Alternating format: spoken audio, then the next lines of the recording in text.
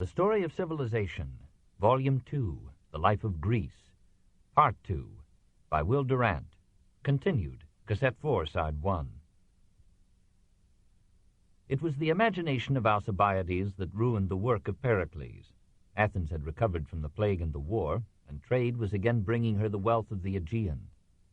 But the law of every being is self-development. No ambition, no empire is ever content.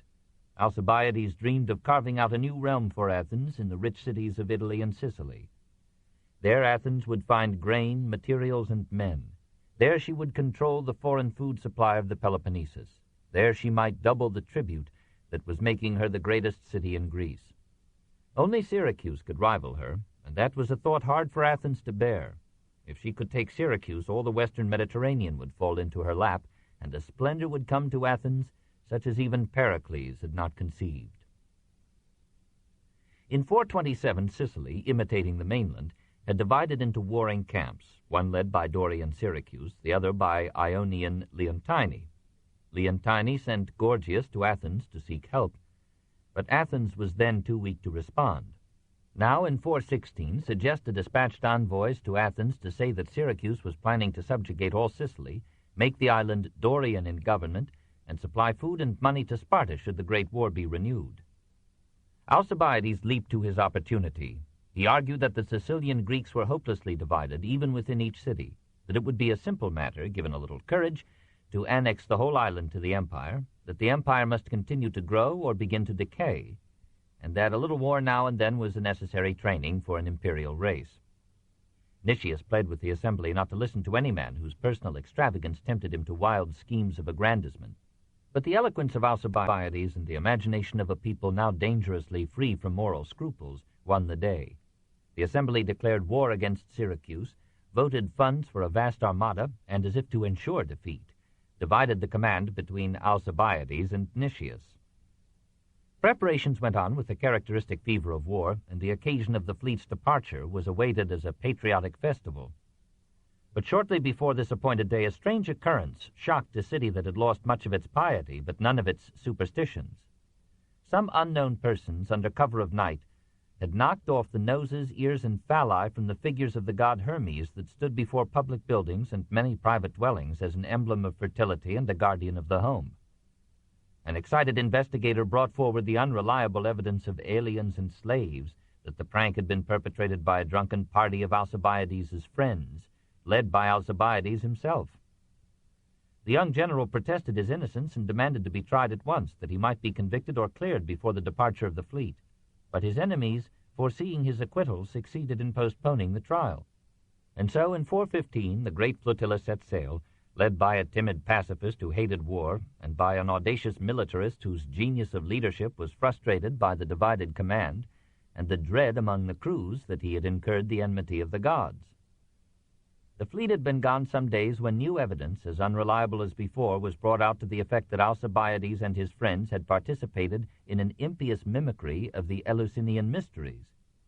Urged on by an enraged populace, the assembly sent the swift galley Salaminia to overtake Alcibiades and bring him back for trial.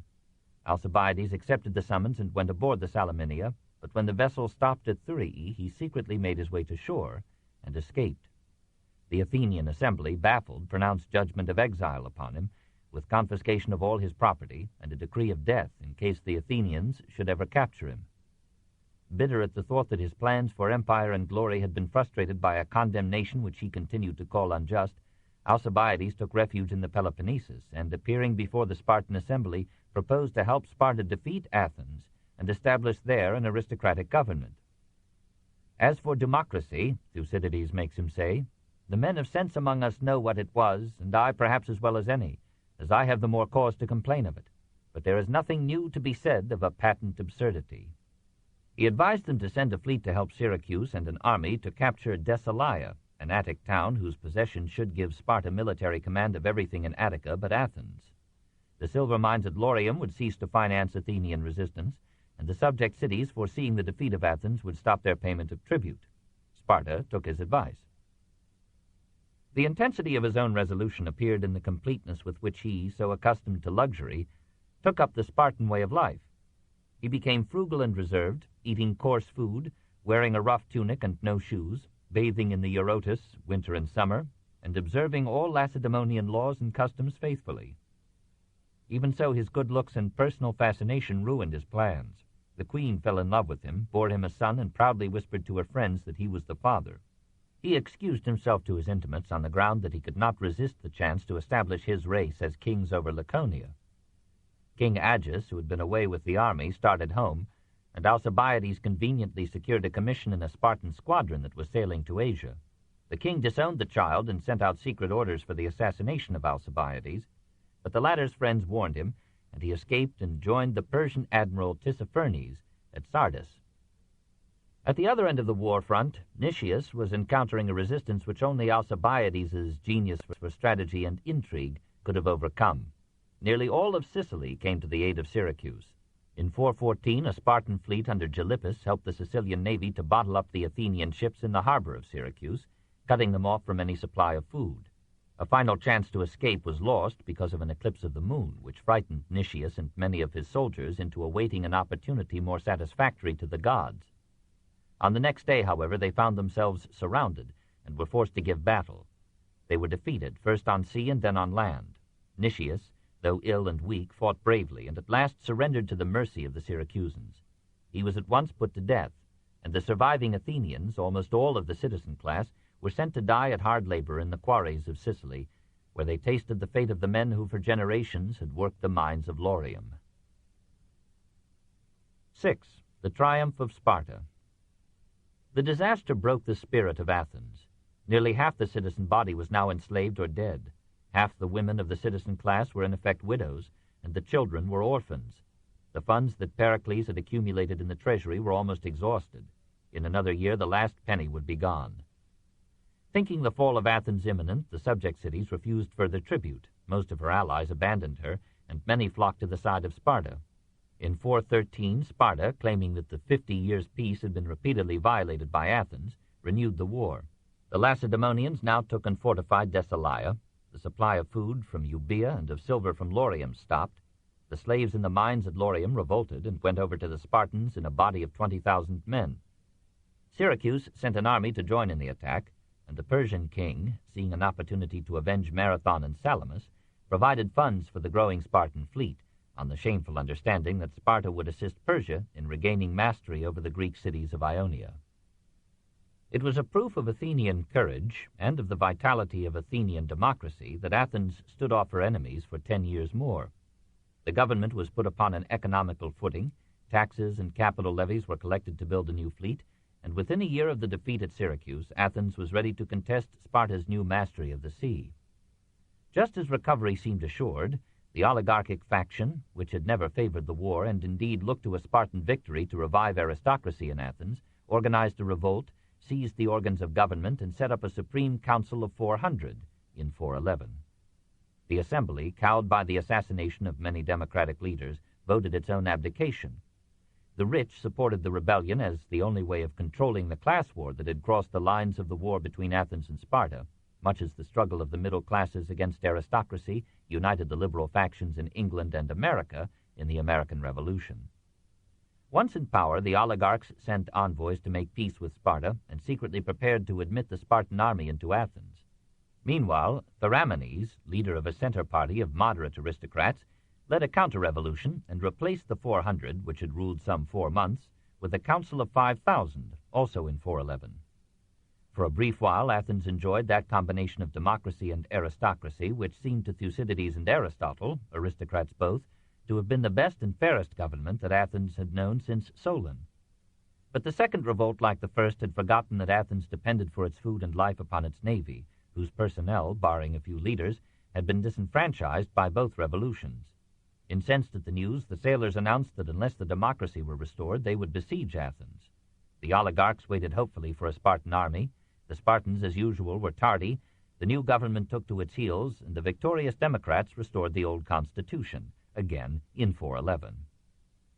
Alcibiades had secretly supported the oligarchic revolt, hoping that it might smooth the way for his return to Athens.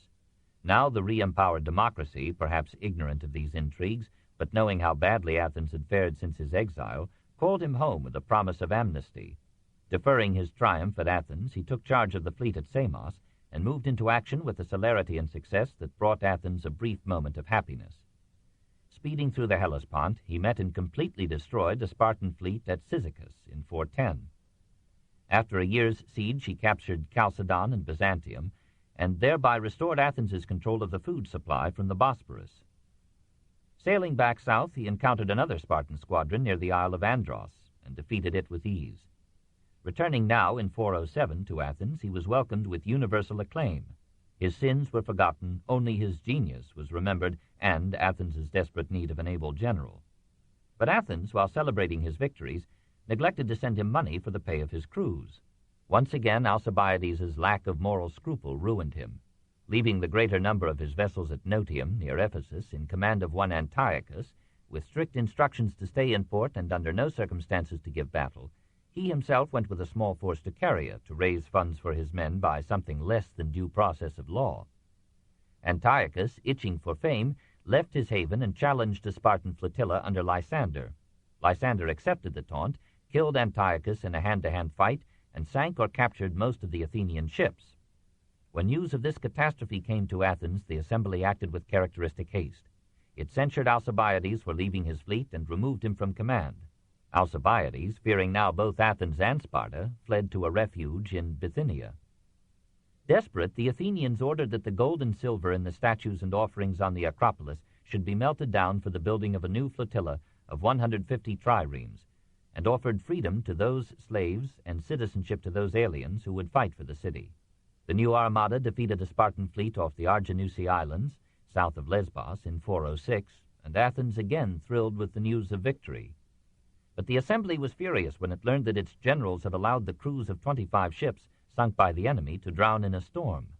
Hotheads protested that these souls, for lack of proper burial, would wander restlessly about the universe, and accusing the survivors of negligence in not attempting a rescue, they proposed that the 8 victorious generals, including the son of Pericles by Aspasia, should be put to death. Socrates, who happened to be a member of the presiding prytany for the day, refused to put the motion to a vote. It was presented and passed over his protests, and the sentence was carried out with the same precipitation with which it had been decreed. A few days later, the assembly repented and condemned to death those who had persuaded it to execute the generals. Meanwhile, the Spartans, weakened by the defeat, offered peace again, but the assembly, moved by the oratory of the drunken Cleophon, refused. Led now by second-rate men, the Athenian fleet sailed north to meet the Spartans under Lysander in the Sea of Marmara.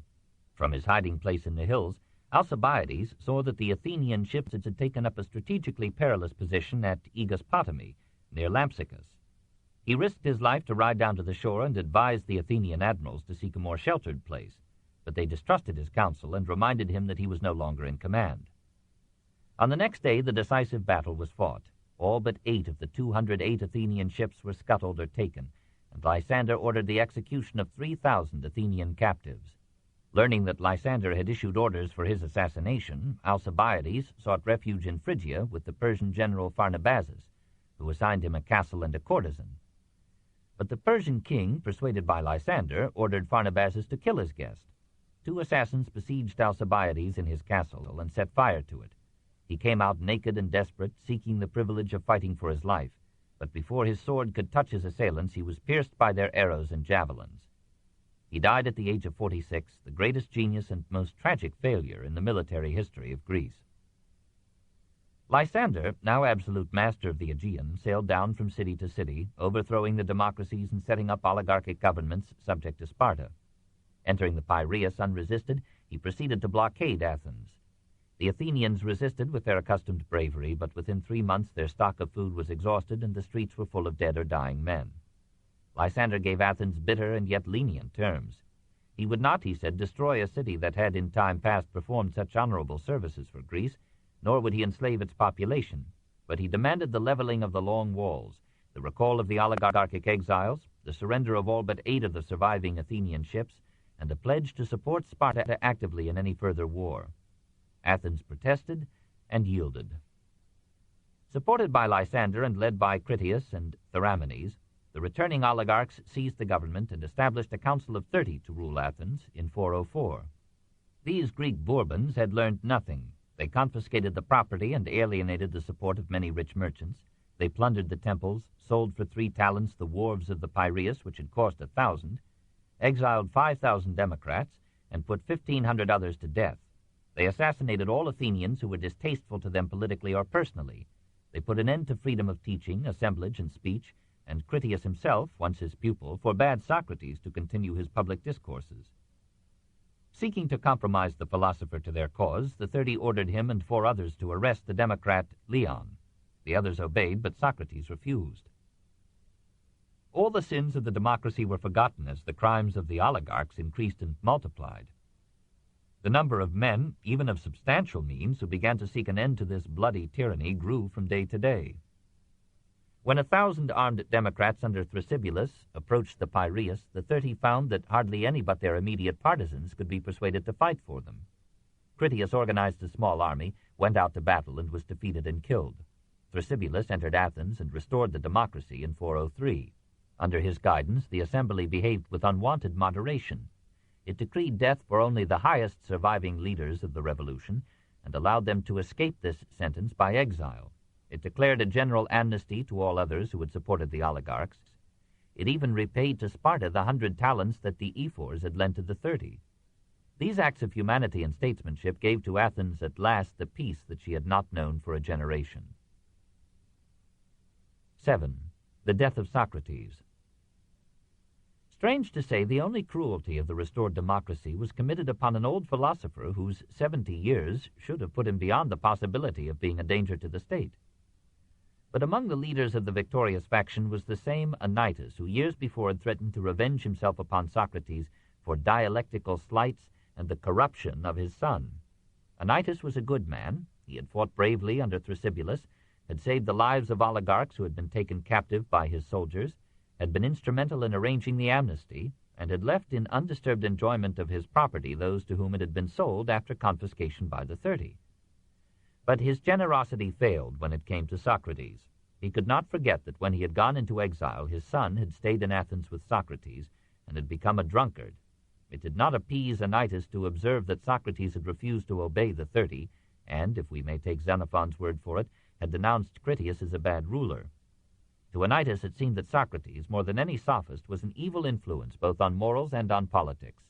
He was undermining the religious faith that had supported morality, and his persistent criticism was weakening the belief of educated Athenians in the institutions of democracy. The murderous tyrant Critias had been one of Socrates' pupils. The immoral and treasonable Alcibiades had been his lover. Charmides, his early favorite, had been a general under Critias and had just died in battle against the democracy. It seemed fitting to Anytus that Socrates should leave Athens or die. The indictment was brought forward by Anytus, Miletus, and Lycon in 399 and read as follows. Socrates is a public offender in that he does not recognize the gods that the state recognizes, but introduces new demoniacal beings, the Socratic daimonion. He is also offended by corrupting the youth. The trial was held before a popular court, or dicasterion, of some 500 citizens, mostly of the less educated class. We have no means of knowing how accurately Plato and Xenophon have reported Socrates' defense. We do know that Plato was present at the trial, and that his account of Socrates' apology agrees in many points with Xenophon's. Socrates, says Plato, insisted that he believed in the state gods, even in the divinity of the sun and moon. You say first that I do not believe in gods, and then again that I believe in demigods. You might as well affirm the existence of mules and deny that of horses and asses. And then he referred sadly to the effects of Aristophanes' satire. I have had many accusers who accused me of old, and their false charges have continued during many years, and I am more afraid of them than of Anytus and his associates. For they began when you were children, and took possession of your minds with their falsehoods, telling of one Socrates, a wise man, who speculated about the heavens above, and searched into the earth beneath, and made the worse appear the better cause. These are the accusers I dread, for they are the circulators of this rumor, and their hearers are too apt to fancy that speculators of this sort do not believe in the gods. And they are many, and their charges against me are of ancient date, and they made them in days when you were impressionable, in childhood, or perhaps in youth, and the cause when heard went by default, for there was none to answer. And hardest of all, their names I do not know and cannot tell, unless in the chance case of a comic poet. That is the nature of the accusation, and that is what you have seen yourselves in the comedy of Aristophanes. He lays claim to a divine mission to teach the good and simple life, and no threat will deter him. Strange indeed would be my conduct, O men of Athens, if I who, when I was ordered by the generals whom you chose to command me at Potidaea and Amphipolis and Delium, remained where they placed me, like any other man facing death. If, I say now, when, as I conceive and imagine, God orders me to fulfill the philosopher's mission of searching into myself and other men, I were to desert my post through fear of death. If you say to me, Socrates, this time we will let you off, but upon one condition, that you are not to inquire and speculate in this way any more, I should reply, Men of Athens, I honor and love you, but I shall obey God rather than you. And while I have life and strength, I shall never cease from the practice and teaching of philosophy, exhorting anyone whom I meet after my manner and convincing him, saying, O my friend, why do you, who are a citizen of the great and mighty and wise city of Athens, care so much about laying up the greatest amount of money and honor and reputation, and so little about wisdom and truth? Wherefore, O men of Athens, I say to you, do as Anytus bids, and either acquit me or not. But whatever you do, know that I shall never alter my ways, not even if I have to die many times. The judges appeared to have interrupted him at this point, and to have bidden him desist from what seemed to them insolence, but he continued in even haughtier vein. I would have you know that if you kill such a one as I am, you will injure yourselves more than you will injure me. For if you kill me, you will not easily find another like me, who, if I may use such a ludicrous figure of speech, am a sort of gadfly, given to the state by the god, and the state is like a great and noble steed who is tardy in his motions owing to his very size, and requires to be stirred into life. And as you will not easily find another like me, I would advise you to spare me. The sentence of guilty was pronounced upon him by the small majority of 60. Had his defense been more conciliatory, it is likely that he would have been acquitted. He had the privilege of proposing an alternative penalty in place of death. At first he refused to make even this concession, but on the appeal of Plato and other friends who underwrote his pledge, he offered to pay a fine of 30 minas, or $3,000. The second polling of the jury condemned him by 80 more votes than the first. It still remained open to him to escape from prison. Crito and other friends, if we may follow Plato, prepared the way with bribery, and probably Anytus had hoped for such a compromise. But Socrates remained himself to the last. He felt that he had but a few more years to live, and that he relinquished only the most burdensome part of life, in which all feel their powers of intellect diminished. Instead of accepting Crito's proposal, he examined it from an ethical point of view, discussed it dialectically, and played the game of logic to the end. His disciples visited him daily in his cell during the month between his trial and his execution, and he seems to have discoursed with them calmly until the final hour. Plato pictures him as fondling the hair and head of the young Phaedo, and saying, Tomorrow, Phaedo, I suppose that these fair locks will be cut in mourning. Xanthippe came in tears, with their youngest child in her arms. He comforted her and asked Crito to have her escorted home. You die undeservedly, said an ardent disciple. Would you then, Socrates answered, have me deserve death? After he was gone, says Diodorus, the Athenians regretted their treatment of him and put his accusers to death. Suidas makes Meletus die by public stoning. Plutarch varies the tales. The accusers became so unpopular that no citizen would light their fires or answer their questions or bathe in the same water with them, so they were at last driven in despair to hang themselves. Diogenes Laertius reports that Meletus was executed, Anytus exiled, and a bronze statue put up by Athens in memory of the philosopher. We do not know if these stories are true. The Golden Age ended with the death of Socrates. Athens was exhausted in body and soul. Only the degradation of character by prolonged war and desperate suffering could explain the ruthless treatment of Melas, the bitter sentence upon Mitylene, the execution of the Arginusi generals, and the sacrifice of Socrates on the altar of a dying faith. All the foundations of Athenian life were disordered. The soil of Attica had been devastated by the Spartan raids, and the slow-growing olive trees had been burned to the ground. The Athenian navy had been destroyed, and control of trade and the food supply had been lost. The state treasury was empty, and private fortunes had been taxed almost to extinction. 2/3 of the citizen body had been killed. The damage done to Greece by the Persian invasions could not compare with the destruction of Greek life and property by the Peloponnesian War. After Salamis and Plataea, Greece was left poor, but exalted with courage and pride. Now Greece was poor again, and Athens had suffered a wound to her spirit which seemed too deep to be healed. Two things sustained her: the restoration of democracy under men of judgment and moderation, and the consciousness that during the last 60 years, even during the war, she had produced such art and literature as surpassed the like product of any other age in the memory of man.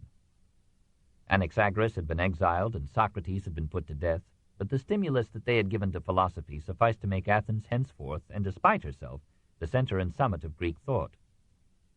What before had been formless tentatives of speculation were now to mature into great systems that would agitate Europe for centuries to come. While the haphazard provision of higher education by wandering sophists was to be replaced by the first universities in history, universities that would make Athens, as Thucydides had prematurely called her, the school of Hellas. Through the bloodshed and turmoil of conflict, the traditions of art had not quite decayed. For many centuries yet, the sculptors and architects of Greece were to carve and build for all the Mediterranean world. Out of the despair of her defeat, Athens lifted herself with startling virility to new wealth, culture, and power, and the autumn of her life was bountiful. Book 4. The Decline and Fall of Greek Freedom, 399 to 322 BC. Chapter 19. Philip. 1. The Spartan Empire. Sparta now assumed for a spell the naval mastery of Greece and offered to history another tragedy of success brought low by pride. Instead of the freedom which she had promised to the cities once subject to Athens, she levied upon them an annual tribute of 1,000 talents, or $6 million, and established in each of them an aristocratic rule controlled by a Lacedaemonian harmost, or governor, and supported by a Spartan garrison. These governments, responsible only to the distant ephors, practiced such corruption and tyranny that soon the new empire was hated more intensely than the old. In Sparta itself, the influx of money and gifts from oppressed cities and obsequious oligarchs strengthened the internal forces that had long been leading to decay. By the 4th century, the ruling caste had learned how to add private luxury to public simplicity, and even the ephors had ceased, except in outward show, to observe the Lycurgian discipline. Much of the land, by dowries and bequests, had fallen into the hands of women, and the wealth so accumulated gave to the Spartan ladies, free from the care of male children, an ease of life and morals hardly befitting their name. The repeated division of some estates had impoverished many families to a point where they could no longer contribute their quota to the public mess, and therefore lost the rights of citizenship, while the formation of large properties through intermarriage and legacies had created in the few remaining equals a provocative concentration of wealth. Some Spartans, Aristotle writes, own domains of vast extent. The others have nearly nothing. All the land is in the hands of a few. The disenfranchised gentry, the excluded Paraesai, and the resentful helots made a population too restless and hostile to permit the government to engage on any large scale of space or time in those external military operations which imperial rule required. Meanwhile, civil war among the Persians was affecting the fortunes of Greece. In 401, the younger Cyrus rebelled against his brother Artaxerxes II, enlisted Sparta's aid, and recruited an army from the thousands of Greek and other mercenaries left idle in Asia by the sudden termination of the Peloponnesian War. The two brothers met at Cunaxa, between the converging Tigris and Euphrates. Cyrus was defeated and slain, and all of his army was captured or destroyed, except a contingent of 12,000 Greeks whose quickness of mind and foot enabled them to escape into the interior of Babylonia. Hunted by the king's forces, the Greeks chose, in their rough democratic way, 3 generals to lead them to safety. Among these was Xenophon, once a pupil of Socrates, now a young soldier of fortune, destined to be remembered above all by the Anabasis, or ascent, in which he later described with engaging simplicity the long retreat of the 10,000, up along the Tigris and over the hills of Kurdistan and Armenia to the Black Sea. It was one of the great adventures in human history.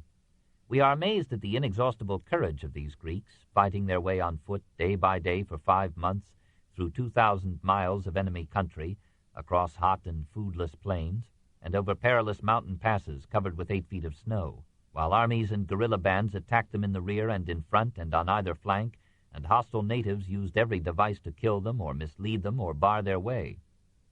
As we read this fascinating story, made so dull for us in youth by the compulsion to translate it, we perceive that the most important weapon for an army is food, and that the skill of a commander lies as much in finding supplies as in organizing victory. More of these Greeks died from exposure and starvation than from battle, though the battles were as numerous as the days. When at last the 8,600 survivors sighted the Euxine at Trapezus, their hearts overflowed. As soon as the vanguard got to the top of the mountains, a great cry went up, and when Xenophon and the rear guard heard it, they imagined that other enemies were attacking in front, for enemies were following behind them. They pushed ahead to lend aid, and in a moment they heard the soldiers shouting, "The sea, the sea," and passing the word along. Then all the troops of the rear guard likewise broke into a run, and the pack animals began racing ahead. And when all had reached the summit, then indeed they fell to embracing one another, and generals and captains as well, with tears in their eyes. For this was a Greek sea, and Trapezus a Greek city. They were safe now, and could rest without fear of death surprising them in the night. The news of their exploit resounded proudly through old Hellas, and encouraged Philip, 2 generations later, to believe that a well-trained Greek force could be relied upon to defeat a Persian army many times its size. Unwittingly, Xenophon opened the way for Alexander. Perhaps this influence was already felt by Agesilaus, who in 399 had succeeded to the throne of Sparta. Persia might have been persuaded to overlook Sparta's aid to Cyrus, but to the ablest of the Spartan kings, a war with Persia seemed only an interesting adventure, and he set out with a small force to free all Greek Asia from Persian rule. When Artaxerxes II learned that Agesilaus was easily defeating all Persian troops sent against him, he dispatched messengers with abundant gold to Athens and Thebes to bribe these cities into declaring war upon Sparta. The effort readily succeeded, and after 9 years of peace, the conflict between Athens and Sparta was renewed. Agesilaus was recalled from Asia to meet and barely defeat the combined forces of Athens and Thebes at Coronea. But in the same month, the united fleets of Athens and Persia, under Conon, destroyed the Spartan navy near Cnidus and put an end to Sparta's brief domination of the seas. Athens rejoiced and set to work energetically with funds supplied by Persia to rebuild her long walls. Sparta defended herself by sending an envoy, Antalcidas, to the great king, offering to surrender the Greek cities of Asia to Persian rule if Persia would enforce among the mainland Greeks a peace that would protect Sparta. The great king agreed, withdrew his financial support from Athens and Thebes, and compelled all parties to sign at Sardis in 387 the Peace of Antalcidas, or the King's Peace. Lemnos, Imbros, and Skyros were conceded to Athens, and the major Greek cities were guaranteed autonomy, but all the Greek cities of Asia, along with Cyprus, were declared the property of the king. Athens signed under protest, knowing that this was the most disgraceful event in Greek history. For a generation, all the fruits of Marathon were lost. The Greek states of the mainland remained free in name, but in effect the power of Persia had engulfed them. All Greece looked upon Sparta as a traitor, and waited eagerly for some nation to destroy her. 2. Epaminondas. As if to strengthen this feeling, Sparta assumed the authority to interpret and enforce the king's peace among the Greek states. To weaken Thebes, she insisted that the Boeotian Confederacy violated the autonomy clause of the treaty and must be dissolved. With this excuse, the Spartan army set up in many Boeotian cities oligarchic governments favorable to Sparta, and in several cases upheld by Spartan garrisons. When Thebes protested, a Lacedaemonian force captured her citadel, the Cadmea, and established an oligarchy subject to Spartan domination. The crisis aroused Thebes to unwanted heroism. Pelopidas and 6 companions assassinated the 4 laconizing dictators of Thebes and reasserted Theban liberty. The confederacy was reorganized and named Pelopidas its leader, or Boeotarch. Pelopidas called to his aid his friend and lover, Epaminondas, who trained and led the army that reduced Sparta to her ancient isolation. Epaminondas came of a distinguished but impoverished family, which proudly traced its origin to the dragon's teeth sown by Cadmus 1,000 years before. He was a quiet man, of whom it was said that no one talked less or knew more. His modesty and integrity, his almost ascetic life, his devotion to his friends, his prudence in counsel, his courage and yet self-restraint in action, endeared him to all the Thebans despite the military discipline to which he subjected them.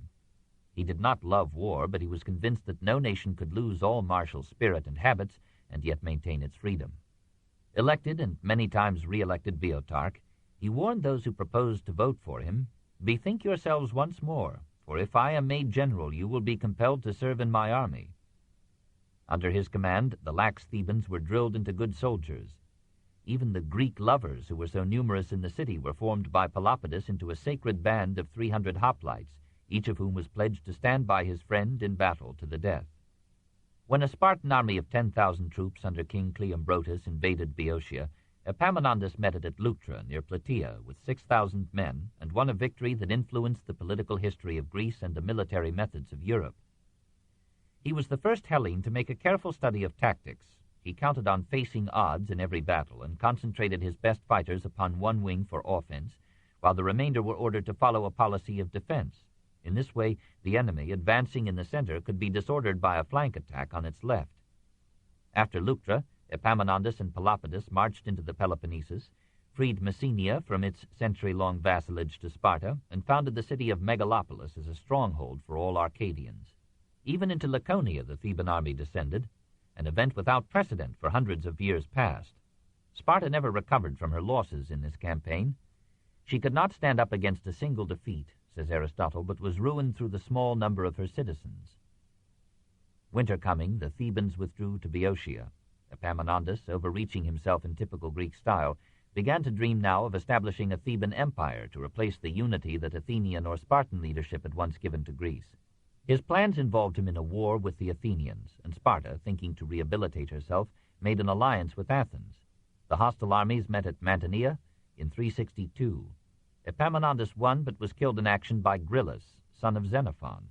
The brief hegemony of Thebes left no permanent boon to Hellas.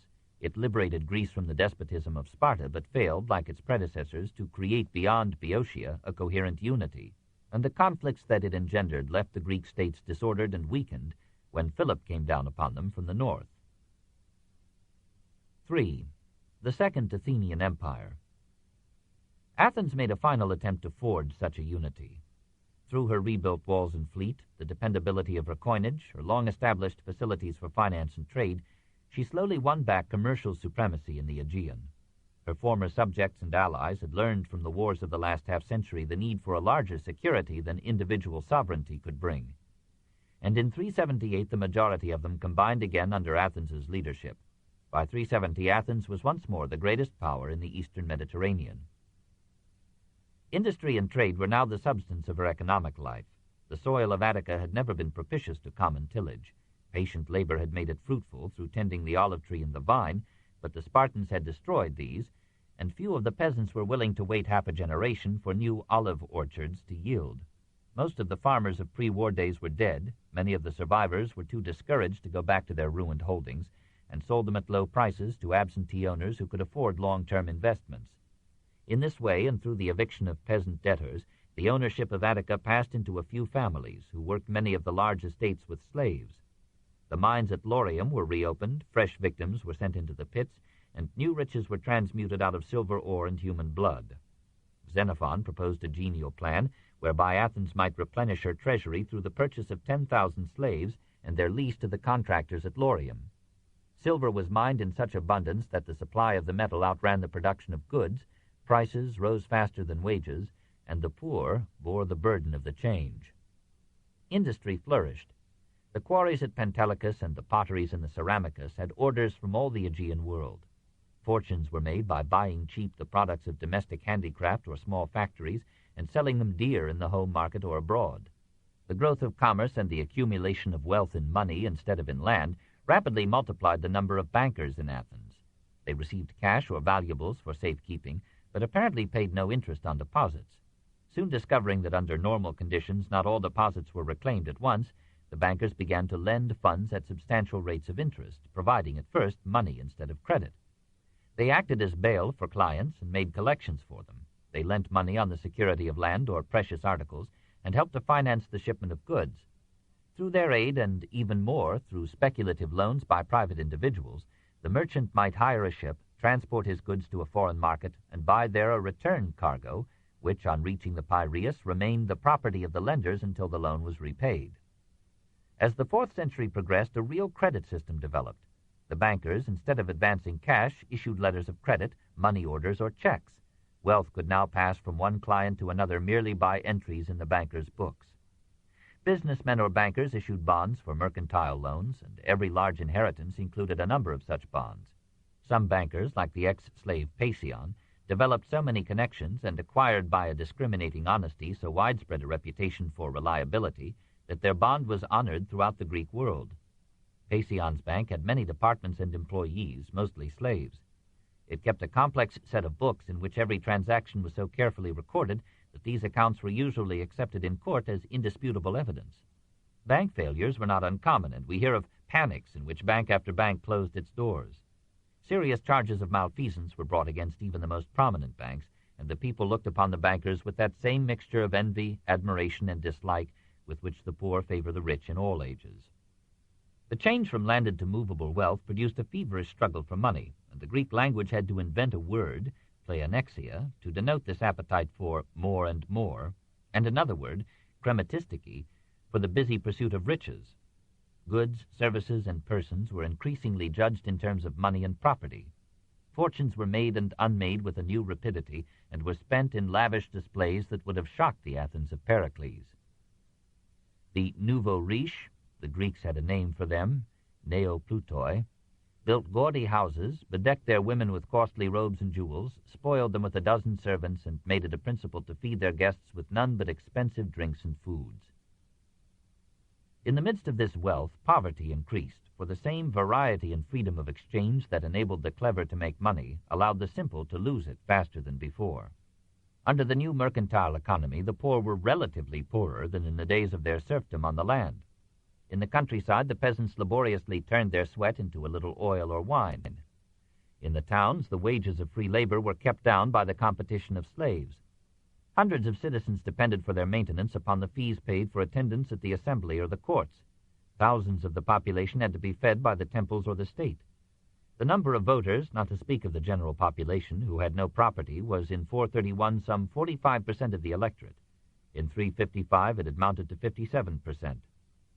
The middle classes, which had provided by their aggregate number and power a balance between the aristocracy and the commons, had lost much of their wealth and could no longer mediate between the rich and the poor, between an unyielding conservatism and a utopian radicalism. Athenian society divided itself into Plato's two cities, one the city of the poor, the other of the rich, the one at war with the other. The poor schemed to despoil the rich by legislation or revolution. The rich organized themselves for protection against the poor. The members of some oligarchic clubs, says Aristotle, took a solemn oath. I will be an adversary of the people, that is, the commons, and in the council I will do it all the evil that I can. The rich have become so unsocial, writes Isocrates about 366, that those who own property had rather throw their possessions into the sea than lend aid to the needy, while those who are in poorer circumstances would less gladly find a treasure than seize the possessions of the rich. In this conflict, more and more of the intellectual classes took the side of the poor. They disdained the merchants and bankers, whose wealth seemed to be in inverse proportion to their culture and taste. Even rich men among them, like Plato, began to flirt with communistic ideas. Pericles had used colonization as a safety valve to reduce the intensity of the class struggle. But Dionysius controlled the west, Macedonia was expanding in the north, and Athens found it ever more difficult to conquer and settle new lands. Finally, the poorer citizens captured the assembly and began to vote the property of the rich into the coffers of the state, for redistribution among the needy and the voters through state enterprises and fees. The politicians strained their ingenuity to discover new sources of public revenue. They doubled the indirect taxes, the customs dues on imports and exports, and the 100th on real estate transfers. They continued the extraordinary taxes of wartime into peace. They appealed for voluntary contributions and laid upon the rich ever new opportunities, or liturgies, to finance public enterprises from their private funds. They resorted every now and then to confiscations and expropriations, and they broadened the field of the property income tax to include lower levels of wealth. Any man burdened with a liturgy could by law compel another to take it over if he could prove that the other was wealthier than he and had borne no liturgy within 2 years. To facilitate the collection of revenue, the taxpayers were divided into 100 simmaries, or co-sharers. The richest members of each group were required to pay at the opening of each tax year the whole tax due from the group for the year, and were left to collect during the year as best they could the shares due from the other members of the group. The result of these imposts was a wholesale hiding of wealth and income. Evasion became universal and as ingenious as taxation. In 355, Androtion was appointed to head a squad of police empowered to search for hidden income, collect arrears, and imprison tax evaders. This book is continued at this point on the other side of this cassette. Please reverse or turn the cassette over now. The Story of Civilization, Volume 2, The Life of Greece, Part 2, by Will Durant. Continued. Cassette 4, Side 2. In 355, Androtion was appointed to head a squad of police empowered to search for hidden income, collect arrears, and imprison tax evaders. Houses were entered, goods were seized, men were thrown into jail, but the wealth still hid itself or melted away. Isocrates, old and rich and furious at being saddled with a liturgy, complained in 353, "When I was a boy, wealth was regarded as a thing so secure as well as admirable that almost everyone affected to own more property than he actually possessed. Now a man has to be ready to defend himself against being rich as if it were the worst of crimes." In other cities, the process of decentralizing wealth was not so legal. The debtors of Mytilene massacred their creditors en masse and excused themselves on the ground that they were hungry. The Democrats of Argos in 370 suddenly fell upon the rich, killed 1,200 of them, and confiscated their property. The moneyed families of otherwise hostile states leagued themselves secretly for mutual aid against popular revolts. The middle classes, as well as the rich, began to distrust democracy as empowered envy, and the poor began to distrust it as a sham equality of votes stultified by a gaping inequality of wealth.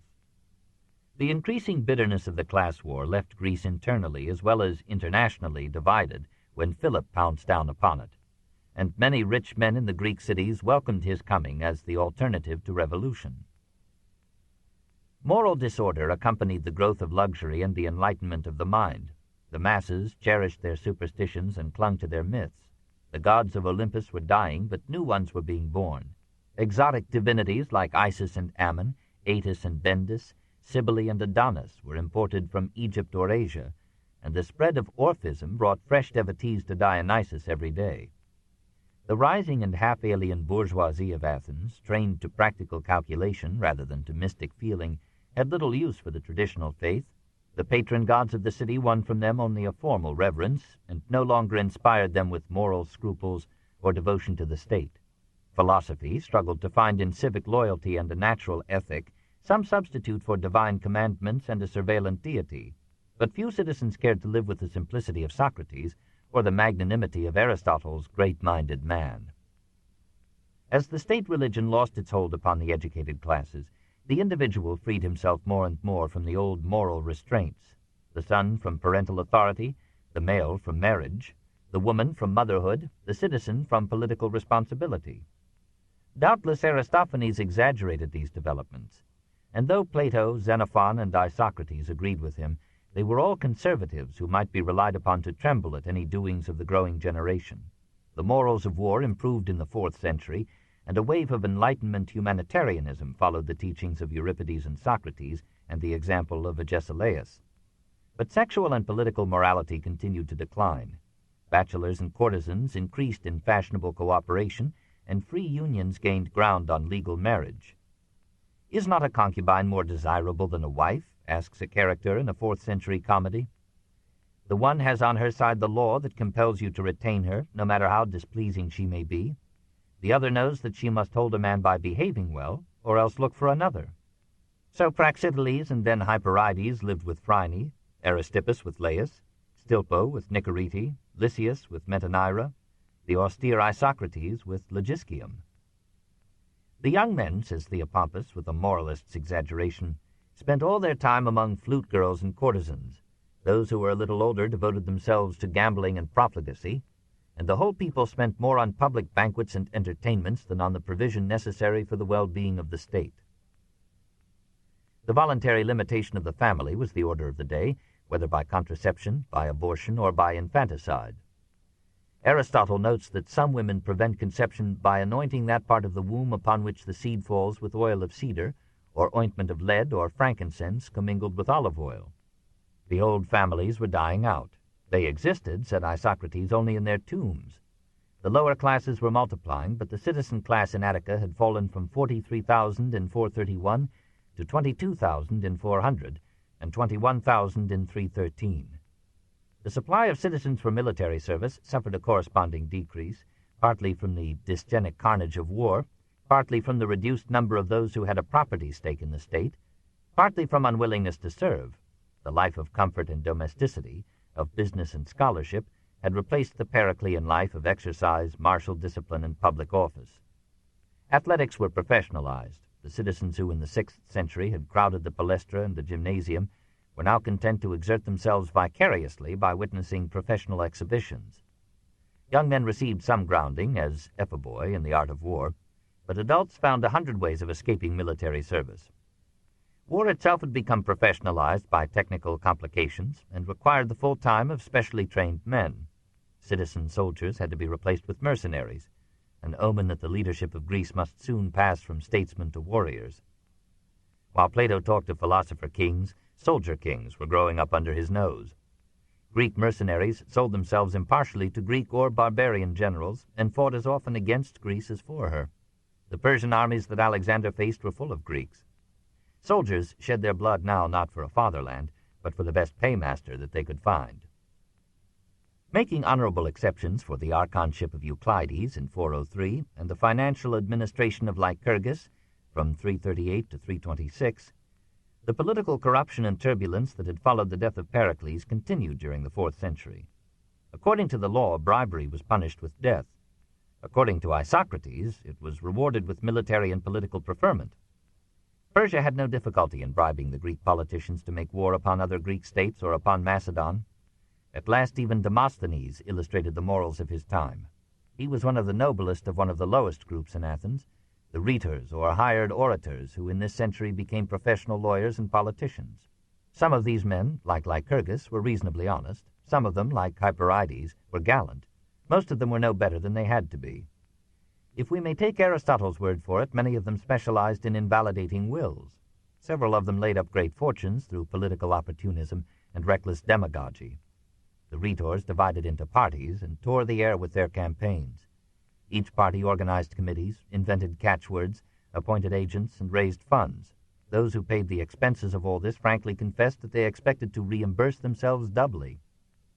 As politics grew more intense, patriotism waned. The bitterness of faction absorbed public energy and devotion and left little for the city. The constitution of Cleisthenes and the individualism of commerce and philosophy had weakened the family and liberated the individual. Now the free individual, as if to avenge the family, turned around and destroyed the state. In or near 400, the triumphant Democrats, to ensure the presence of the poorer citizens at the ecclesia, and thereby to prevent its domination by the propertied classes, extended state payment to attendance at the assembly. At first each citizen received an obol, or 17 cents. As the cost of living rose, this was increased to 2 obols, then to 3, until in Aristotle's time it stood at a drachma, or $1 per day. It was a reasonable arrangement, for the ordinary citizen, towards the end of the 4th century, earned a drachma and a half for a day's work. He could not be expected to leave his employment without some recompense. The plan soon gave the poor a majority in the assembly. More and more the well-to-do, despairing of victory, stayed home. It was of no use that a revision of the Constitution in 403 confined the power of legislation to a body of 5 nomothetai, or lawmakers, selected from the citizens, chosen by lot for jury service. This new group also inclined to the side of the commons, and its interposition lowered the prestige and authority of the more conservative council. Perhaps in consequence of the payment for attendance, the level of intelligence in the assembly seems to have fallen in the 4th century, though our authorities for this are prejudiced reactionaries like Aristophanes and Plato. Isocrates thought that the assembly should be paid by Athens' enemies to meet frequently, since it made so many mistakes. These mistakes cost Athens both her empire and her freedom. The same lust for wealth and power that had undermined the first confederacy now wrecked the second. After the fall of Sparta at Leuctra, Athens felt that it might again expand. In organizing the new empire, she had pledged herself not to permit the appropriation of land outside of Attica by Athenian subjects. Now she conquered Samos, the Thracian Chersonese, and the cities of Pydna, Potidaea, and Methone on the coasts of Macedonia and Thrace, and colonized them with Athenian citizens. The allied states protested, and many of them withdrew from the Confederation. Methods of coercion and punishment that had been used and had failed in the 5th century were used and failed again. In 357, Chios, Kos, Rhodes, and Byzantium declared a social war of rebellion. When 2 of Athens' ablest generals, Timotheus and Iphicrates, judged it unwise to give battle in a storm to the rebel fleet in the Hellespont, the assembly indicted them for cowardice. Demosthenes was fined the impossible sum of 100 talents, or $600,000, and fled. Iphicrates was acquitted but never served Athens again. The rebels fought off all attempts to subdue them, and in 355 Athens signed a peace acknowledging their independence. The great city was left without allies, without leaders, without funds, and without friends. Possibly subtler factors entered into the weakening of Athens. The life of thought endangers every civilization that it adorns. In the earlier stages of a nation's history there is little thought. Action flourishes. Men are direct, uninhibited, frankly pugnacious, and sexual. As civilization develops, as customs, institutions, laws, and morals more and more restrict the operation of natural impulses, action gives way to thought, achievement to imagination, directness to subtlety, expression to concealment, cruelty to sympathy, belief to doubt. The unity of character common to animals and primitive men passes away. Behavior becomes fragmentary and hesitant, conscious and calculating. The willingness to fight subsides into a disposition to infinite argument. Few nations have been able to reach intellectual refinement and aesthetic sensitivity without sacrificing so much in virility and unity that their wealth presents an irresistible temptation to impecunious barbarians. Around every Rome hover the Gauls, around every Athens some Macedon. 4. The rise of Syracuse. Despite a full measure of political turbulence, Syracuse, throughout the 4th century, was one of the richest and most powerful cities in Greece. Dionysius I, unscrupulous, treacherous, and vain, was the most capable administrator of his time. By turning the island of Ortygia into a fortress residence for himself and walling in the causeway that bound it with the mainland, he had rendered his position almost immune to attack, and by doubling the pay of his soldiers and leading them to easy victories, he secured from them a personal loyalty that kept him on the throne for 38 years. Having established his government, he changed his early policy of severity to one of conciliatory mildness and a kind of egalitarian despotism. He gave choice tracts of land to his officers and his friends, and as a military measure assigned nearly all the residences on Ortygia and the causeway to his soldiers. All the remaining soil of Syracuse and its environs he distributed equally among the population, free and slave. Under his guidance, Syracuse flourished, though he taxed the people almost as severely as the assembly taxed the Athenians. When the women became too ornate, Dionysius announced that Demeter had appeared to him in a dream, and bidden him order all feminine jewelry to be deposited in her temple. He obeyed the goddess, and the women, for the most part, obeyed him. Soon afterward he borrowed the jewelry from Demeter to finance his campaigns. For at the bottom of all his plans lay the resolve to expel the Carthaginians from Sicily. Envious of Hannibal's resort to battering machines in the siege of Selinus, Dionysius gathered into his service the best mechanics and engineers of western Greece, and set them to improve the tools of war. These men invented, among many new engines of offense and defense, the catapeltes, or catapult, for throwing heavy stones and similar projectiles. This and other military innovations passed from Sicily to Greece and were taken up by Philip of Macedon. A corps was sent out for mercenaries, and the armorers of Syracuse manufactured in unheard-of quantities weapons and shields to fit the habits and skills of each group of soldiers engaged. Land battles among the Greeks had heretofore been fought by infantry. Dionysius organized a large body of cavalry, and here too gave hints to Philip and Alexander. At the same time he poured funds into the building of 200 ships, mostly quadriremes or quinquiremes. In speed and power this was such an armada as Greece had never seen. A bireme was a galley with 2 banks or decks of oars. A trireme, quadrireme, or quinquireme probably had not 3, 4, or 5 banks of oars, but so many men on each bench, handling so many oars through one oarlock or port. By 397 all was ready, and Dionysius sent an embassy to Carthage to demand the liberation of all Greek cities in Sicily from Carthaginian rule. Anticipating a refusal, he invited these cities to expel their foreign governments. They did, and still enraged by the memory of Hannibal's massacres, they put to death, with tortures seldom used by Greeks, all Carthaginians who fell into their hands. Dionysius did his best to stop the carnage, hoping to sell the captives as slaves. Carthage ferried over a vast army under Hamilcar, and war went on at intervals in 397, 392, 383, and 368. In the end, Carthage recovered all that Dionysius had won from her, and after the bloodshed, matters stood as before. Whether through lust for power or feeling that only a united Sicily could end Carthaginian rule, Dionysius had meanwhile turned his arms against the Greek cities in the island. Having subjugated them, he crossed over into Italy, conquered Rhegium, and mastered all southwest Italy. He attacked Etruria and took 1,000 talents from its temple at Agylla. He planned to plunder the shrine of Apollo at Delphi, but time did not permit. Greece mourned that in the same year, 387, liberty had fallen in the west, and in the east had been sold to Persia by the king's peace. 3 years before, Brennus and the Gauls had stood in triumph at the gates of Rome. Everywhere the barbarians on the fringe of the Greek world were growing stronger, and the ravages of Dionysius in southern Italy paved the way for the conquest of its Greek settlements, first by the surrounding natives, and then by the half-barbarous Romans. At the next Olympic Games, the orator Lysias called upon Greece to denounce the new tyrant. The multitude attacked the tents of Dionysius's embassy and refused to hear his poetry. The same despot who, after capturing Rhegium, offered freedom to its inhabitants if they would bring him nearly all their hoarded wealth as ransom, and then, when the wealth had been surrendered, sold them as slaves, was a man of wide culture, not prouder of his sword than of his pen. When the poet Philoxenus, asked by the dictator for his opinion of the royal verses, pronounced them worthless, Dionysius sentenced him to the quarries. The next day the king repented, had Philoxenus released, and gave a banquet in his honor. But when Dionysius read more of his poetry, and asked Philoxenus to judge it, Philoxenus bade the attendants take him back to the quarries. Despite such discouragements, Dionysius patronized literature and the arts, and was pleased for a moment to entertain Plato, who was then, in 387, traveling in Sicily. According to a widespread tradition reported by Diogenes Laertius, the philosopher condemned dictatorship. "Your words," said Dionysius, "are those of an old dotard.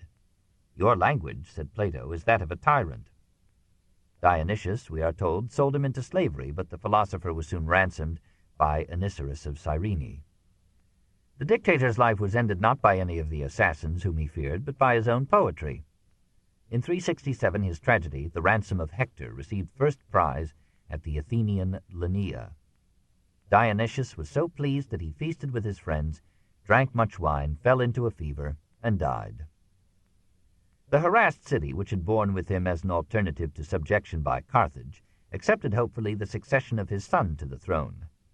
Dionysius II was now a youth of 25, weak in body and mind, and therefore, thought the crafty Syracusans, likely to give them a mild and negligent rule. He had able advisers in Dion, his uncle, and Philistus the historian. Dion was a man of wealth, but also a lover of letters and philosophy, and a devoted disciple of Plato. He became a member of the Academy and lived, at home and abroad, a life of philosophical simplicity. It occurred to him that the malleable youth of the new dictator offered an opportunity of establishing, if not quite the utopia that Plato had described to him, at least a constitutional regime capable of uniting all Sicily for the expulsion of the Carthaginian power. At Dion's suggestion, Dionysius II invited Plato to his court and submitted himself to Plato's tutoring.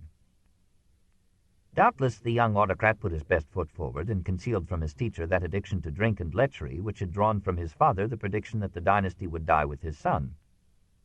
Deceived by the youth's apparent willingness, Plato led him towards philosophy by its most difficult approaches, mathematics and virtue. The ruler was told, as Confucius had told the Duke of Lu, that the first principle of government is good example, that to improve his people he must make himself a model of intelligence and goodwill. All the court began to study geometry and to stand in diplomatic awe over figures traced in the sand. But Philistus, eclipsed by Plato's ascendancy, whispered to the dictator that all this was merely a plot by which the Athenians, who had failed to conquer Syracuse with an army and a fleet, would capture it through a single man, and that Plato, having taken the impregnable citadel with diagrams and dialogues, would depose Dionysius and put Dion on the throne. Dionysius saw in these whispers an excellent escape from geometry. He banished Dion, confiscated his property, and gave Dion's wife to a courtier whom she feared. Despite the dictator's protestations of affection, Plato left Syracuse and joined Dion in Athens. 6 years later he returned at the king's invitation and pled for Dion's recall. Dionysius refused, and Plato resigned himself to the Academy.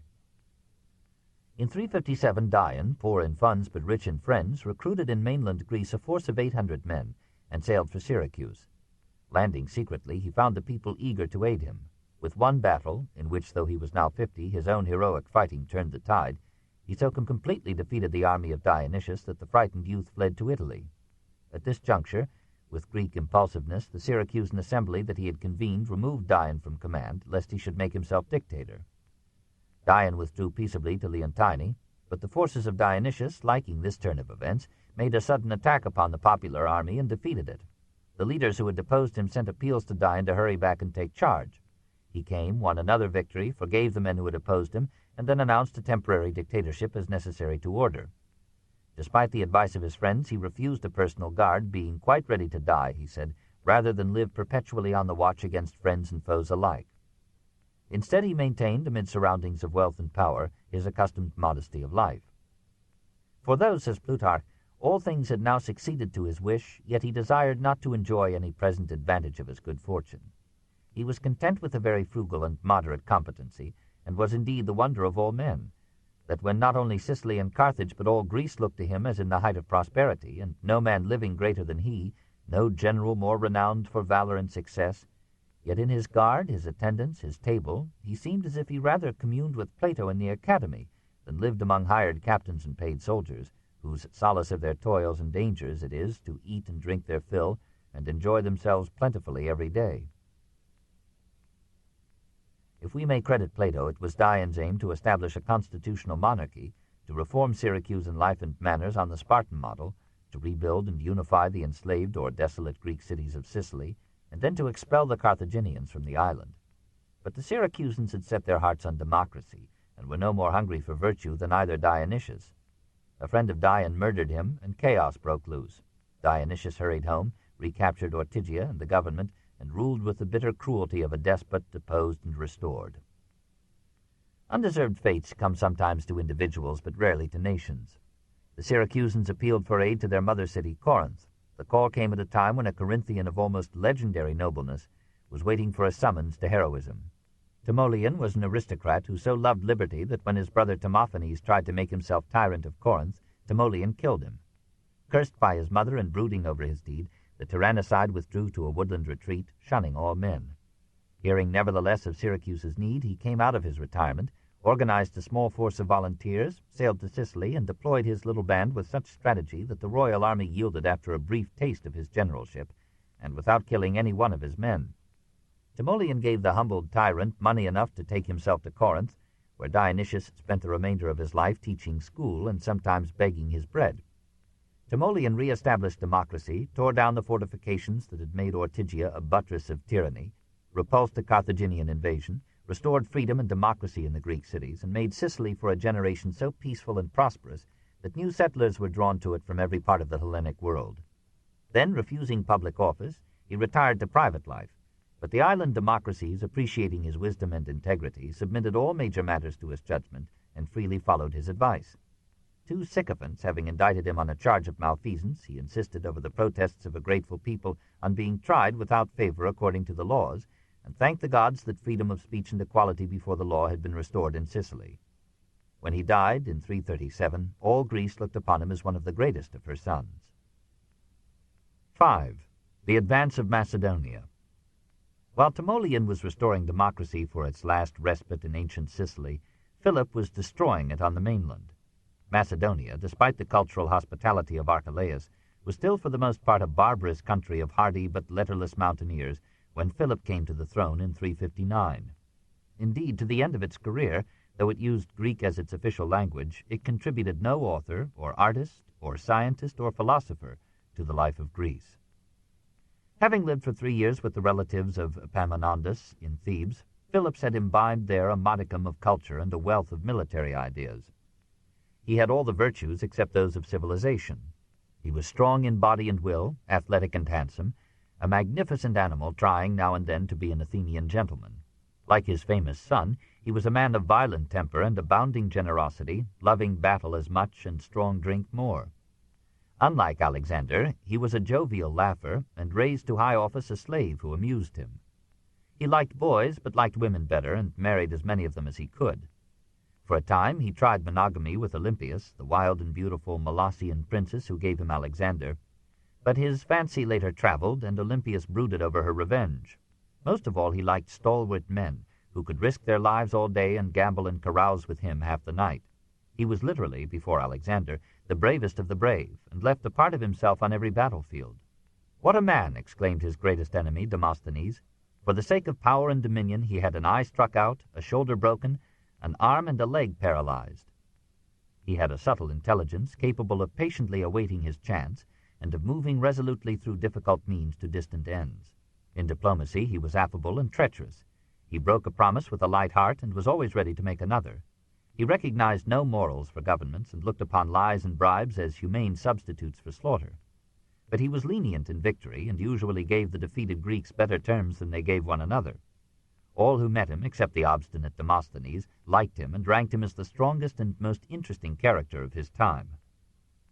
His government was an aristocratic monarchy in which the king's powers were limited by the duration of his superior strength of arm or mind, and by the willingness of the nobles to support him. 800 feudal barons made up the king's companions. They were great landowners who despised the life of cities, crowds, and books. But when, with their consent, the king announced a war, they came out of their estates physically fit and drunkenly brave. In the army they served as cavalry, riding the sturdy horses of Macedonia and Thrace, and trained by Philip to fight in a close formation that could change its tactics at once, and as one, at commander's word. Beside these was an infantry of rugged hunters and peasants arrayed in phalanxes, 16 rows of men pointing their lances over their heads, or resting them on the shoulders of the rows ahead of them, making each phalanx an iron wall. The lance, 21 feet long, was weighted at the rear, so that when held aloft it projected 15 feet forward. As each row of soldiers marched 3 feet before the next, the lances of the first 5 rows projected beyond the phalanx, and the lances of the first 3 rows had a greater reach than the 6-foot javelin of the nearest Greek hoplite. The Macedonian soldier, after hurling his lance, fought with a short sword, and protected himself with a brass helmet, a coat of mail, greaves, and a lightweight shield. Behind the phalanx came a regiment of old-fashioned archers who shot their arrows over the heads of the lancers. Then came a siege train with catapults and battering rams. Resolutely and patiently, playing Frederick William I to Alexander's Frederick, Philip drilled this army of 10,000 men into the most powerful fighting instrument that Europe had yet known. With this force he was determined to unify Greece under his leadership. Then, with the help of all Hellas, he proposed to cross the Hellespont and drive the Persians out of Greek Asia. At every step toward this end he found himself running counter to the Hellenic love of freedom. And in trying to overcome this resistance he almost forgot the end in the means.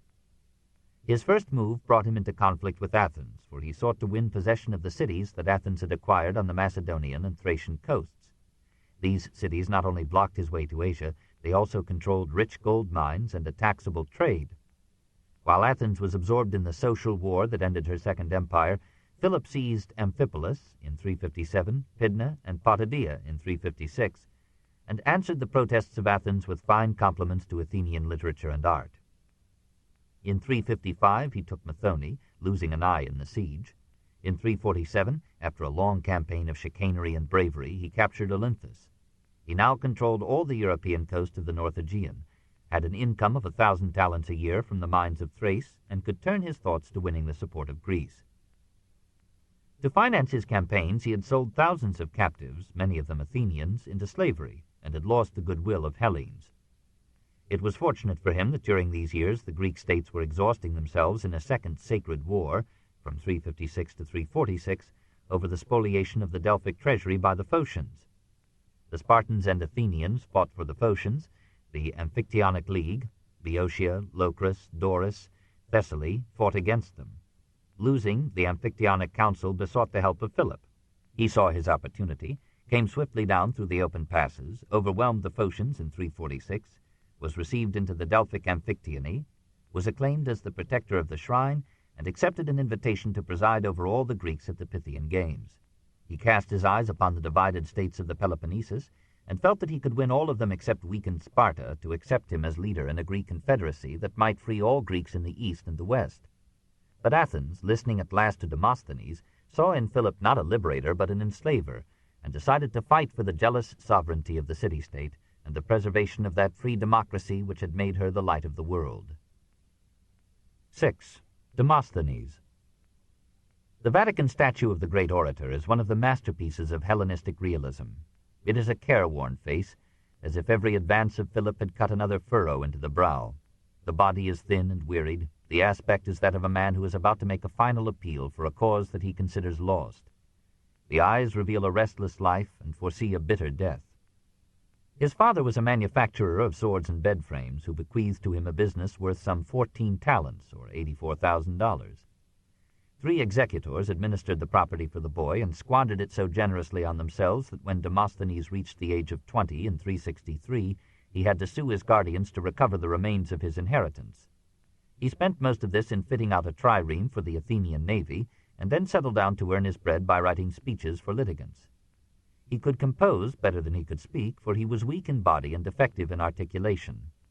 Sometimes, says Plutarch, he prepared pleas for both the opposed parties to a dispute.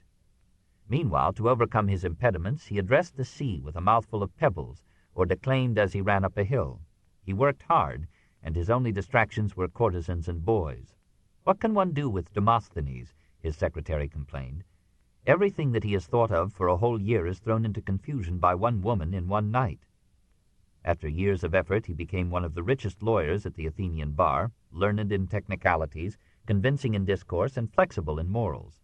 He defended the banker Phormio against precisely such charges as he had brought against his guardians, took substantial fees from private persons for introducing and pressing legislation, and never answered the accusation of his colleague Hyperides that he was receiving money from the Persian king to stir up war against Philip. At his zenith, his fortune was 10 times as large as that which his father had left him. Nevertheless, he had the integrity to suffer and die for the views that he was paid to defend.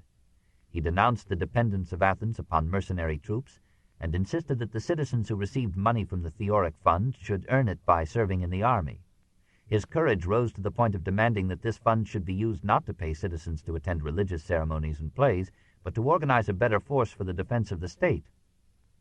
He told the Athenians that they were degenerate slackers who had lost the military virtues of their progenitors. He refused to admit that the city-state had stultified itself with faction and war, and that the times called for the unity of Greece. This unity, he warned, was a phrase to conceal the subjugation of Greece to one man. He detected the ambitions of Philip from their first symptoms, and begged the Athenians to fight to retain their allies and colonies in the north. Against Demosthenes and Hyperides and the party of war stood Aeschines and Phocion in the party of peace. Very likely both sides were bribed, the one by Persia, the other by Philip, and both were sincerely moved by their own agitation. Phocion was by common consent the most honest statesman of his time, a Stoic before Zeno, a philosophical product of Plato's academy, an orator who so despised the assembly that when it applauded him he asked a friend, "Have I not unconsciously said something bad?" 45 times he was chosen strategos, far surpassing the record of Pericles. He served ably as a general in many wars, but spent most of his life in advocating peace. His associate Aeschines was no Stoic, but a man who had risen from bitter poverty to a comfortable income. His youth as a teacher and an actor helped him to become a fluent speaker, the first Greek orator, we are told, to speak extempore with success. His rivals wrote out their speeches in advance. Having served with Phocion in several engagements, he adopted Phocion's policy of compromising with Philip instead of making war, and when Philip paid him for his efforts, his enthusiasm for peace became an edifying devotion. Twice Demosthenes indicted Aeschines on the charge of receiving Macedonian gold, and twice failed to convict him. Finally, however, the martial eloquence of Demosthenes and the southward advance of Philip persuaded the Athenians to forego for a time the distribution of the Theoric Fund, and to employ it in war. In 338 an army was hastily organized and marched north to face the phalanxes of Philip at Boeotian Chaeronea. Sparta refused to help, but Thebes, feeling Philip's fingers at her throat, sent her sacred band to fight beside the Athenians. Every one of its 300 members died on that battlefield. The Athenians fought almost as bravely, but they had waited too long, and were not equipped to meet so novel an army as the Macedonian. They broke and fled before the sea of lances that moved upon them, and Demosthenes fled with them. Alexander, Philip's 18-year-old son, led the Macedonian cavalry with reckless courage and won the honors of a bitter day. Philip was diplomatically generous in victory. He put to death some of the anti-Macedonian leaders in Thebes and set up his partisans there in oligarchic power. But he freed the 2,000 Athenian prisoners that he had taken and sent the charming Alexander and the judicious Antipater to offer peace on condition that Athens recognize him as the general of all Greece against the common foe. Athens, which had expected harsher terms, not only consented, but passed resolutions showering compliments upon the new Agamemnon.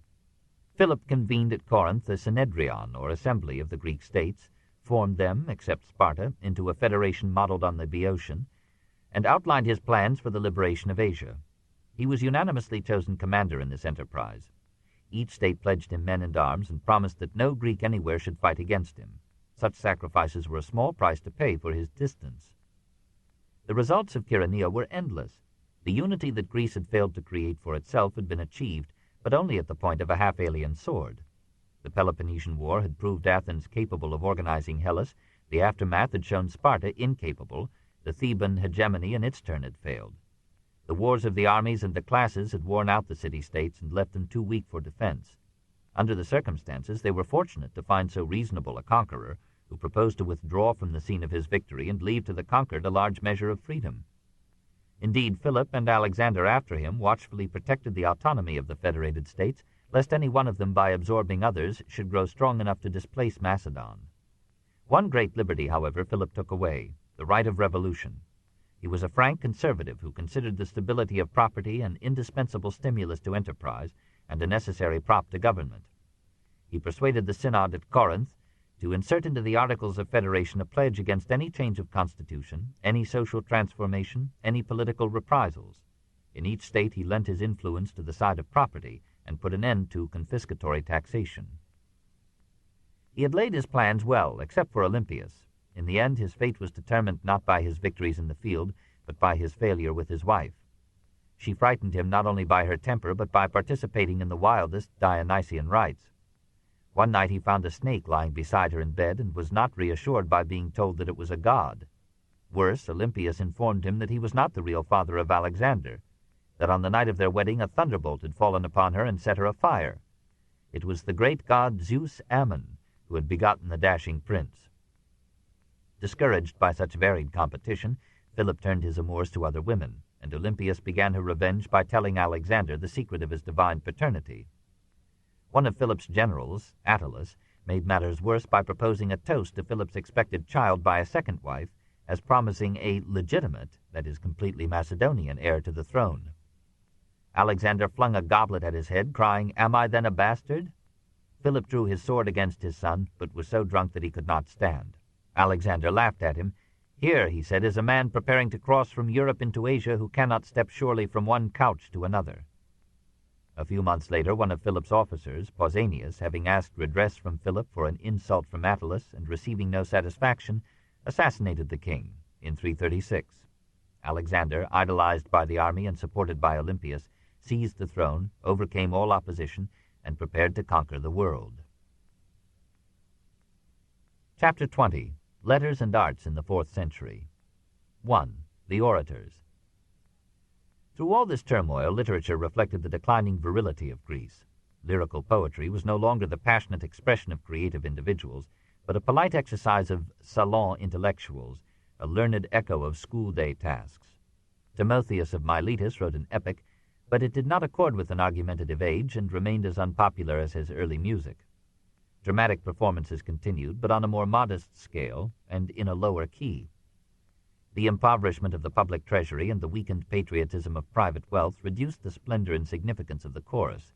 More and more the dramatists contented themselves with unrelated musical intermezzi in place of choruses organically united with the play. The name of the choragus disappeared from public notice, then the name of the poet. Only the name of the actor remained.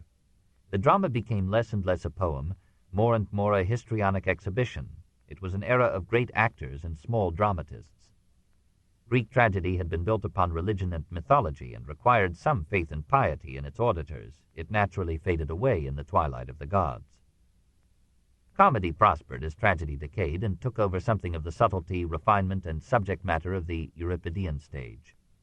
This middle comedy, from 400 to 323, lost its taste or courage for political satire precisely when politics most needed a candid friend. Possibly such satire was forbidden, or the audience was weary of politics now that Athens was ruled by second-rate men. The general retirement of the 4th century Greek from public to private life inclined his interest from affairs of state to those of the home and the heart. The comedy of manners appeared. Love began to dominate the scene, and not always by its virtue. The ladies of the demimonde mingled on the boards with fishwives, cooks, and bewildered philosophers, though the honor of the protagonists and the dramatist was saved by a marriage at the end.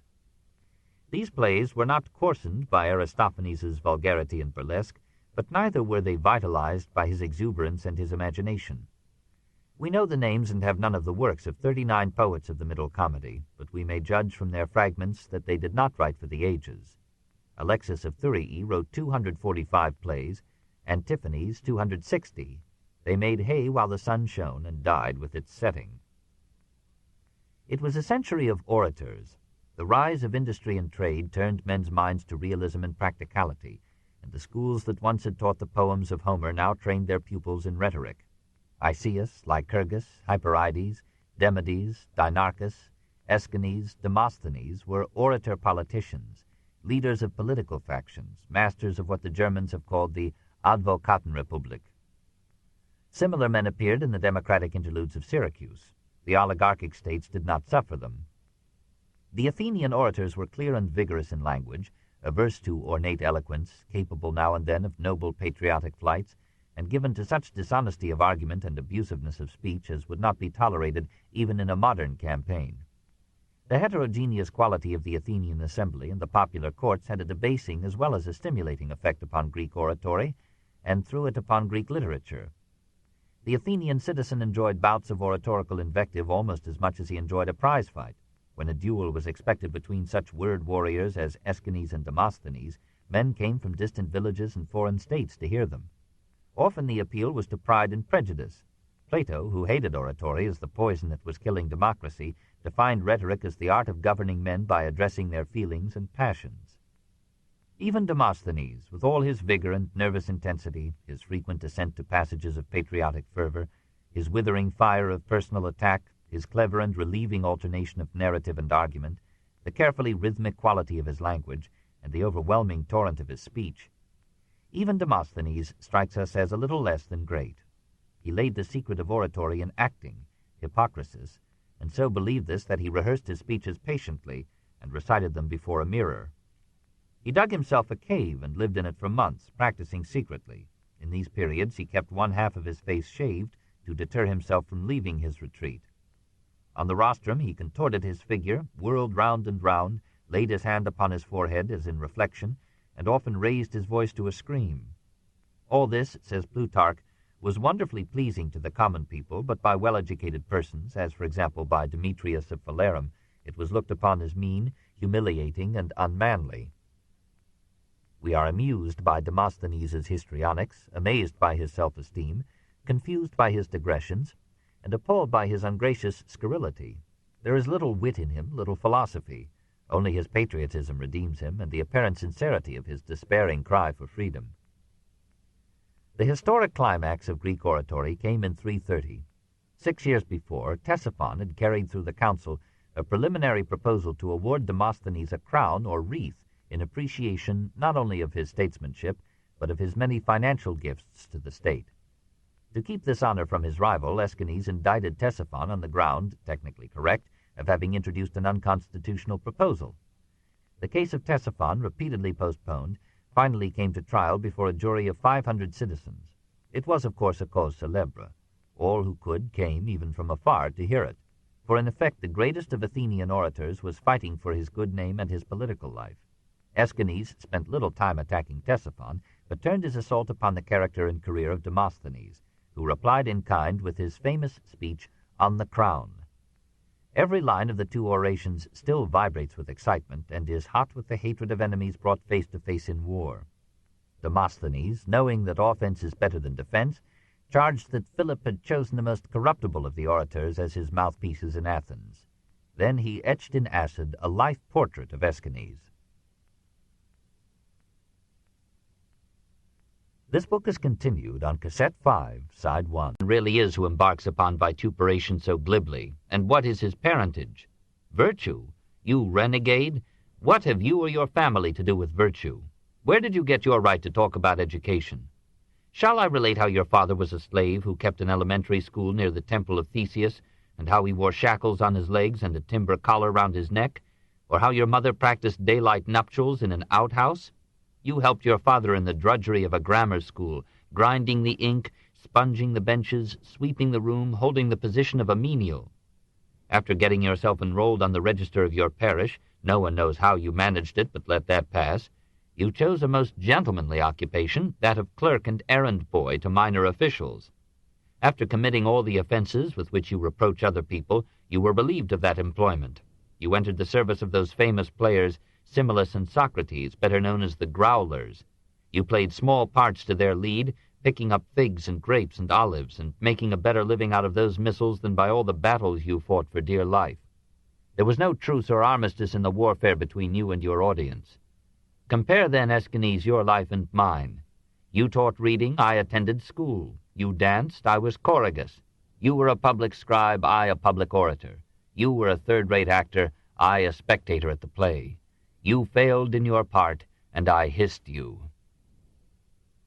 It was a powerful speech, not a model of order and courtesy, but so eloquent with passion that the jury acquitted Ctesiphon by a vote of 5-1. In the following year, the assembly voted Demosthenes the disputed crown. Aeschines, unable to pay the fine that was automatically levied upon so unsuccessful a persecution, fled to Rhodes, where he made a precarious living by teaching rhetoric. An old tradition says that Demosthenes sent him money to alleviate his poverty. 2. Isocrates. This duel of oratory has been loudly lauded and devoutly studied in every generation. But in truth it represents almost the nadir of Athenian politics. We cannot see nobility in this street-corner contest in vituperation, this mean quarrel for public praise between two secret recipients of foreign gold. Isocrates is a little more attractive and carries down into the 4th century something of the grandeur of the 5th. Born in 436, he lived till 338 and died with Greek liberty. His father had made a fortune by manufacturing flutes. He gave his son every educational advantage, even sending him to study rhetoric with Gorgias in Thessaly. The Peloponnesian War and the example of Alcibiades ruined the flute business and destroyed the family fortune. Isocrates had to go forth and earn his living by the sweat of his pen. He began by writing speeches for others and thought of becoming an orator, but he suffered from shyness and a weak voice and a strong distaste for the crudities of political strife. He abominated the demagogues who had captured the assembly and shrank for a time into a quiet pedagogic life. In 391, he opened the most successful of Athenian schools of rhetoric.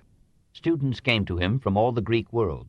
Perhaps their variety of origin and outlook helped to form his pan-Hellenic philosophy.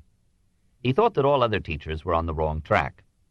In a pamphlet against the sophists, he denounced both those who professed to turn any numbskull into a pundit for 3 or 4 minas, and those who, like Plato, hoped to prepare men for government by training them in science and metaphysics.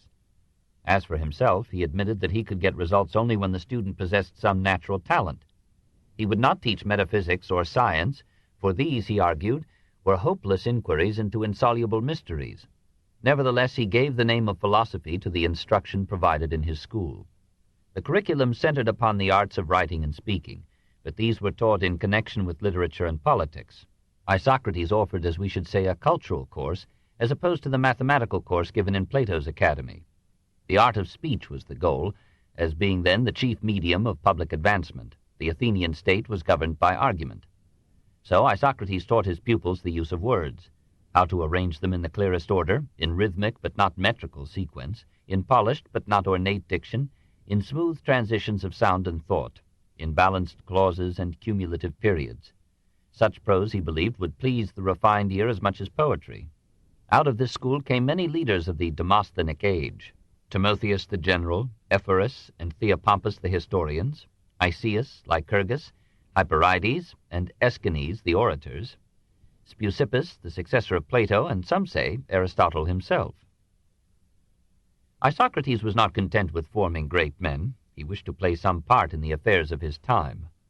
Unable to be either an orator or a statesman, he became a pamphleteer. He addressed long speeches to the Athenian public, to leaders like Philip, or to the assembled Greeks at the Pan-Hellenic Games. Instead of delivering these, he published them, and thereby unconsciously invented the essay as a literary form. 29 of his discourses remain, and rank among the most interesting survivals of Greek antiquity. His first great pronouncement, the Panegyricus, struck the theme of all his thought, the theme of his old master Gorgias, a call to Greece to forget its little sovereignties and become a state. Isocrates was a proud Athenian. So far has our city distanced the rest of mankind in thought and speech that her pupils have become the teachers of all the world. But he was a prouder Greek. To him, As to the Hellenistic age, Hellenism meant not membership in a race, but participation in a culture. And that culture, he felt, was the finest that men had yet created anywhere. But all around this culture were barbarians, in Italy, Sicily, Africa, Asia, and what we should now call the Balkans. It saddened him to see the barbarians becoming stronger, and Persia consolidating her control of Ionia, while the Greek states consumed themselves in civil war. For many as are the ills that are incident to the nature of man, we have ourselves invented more than those that nature lays upon us, by engendering wars and factions among ourselves. Against these ills no one has ever protested, and people are not ashamed to weep over the calamities that have been fabricated by the poets, while they view complacently the real sufferings, the many terrible sufferings that result from our state of war, and they are so far from feeling pity that they even rejoice more in each other's sorrows than in their own blessings. If the Greeks must fight, why not fight a real enemy? Why not drive the Persians back to their plateau? A small detachment of Greeks, he prophesied, would defeat a large army of Persians. Such a holy war might at last give unity to Greece, and the choice was between Greek unity or triumphant barbarism. 2 years after publishing this appeal in 378, Isocrates, turning theory into practice, toured the Aegean with his ex-pupil Timotheus, and helped to formulate the terms of the Second Athenian Confederacy. The rise and fall of this new hope of unity formed one more disappointment in his long life. In a brave and vigorous pamphlet, On the Peace, he condemned Athens for again corrupting an alliance into an empire, and called upon her to sign a peace that would assure every Greek state against Athenian encroachments. What we call empire is in reality misfortune, for by its very nature it depraves all who have to do with it. Imperialism, he said, had ruined democracy by teaching Athenians to live on foreign tribute. Losing that, they now wish to live on state contributions, and exalted to the highest offices those who promised them most. Whenever you deliberate on the business of the state, you distrust and dislike men of superior intelligence, and cultivate instead the most depraved of the orators who come before you. You prefer those who are drunk to those who are sober, those who are witless to those who are wise, and those who dole out the public money to those who perform public services at their own expense. In his next address, the Areopagiticus, he spoke more leniently of democracy. We sit around in our shops denouncing the present order, says a timeless passage, but we perceive that even badly constituted democracies are responsible for fewer disasters than our oligarchies. Had not Sparta made a worse mistress for Greece than Athens had been? And have not we all of us, because of the madness of the 30, become greater enthusiasts for democracy than those who occupied Phyle? But Athens had ruined itself by carrying to excess the principles of liberty and equality, by training the citizens in such fashion that they looked upon insolence as democracy, lawlessness as liberty, impudence of speech as equality, and license to do what they pleased as happiness. All men are not equal and should not be equally free to hold office. The institution of the lot, Isocrates felt, had lowered disastrously the level of Athenian statesmanship. Better than this mob rule was the timocracy of Solon and Cleisthenes, for then amiable ignorance and eloquent venality had less chance of being raised to leadership. Able men rose naturally to the top, and the Areopagus, receiving them after their term of office, became automatically the mature brain of the state. In 346, when Athens came to terms with Philip, Isocrates, now 90, addressed an open letter to the Macedonian king. He foresaw that Philip would make himself master of Greece, and begged him to use his power not as a tyrant, but as the unifier of autonomous Greek states in a war for the liberation of Greece from the king's peace, and of Ionia from Persian rule. The war party denounced the letter as a surrender to despotism, and for 7 years Isocrates held his pen. He spoke once more in 339, addressing his pamphlet to the Greeks who were gathering for the Panathenaic Games. The Panathenaicus is a weak and prolix repetition of the Panegyricus. The style trembles in the old man's hand, but it is an astonishing performance for one who was only 3 years short of a century. Then in 338 came Chaeronea. Athens was defeated, but Isocrates' dream of a unified Greece was about to come true. A late Greek tradition says that when the news came, he forgot about Philip and unity, and thought only of his native city humiliated, the days of her glory ended, and that at the age of 98, having at last lived long enough, he starved himself to death. We do not know if this is true, but Aristotle tells us that within 5 days after Chaeronea, Isocrates was dead. 3. Xenophon. The influence of the old man eloquent upon the statesmen of his time is open to doubt, but his influence upon letters was immediate and enduring. It was felt first by the historians. Xenophon and others imitated his sketch of Evagorus, the enlightened dictator who had imported Greek culture into Cyprus from 410 to 387, and biography became a popular form of Greek literature, culminating in the gossipy masterpieces of Plutarch. To one of his pupils, Ephorus of Cyme, Isocrates committed the task of writing a general history of Greece, a record not of any one state, but of Greece as a whole. Ephorus carried out the assignment so well that his contemporaries ranked his universal history with the books of Herodotus. To another pupil, Theopompus of Chios, Isocrates committed the field of recent events. Theopompus covered it in his Hellenica and Philippica, lively and rhetorical works highly praised by his contemporaries. About 340, Dicaearchus of Messana wrote a history of Greek civilization under the title of Bios Hellados, the life of Greece. So ancient is our present enterprise, even by chance to its name. The only one of the 4th century historians who has survived is Xenophon. Diogenes Laertius describes him in his youth. Xenophon was a man of great modesty and as handsome as can be imagined.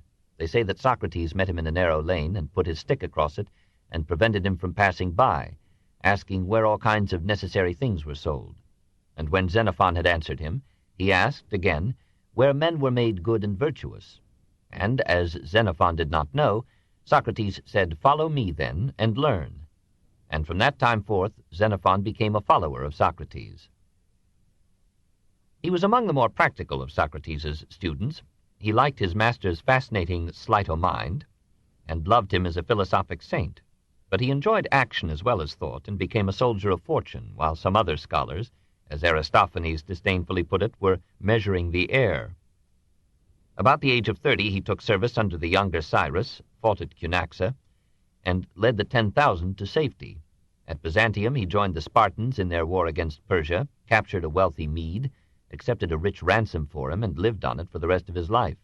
He became a friend and admirer of the Spartan king Agesilaus, and made him the subject of a worshipful biography. Returning to Greece with Agesilaus after Athens had declared war upon Sparta, he chose to be loyal to him rather than to his city, whereupon Athens decreed him an exile and confiscated his property. He fought on the side of the Lacedaemonians at Coronea, and received as a reward an estate at Syllis in Elis, then under Spartan domination. There he spent 20 years as a country gentleman, farming, hunting, writing, and bringing up his sons sternly on the Spartan plan. To his banishment we owe the varied works that lifted him to the front rank among the authors of his time. He wrote as his mood inclined him, about breaking in dogs, managing horses, training a wife, educating princes, fighting with Agesilaus, or raising revenues for Athens. In the Anabasis, with the fresh style of one who had seen or done the things he described, he told the thrilling but quite uncorroborated story of the 10,000's long trek to the sea. In the Hellenica, he took up the history of Greece where Thucydides had left off and brought it down to the Battle of Mantinea, in which his own son Gryllus died fighting bravely after slaying Epaminondas. The book is a dreary chronicle in which history is conceived as an endless chain of battles, a vain logic-chopping alternation of victory and defeat. The style is lively, the character sketches are vivid, but the facts are judiciously chosen to prove the superiority of Spartan ways. Superstition, which disappeared from history in Thucydides, returns with Xenophon, and supernatural agency is invoked to explain the trajectory of events. With like simplicity or duplicity, the memorabilia transforms Socrates into a monster of perfection, orthodox in religion, in ethics, in genderless love, in everything except that scorn for democracy which particularly endeared him to the banished and laconizing Xenophon. Still more unreliable is the banquet, which reports conversations alleged to have occurred when Xenophon was a child. In the Economicus, however, Xenophon speaks in his own right, and with such frank conservatism that we are charmed despite ourselves. Asked for instruction in agriculture, Socrates modestly confesses his ignorance, but recalls the advice and example of the rich landowner Ischomachus. The latter voices the knightly Xenophon's disdain for any occupation except husbandry and war. He expounds not only the secrets of successful tillage, but the art of managing one's property and one's wife. In pages that for a moment rival the grace of Plato, Ischomachus tells how he taught his bride, only half his age, the business of caring for the home, keeping all things in place, governing her servants with kindness but without familiarity, and building a good name for herself, not through artificial beauty, but through a faithful performance of her obligations as wife, mother, and friend. In the view of Ischomachus/Xenophon, marriage is an economic as well as a physical association, and decays when the silent partner does all the work. Perhaps the readiness with which the young bride accepts all this is merely the devout wish of a general who won no victories on the domestic battlefield. But we should be willing to believe everything in the account except the tale of how Ischomachus, with but a moment's reasoning, persuaded his wife to abandon powder and rouge. Having expounded the art of marriage, Xenophon describes in the Chiropedia, that is, the education of Cyrus, his ideals of schooling and government, as if in answer to Plato's Republic. Cleverly adapting fictitious biography to the uses of philosophy, he gives an imaginary account of the training, career, and administration of Cyrus the Great. He makes the story dramatically personal, enlivens it with dialogue, and decorates it with the oldest romantic love story in extant literature. He almost ignores cultural education and concentrates upon making the boy a healthy, able, and honorable man. The youth learns the virile sports, the arts of war, the habit of silent obedience, and finally the capacity for effective and persuasive command over subordinates. The best government, Xenophon thinks, is an enlightened monarchy supported and checked by an aristocracy devoted to agricultural and military pursuits. He admires the laws of Persia for rewarding good as well as punishing evil, and points out to the individualistic Greeks, from the example of Persia, the possibility of uniting many states and cities in an empire enjoying internal order and peace. Xenophon began, like Philip, with a vision of conquest. He ends, like Alexander, captivated by the people whom he thought to conquer. He is a masterly storyteller, but a middling philosopher. He is an amateur in everything but war. He considers 100 subjects, but always from the viewpoint of a general. He exaggerates the virtues of order, and has not a word to say for liberty. We may judge from this how far disorder had gone in Athens. If antiquity ranked him with Herodotus and Thucydides, it must have been because of his style. The fresh charm of its Attic purity, the harmonious flow of a prose that Cicero called sweeter than honey, the human touches of personality, the transparent simplicity of language that allows the reader to see through the clear medium the thought or subject in hand. Xenophon and Plato stand to Thucydides and Socrates in the same relation as Apelles and Praxiteles to Polygnotus and Phidias, the culmination of artistry and grace after an age of creative originality and power. 4.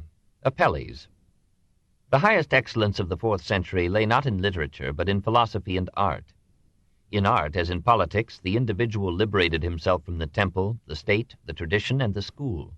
As patriotic devotion yielded to private loyalties, architecture took on a more modest scale and became increasingly secular. The great choral forms of music and dance made way for private performances by professionals. Painting and sculpture continued to adorn public buildings with the representation of gods or noble human types, but at the same time they entered upon that service and portrayal of living individuals which characterized the succeeding age. Where cities could still afford to patronize art on a national scale, it was because, like Cnidus, Halicarnassus, or Ephesus, they had not been deeply touched by war, or, like Syracuse, had found in natural resources and governmental order the means of a rapid recovery. On the mainland, architecture marked time. In 338, Lycurgus rebuilt the theater of Dionysus, the stadium, and the Lyceum. And under his administration, Philon raised an impressive arsenal at the Piraeus. As the tendency to a delicate refinement increased, the Doric order became less fashionable, its stern simplicity finding no counterpart in the soul. The Ionic style rose in popularity and served as an architectural analogue to Praxiteles' elegance and Plato's charm, while the Corinthian order made modest conquests in the Tower of the Winds and the Choragic monument of Lysicrates. At Arcadian Tegea, Scopas raised a temple of Athena in all 3 styles, one colonnade Doric, another Ionic, another Corinthian, and beautified it with statuary from his own masculine hand. Vaster and more famous was the 3rd temple of Artemis at Ephesus. The 2nd temple had burned down on the day of Alexander's birth in 356, a coincidence which, says the usually kindly Plutarch, Hegesias of Magnesia, made the occasion of a conceit frigid enough to have stopped the conflagration. The new building was begun soon afterward and was completed by the end of the century. Alexander offered to bear the whole cost of the work if his name as donor were recorded on the edifice, but the proud Greeks of Ephesus refused for the disarming, or possibly satirical, reason that it was not meet for one god to build a temple to another. Nevertheless, Alexander's favorite architect, Dinocrates, designed the temple on a scale that made it the largest in Hellas. 36 of the columns were carved with bas-reliefs by various sculptors, including the ubiquitous Scopas. One sculptured column drum survives in the British Museum, as if to prove by its drapery alone that Greek sculpture was still near the height of its curve. The heads of the figures are not immobile and idealized types, but individualized faces alive with feeling and character, a premonition of Hellenistic realism. At the opposite extreme of size, the 4th century distinguished itself in terracotta statuettes. Boeotian Tanagra made its name synonymous with little figures in baked and unglazed clay, cast in generalized types, but then molded and painted by hand into 1,000 individual shapes, quick with the color and variety of common life. As in earlier centuries, painting was called in to aid other arts, but now it acquired an independent status and dignity, and its masters received commissions from all the Greek world. Pamphilus of Amphipolis, who taught Apelles, refused to take any pupil for less than 12 years and charged $6,000 for the course. Nason, dictator of Locrian Elatea, paid 10 minas for each of the 100 figures in a battle scene by Aristides of Thebes, making $100,000 for one painting. And the same enthusiast gave Asclepiodorus $360,000 for a panel of the 12 major Olympians. Lucullus paid $12,000 for a copy of the portrait that Pausias of Sicyon had painted of Menander's mistress Glycera. A picture by Apelles, says Pliny, sold for a sum equal to the treasuries of whole cities. Apelles of Kos, says the same enthusiastic amateur, surpassed all the other painters who either preceded or succeeded him. Single-handed, he contributed more to painting than all the others together. Apelles must have been supreme in his day and art, since he could afford the rare extravagance of praising other painters. Learning that his greatest rival, Protogenes, was living in poverty, Apelles sailed for Rhodes to visit him. Protogenes, unwarned, was not in his studio when Apelles came. An old woman attendant asked Apelles whom she should name as visitor when her master returned. Apelles replied only by taking a brush and tracing upon a panel with one stroke an outline of exceeding fineness. When Protogenes came back, the old woman regretted that she could not tell him the name of his departed visitor. But Protogenes, seeing the outline and noting its delicacy, exclaimed, "Only Apelles could have drawn that line." Then he drew a still finer line within that of Apelles and bade the woman show it if the stranger should return. Apelles came, marveled at the absent Protogenes' skill, but drew between the two lines a third, of such slenderness and grace that when Protogenes saw it, he confessed himself surpassed, and rushed to the harbor to detain and welcome Apelles. The panel was transmitted as a masterpiece from generation to generation until it was bought by Julius Caesar and perished in the fire that destroyed his palace on the Palatine Hill. Anxious to awaken the Greek world to Protogenes' worth, Apelles asked him what he wanted for some of his paintings. Protogenes mentioned a modest sum, but Apelles offered him instead 50 talents, or $300,000, and then circulated a report that he intended to sell these works as his own. The Rhodians, aroused to a better appreciation of their artist, paid Protogenes more than the sum Apelles had named, and kept the pictures among the public treasuries of the city. Apelles, meanwhile, had captured the plaudits of the Greek world by his painting of Aphrodite Anadyomene, that is, Aphrodite rising from the sea. Alexander sent for him and sat for many portraits. The young conqueror was not satisfied with the representation of his horse Bucephalus in one of these pictures, and had the animal brought closer to the panel for comparison. Bucephalus, looking at the picture, whinnied, whereupon Apelles remarked, "Your Majesty's horse seems to know more about painting than you do."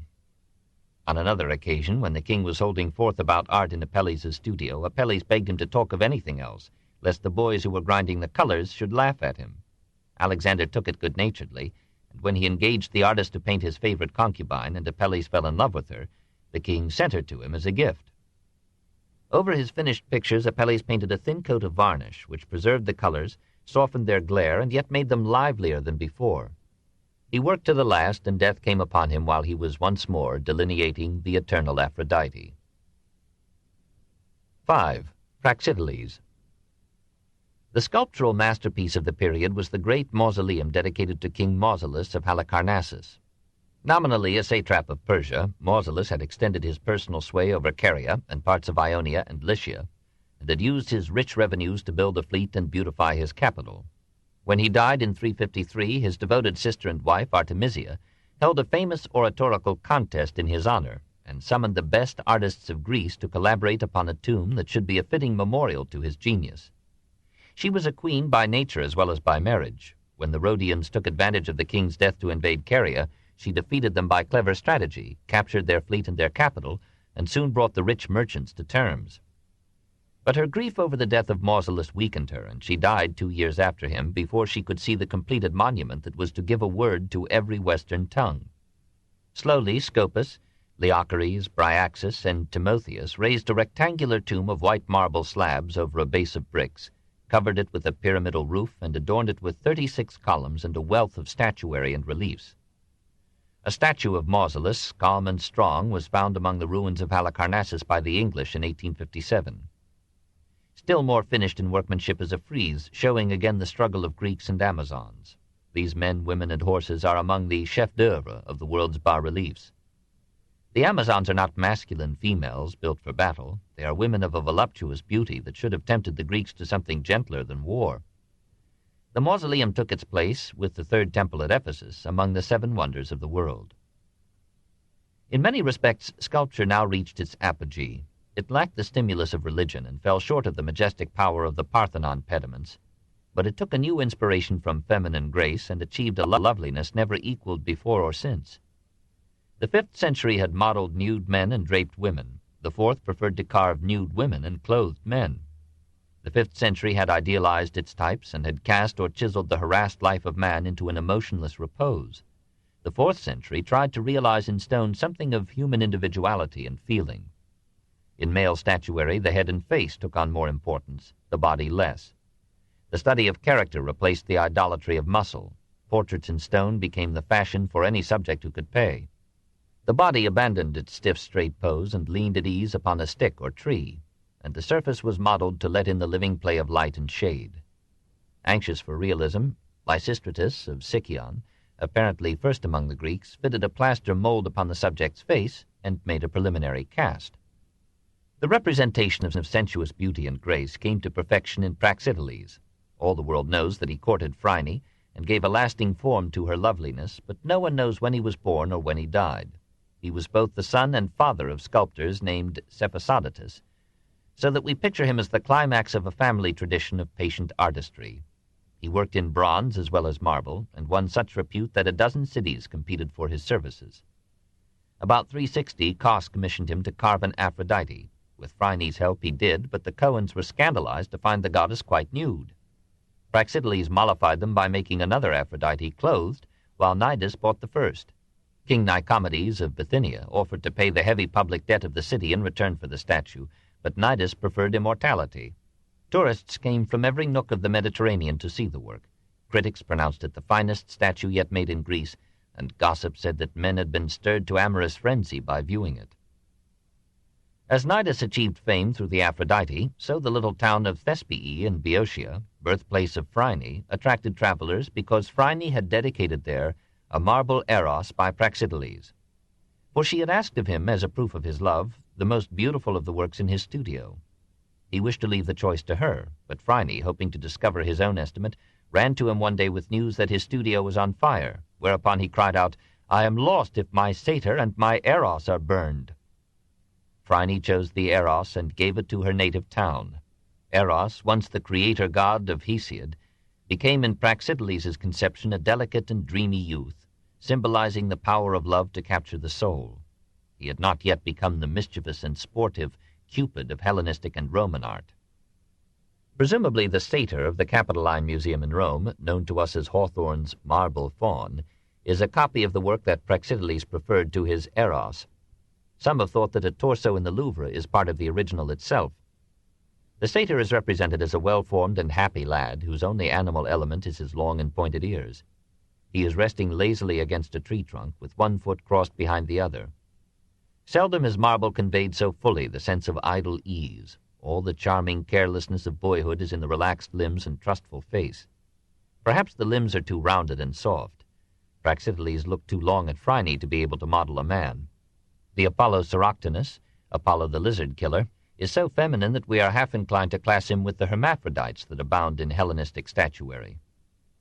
Pausanias remarks with regrettable brevity that among the statues in the Heraeum at Olympia was a stone Hermes carrying Dionysus as a babe by Praxiteles. German excavators digging on the site in 1877 crowned their labors by finding this figure, buried under centuries of rubbish and clay. Descriptions, photographs, and casts miss the quality of the work. One must stand before it in the little museum at Olympia and clandestinely pass the fingers over its surface to realize the smooth and living texture of this marble flesh. The messenger god has been entrusted with the task of rescuing the infant Dionysus from the jealousy of Hera and taking him to the nymphs who are to rear him in secret. Hermes pauses on the way, leans against a tree, and holds up a cluster of grapes before the child. The infant is crudely done, as if the inspiration of the artist had been exhausted on the older god. The right arm of the Hermes is gone, and parts of the legs have been restored. The remainder is apparently as it came from the sculptor's hand. The firm limbs and broad chest show a healthy physical development. The head is in itself a masterpiece, with its aristocratic shapeliness, its chiseled refinement of features, and its curly hair. And the right foot is perfect, where perfection in statuary is rare. Antiquity considered this a minor work. We may judge from this the artistic wealth of the age. Another passage in Pausanias describes a marble group set up by Praxiteles in Mantinea. Excavation has found the base alone, bearing the figures of 3 muses, carved probably by the pupils rather than by the master. If we put together the references in extant Greek writings to statues by Praxiteles, we find some 40 major works, and these were doubtless but a part of his abundant production. We miss in the remains the sublimity and strength, the dignity and reverence of Phidias.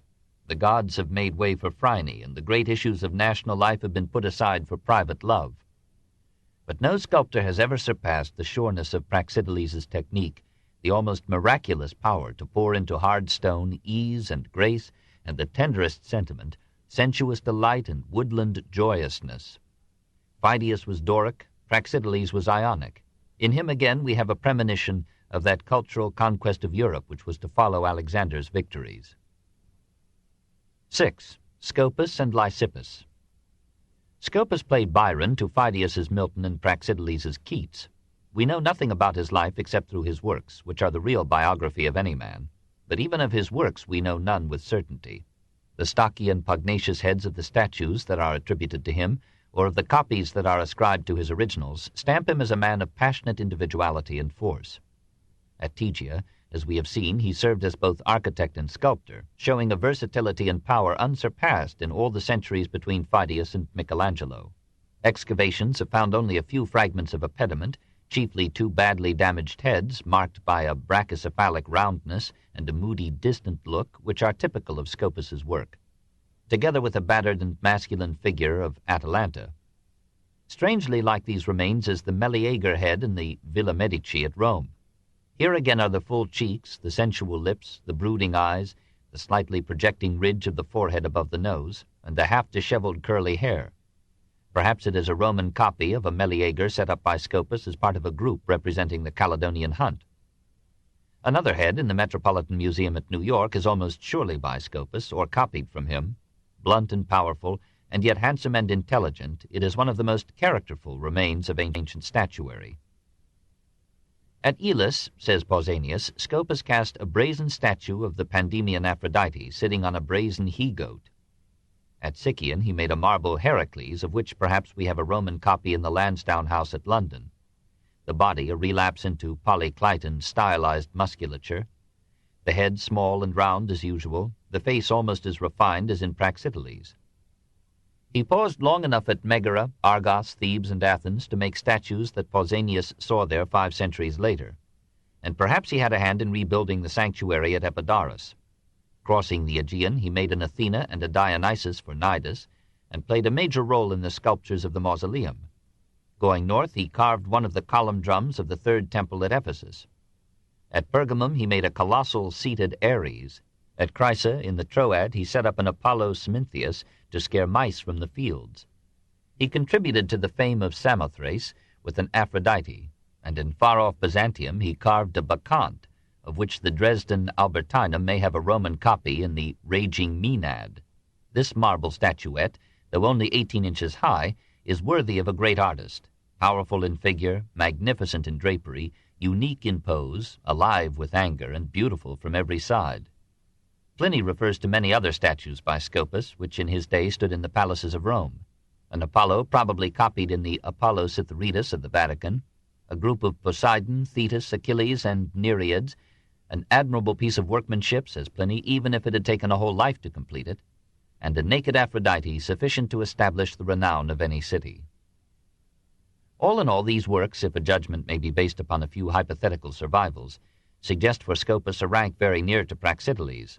Here is originality without extravagance, strength without brutality, and a dramatic portrayal of impulse, emotion, and mood without disfigurement by any strained intensity. Praxiteles loved beauty, Scopas was drawn to character. Praxiteles wished to reveal the grace and tenderness of womanhood, the buoyant health and gaiety of youth. Scopas chose to portray the pains and tragedies of life and ennoble them with artistic representation. Perhaps if we had more of his works, we should place him second only to Phidias. Lysippus of Sicyon began as a humble artisan in brass. He longed to be an artist, but could not afford a teacher. He took courage, however, when he heard Eupompus the painter announce that for his part he would imitate nature herself, not any artist. Lysippus thereupon turned his face to the study of living beings and formed a new canon of sculptural proportions to replace the stern rule of Polyclitus. He made the legs longer and the head shorter, extended the limbs into the third dimension, and gave the figure more vitality and ease. His Apoxyomenos is a vagrant son of the Diadumenos. Polyclitus's athlete bound a fillet above his brow. Lysippus's scrapes the oil and dust from his arm with a bronze strigil, and achieves a greater slenderness and grace. More attractive and alive, if we judge from the marble copy in the Delphi Museum, was his portrait of Agius, a young Thessalian nobleman. Once free, Lysippus struck out into new fields, abandoning the type for the individual, the conventional for the impressionistic, and almost creating portrait sculpture among the Greeks. Philip interrupted his wars and amours to sit for Lysippus. Alexander was so pleased with the artist's busts of him that he made him the official royal sculptor, as he had given the exclusive right to Apelles to paint his likeness, and to Praxiteles to engrave it upon gems. Some of the finest sculptural remains of the 4th century are anonymous. The bronze statue of a youth found in the sea near Marathon, an ancient copy of a 4th century Hermes of Andros, and a modest, pensive, delicate Hygeia found at Tegea, all three in the Athens Museum. And in the Boston Museum, from Chios, a profoundly beautiful head of a girl. To this period, so far as we can make out, belong most of the Niobe figures that came to Rome from Asia Minor in the days of Augustus, and are now scattered among the museums of Europe. And perhaps to this age must be assigned the originals of 3 Aphrodites in the Praxitelean tradition, the hesitant Venus of Capua in the Naples Museum, the Vatican's Crouching Venus, and the modest Venus of Arles in the Louvre. Greater than these in mature beauty and quiet depth of feeling is the seated Demeter found at Cnidus in 1858 and now among the noblest figures in the British Museum. The subject is uncertain. Perhaps it is merely the finest funerary piece that has come down to us from antiquity. Perhaps it represents the corn goddess as a Mater Dolorosa, silently mourning the rape of Persephone. The emotion is conveyed with classic restraint. All the tenderness of motherhood and its silent resignation are in the face and eyes. This and the Hermes, and not those ingratiating Aphrodites, are the living sculptural masterpieces of 4th century Greece. Chapter 21. The Zenith of Philosophy. 1. Scientists. Compared with the bold advance of the 5th century and the revolutionary achievements of the 3rd, science in the 4th marked time and contented itself in great part with recording its accumulations. Xenocrates wrote a history of geometry, Theophrastus a history of natural philosophy, Menon a history of medicine, Eudemus histories of arithmetic, geometry, and astronomy. The problems of religion, morals, and politics appearing to be more vital and pressing than the problems of nature, men turned with Socrates from the objective study of the material world to a consideration of the soul and the state. Plato loved mathematics, dipped his philosophy into it deeply, dedicated the academy to it, almost in Syracuse gave a kingdom for it. But arithmetic was for him a half-mystical theory of number. Geometry was not a measuring of the earth, it was a discipline of pure reason, a portal to the mind of God. Plutarch tells of Plato's indignation at Eudoxus and Archytas for carrying on experiments in mechanics, as the mere corruption and annihilation of the one good of geometry, which was thus shamefully turning its back upon the unembodied objects of pure intelligence, to recur to sensation and to ask help from matter. In this way, Plutarch continues, mechanics came to be separated from geometry and, repudiated or neglected by philosophers, took its place as a military art. Nevertheless, in his own abstract way, Plato served mathematics well. He redefined the point as the beginning of a line, formulated a rule for finding square numbers that are the sum of two squares, and invented or developed mathematical analysis, that is, the proof or disproof of a proposition by considering the results that follow from assuming it. The reductio ad absurdum is one form of this method. The emphasis on mathematics in the curriculum of the academy helped the science, if only by training such creative pupils as Eudoxus of Cnidus and Heraclides of Pontus. Plato's friend Archytas, besides being 7 times chosen strategos of Taurus, wrote several tracts of Pythagorean philosophy, developed the mathematics of music, doubled the cube, and wrote the first known treatise on mechanics. Antiquity credited him with 3 epical inventions, the pulley, the screw, and the rattle. The first 2 laid the foundations of machine industry. The third, says the grave Aristotle, gave children something to occupy them and so prevented them from breaking things about the house. In this same age, Dinostratus squared the circle by using the quadratrix curve. His brother, Menachmus, a pupil of Plato, founded the geometry of conic sections, doubled the cube, formulated the theoretical construction of the 5 regular solids, advanced the theory of irrational numbers, and gave the world a famous phrase. "O king," he said to Alexander, "for traveling over the country there are both royal roads and roads for common citizens. But in geometry there is one road for all."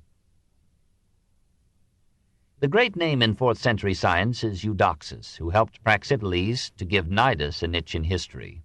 Born there about 408, he set out at the age of 23 to study medicine with Philistion at Locri, geometry with Archytas at Taurus, and philosophy with Plato at Athens. He was poor and lived cheaply at the Piraeus, whence he walked to the academy every scholastic day. After a stay in Cnidus, he went to Egypt and spent 16 months studying astronomy with the priests of Heliopolis. We find him next in Propontine Cyzicus, lecturing on mathematics. At the age of 40, he moved with his pupils to Athens, opened there a school of science and philosophy, and for a time rivaled Plato. Finally, he returned to Cnidus, set up an observatory, and was entrusted with the task of giving the city a new code of laws. His contributions to geometry were fundamental. He invented the theory of proportion, and most of the propositions transmitted to us in the 5th book of Euclid. And he devised the method of exhaustion which made it possible to calculate the area of the circle and the volume of the sphere, the pyramid, and the cone. Without this preliminary work, Archimedes would have been impossible. But the absorbing interest of Eudoxus was in astronomy. We catch the spirit of the scientist in his remark that he would gladly be consumed, like Phaeton, if he might thereby discover the nature, size, and form of the sun. The word astrology was then used to include what we call astronomy, but Eudoxus advised his pupils to ignore the Chaldean theory that a person's fortune could be told by noting the position of the stars at the time of his birth. He longed to reduce all celestial motions to fixed laws, and in his Phenomena, which antiquity considered its greatest book on astronomy, he laid the foundation for the scientific prediction of the weather. His most famous theory was a brilliant failure. This book is continued at this point on the other side of this cassette. Please reverse or turn the cassette over now. The Story of Civilization, Volume 2, The Life of Greece, Part 2, by Will Durant. Continued, Cassette 5, Side 2. His most famous theory was a brilliant failure. He suggested that the universe was composed of 27 transparent and therefore invisible spheres, revolving in diverse directions and at various speeds about the center of the earth, and that the heavenly bodies were fixed upon the periphery or shell of these concentric spheres. The system now seems fantastic, but it was one of the first attempts to give a scientific explanation of celestial behavior. In accord with it, Eudoxus calculated with considerable accuracy, if we may rashly take our present knowledge of these matters as a norm, the synodic and zodiacal periods of the planets. The theory did more than any other in antiquity to stimulate astronomic research. Epaminos of Syracuse wrote about 390, "The earth moves about its own center in an eastward direction. Heraclides of Pontus, one of the great polymaths of antiquity, the author of famous works on grammar, music, poetry, rhetoric, history, geometry, logic, and ethics, took up the suggestion, or advanced it independently, arguing that instead of the whole universe revolving about the earth, the relevant phenomena can be explained by supposing that the earth itself rotates daily upon its axis. Venus and Mercury, said Heraclides, revolve around the sun. For one brilliant moment, perhaps, Heraclides anticipated Aristarchus and Copernicus, for we read in the fragments of Geminus, circa 70 B.C., Heraclides of Pontus said that even on the assumption that the earth moves in a certain way, while the sun is in a certain way at rest, the apparent irregularity with reference to the sun can be saved. We shall probably never know just what Heraclides meant. Meanwhile, a modest progress was being made in the sciences. In geography, Dicaearchus of Messana, the biographer of Greece, measured the height of mountains, established the circumference of the earth at some 30,000 miles, and noted the influence of the sun upon the tides. In 325, Nearchus, one of Alexander's generals, sailed from the mouth of the Indus along the southern coast of Asia to the Euphrates. His log, partly preserved in Arrian's Indica, was one of the classics of ancient geography. Geodesy, the measurement of land surfaces, elevations, depressions, positions, and volumes, had already been christened geodesia, as distinct from geometry. Philistion of Italian Locri, at the beginning of the century, practiced animal dissection and called the heart the main regulator of life, the seat of the pneuma, or soul. Diocles of Euboean Charistus, about 370, dissected the womb of animals, described human embryos of 27 to 40 days, advanced anatomy, embryology, gynecology, and obstetrics, and scotched a favorite Greek error by announcing that both sexes contribute seed to form the embryo. A second Aspasia became one of the famous physicians of 4th century Athens, renowned for her work in women's diseases, surgery, and other branches of medicine.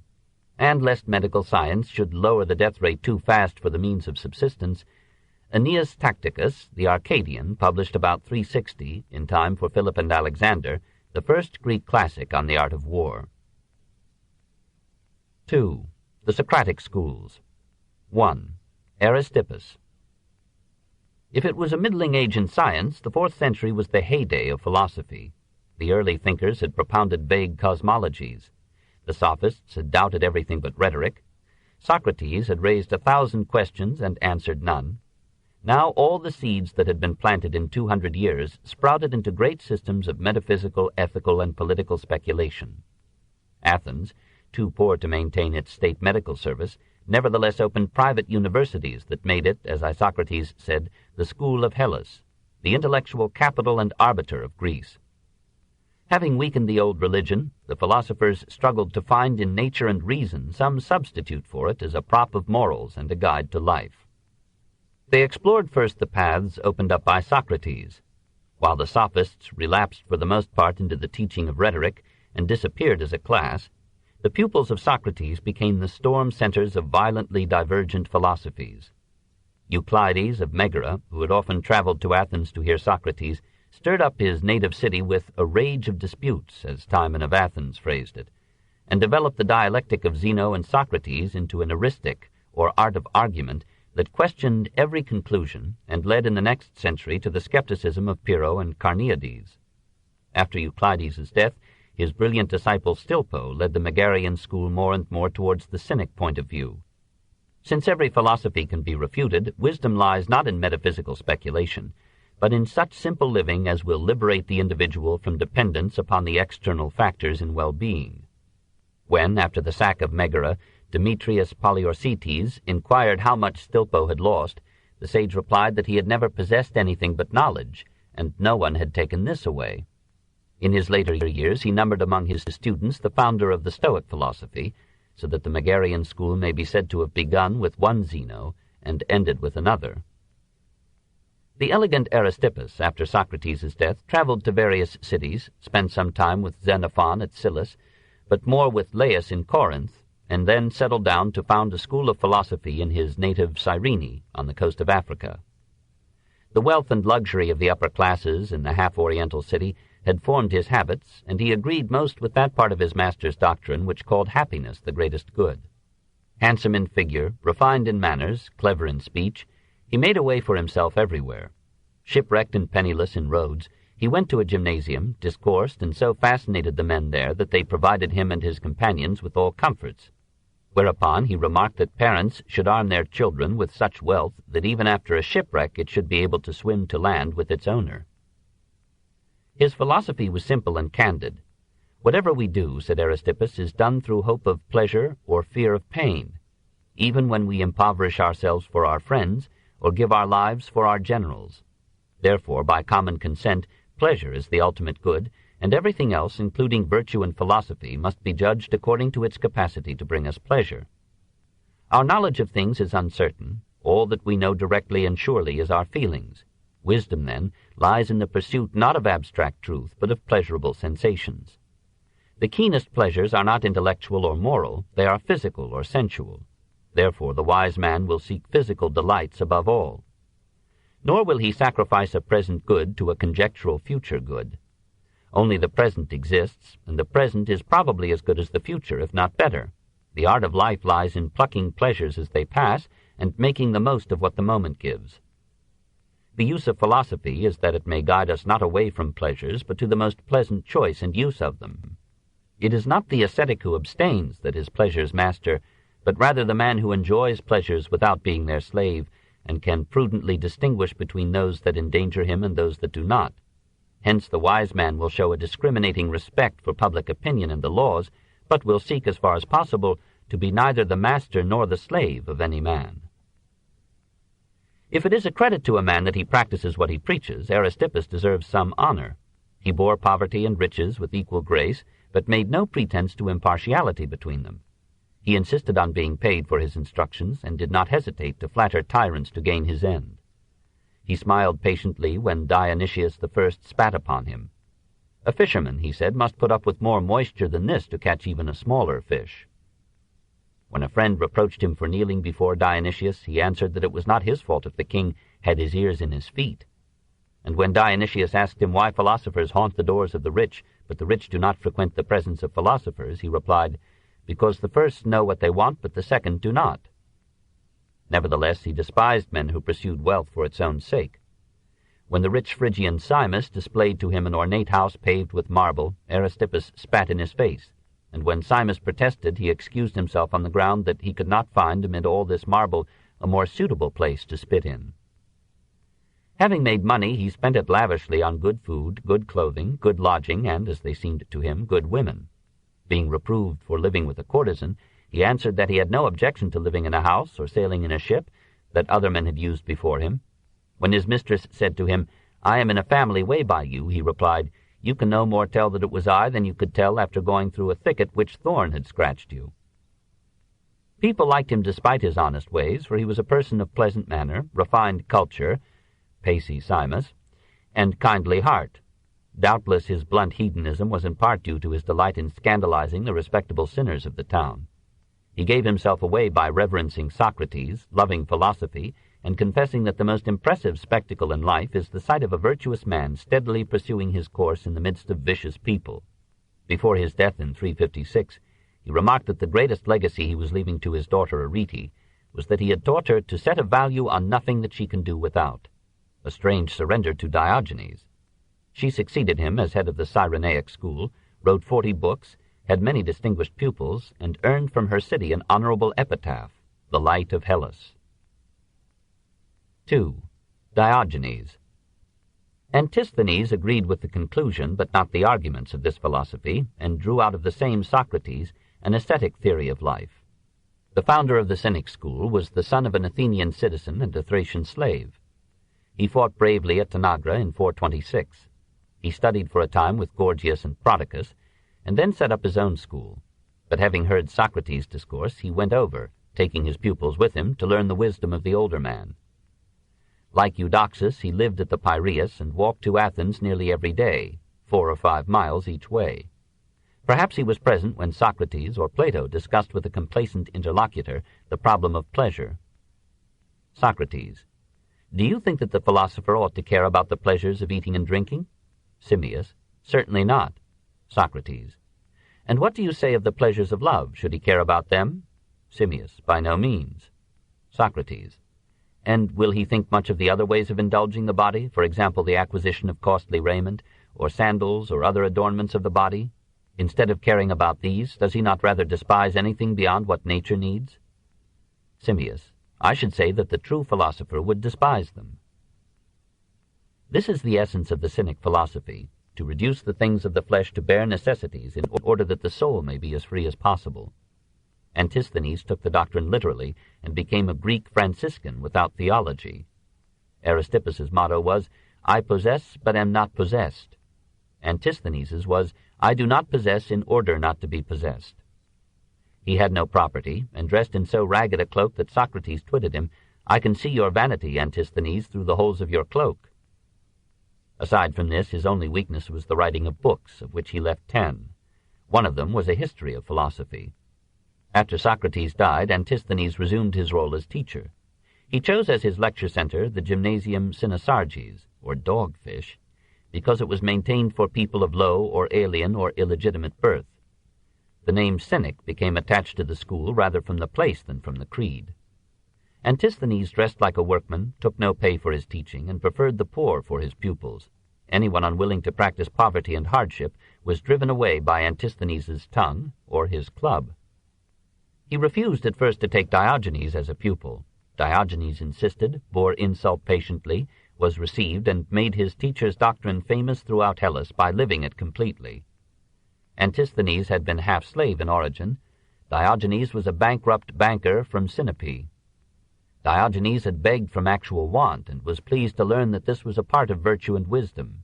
He adopted the beggar's garb, wallet, and staff, and for a time made his home in a tub or cask in the court of the temple of Cybele at Athens.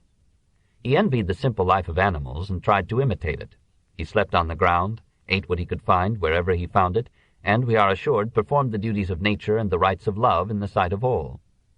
Seeing a child drink from its hands, he threw away his cup. Sometimes he carried a candle or a lantern, saying that he was looking for a man. He injured no one, but refused to recognize laws, and announced himself, long before the Stoics, a cosmopolites, or citizen of the world. He traveled leisurely, and we hear of him living for a time in Syracuse. On one of his journeys he was captured by pirates, who sold him as a slave to Zenides of Corinth. When his owner asked him what he could do, he answered, govern men. Zenides made him a tutor of his sons and manager of his household, in which capacities Diogenes did so well that his master called him a good genius, and took his advice in many things.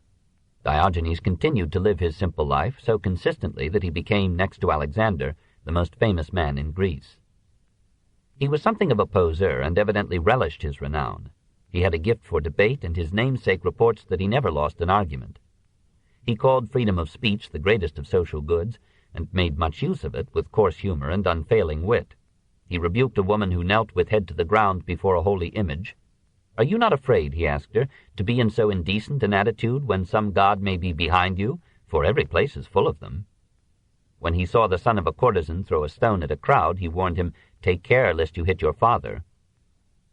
He disliked women and despised men who behaved like them. When a richly dressed and perfumed young Corinthian asked him a question, he said, I will not answer you until you tell me whether you are a boy or a girl. All the world knows the story of how Alexander at Corinth came upon Diogenes lying in the sun. I am Alexander the great king, said the ruler. I am Diogenes the dog, said the philosopher. Ask of me any favor you choose, said the king. Stand out of the sun, answered Diogenes. If I were not Alexander, said the young warrior, I would be Diogenes. But we do not hear that the philosopher returned the compliment. The two men died, we are asked to believe, on the same day in 323, Alexander at Babylon in his 33rd year, Diogenes at Corinth in his 90s. The Corinthians placed a marble dog over his grave, and Sinope, which had banished him, raised a monument to his memory. Nothing could be clearer than the Cynic philosophy. It dallied with logic only long enough to dismiss as moonshine that theory of ideas with which Plato was bewildering the intellectuals of Athens. Metaphysics, too, seemed to the Cynics a vain game. We should study nature not in order to explain the world, which is impossible, but that we may learn the wisdom of nature as a guide to life. The only real philosophy is ethics. The aim of life is happiness, but this is to be found not in the pursuit of pleasure, but in a simple and natural life, independent as possible from all external aids. For though pleasure is legitimate if it results from one's own labor and effort, and is not followed by remorse, yet it so often eludes us in the chase or disappoints us when captured that it may more wisely be called an evil than a good. A modest and virtuous life is the only road to abiding content. Wealth destroys peace, and envious desire, like a rust, eats away the soul. Slavery is unjust but unimportant. The sage will find it as easy to be happy in bondage as in freedom. Only internal freedom counts. The gods, said Diogenes, gave man an easy existence, but man has complicated it by itching for luxuries. Not that the Cynics put much faith in the gods. When a priest explained to Antisthenes how many good things the virtuous will enjoy after death, he asked, "Why then do you not die?" Diogenes smiled at the mysteries, and remarked of the offerings set up in Samothrace by those who had survived shipwreck, the offerings would have been much more numerous if those who were lost had offered them instead of those who were saved. Everything in religion but the practice of virtue seemed to the Cynics superstition. Virtue must be accepted as its own reward and should not depend upon the existence or justice of the gods. Virtue consists in eating, possessing, and desiring as little as possible, drinking only water, and injuring no one. Asked how to defend oneself against an adversary, Diogenes answered, by proving honorable and upright. Only sexual desire seemed reasonable to the Cynics. They avoided marriage as an external bond, but patronized prostitutes. Diogenes advocated free love and a community of wives, and Antisthenes, seeking independence in everything, complained that he could not satisfy his hunger as solitarily as he could assuage his lust. Having accepted sexual desire as normal and natural, like hunger, the Cynics professed themselves unable to understand why men should be ashamed to satisfy the one appetite, like the other, in public. Even in death a man should be independent, choosing for it his own place and time. Suicide is legitimate. Diogenes, some say, killed himself by holding his breath. The Cynic philosophy was part of a back-to-nature movement which arose in 5th century Athens as a reaction of maladjustment to an irksomely complex civilization. Men are not civilized by nature and bear the restraints of ordered life only because they fear punishment or solitude. Diogenes stood to Socrates in somewhat the same relation as Rousseau to Voltaire. He thought that civilization was a mistake, and that Prometheus had deserved his crucifixion for bringing it to mankind. The Cynics, like the Stoics and Rousseau, idealized nature peoples. Diogenes tried to eat meat raw because cooking was unnatural. The best society, he thought, would be one without artifices or laws. The Greeks smiled upon the Cynics and tolerated them as medieval society tolerated its saints. After Diogenes, the Cynics became a religious order without religion. They made a rule of poverty, lived on alms, tempered their celibacy with promiscuity, and opened schools of philosophy. They had no homes, but taught and slept in the street or the temple porticos. Through Diogenes's disciples, Stilpo and Crates, the Cynic doctrine passed down into the Hellenistic age and formed the basis of Stoicism. The school disappeared as an entity about the end of the 3rd century, but its influence remained strong in the Greek tradition and perhaps reappeared in the Essenes of Judea and the monks of early Christian Egypt. How far all these movements were influenced by or influenced similar sects in India, scholarship cannot yet say. The back-to-nature devotees of our own day are the intellectual descendants of these men and women of Oriental or Greek antiquity who, tired of unnatural and cramping restraints, thought that they could turn and live with the animals. No full life is without a touch of this urban fantasy. 3. Plato. 1. The teacher. Even Plato was moved by the Cynic ideal. In the second book of the Republic, he describes with relish and sympathy a communistic and naturalistic utopia. He rejects it and goes on to portray a second-best state. But when he comes to picture his philosopher kings, we find the Cynic dream of men without property and without wives, dedicated to plain living and high philosophy, capturing the citadel of the finest imagination in Greek history. Plato's plan for a communistic aristocracy was the brilliant endeavor of a rich conservative to reconcile his scorn of democracy with the radical idealism of his time. He came of a family so ancient that on his mother's side his pedigree went back to Solon, and on his father's side to the early kings of Athens, even to Poseidon, god of the sea. His mother was the sister of Charmides and the niece of Critias, so that opposition to democracy was almost in his blood. Named Aristocles, best and renowned, the youth distinguished himself in almost every field. He excelled in the study of music, mathematics, rhetoric, and poetry. He charmed the women and doubtless the men with his good looks. He wrestled at the Isthmian Games and was nicknamed Platon, or Broad, because of his robust frame. He fought in 3 battles and won a prize for bravery. He wrote epigrams, amorous verses, and a tragic tetralogy. He was hesitating between poetry and politics as a career when, at the age of 20, he succumbed to the fascination of Socrates. He must have known him before, since the great gadfly had long been a friend of his uncle Charmides. But now he could understand Socrates' teaching and enjoy the sight of the old man tossing ideas like an acrobat into the air and impaling them on the prongs of his questioning. He burned his poems, forgot Euripides, athletics, and women, and followed the master as if under a hypnotic spell. Perhaps he took notes every day, following with an artist's sensitivity the dramatic possibilities of this grotesque and lovable Silenus. Then, when Plato was 23, came the Tory Revolution of 404, led by his own relatives, the 10 stays of the oligarchic terror, and the brave defiance of the 30 by Socrates, the death of Critias and Charmides, the restoration of the democracy, the trial and death of Socrates. All the world seemed to collapse about the once carefree youth, and he fled from Athens as if it were a haunted city. He found some comfort at Megara, in the home of Euclides, and then at Cyrene, perhaps with Aristippus. Thence he appears to have gone to Egypt and studied the mathematical and historical lore of the priests. About 395 he was back in Athens, and a year later fought for the city at Corinth. About 387 he set forth again, studied the Pythagorean philosophy with Archytas at Terrace, and with Timaeus at Locri, passed over to Sicily to see Mount Etna, formed a friendship with Dion of Syracuse, was introduced to Dionysius I, was sold into slavery, and was back safe in Athens in 386.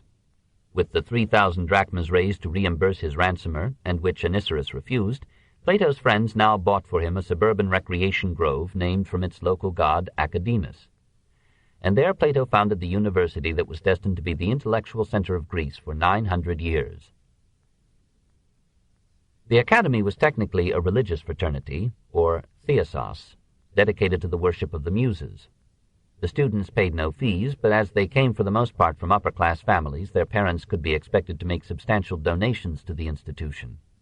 Rich men, says Suidas, from time to time bequeathed in their wills to the members of the school the means of living a life of philosophic leisure. Dionysius II was reported to have given Plato 80 talents, or $480,000, which might explain the philosopher's patience with the king. The comic poets of the time satirized the students as affected in their manners and over-nice in their dress, with elegant caps and canes, and a short cloak or academic gown. So old are the manners of Eton and the black robes of scholarship. Women were admitted to the student body, for Plato remained to this extent a radical that he was an ardent feminist. The chief studies were mathematics and philosophy. Over the portal was a warning inscription, "Let no one without geometry enter here." Perhaps a considerable measure of mathematics formed a requirement for admission. Most of the mathematical advances of the 4th century were made by men who had studied in the academy. The mathematical course included arithmetic, or theory of number, advanced geometry, spheric, or astronomy, music, probably including literature and history, law, and philosophy. Moral and political philosophy came last, if Plato followed the advice which, half justifying Anytus and Miletus, he puts into the mouth of Socrates. Socrates: You know that there are certain principles about justice and good which were taught us in childhood, and under their parental authority we have been brought up, obeying and honoring them. Glaucon: That is true.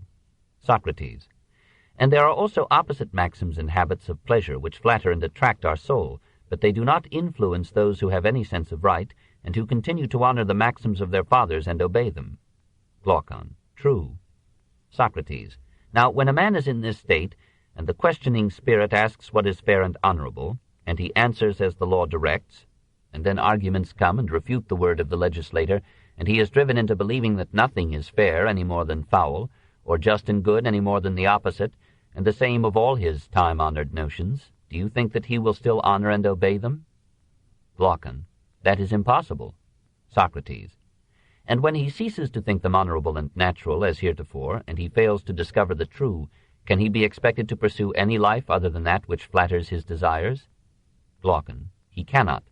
Socrates: And from being an observer of the law he is converted into a lawless person? Glaucon. Unquestionably. Socrates. Therefore every care must be taken in introducing our 30-year-old citizens to dialectic. They must not be allowed to taste the dear delight too early. That is one thing specially to be avoided. For young men, as you may have observed, when they first get the taste in their mouths, argue for amusement, and are always contradicting and refuting others in imitation of those who refute them. They are like puppy dogs, who delight to tear and pull at all who come near them. Glaucon. Yes, that is their great delight. Socrates. And when they have made many conquests and received defeats at the hands of many, they violently and speedily get into a way of not believing anything that they believed before, and hence philosophy has a bad name with the rest of the world. Glaucon. That is very true. Socrates. But when a man begins to get older, he will no longer be guilty of that sort of insanity. He will follow the example of the reasoner who is seeking for truth, and not of the eristic who is contradicting for the sake of amusement, and the greater consideration of his character will increase and not diminish the honor of the pursuit. Plato and his aides taught by lecturing, by dialogue, and by setting problems to the students. One problem was to find the uniform and ordered movements by the assumption of which the apparent motions of the planets can be accounted for. Possibly Eudoxus and Heraclides derived some stimulus from these tasks. The lectures were technical and sometimes disappointed those who had hoped for practical gain, but pupils like Aristotle, Demosthenes, Lycurgus, Hyperides, and Xenocrates were deeply influenced by them, and in many cases published the notes they had taken. Antiphanes said humorously that just as in a far northern city words froze into ice as they were spoken, and were heard in the summer when they thawed, so the words spoken by Plato to his students in their youth were finally understood by them only in their old age.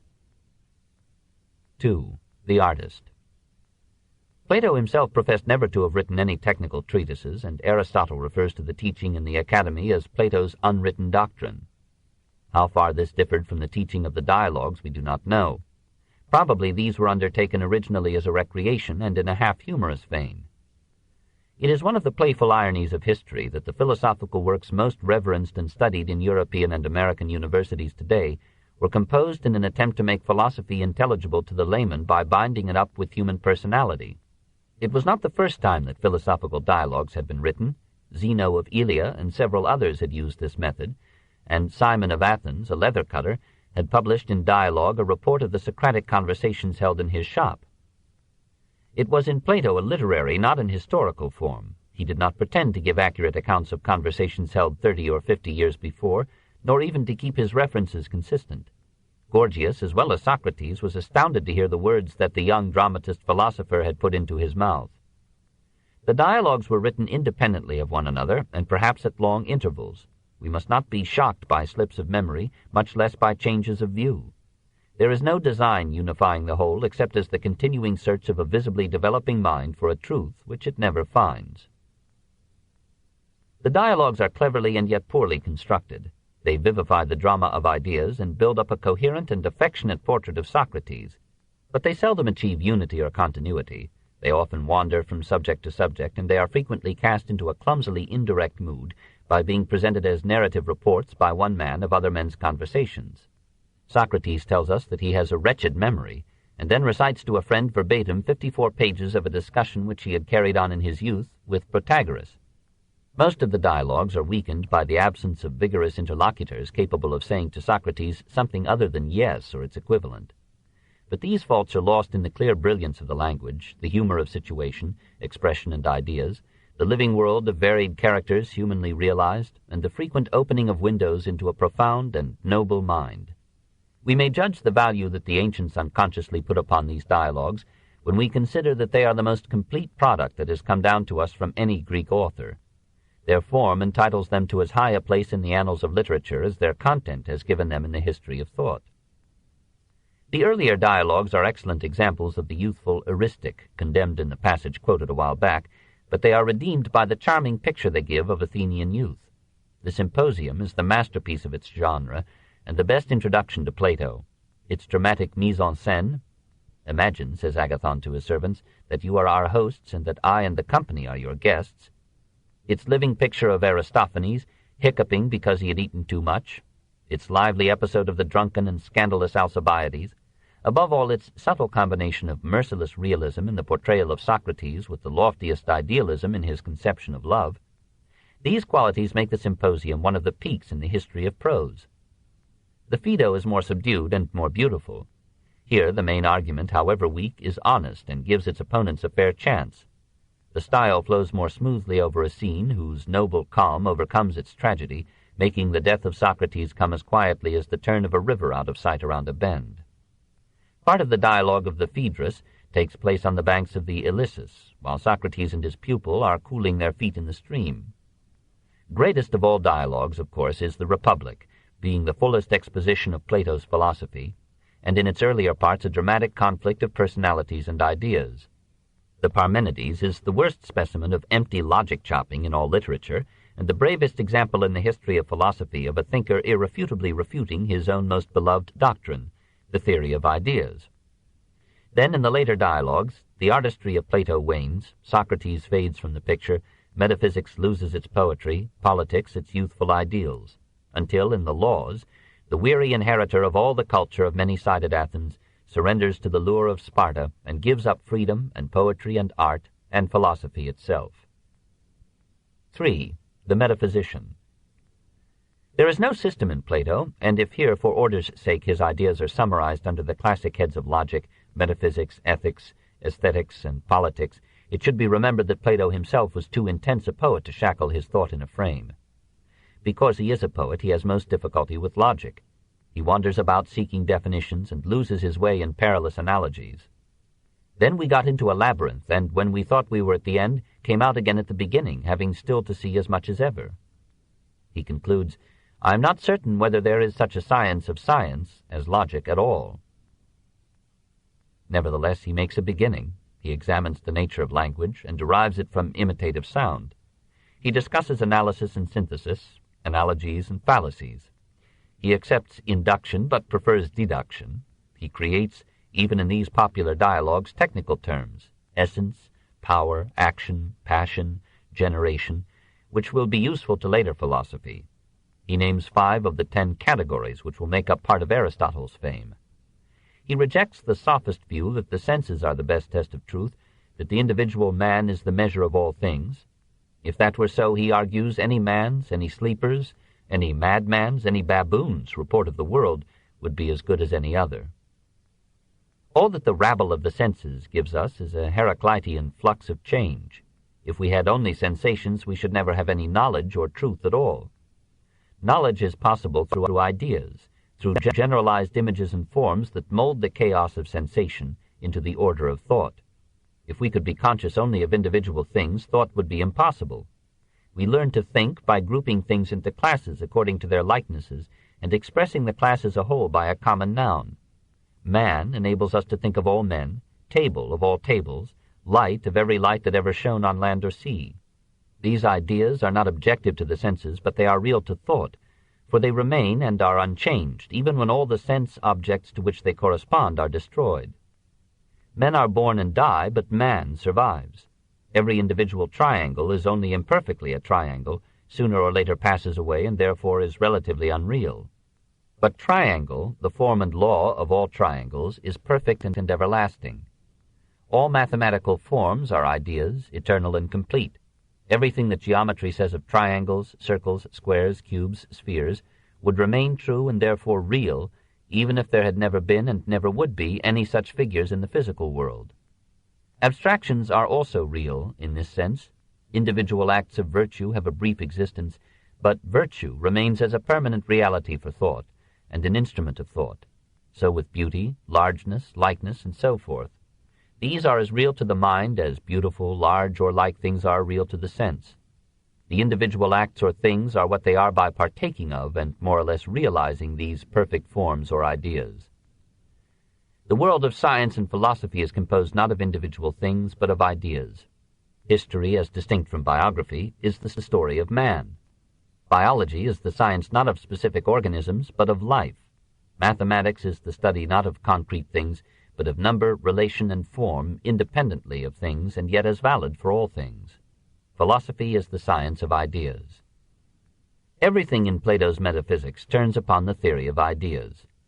God, the prime mover unmoved, or soul of the world, moves and orders all things according to the eternal laws and forms, the perfect and changeless ideas which constitute, as the Neoplatonists would say, the logos, or divine wisdom or mind of God.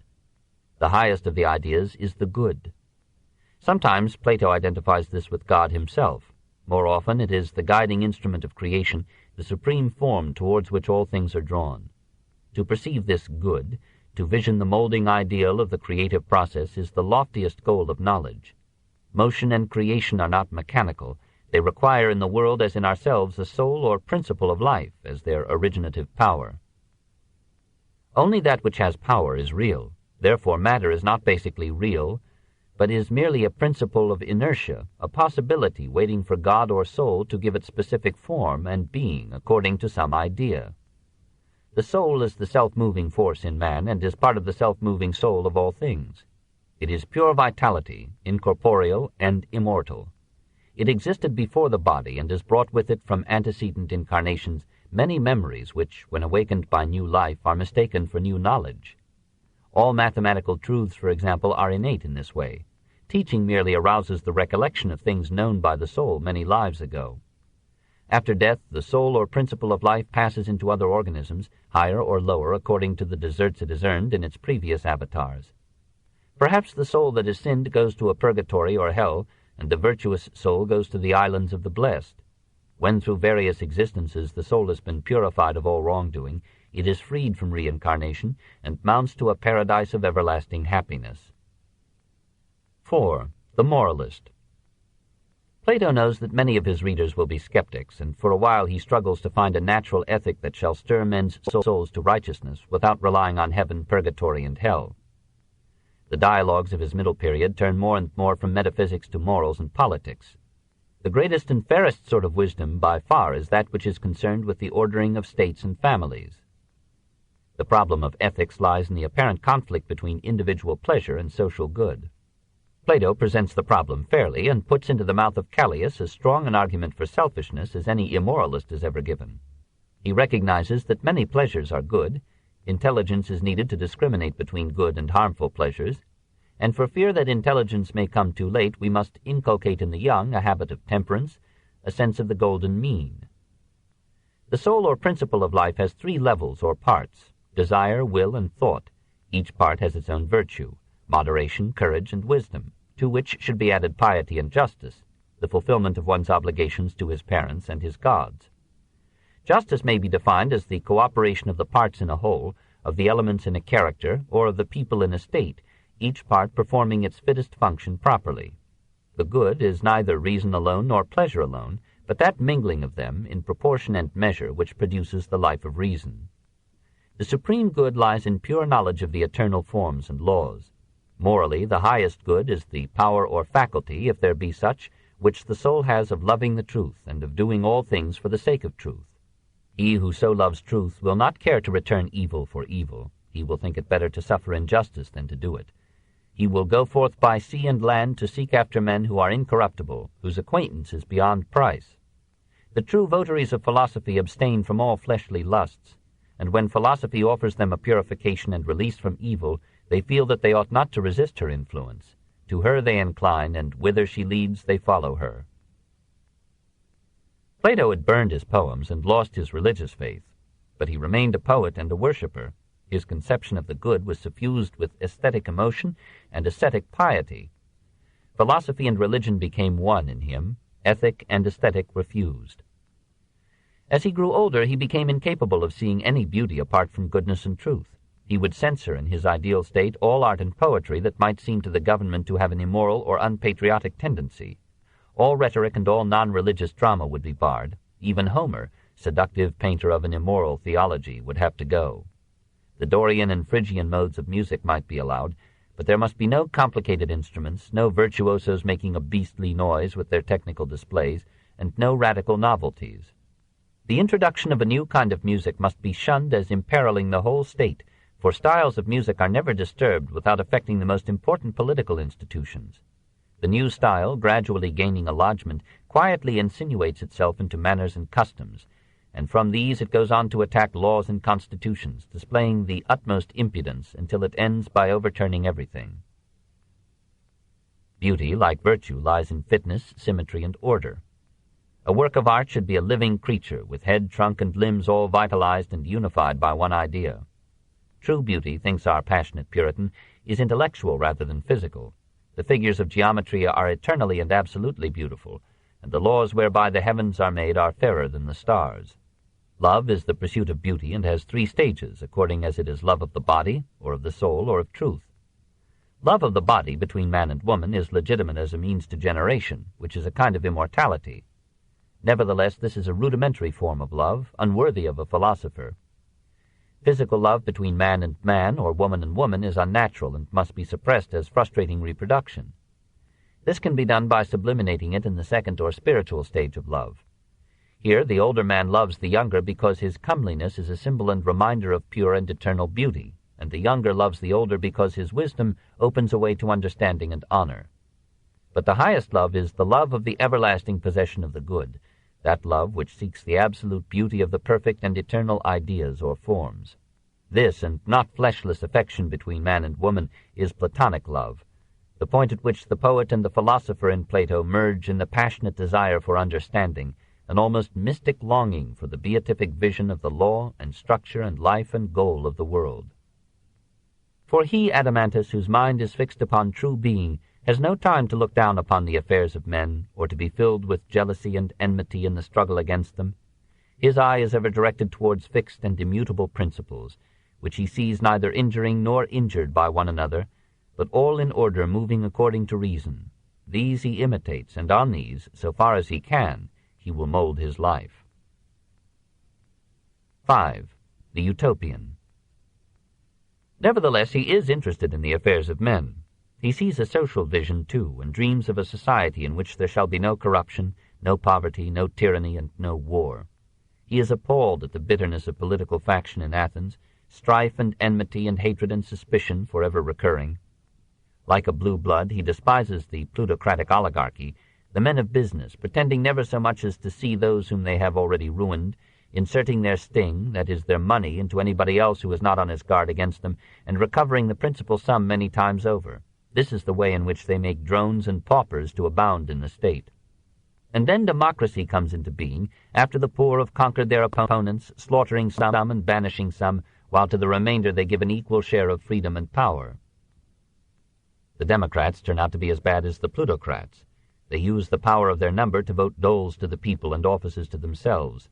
They flatter and pamper the multitudes until liberty becomes anarchy, standards are debased by omnipresent vulgarity, and manners are coarsened by unhindered insolence and abuse. As the mad pursuit of wealth destroys the oligarchy, so the excesses of liberty destroy democracy. This book is continued on Cassette 6, Side 1.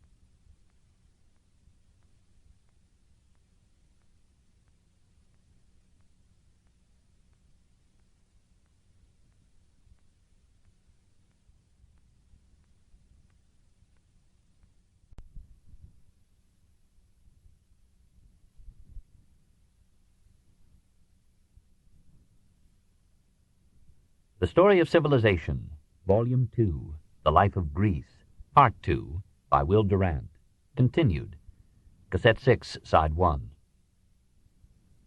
As the mad pursuit of wealth destroys the oligarchy, so the excesses of liberty destroy democracy. Socrates. In such a state, the anarchy grows and finds a way into private houses, and ends by getting among the animals and infecting them.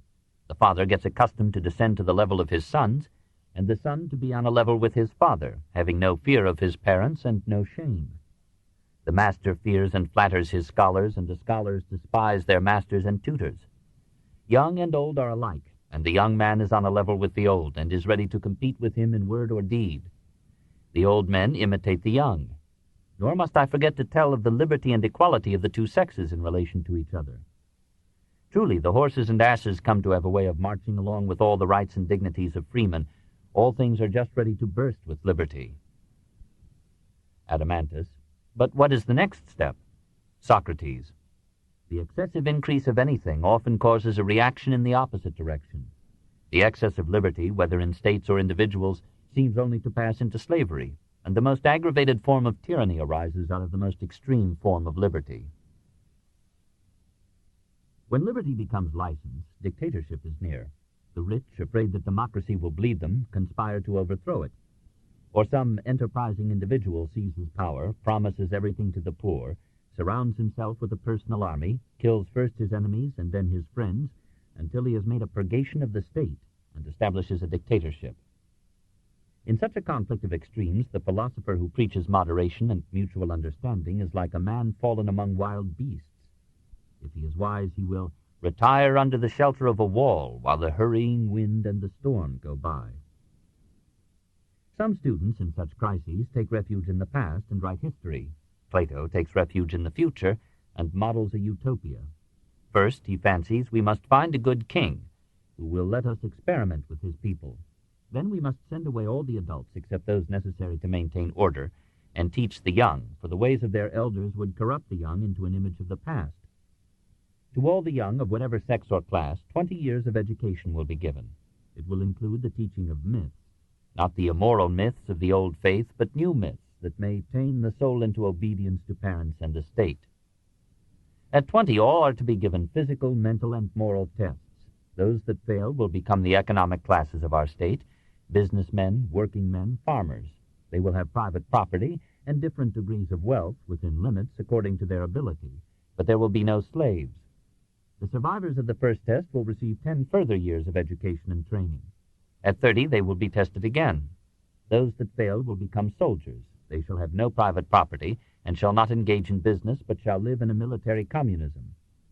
Those that pass the second test will now, and none before, take up for 5 years the study of divine philosophy in all its branches, from mathematics and logic to politics and law. At 35, the survivors, with all their theory in their heads, will be flung into the practical world to earn their living and make themselves a place. At 50, such of them as are still alive shall become, without election, members of the guardian or ruling class. They shall have all powers but no possessions. There will be no laws. All cases and issues will be decided by the philosopher kings according to a wisdom untrammeled by precedent. Lest they abuse these powers, they shall have no property, no money, no families, no permanent individual wives. The people will hold the power of the purse, the soldiers the power of the sword. Communism is not democratic, it is aristocratic. The common soul is incapable of it. Only soldiers and philosophers can bear it. As for marriage, it must in all classes be strictly regulated by the guardians as a eugenic sacrament. The best of either sex should be united with the best as often as possible, and the inferior with the inferior. And they are to rear the offspring of one sort of union, but not of the other, for this is the only way of keeping the flock in prime condition. All children are to be brought up by the state and given equal educational opportunity. Classes are not to be hereditary. Girls shall have an equal chance with boys, and no office in the state shall be closed to women because they are women. By this combination of individualism, communism, eugenics, feminism, and aristocracy, Plato thinks that a society might be produced in which a philosopher would be glad to live. As he concludes, until philosophers are kings, or the kings and princes of this world have the spirit and power of philosophy, cities will never cease from ill, nor the human race. 6. The lawmaker. He thought that he had found such a prince in Dionysius II. He felt, like Voltaire, that monarchy has this advantage over democracy, that in a monarchy the reformer has only to convince one man. To make a better state, he would assume a dictator young, temperate, quick at learning, having a good memory, courageous, of a noble nature, and fortunate. His good fortune must be that he is the contemporary of a great legislator, and that some happy chance brings them together. It was, as we have seen, an unhappy chance. In his declining years, still longing to be a legislator, Plato offered a third best state. The Laws, besides being the earliest extant classic of European jurisprudence, is an instructive study in the senile aftermath of youthful romanticism. The new city, says Plato, must be placed inland, lest foreign ideas undermine its faith, foreign trade its peace, and foreign luxuries its self-contained simplicity. The number of free citizens shall be limited to the conveniently divisible number of 5,040. In addition to these will be their families and their slaves. The citizens shall elect 360 guardians, divided into groups of 30, each group administering the state for a month. The 360 shall choose a nocturnal council of 26, which shall meet at night and legislate on all vital affairs. These councillors shall allot the land in equal, indivisible, and inalienable parcels among the citizen families. The guardians shall provide against the rains doing harm instead of good to the land, and shall keep them back by works and ditches, and make irrigation streams furnish even to the dry places plenty of water. To control the growth of economic inequality, trade is to be held to a minimum. No gold or silver is to be kept by the people, and there shall be no lending of money at interest. Everyone is to be discouraged from living by investment, and is to be encouraged to live as an active farmer on the land. Any man who acquires more than 4 times the value of one share of land must surrender the surplus to the state, and severe limits are to be placed upon the power of bequest. Women are to have equal educational and political opportunity with men. Men must marry between 30 and 35 or pay heavy annual fines, and they are to beget children for only 10 years. Drinking and other public amusements are to be regulated to preserve the morals of the people. To accomplish all this peaceably, there must be complete state control of education, publication, and other means of forming public opinion and personal character. The highest official in the state is to be the Minister of Education. Authority will replace liberty in education, for the intelligence of children is too undeveloped to excuse us for leaving them to the guidance of their own lives. Literature, science, and the arts are to be under censorship. They will be forbidden to express ideas which the councillors consider hurtful to public morals and piety. Since obedience to parents and the laws can be secured only through supernatural sanctions and aids, the state shall determine what gods are to be worshipped, and how and when. Any citizen who questions this state religion is to be imprisoned. If he persists, he is to be killed. A long life is not always a blessing. It would have been better for Plato to have died before writing this indictment of Socrates, these prolegomena to all future inquisitions. His defense would be that he loved justice more than truth, that his aim was to abolish poverty and war, that he could do this only by strict state control of the individual, and that this required either force or religion. The degenerative Ionian looseness of Athenian morals and politics, he thought, would be cured only by the Dorian discipline of the Spartan code. Through all of Plato's thought runs the fear of the abuses of freedom and the conception of philosophy as the policeman of the people and the regulator of the arts. The Laws offers the surrender of a dying Athens that had completely lived to a Sparta that, ever since Lycurgus, had been dead. When Athens' most famous philosopher could find so little to say for freedom, Greece was ripe for a king. Looking back over this body of speculation, we are surprised to see how fully Plato anticipated the philosophy, the theology, and the organization of medieval Christianity, and how much of the modern fascist state. The theory of ideas became the realism of the scholastics, the objective reality of universals. Plato is not only a pre-existent Christlich, as Nietzsche called him, but a pre-Christian Puritan. He distrusts human nature as evil and thinks of it as an original sin tainting the soul. He breaks up into an evil body and a divine spirit, that unity of body and soul which had been the educated Greek ideal of the 6th and 5th centuries. Like a Christian ascetic, he calls the body the tomb of the soul. He takes from Pythagoras and Orphism an Oriental faith in transmigration, karma, sin, purification, and release. He adopts in his last works the otherworldly tone of a converted and repentant Augustine. One would almost say that Plato was not Greek if it were not for his perfect prose.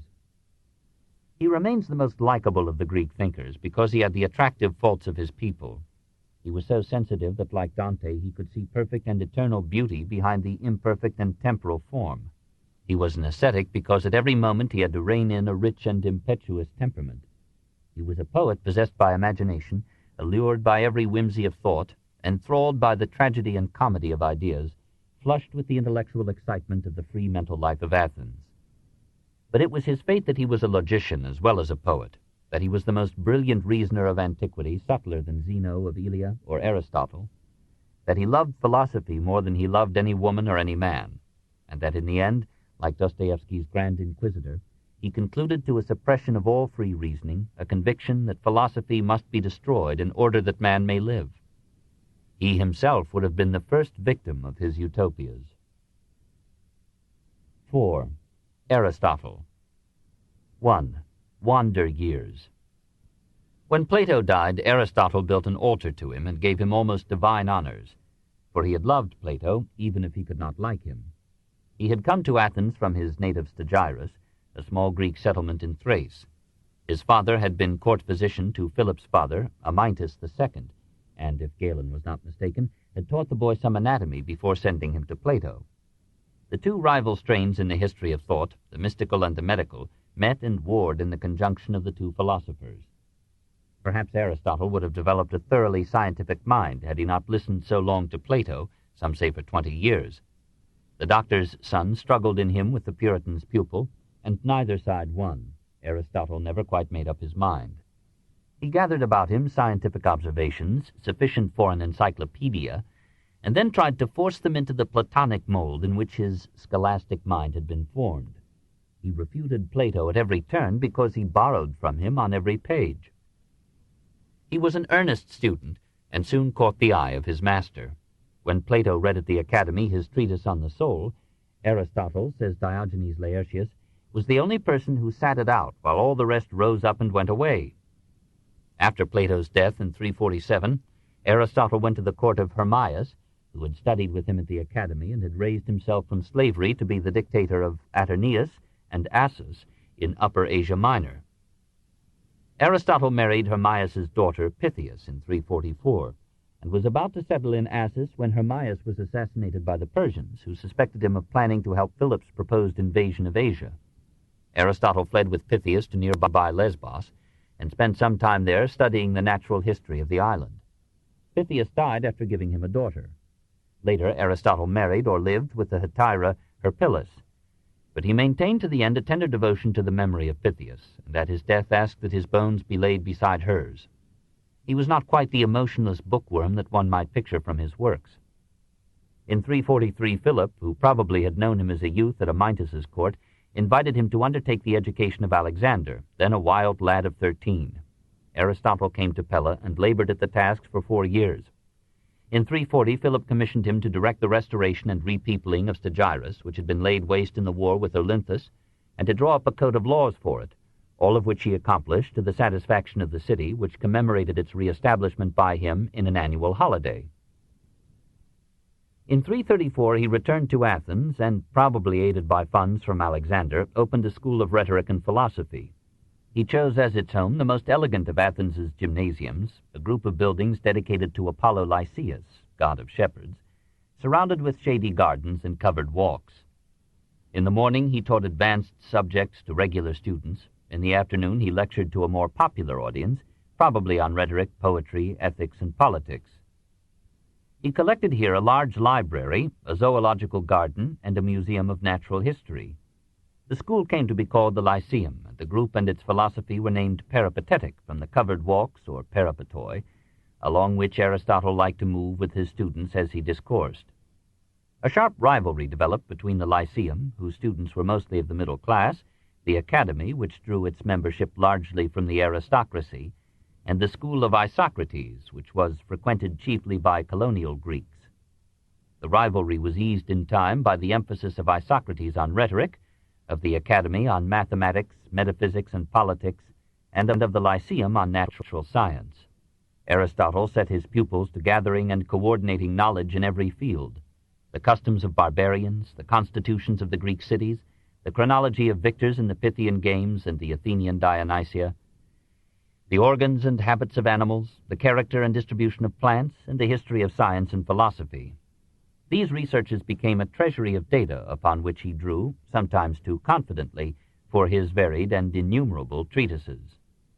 For the layman he wrote some 27 popular dialogues, which Cicero and Quintilian considered equal to Plato's. It was chiefly by these that he was known in antiquity. These dialogues were among the casualties of the barbarian conquest of Rome. What remains to us is a mass of technical, highly abstract, and inimitably dull works rarely referred to by ancient scholars, and apparently composed, in the last 12 years of his life, of notes made for his lectures by himself or from his lectures by his pupils.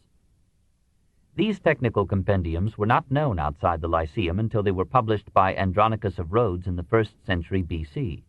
40 of them survive, but Diogenes Laertius mentions 360 more, probably brief monographs. In these ashes of scholarship we must seek the once living thought that in later ages won for Aristotle the title of the philosopher. We must approach him expecting no brilliance like Plato's, and no wit like Diogenes's, but only a rich argosy of knowledge, and such conservative wisdom as befits the friend and pensioner of kings. 2. The scientist. Aristotle has traditionally been considered as primarily a philosopher. Perhaps this is a mistake. Let us, if only for a fresh view, consider him chiefly as a scientist. His curious mind is interested to begin with in the process and technique of reasoning, and so acutely does he analyze these that his organon, or instrument, the name given after his death to his logical treatises, became the textbook of logic for 2,000 years. He longs to think clearly, though he seldom in his extant works succeeds. He spends half his time defining his terms, and then feels that he has solved the problem. Definition itself he defines definitively as the specification of an object or idea by naming the genus or class to which it belongs. Man is an animal, and the specific difference that distinguishes it from all other members of that class. Man is a rational animal. It is characteristic of this methodical way that he arranged in 10 categories the basic aspects under which anything may be considered: substance, quantity, quality, relation, place, time, position, possession, activity, passivity, a classification that some writers have found an aid in the amplification of their flagging thought. He accepts the senses as the only source of knowledge.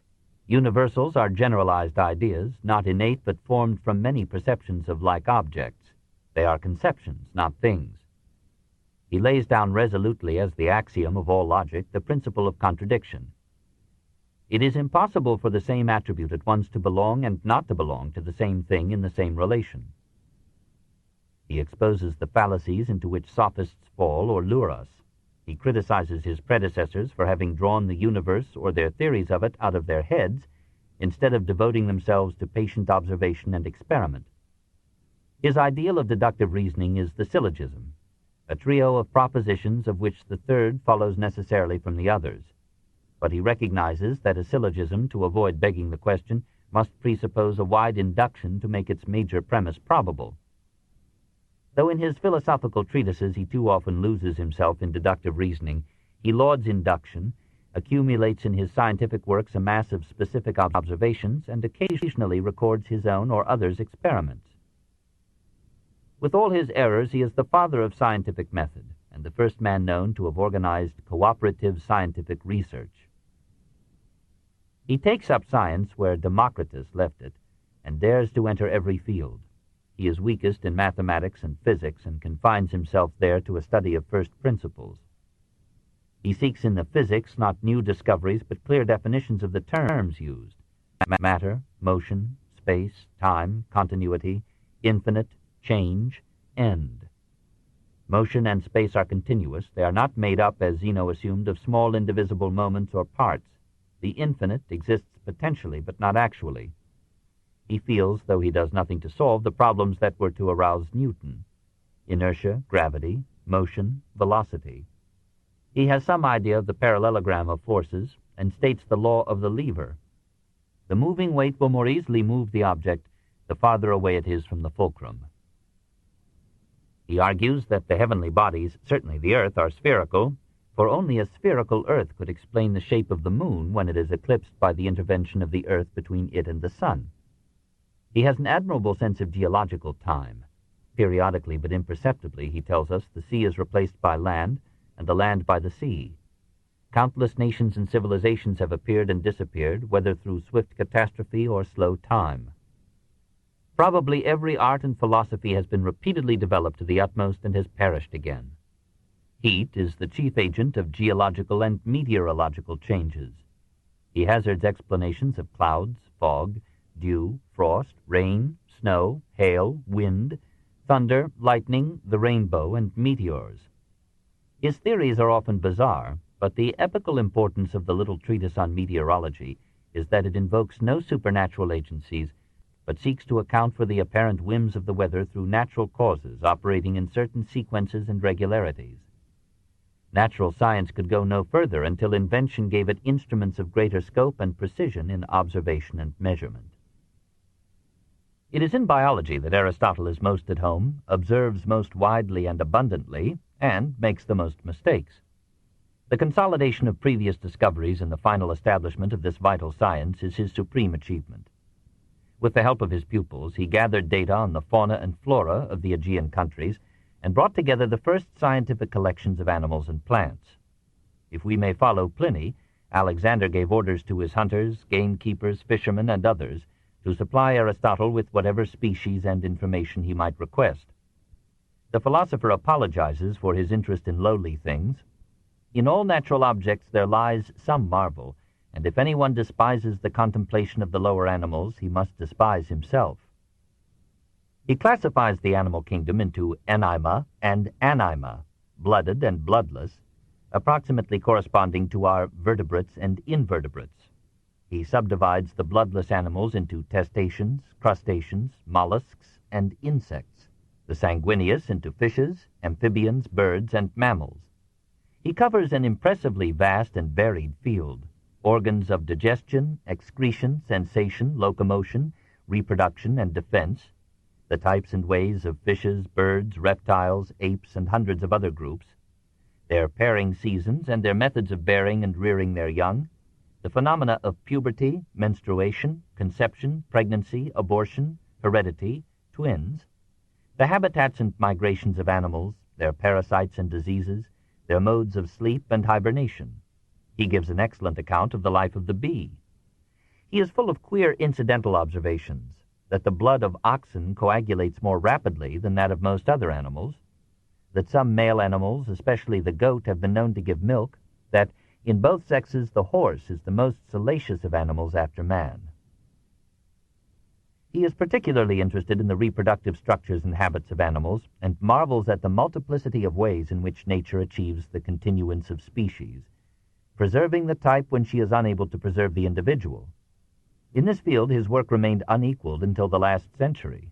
The life of animals moves about two foci, eating and procreation. The female has an organ which must be regarded as an ovary, for it contains that which at first is undifferentiated egg, and which becomes, by differentiation, many eggs. The female element contributes to the embryo material and food. The male element contributes energy and movement. The female is the passive element, the male is the activating agent. Aristotle rejects the opinions of Empedocles and Democritus that the sex of the embryo is determined by the temperature of the womb, or by the preponderance of one reproductive element over another, and then reformulates the theories as his own. Whenever the formative, or male principle, fails to gain the upper hand, and from deficient warmth fails properly to cook the material and so fashion it into its own shape, then will this material pass over into the female. Sometimes, he adds, women bring forth 3 or even 4 children, especially in certain parts of the world. The largest number ever brought forth is 5, and such an occurrence has been witnessed on several occasions. There was once upon a time a woman who had 20 children at 4 births, and most of them grew up. He anticipates many theories of 19th century biology. He believes that the organs and characteristics of the embryo are formed by tiny particles, the gemmules of Darwin's pangenesis, that pass from every part of the adult into the reproductive elements. Like von Baer, he teaches that in the embryo the characters belonging to the genus appear first, those belonging to the species second, those belonging to the individual third. He states a principle on which Herbert Spencer prided himself, that the fertility of organisms, by and large, varies inversely as the complexity of their development. His description of the chick embryo shows him at his best. If you wish, try this experiment. Take 20 or more eggs and let them be incubated by 2 or more hens. Then each day, from the second to that of hatching, remove an egg, break it, and examine it. With the common hen, the embryo becomes first visible after 3 days. The heart appears like a speck of blood, beating and moving as though endowed with life, and from it 2 veins with blood in them pass in a convoluted course, and a membrane carrying bloody fibers from the vein ducts now envelops the yolk. When the egg is 10 days old, the chick and all its parts are distinctly visible. The human embryo, Aristotle believes, develops like the chick. In the same way, the infant lies within its mother's womb, for the nature of the bird can be likened to that of man. His theory of analogous organs enables him to see the animal world as one. A nail is the analog of a claw, a hand of a crab's nipper, a feather of a fish's scale. At times he comes close to a doctrine of evolution. Nature proceeds little by little from things lifeless to animal life in such a way that it is impossible to determine the exact line of demarcation. Thus, next after lifeless things in the upward scale comes the genus of plants, relatively lifeless as compared with animals, but alive as compared with corporeal objects. There is in plants a continuous scale of ascent towards the animal. There are certain objects in the sea concerning which one would be at a loss to determine whether they be animal or vegetable. The sponge is in every respect like a vegetable. Some animals are rooted and perish if detached. In regard to sensibility, some animals give no sign of it, others indicate it obscurely, and so throughout the animal scale there is a graduated differentiation. He considers the ape an intermediate form between man and other viviparous animals. He rejects Empedocles' notion of the natural selection of accidental mutations. There is no fortuity in evolution. The lines of development are determined by the inherent urge of each form, species, and genus to develop itself to the fullest realization of its nature. There is design, but it is less a guidance from without than an inner drive or entelechy by which each thing is drawn to its natural fulfillment. Intermingled with these brilliant suggestions, there are, as might be expected from the hindsight of 23 centuries, errors so numerous and some so gross that we are warranted in suspecting that the zoological works of Aristotle have suffered some admixture of his own notes with those of his students. The history of animals is a mine of mistakes. We learn there that mice die if they drink in summer, that elephants suffer from only 2 diseases, catarrh and flatulence, that all animals but man develop rabies when bitten by a mad dog, that eels are generated spontaneously, that only men have palpitation of the heart, that the yolk of several eggs shaken together collects into the middle, that eggs float in strong brine. Aristotle knows the internal organs of animals better than those of men, for neither he nor Hippocrates seems to have overridden religious taboos and practiced human dissection. He thinks that man has only 8 ribs, that women have fewer teeth than men, that the heart lies higher than the lungs, that the heart and not the brain is the seat of sensation, that the function of the brain is literally to cool the blood. Finally, he, or some ponderous proxy, carries the theory of design to depths that make the judicious smile. It is evident that plants are created for the sake of animals, and animals for the sake of men. Nature has made the buttocks for repose, since quadrupeds can stand without fatigue, but man needs a seat. And yet even this last passage reveals the scientist. The author takes it for granted that man is an animal and seeks natural causes for the anatomical differences between beasts and men. All in all, the history of animals is Aristotle's supreme work and the greatest scientific product of 4th century Greece. Biology waited 20 centuries for its equal. 3. The philosopher. Whether through a sincere piety or through a cautious respect for the opinions of mankind, Aristotle becomes less of a scientist and more of a metaphysician as he turns to the study of man. He defines the soul, or psyche, or vital principle, as the primary entelechy of an organism, that is, the organism's inherent and destined form, its urge and direction of growth.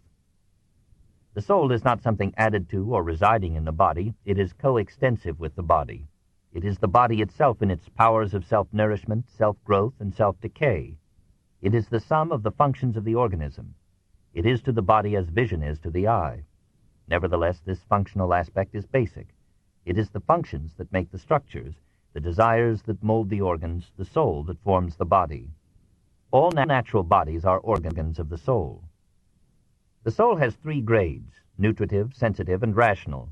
Plants share with animals and men the nutritive soul, the capacity for self-nourishment and internal growth. Animals and men have in addition the sensitive soul, the capacity for sensation. The higher animals, as well as men, have the passive rational soul, the capacity for the simpler forms of intelligence. Man alone has the active rational soul, the capacity to generalize and originate.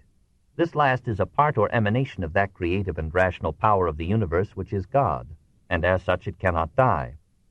But this immortality is impersonal. What survives is the power, not the personality. The individual is a unique and mortal compound of nutritive, sensitive, and rational faculties. He achieves immortality only relatively, through reproduction, and only impersonally through death. Just as the soul is the form of the body, so God is the form or entelechy of the world, its inherent nature, functions, and purposes. All causes at last go back to the first cause uncaused, all motions to the prime mover unmoved. We must assume some origin or beginning for the motion and power in the world, and this source is God. As God is the sum and source of all motion, so he is the sum and goal of all purposes in nature. He is the final as well as the first cause. Everywhere we see things moving to specific ends. The front teeth grow sharp to cut food, the molars grow flat to grind it. The eyelid winks to protect the eye, the pupil expands in the dark to let in more light. The tree sends its roots into the earth, its shoots toward the sun. As the tree is drawn by its inherent nature, power, and purposes toward the light, so the world is drawn by its inherent nature, power, and purposes, which are God. God is not the creator of the material world, but its energizing form. He moves it not from behind, but as an inner direction or goal, as something beloved moves the lover. Finally, says Aristotle, God is pure thought, rational soul, contemplating itself in the eternal forms that constitute at once the essence of the world and God. The purpose of art, like that of metaphysics, is to capture the essential form of things. It is an imitation or representation of life, but no mechanical copy. That which it imitates is the soul of the matter, not the body or matter itself. And through this intuition and mirroring of essence, even the representation of an ugly object may be beautiful. Beauty is unity, the cooperation and symmetry of the parts in a whole. In drama, this unity is primarily a unity of action. The plot must concern itself with one action chiefly, and may admit other actions only to advance or illuminate this central tale. If the work is to be of high excellence, the action must be noble or heroic. Tragedy, says Aristotle's celebrated definition, is a representation of an action that is heroic and complete and of a certain magnitude, by means of language enriched with all kinds of ornament. It represents men in action and does not use narrative, and through pity and fear it brings relief to these and similar emotions. By arousing our profoundest feelings and then quieting them through a subsiding denouement, the tragic drama offers us a harmless and yet soul-deepening expression of emotions that might otherwise accumulate to neurosis or violence. It shows us pains and sorrows more awful than our own, and sends us home discharged and cleansed. In general, there is a pleasure in contemplating any work of true art, and it is the mark of a civilization to provide the soul with works worthy of such contemplation. For nature requires not only that we should be properly employed, but that we should be able to enjoy our leisure in an honorable way. What, then, is the good life? Aristotle answers with frank simplicity that it is the happy life, and he proposes to consider in his ethics not, like Plato, how to make men good, but how to make them happy. All other things than happiness, he thinks, are sought with some other end in view. Happiness alone is sought for its own sake. Certain things are necessary to lasting happiness: good birth, good health, good looks, good luck, good reputation, good friends, good money, and goodness. No man can be happy who is absolutely ugly. As for those who say that he who is being tortured on the wheel or falls into great misfortunes is happy provided only he be good, they talk nonsense. Aristotle quotes with a candor rare in philosophers the answer of Simonides to Hieron's wife, who has asked whether it was better to be wise or to be rich. Rich, for we see the wise spending their time at the doors of the rich. But wealth is merely means.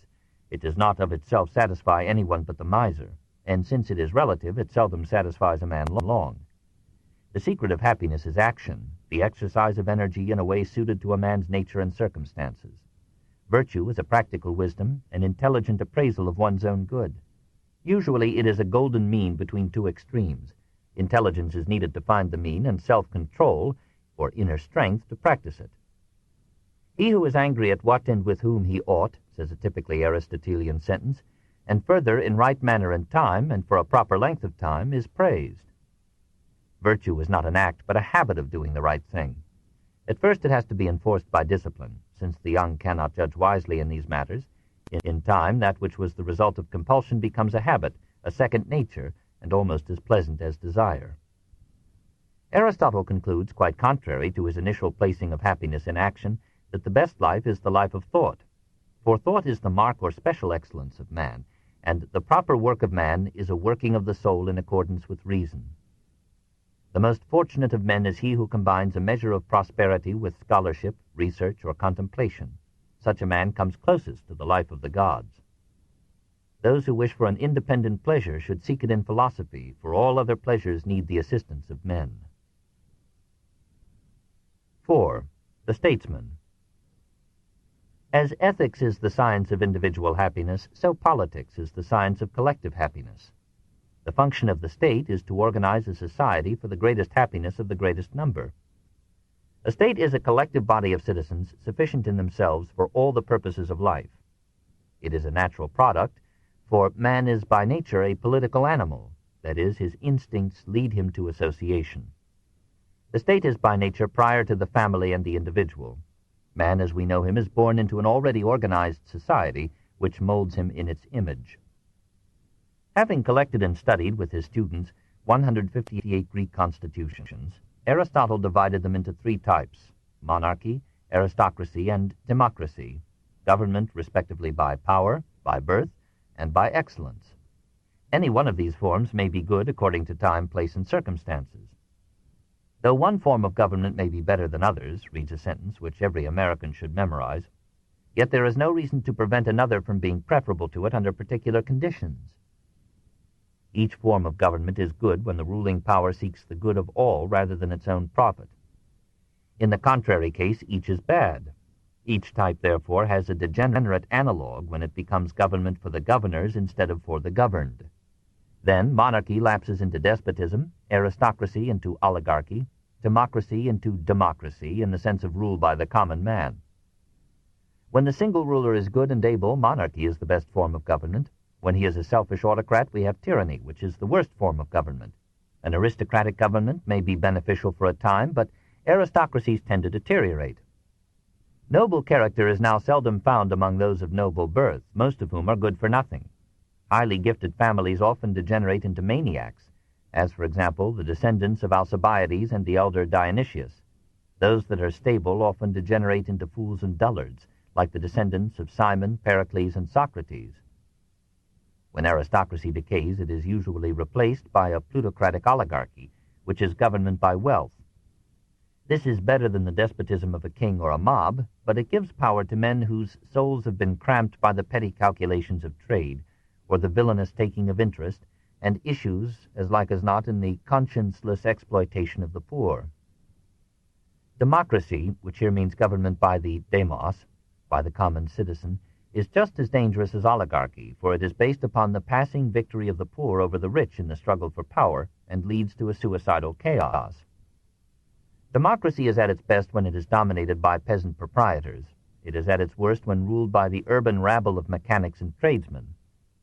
It is true that the multitude judge of many things better than any one person, and that from their numbers they are less liable to corruption, as water is from its quantity.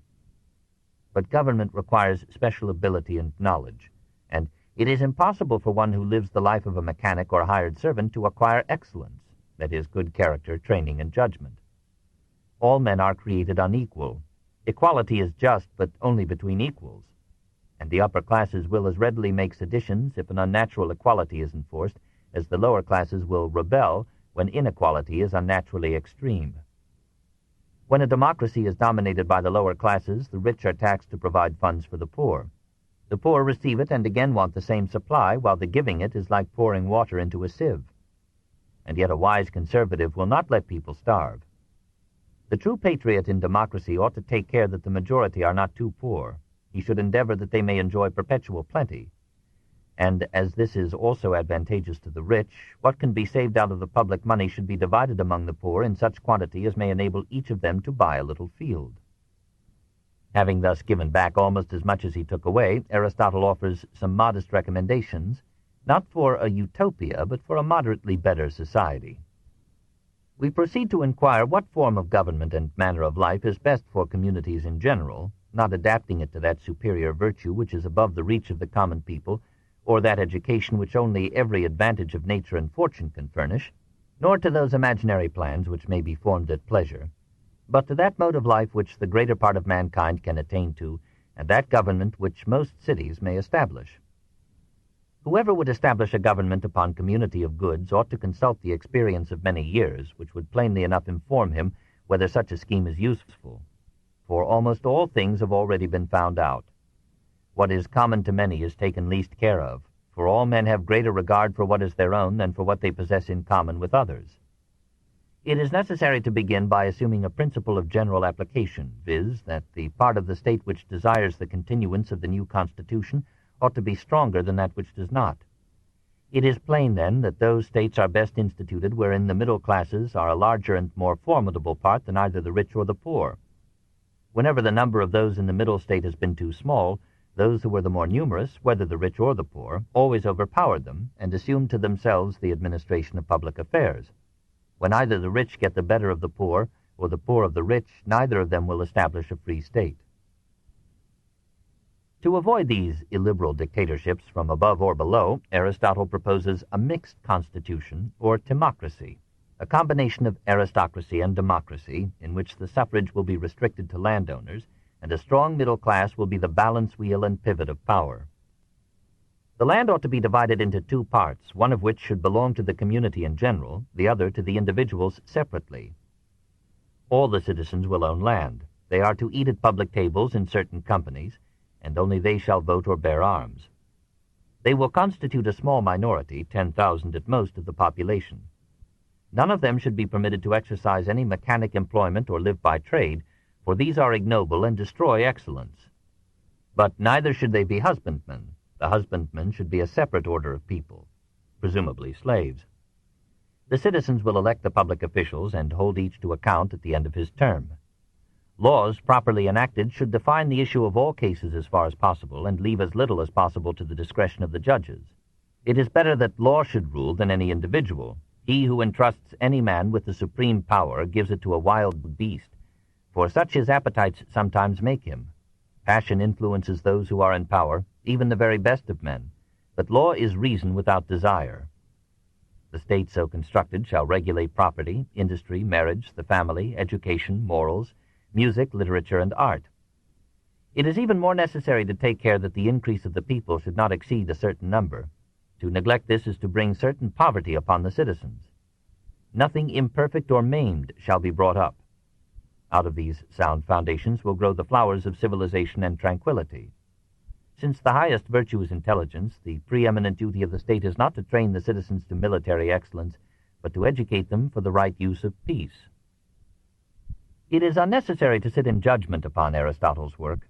Never before, so far as we know, had anyone reared so impressive an edifice of thought.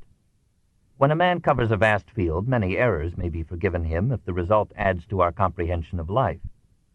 Aristotle's faults, or those of the volumes that we perhaps wrongly count as the considered product of his pen, are too obvious to need retailing. He is a logician, but is quite capable of bad reasoning. He lays down the laws of rhetoric and poetry, but his books are a jungle of disorder, and no breath of imagination stirs their dusty leaves. And yet if we penetrate this verbiage, we find a wealth of wisdom and an intellectual industry that opened many paths in the country of the mind. This book is continued at this point on the other side of this cassette. Please reverse or turn the cassette over now.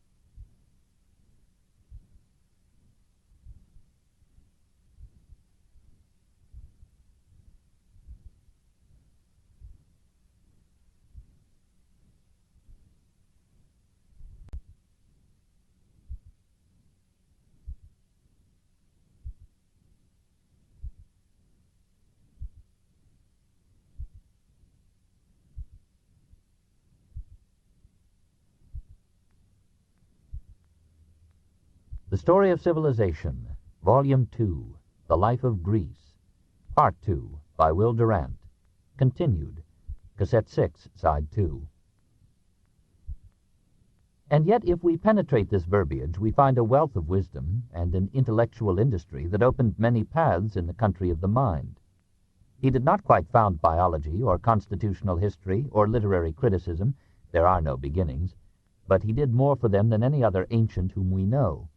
To him, science and philosophy owe a multitude of terms that in their Latin forms have facilitated learned communication and thought: principle, maxim, faculty, mean, category, energy, motive, habit, end. He was, as Pater called him, the first of the schoolmen, and his long ascendancy over philosophical method and speculation suggests the fertility of his ideas and the depth of his insight. His treatises on ethnics and politics stand above every rival in fame and influence. When all deductions have been made, he still remains the master of those who know, an encouraging testimony to the elastic range of the human intellect, and a comforting inspiration to those who labor to bring man's scattered knowledge together into perspective and understanding. Chapter 22. Alexander. 1. The Soul of a Conqueror. The intellectual career of Aristotle, after he left his royal pupil, paralleled the military career of Alexander. Both lives were expressions of conquest and synthesis. Perhaps it was the philosopher who instilled into the mind of the youth that ardor for unity which gave some grandeur to Alexander's victories. More probably, that resolve descended to him from his father's ambitions and was fused into a passion by his maternal blood. If we would understand Alexander, we must always remember that he bore in his veins the drunken vigor of Philip and the barbaric intensity of Olympius. Furthermore, Olympius claimed descent from Achilles. Therefore, the Iliad had a special fascination for Alexander. When he crossed the Hellespont, he was, in his interpretation, retracing the steps of Achilles. When he conquered hither Asia, he was completing the work that his ancestor had begun at Troy. Through all his campaigns, he carried with him a copy of the Iliad annotated by Aristotle. Often he placed it under his pillow at night beside his dagger, as if to symbolize the instrument and the goal. Leonidas, an austere Molossian, trained the boy's body. Lysimachus taught him letters. Aristotle tried to form his mind. Philip was anxious that Alexander should study philosophy, so that, he said, you may not do a great many things of the sort that I am sorry to have done. To some extent, Aristotle made a Hellene of him. Through all his life, Alexander admired Greek literature and envied Greek civilization. To two Greeks sitting with him at the wild banquet at which he slew Clytus, he said, "Do you not feel like demigods among savages when you are sitting in company with these Macedonians?" Physically, Alexander was an ideal youth. He was good in every sport: a swift runner, a dashing horseman, a brilliant fencer, a practiced bowman, a fearless hunter. His friends wished him to enter the foot races at Olympia. He answered that he would be willing if his opponents were kings.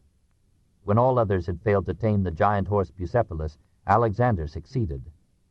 Seeing which, says Plutarch, Philip acclaimed him with prophetic words, "My son, Macedonia is too small for you. Seek out a larger empire, worthier of you."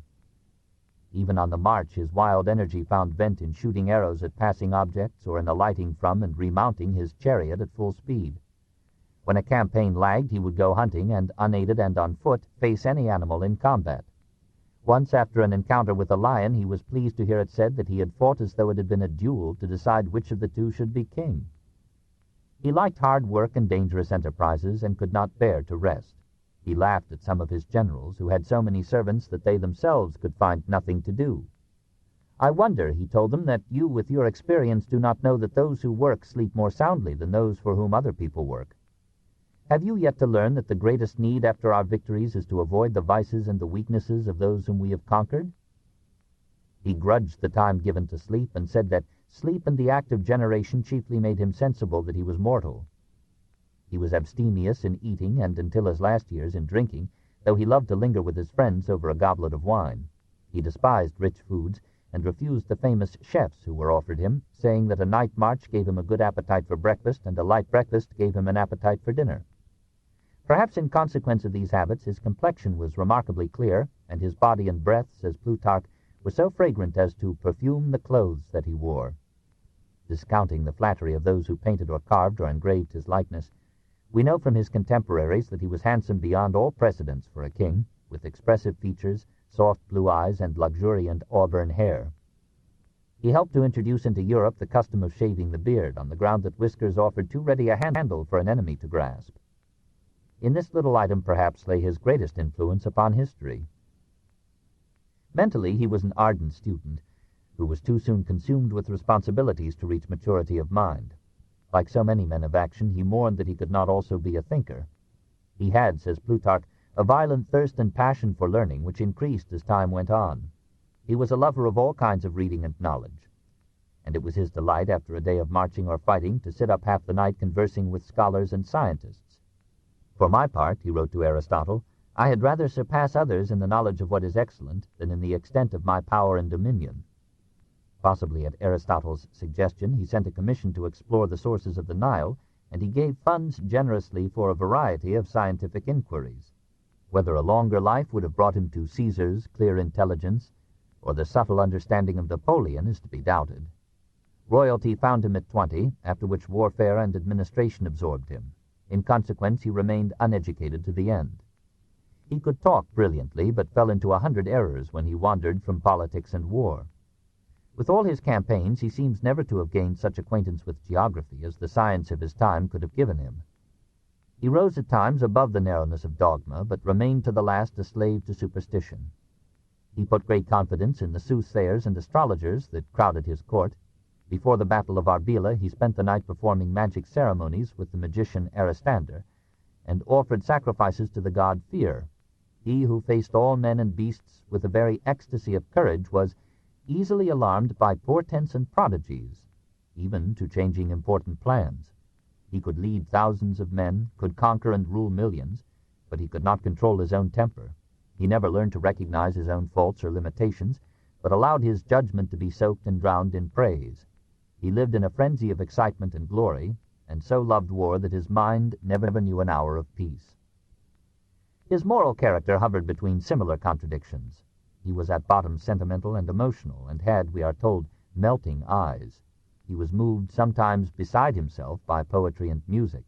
He played the harp with great feeling in his early youth. Teased about this by Philip, he abandoned the instrument, and thereafter, as if to overcome himself, refused to listen to any but martial airs. Sexually, he was almost virtuous, not so much on principle as by preoccupation. His incessant activity, his long marches and frequent battles, his complex plans and administrative burdens, used up his resources and left him little appetite for love. He took many wives, but as a sacrifice to statesmanship. He was gallant to ladies, but preferred the company of his generals. When his aides brought a beautiful woman to his tent late at night, he asked her, "Why at this time?" "I had to wait," she replied, "to get my husband to bed." Alexander dismissed her and rebuked his servants, saying that because of them he had narrowly escaped becoming an adulterer. He had many of the qualities of a homosexual, and loved Hephaestion to madness. But when Theodorus of Taras offered to sell him 2 boys of great beauty, he sent the Tarentine packing, and begged his friends to tell him what baseness of soul he had shown that anyone should make such a proposal to him. He gave to friendship the tenderness and solicitude that most men give to love. No statesman known to us, much less any general, ever surpassed him in simple trustfulness and warm-heartedness, in open sincerity of affection and purpose, or in generosity even to acquaintances and enemies. Plutarch remarks upon what slight occasions he would write letters to serve friends. He endeared himself to his soldiers by his kindliness, he risked their lives, but not heedlessly, and he seemed to feel all their wounds.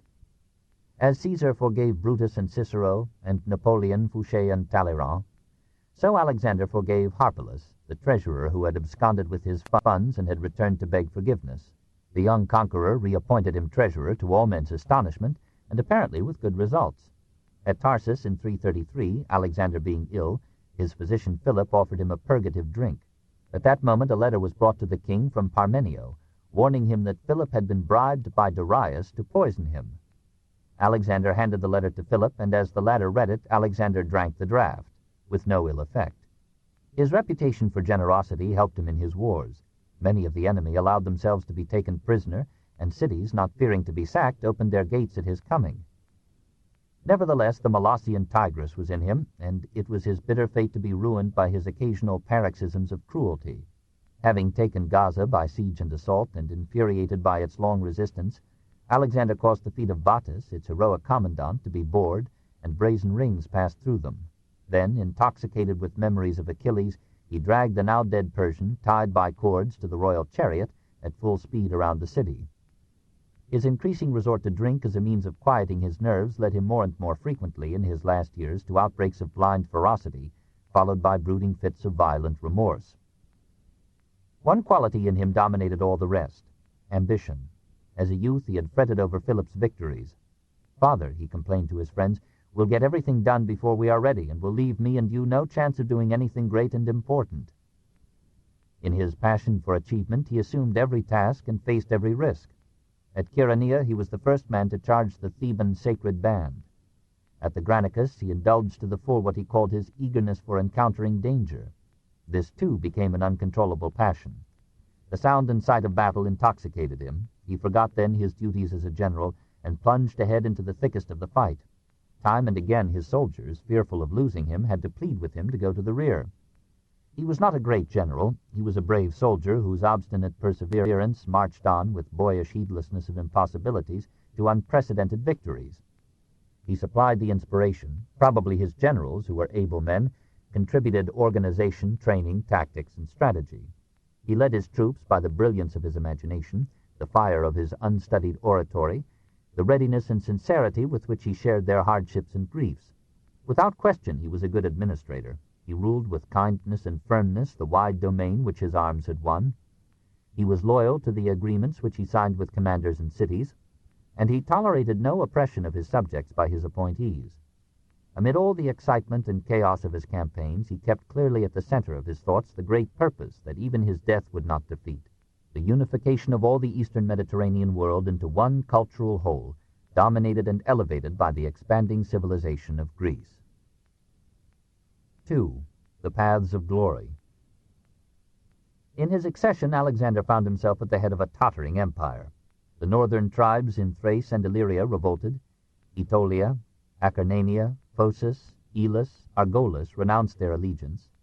The Ambraciotes expelled the Macedonian garrison. Artaxerxes III boasted that he had instigated the killing of Philip, and that Persia now had nothing to fear from the immature stripling of 20 who had succeeded to the throne. When the glad tidings of Philip's death reached Athens, Demosthenes donned festal garb, placed a garland of flowers upon his head, and moved in the assembly that a crown of honor should be voted to the assassin Pausanias. Within Macedonia, a dozen factions conspired against the young king's life. Alexander rose to the situation with a decisive energy that ended all internal opposition and set the tempo of his career. Having arrested and decapitated the chief plotters at home, he marched south into Greece in 336 and within a few days reached Thebes. The Greek states hastened to renew their allegiance. Athens sent him a profuse apology, voted him 2 crowns, and conferred upon him divine honors. Alexander, appeased, declared all dictatorships abolished in Greece, and decreed that each city should live in freedom according to its own laws. The Amphictyonic Council confirmed him in all the rights and honors that it had given to Philip, and a congress of all Greek states except Sparta, meeting at Corinth, proclaimed him captain general of the Greeks and promised to contribute men and supplies for the Asiatic campaign. Alexander returned to Pella, put the capital in order, and then marched north to suppress the rebellion of the barbarian tribes in 335. With Napoleonic swiftness he led his troops as far as the modern Bucharest, and planted his standards upon the northern bank of the Danube. Then, hearing that the Illyrians were advancing upon Macedonia, he marched 200 miles through Serbia, surprised the invaders in the rear, defeated them, and drove the remnant back to their mountains. But in the meantime a rumor had stirred Athens that Alexander had been killed in fighting on the Danube. Demosthenes called for a war of independence and felt justified in accepting large sums from Persia to further his plans. At his instigation, Thebes revolted, killed the Macedonian officials left there by Alexander, and besieged the Macedonian garrison in the Cadmea. Athens sent help to Thebes and invited Greece and Persia to join in an alliance against Macedon. Alexander, furious over what seemed to him not a passion for freedom but the crudest ingratitude and treachery, marched his weary troops down again into Greece. Reaching Thebes after 13 days, he defeated the army sent out against him. He left the fate of the defenseless city to her ancient enemies, Plataea, Orchomenos, Thespii, and Phocis. They voted that Thebes should be burned to the ground and her inhabitants sold as slaves.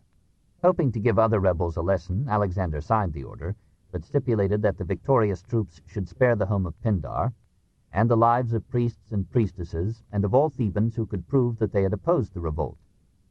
Later he looked back with shame upon this violent revenge, and was sure to grant without the least difficulty whatsoever any Theban asked of him. He atoned in part by his leniency with Athens. He forgave her violation of the pledges made to him a year before, and did not press his demand for the surrender of Demosthenes and the other anti-Macedonian leaders. To the end of his life he maintained an attitude of respect and affection for Athens.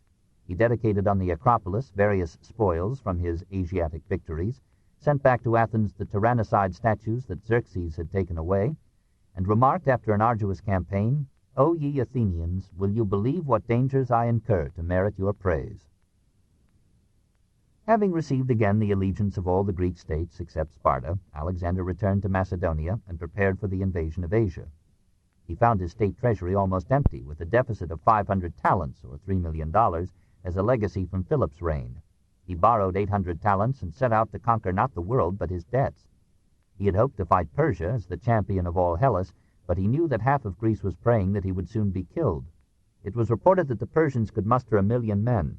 Alexander's expeditionary force did not exceed 30,000 infantry and 5,000 cavalry. Nevertheless, the new Achilles, leaving 12,000 soldiers under Antipater to guard Macedonia and watch Greece, set out in 334 upon the most daring and romantic enterprise in the history of kings. He would live 11 years more, but would never see home or Europe again. While his army crossed the Hellespont from Sestos to Abydos, he himself chose to land at Cape Sigeum, and retrace what he believed to have been Agamemnon's path to Troy. At every step he quoted to his comrades passages from the Iliad, which he knew almost by heart. He anointed the reputed tomb of Achilles, crowned it with garlands, and ran naked around it according to the custom of antiquity. "Happy Achilles," he exclaimed, "to have had in life so faithful a friend, and after his death so famous a poet to celebrate him." He vowed now to carry through to a successful end that long struggle between Europe and Asia which had begun at Troy. It is not necessary to our purpose to tell again the story of his victories. He met the first Persian contingent at the river Granicus and overwhelmed it. There Clitus saved his life by severing the arm of the Persian who was about to strike Alexander from behind. A whimsical student might build upon such events an accidental interpretation of history. After giving his men a rest, he marched down into Ionia, offering the Greek cities democratic self-government under his protectorate. Most of them opened their gates without resistance. At Issus he met the main force of the Persians, 600,000 men, under Darius III.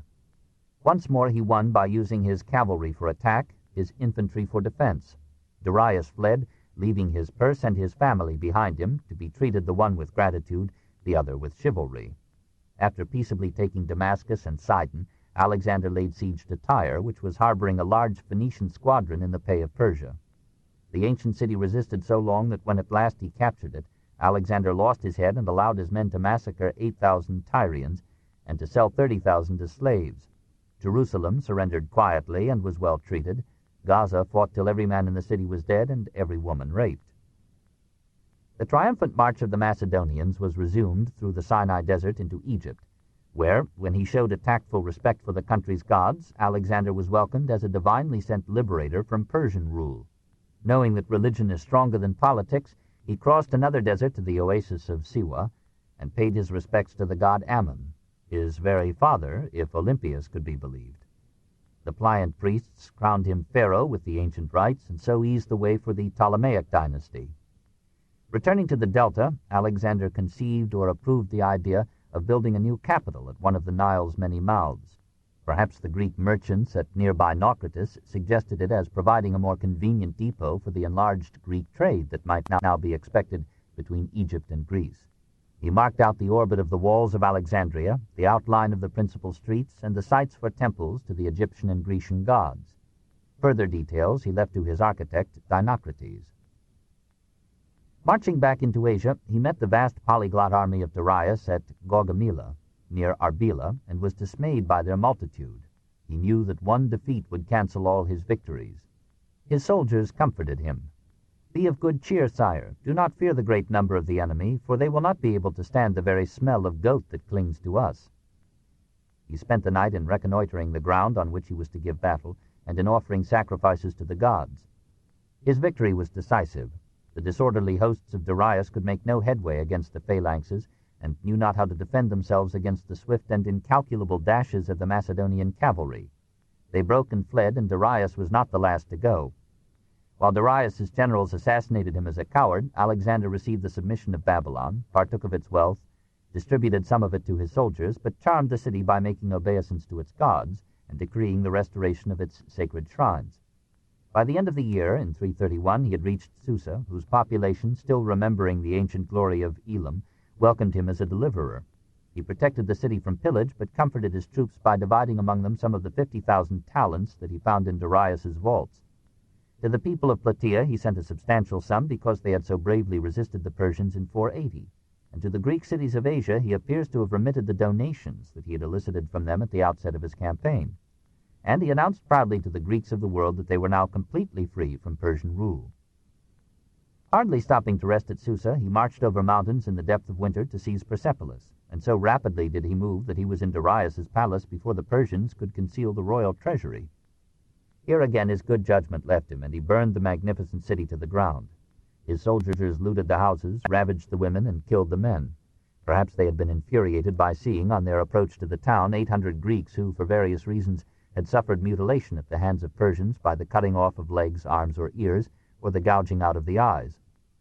Alexander, moved to tears by the sight, gave them lands and assigned dependents to work for them. Still insatiate, he attempted now what Cyrus the Great had failed to accomplish, the subjugation of the tribes that hovered on the eastern borders of Persia. Perhaps in his simple geography he hoped to find, beyond that mystic east, the ocean that would serve as a natural frontier for his conquered realm. Entering Sogdiana, he came upon a village inhabited by the descendants of those Branchidae who in 480 had surrendered to Xerxes the treasures of their temple near Miletus. Fevered with the thought that he was revenging the pillaged god, he ordered all the inhabitants slain, including the women and children, visiting the sins of the fathers upon the 5th generation. His campaign in Sogdiana, Ariana, and Bactriana was bloody and bootless. He achieved some victories, found some gold, and left enemies everywhere behind him. Near Bokhara his men captured Bessus, who had slain Darius. Alexander, suddenly making himself the avenger of the great king, had Bessus whipped almost to death, had his nose and ears cut off, and then sent him to Ecbatana, where he was executed by having his arms tied to one and his legs to the other of 2 trees that had been drawn together by ropes, so that when the ropes were cut, the trees pulled the body to pieces. At every new remove from Greece, Alexander was becoming less and less a Greek and more a barbarian king. The year 327 found him passing over the Himalayas into India. Vanity conspired with curiosity to lead him into such distant territory. His generals advised against it. His army obeyed him unwillingly. Crossing the Indus, he defeated King Porus and announced that he would continue to the Ganges. But his soldiers refused to go farther. He pled with them, and for 3 days, like a scion of Achilles, pouted in his tent. But they had had enough. Sadly, he turned back, loath to face west again, and forced his way through hostile tribes with such personal bravery that his soldiers wept at their inability to realize all his dreams. He was the first to scale the walls of the Malians. After he and 2 others had leaped into the city, the ladders broke, and they found themselves alone amidst the enemy. Alexander fought till he sank, exhausted by his wounds. Meanwhile, his troops had made their way into the town, and soldier after soldier sacrificed his life to protect the fallen king. When the battle was over, Alexander was carried to his tent, and his veterans kissed his garments as he passed. After 3 months of convalescence, he renewed his march along the Indus, and at last reached the Indian Ocean. There he sent on part of his forces by water, under Nearchus, who skillfully accomplished the long voyage in unfamiliar seas. Alexander himself led the rest of his army northwest along the coast of India and through the desert of Gadrosia, or Baluchistan, where the sufferings of his men rivaled those of Napoleon's army on the return from Moscow. Heat killed thousands, thirst killed more. A little water was found and was brought to Alexander, but he deliberately poured it out upon the ground. When the remnants of his force reached Susa, some 10,000 had died, and Alexander was half insane. 3. The death of a god. He had now spent 9 years in Asia, and he had changed the continent by his victories less than it had transformed him by its ways. He had been told by Aristotle to treat Greeks as freemen, barbarians as slaves. but he had been surprised to find among the Persian aristocrats a degree of refinement and good manners not often seen in the turbulent democracies of Greece. He admired the manner in which the great kings had organized their empire and wondered how his rough Macedonians could replace such governors. He concluded that he could give some permanence to his conquests only by reconciling the Persian nobles to his leadership and using them in administrative posts. More and more charmed by his new subjects, he abandoned the idea of ruling over them as a Macedonian and conceived himself as a Greco-Persian emperor governing a realm in which Persians and Greeks would be on an equal footing and would peaceably mingle their culture and their blood. The long quarrel of Europe and Asia would end in a wedding feast. Already thousands of his soldiers had married native women or were living with them. Should he not do likewise, marry the daughter of Darius and reconcile the nations by begetting a king who would unite both dynasties in his veins? He had already married Roxana, a Bactrian princess, but this was a negligible impediment. He broached the plan to his officers and suggested that they too should take Persian wives. They smiled at his hopes of uniting the two nations, but they'd been a long time away from home, and the Persian ladies were beautiful. So in one great nuptial at Susa in 324, Alexander married Statira, daughter of Darius III, and Perisitis, daughter of Artaxerxes III, attaching himself in this way to both branches of Persian royalty, while 80 of his officers took Persian brides. Thousands of similar marriages were soon afterwards celebrated among the soldiers. Alexander gave each officer a substantial dowry and paid the debts of the marrying soldiers, which amounted, if we may believe Arrian, to 20,000 talents, or $120 million. To further this union of peoples, he opened lands in Mesopotamia and Persia to Greek colonists, thereby reducing the pressure of population in some of the Greek states and mitigating the class war. Now began those Hellenized Asiatic cities which were to be a vital part of the Seleucid Empire. At the same time, he drafted 30,000 Persian youths, had them educated on Greek lines, and taught them the Greek manual of war. Possibly his wives had something to do with his rapid adoption of Oriental ways. Possibly it was a failure of modesty or a part of his plan. In Persia, says Plutarch, he first put on the barbaric, that is foreign, dress, perhaps with the view of making the work of civilizing the Persians easier, as nothing gains more upon men than a conformity to their customs. However, he followed not the Median fashion, but taking a middle way between the Persian mode and the Macedonian, so contrived his habit that it was not so flaunting as the one, and yet more pompous and magnificent than the other. His soldiers saw in this change the conquest of Alexander by the Orient. They felt that they had lost him, and they mournfully missed the signs of solicitude and affection which he had once showered upon them. The Persians made every obeisance to him, and flattered him to his heart's content. The Macedonians, themselves softened by Oriental luxury, grumbled at the tasks that he laid upon them, forgot his beneficence, murmured of desertion, and even plotted against his life. He began to prefer the society of the Persian grandees. His culminating apostasy, or diplomacy, was his announcement of his own divinity. In 324 he sent word to all the Greek states except Macedonia, where the insult to Philip might have aroused resentment, that he wished hereafter to be publicly recognized as the son of Zeus Ammon. Most of the states complied, feeling it to be merely a form. Even the obstinate Spartans agreed, saying, "Let Alexander be a god if he wants to." It was not so much for a man to be a god in the Greek sense of the term. The chasm between humanity and deity was not as wide then as it was to become in modern theology. Several Greeks had overleaped it, like Hippodamia, Oedipus, Achilles, Iphigenia, and Helen. The Egyptians had always thought of their pharaohs as gods. If Alexander had neglected to rank himself similarly, the Egyptians might have been disturbed by so bold a violation of precedent. The priests at Siwa, Didyma, and Babylon, who were believed to have special sources of information in this field, had all assured him of his divine origin. That, as Grote thought, Alexander actually believed himself to be a god in a more than metaphorical sense is quite unlikely. It is true that after his self-deification he became increasingly irritable and arrogant, that he sat on a golden throne, wore sacred vestments, and sometimes adorned his head with the horns of Ammon. But when he was not playing his divinity for world stakes, he smiled at his own honors. Being injured by an arrow, he remarked to some friends, "This, you see, is blood, and not such ichor as flows from the wounds of the immortals." That he had not taken too seriously his mother's tale of the thunderbolt appears from his flaming anger at Attalus' imputations on his birth, and his remark about the need of sleep as distinguishing man from the gods. Even Olympias laughed when she heard that Alexander had made her legend official. "When," she asked, "will Alexander stop slandering me to Hera?" Despite his godhead, Alexander continued to offer sacrifice to the gods, an unheard-of thing for a divinity. Plutarch and Arrian, able to judge the matter as Greeks, took it for granted that Alexander deified himself as a means to easier rule over a superstitious and heterogeneous population. Doubtless he felt that the task of unifying two hostile worlds would be facilitated by the reverence which the common people would give him if his claims to divinity were accepted by the upper classes. Perhaps, indeed, he thought to overcome the disruptive diversity of faiths in his empire by providing, in his own person, the beginning of a sacred myth and a common unifying faith. The Macedonian officers could not fathom Alexander's policy. The Greek spirit had touched them to the point of mental emancipation, but not to the point of philosophical toleration. They found it humiliating to prostrate themselves, as he now demanded, in approaching the king.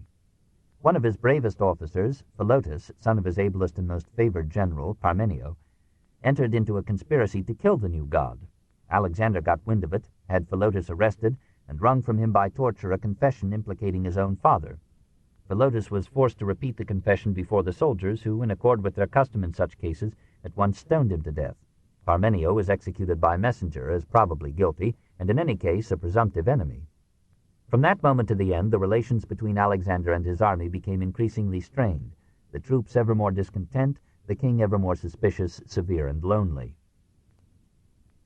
His solitary exaltation and the growing multitude of his cares inclined him to seek forgetfulness in heavy draughts of wine. At a banquet in Samarkand, Clitus, who had saved his life at the Granicus, drank himself into such candor as to tell Alexander that his victories had been won by his soldiers rather than by him, and that Philip's achievement had been much greater.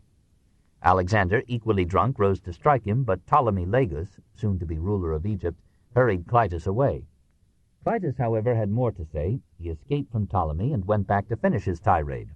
Alexander hurled a lance at him and killed him. Overcome with remorse, the king secluded himself for 3 days, refused to eat, fell into hysteria, and tried to end his own life. Soon afterward, Hermolaus, a page whom Alexander had unjustly punished, formed another conspiracy against him.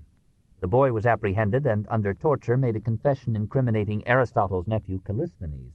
The latter, who was accompanying the expedition as official historian, had already offended the king by refusing to prostrate himself before him, openly criticizing him for his oriental ways, and boasting that Alexander would be known to posterity only through Callisthenes the historian. Alexander had him put in prison, where 7 months later he died. This incident put an end to the friendship between Alexander and Aristotle, who had for years been risking his life to defend Alexander's cause in Athens. In the end, the discontent in the army verged on open mutiny. When the king announced that he would send back to Macedon the oldest of the soldiers, each richly paid for his services, he was shocked to hear many muttering that they wished he would dismiss them all, since, being a god, he had no need of men to realize his purposes. He ordered the leaders of the sedition executed, and then addressed to his troops an affecting, but probably apocryphal, speech, in which he reminded them of all that they had done for him and he for them, and asked which of them could show more scars than he, whose body bore the marks of every weapon used in war. Finally, he gave them all permission to go home. Go back and report that you deserted your king and left him to the protection of conquered foreigners. Then he retired to his rooms and refused to see anyone. His soldiers, stricken with remorse, came and lay down before the palace, saying that they would not leave till he had forgiven them and reaccepted them into his army. When at last he appeared, they broke into tears and insisted on kissing him, and after being reconciled with him, they went back to their camp, shouting a song of thanksgiving. Deceived by this show of affection, Alexander dreamed now of further campaigns and victories. He planned the subjugation of hidden Arabia, sent a mission to explore the Caspian regions, and thought of conquering Europe to the Pillars of Hercules. But his strong frame had been weakened by exposure and drink, and his spirit by the conspiracies of his officers and the mutinies of his men. While the army was in Ecbatana, his dearest companion, Hephaestion, fell sick and died. Alexander had loved him so much that when Darius's queen, entering the conqueror's tent, bowed first to Hephaestion, thinking him Alexander, the young king said graciously, "Hephaestion is also Alexander," as if to say that he and Hephaestion were one. The two often shared one tent and drank from one cup. In battle they fought side by side. Now the king, feeling that half of him had been torn away, broke down in uncontrolled grief. He lay for hours upon the corpse, weeping. He cut off his hair in mourning and for days refused to take food. He sentenced to death the physician who had left the sick youth's side to attend the public games. He ordered a gigantic funeral pile to be erected in Hephaestion's memory, at a cost, we are told, of 10,000 talents, or $60 million, and sent to inquire of the oracle of Ammon whether it was permitted to worship Hephaestion as a god. In his next campaign, a whole tribe was slain at his orders as a sacrifice to Hephaestion's ghost. The thought that Achilles had not long survived Patroclus haunted him like a sentence of death. Back in Babylon, he abandoned himself more and more to drink. One night, reveling with his officers, he proposed a drinking match. Promachus quaffed 12 quarts of wine and won the prize, a talent. 3 days later, he died. Shortly afterward, at another banquet, Alexander drained a goblet containing 6 quarts of wine. On the next night, he drank heavily again, and cold weather suddenly settled in. He caught a fever and took to his bed. The fever raged for 10 days, during which Alexander continued to give orders to his army and fleet. On the 11th day he died, being in the 33rd year of his age, in 323. When his generals asked to whom he had left his empire, he answered, "To the strongest." Like most great men, he had been unable to find a successor worthy of him, and his work fell unfinished from his hands. Even so, his achievement was not only immense, but far more permanent than has usually been supposed.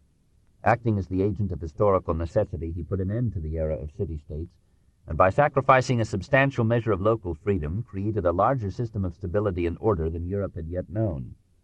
His conception of government as absolutism, using religion to impose peace upon diverse nations, dominated Europe until the rise of nationalism and democracy in modern times. He broke down the barriers between Greek and barbarian and prepared for the cosmopolitanism of the Hellenistic age.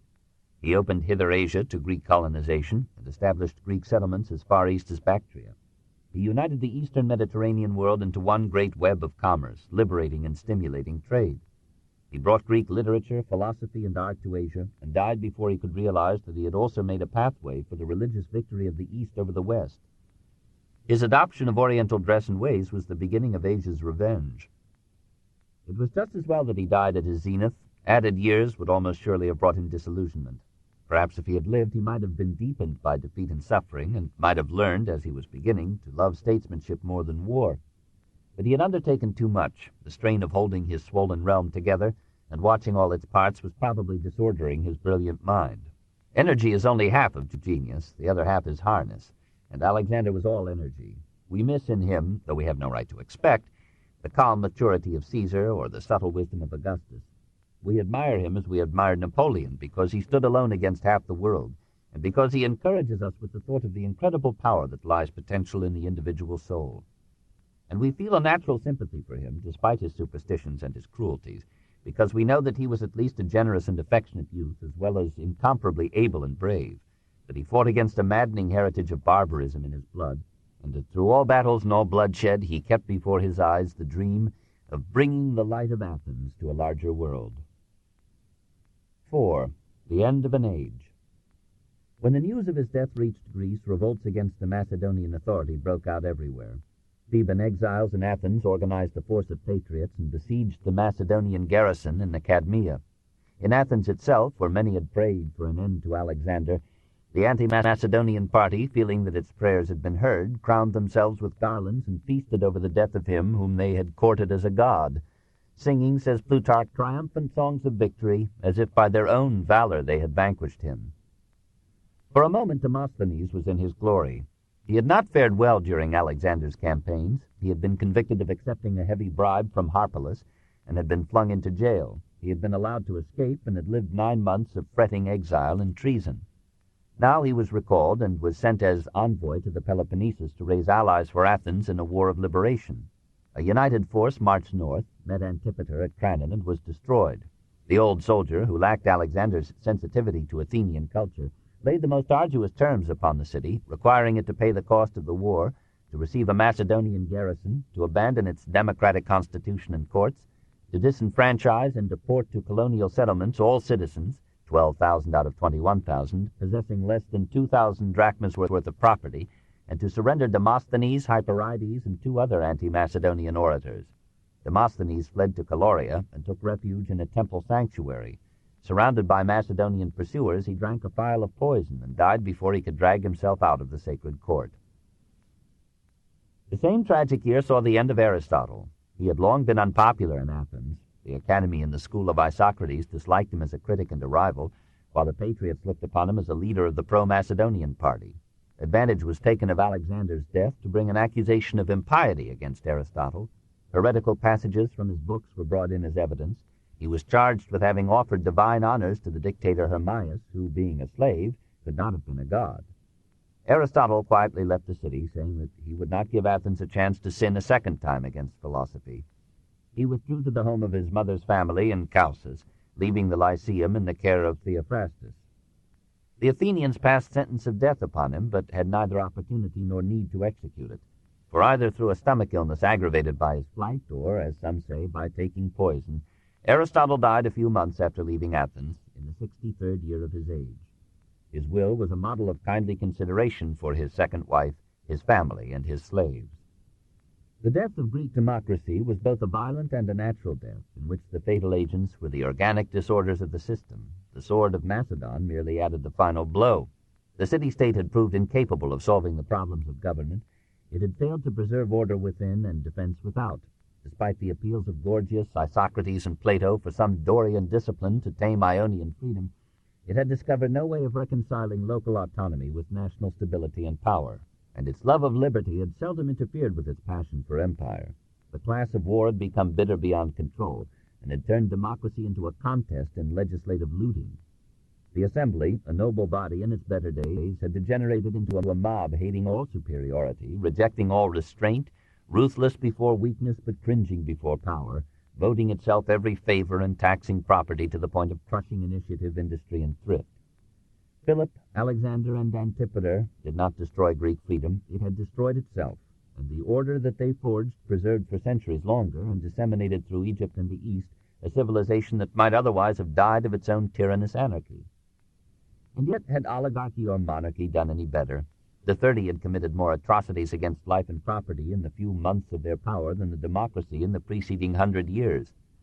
And while democracy was producing chaos in Athens, monarchy was producing chaos in Macedonia.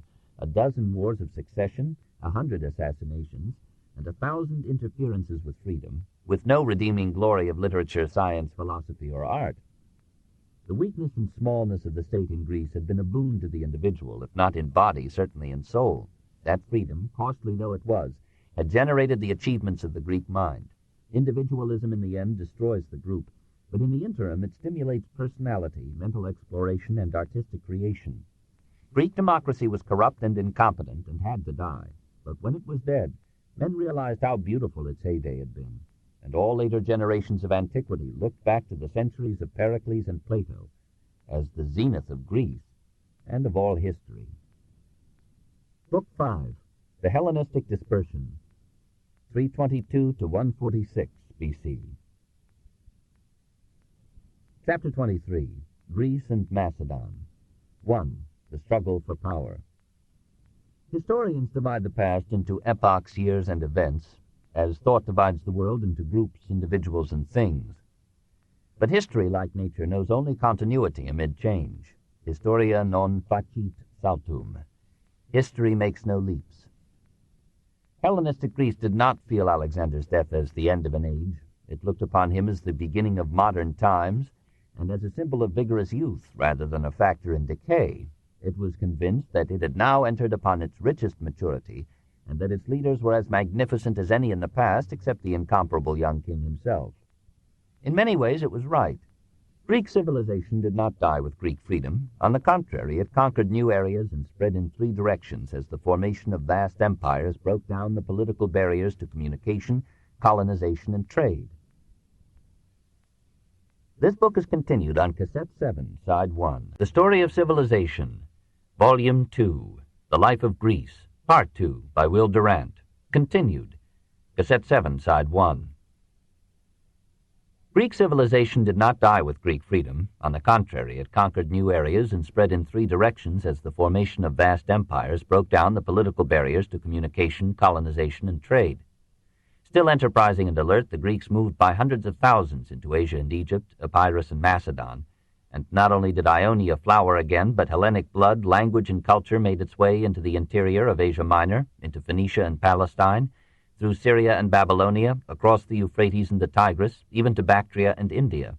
Never had the Greek spirit shown more zest and courage. Never had Greek letters and arts won so wide a victory. Perhaps that is why historians are wont to end their histories of Greece with Alexander. After him, the extent and complexity of the Greek world baffle any unified view or continuous narrative. There were not only 3 major monarchies, Macedonia, Seleucia, and Egypt. There were 100 Greek city-states of all degrees of independence. There was a maze of alliances and leagues. There were half-Greek states in Epirus, Judea, Pergamum, Byzantium, Bithynia, Cappadocia, Galatia, Bactria. And in the west were Greek Italy and Sicily, torn between aging Carthage and youthful Rome. Alexander's rootless empire was too loosely bound together by language, communication, customs, and faith to survive him. He had left not one, but several strong men behind him, and none could be content with less than sovereignty. The size and diversity of the new realm dismissed all thought of democracy. Self-government, as the Greeks understood it, presupposed a city-state whose citizens could come periodically to a common meeting place. And besides, had not the philosophers of democratic Athens denounced democracy as the enthronement of ignorance, envy, and chaos? Alexander's successors, who were therefore termed diadochi, had been Macedonian chieftains, long accustomed to rule by the sword. Democracy, except as the occasional consultation of their aides, never entered their heads. After some minor trials at arms which disposed of lesser contenders, they divided the empire into 5 parts in 321, Antipater taking Macedonia and Greece, Lysimachus, Thrace, Antigonus, Asia Minor, Seleucus, Babylonia, and Ptolemy, Egypt. They did not bother to call a confirming synod of the Greek states. From that moment, except for some fitful interludes in Greece and the aristocratic Republic of Rome, monarchy ruled Europe until the French Revolution. The basic principle of democracy is freedom inviting chaos. The basic principle of monarchy is power inviting tyranny, revolution, and war. From Philip to Perseus, from Chaeronea to Pydna, 338 to 168, the foreign and civil wars of the city-states were supplemented by the external and internal wars of the kingdoms. For the perquisites of government tempted 100 generals to contests for thrones. Violence was as popular, condottieri as numerous and brilliant in Hellenistic Greece as in Renaissance Italy. When Antipater died, Athens revolted again and put to death old Phocion, who had ruled it as justly as possible in Antipater's name. Cassander, Antipater's son, recaptured the city from Macedon in 318, widened the franchise to holders of 1,000 drachmas, and left as his regent the philosopher, scholar, and dilettante Demetrius of Phalerum, who gave the city 10 years of prosperity and peace. Meanwhile, Antigonus I, or Cyclops, dreamed of uniting all of Alexander's empire under his one eye. He was defeated at Ipsus in 301 by a coalition and lost Asia Minor to Seleucus I. His son, Demetrius Poliorcetes, taker of cities, liberated Greece from Macedonian rule, gave Athens 12 years more of democracy, was lodged as the grateful city's guest in the Parthenon, brought courtesans to live with him there, drove some young men to desperation by his amorous attentions, won a brilliant naval victory over Ptolemy I at Cyprus in 308, besieged Rhodes for 6 years with new siege instruments but without success, made himself king of Macedon in 294, ended Athenian liberty with a garrison, fell into ever-new wars, was defeated and captured by Seleucus, and drank himself to death.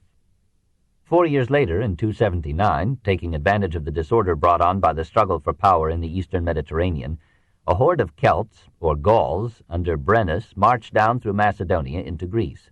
Brennus, says Pausanias, pointed out the weak state of Greece, the immense wealth of her cities, the votive offerings in the temples, the great quantities of silver and gold.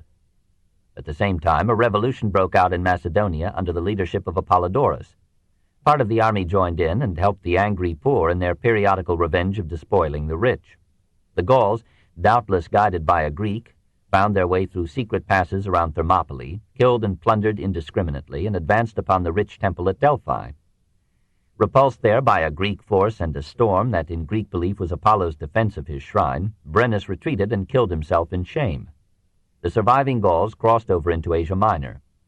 They butchered all the males, writes Pausanias, and likewise old women and babes at their mothers' breasts. They drank the blood and feasted on the flesh of infants that were fat. High-spirited women and maidens in their flower committed suicide. Those that survived were subjected to every kind of outrage. Some of the women rushed upon the swords of the Gauls and voluntarily courted death. To others, death came from absence of food or sleep, as these merciless barbarians ravished them in turn, and wreak their lusts upon them whether dying or dead. After years of suffering such devastation, the Greeks of Asia bought off the invaders and persuaded them to retire into northern Phrygia, where their settlements become known as Galatia, Thrace, and the Balkans. For 2 generations the Gauls levied fierce tribute from Seleucus I and the Greek cities of the Asiatic coasts and the Black Sea. Byzantium alone paid them $240,000 a year. As the emperors and generals of Rome were to be occupied in the 3rd century after Christ in repelling barbarian inroads, so the kings and generals of Pergamum, Seleucia, and Macedonia gave much of their resources and energies, in the 3rd century before Christ, to driving back the recurring waves of Celtic invasion. Throughout its history, ancient civilization lived on the edge of a sea of barbarism that repeatedly threatened to inundate it. The stoic courage of citizens perpetually prepared had once kept back the peril, but Stoicism was dying in Greece precisely at the time that devised its classic formulation and its name. Antigonus II, son of Demetrius Poliorcetes, called Gonatas for reasons now unknown, drove the Gauls out of Macedonia, put down the revolt of Apollodorus, and ruled Macedonia with ability and moderation for 38 years, from 277 to 239. He gave generously to literature, science, and philosophy, brought poets like Orators of Soli to his court, and formed a lifelong friendship with Zeno the Stoic. He was the first of that very discontinuous line of philosopher kings which ended in Marcus Aurelius. Nevertheless, it was during his reign that Athens made a last bid for freedom. In 267, the nationalist party came into power under the leadership of a young pupil of Zeno's, Chromonides. It secured the aid of Egypt, ousted the Macedonian troops, and announced the liberation of Athens. Antigonus came down at his leisure and recaptured the city in 262, but dealt with it as became one who respected philosophy and old age. He established garrisons in the Piraeus, on Salamis, and at Sunium, and enjoined Athens from engaging in alliances or wars. For the rest, he left the city completely free. Other Greek states were solving in other ways the problem of reconciling liberty with order. About 279, Little Aetolia, peopled like Macedon with half-barbarous and never-conquered mountaineers, began to organize the cities of northern Greece, chiefly those of the Delphic Amphictyony, into the Aetolian League. And about the same time, the Achaean League of Patri, Dyme, Pellene, and other towns attracted to its membership many cities of the Peloponnese. In either league, the constituent municipalities kept control of all local government, but surrendered their armed forces and foreign relations to a federal council and a strategos, elected by such of the citizens as could attend the annual assembly at Aegium in Achaea or at Thermus in Aetolia.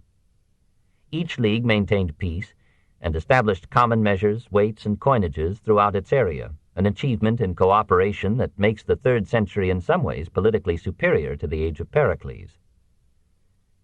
The Achaean League was transformed into a first-class power by Aratus of Sicyon. At the age of 20, this new Themistocles freed Sicyon from its dictator by a night attack with a handful of men. By eloquence and subtle negotiation, he persuaded all the Peloponnesus except Sparta and Elis to join the League, which chose him as its strategos annually for 10 years, from 245 to 235. With a few hundred men, he secretly entered Corinth, scaled the almost inaccessible Acrocorinthus, routed the Macedonian troops, and restored the city to freedom. Passing on to Piraeus, he bribed the Macedonian garrison to surrender and announced the liberation of Athens. From that moment to the Roman conquest, Athens enjoyed a unique self-government. Militarily powerless, but left inviolate by the Hellenistic states because her universities had made her the intellectual capital of the Greek world. Athens turned to philosophy and contentedly disappeared from political history. Now at the height of their power, the two leagues began to weaken themselves by war with each other and class war within. In 220, the Aetolian League, with Sparta and Elis, fought the bitter social war against the Achaean League and Macedon.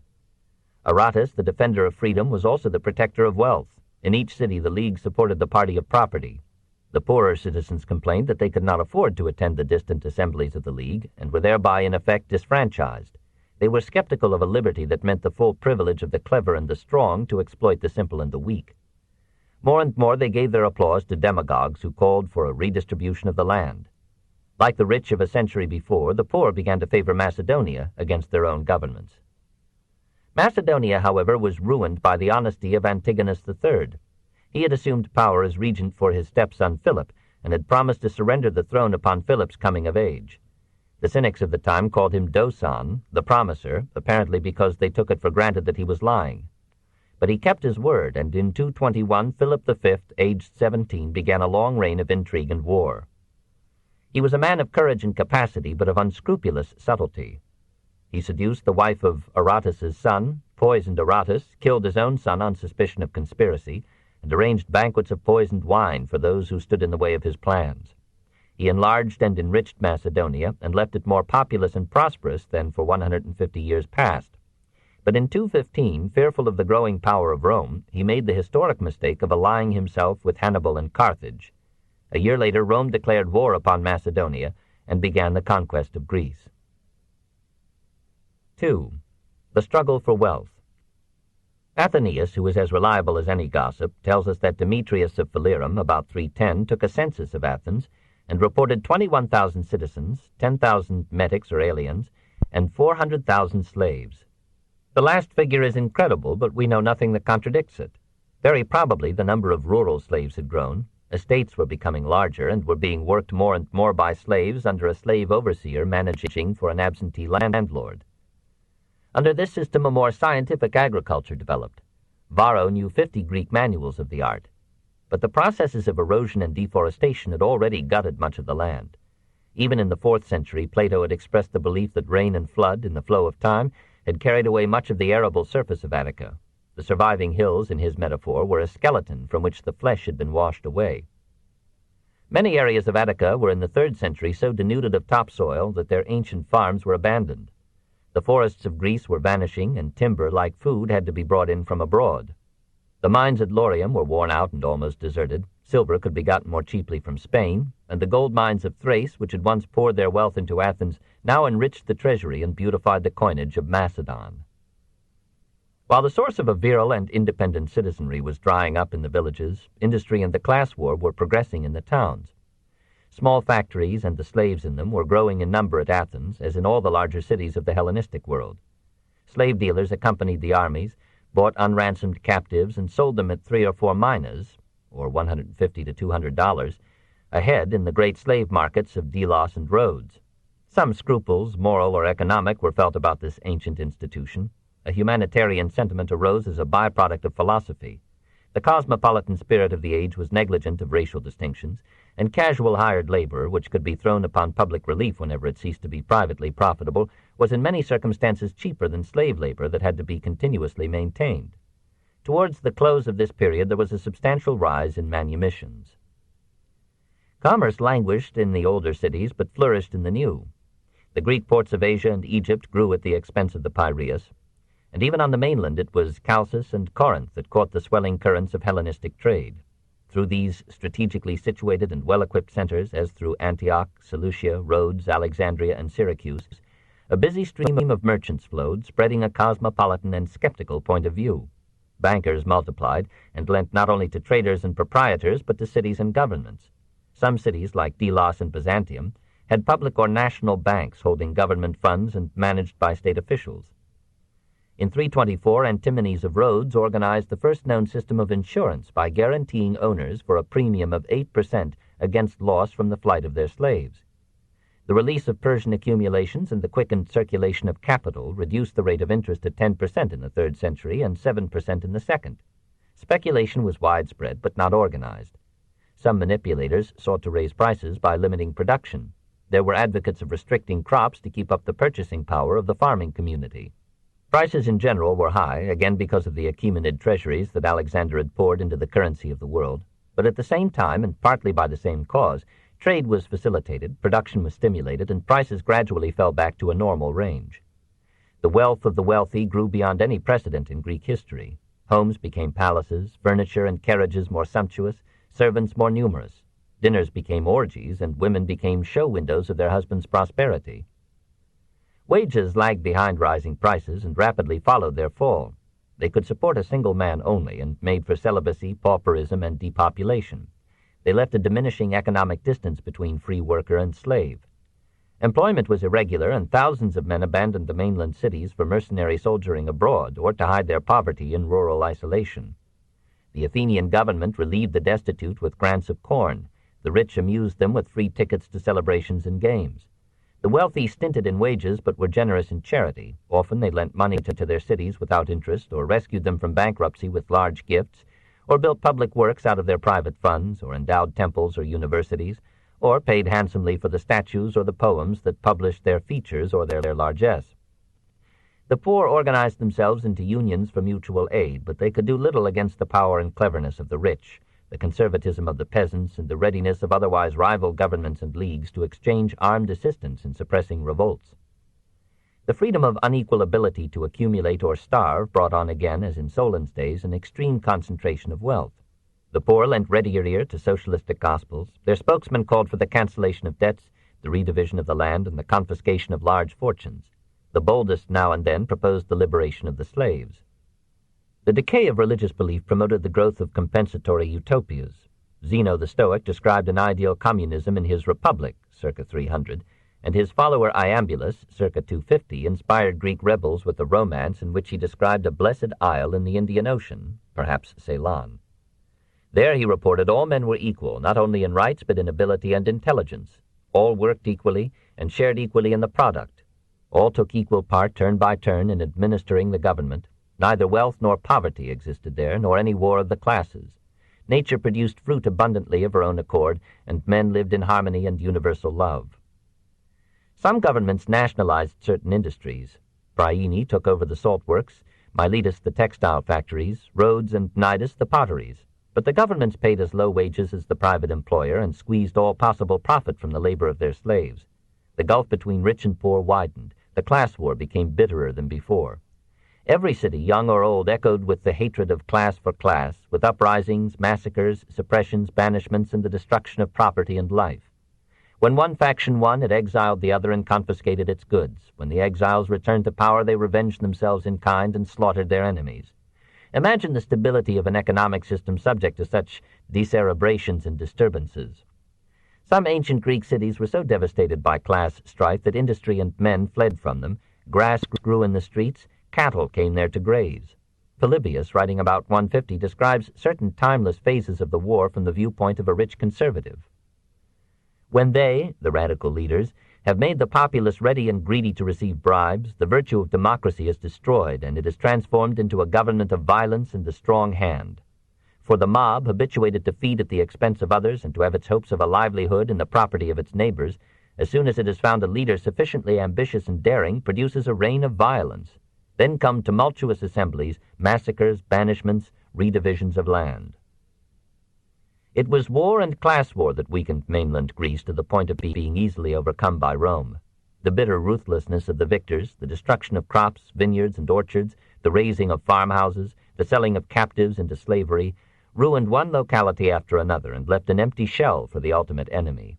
A land so wasted by strife, by erosion, deforestation, and the listless tillage of impoverished tenants or slaves could not compete with the alluvial plains of the Orontes, the Euphrates, the Tigris, and the Nile. The northern cities were no longer on the great routes of trade. They had lost their navies and could not control the sources and avenues of the grain supply that Athens and Sparta had mastered in their imperial days. The centers of power, even of literary and artistic creation, passed back again to Asia and Egypt, from which 1,000 years before Greece had humbly learned her letters and her arts. 3. The morals of decay. The failure of the city-state accelerated the decay of the orthodox religion. The gods of the city had proved helpless to defend it and had forfeited belief. The population was intermingled with foreign merchants who had no share in the city's civic or religious life and whose amused skepticism spread among the citizens. The mythology of the ancient local gods survived among the peasantry and the simple townsfolk and in the official rites. The educated used it for poetry and art, the half-liberated attacked it bitterly, the upper classes supported it as an aid to order, and discountenanced open atheism as bad taste. The growth of large states brought on a sympolity of the gods and made for a vague monotheism, while philosophers strove to formulate pantheism for the literate in a manner not too obviously incompatible with orthodox belief. About 300, Euhemerus of Messana in Sicily published his Hiera Anagrapha, literally holy scriptures or records, in which he argued that the gods were either personified powers of nature or, more often, human heroes deified by popular imagination or gratitude for their benefits to mankind, that myths were allegories, and that religious ceremonies were originally exercises in commemoration of the dead. So Zeus was a conqueror who had died in Crete, Aphrodite was the founder and patroness of prostitution, and the story of Cronus eating his children was only a way of saying that cannibalism had once existed on the earth. The book had a sharply atheistic effect in 3rd century Greece. Skepticism, however, is uncomfortable. It leaves the common heart and imagination empty, and the vacuum soon draws in some new and encouraging creed. The victories of philosophy and Alexander cleared the way for novel cults. Athens in the 3rd century was so disturbed by exotic faiths, nearly all of them promising heaven and threatening hell, that Epicurus, like Lucretius in 1st century Rome, felt called upon to denounce religion as hostile to peace of mind and joy of life. The new temples, even in Athens, were now usually dedicated to Isis, Serapis, Bendis, Adonis, or some other alien deity. The Eleusinian mysteries flourished and were imitated in Egypt, Italy, Sicily, and Crete. Dionysius Eleutherios, the liberator, remained popular until he was absorbed into Christ. Orphism won fresh devotees as it renewed contact with the Eastern faiths from which it had sprung. The old religion had been aristocratic and had excluded foreigners and slaves. The new Oriental cults accepted all men and women, alien or bond or free, and held out to all classes the promise of eternal life. Superstition spread while science reached its apogee. Theophrastus's portrait of the superstitious man reveals how frail was the film of culture, even in the capital of enlightenment and philosophy. The number 7 was unspeakably holy. There were 7 planets, 7 days of the week, 7 wonders, 7 ages of man, 7 heavens, 7 gates of hell.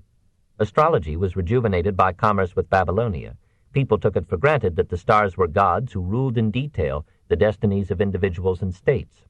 Character, even thought, was determined by the star or planet under which one had been born, and would therefore be jovial, or mercurial, or saturnine.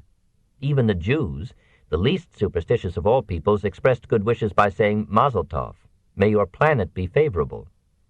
Astronomy fought for its life against astrology, but finally succumbed in the 2nd century A.D., and everywhere the Hellenistic world worshipped Tyche, the great god Chance. Only an act of persistent imagination, or a gift for observation, can enable us to realize what it means to a nation to have its traditional religion die. Classic Greek civilization had been built upon a patriotic devotion to the city-state, and classic morality, though rooted in folkways rather than in faith, had been powerfully reinforced by supernatural belief. But now neither faith nor patriotism survived in the educated Greek. Civic frontiers had been erased by empires, and the growth of knowledge had secularized morals, marriage, parentage, and law. For a time, the Periclean Enlightenment helped morality, as in modern Europe. Humanitarian feelings were developed and aroused, ineffectually, a keener resentment against war. Arbitration grew among cities and men. Manners were more polished, argument more urbane. Courtesy trickled down, as in our Middle Ages, from the courts of the kings, where it was a matter of personal safety and royal prestige. When the Romans came, Greece was amazed at their bad manners and blunt ways. Life was more refined. Women moved about in it more freely and stimulated the males to unwanted elegance. Men shaved now, especially in Byzantium and Rhodes, where the laws forbade it as effeminate. But the pursuit of pleasure consumed the adult life of the upper classes. The old problem of ethics and morals, to reconcile the natural Epicureanism of the individual with the necessary stoicism of the state, found no solution in religion, statesmanship, or philosophy. Education spread, but spread thin. As in all intellectual ages, it stressed knowledge more than character and produced masses of half-educated people who, uprooted from labor and the land, moved about in unplaced discontent like loosened cargo in the ship of state. Some cities, like Miletus and Rhodes, established public, that is, government-supported, schools. At Chios and Chios, boys and girls were educated together with an impartiality that only Sparta had shown. The gymnasium developed into a high school or college with classrooms, lecture hall, and library. The palestra flourished and proved popular in the East, but public games had degenerated into professional contests, chiefly boxing, in which strength counted for more than skill. The Greeks, who had once been a nation of athletes, became now a nation of spectators, content to witness rather than to do. Sexual morality was relaxed even beyond the loose standards of the Periclean age. Homosexualism remained popular. The youth Delphus is in love, says Theocritus's ZENITH, but whether for a woman or a man I cannot say. The courtesan still reigned. Demetrius Poliorcetes levied a tax of 250 talents, or $750,000, upon the Athenians, and then gave it to his mistress Lamia on the ground that she needed it for soap, which led the angry Athenians to remark how unclean the lady must be. Dances of naked women were accepted as part of the mores and were performed before a Macedonian king. Athenian life was portrayed in Menander's plays as a round of triviality, seduction, and adultery. Greek women participated actively in the cultural pursuits of the time and contributed to letters, science, philosophy, and art. Aristodema of Smyrna gave recitals of her poetry throughout Greece and received many honors. Some philosophers, like Epicurus, did not hesitate to admit women into their schools. Literature began to stress the physical loveliness of woman rather than her worth and charm as a mother. The literary cult of feminine beauty arose in this period alongside the poetry and fiction of romantic love. The partial emancipation of woman was accompanied by a revolt against wholesale maternity, and the limitation of the family became the outstanding social phenomenon of the age. Abortion was punishable only if practiced by a woman against the wish of her husband or at the instigation of her seducer. When a child came, it was in many cases exposed.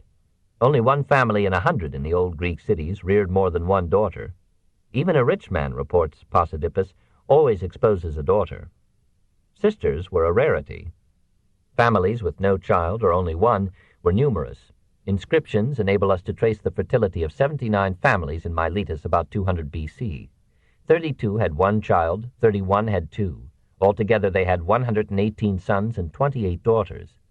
At Eretria, only one family in 12 had 2 sons. Hardly any had 2 daughters.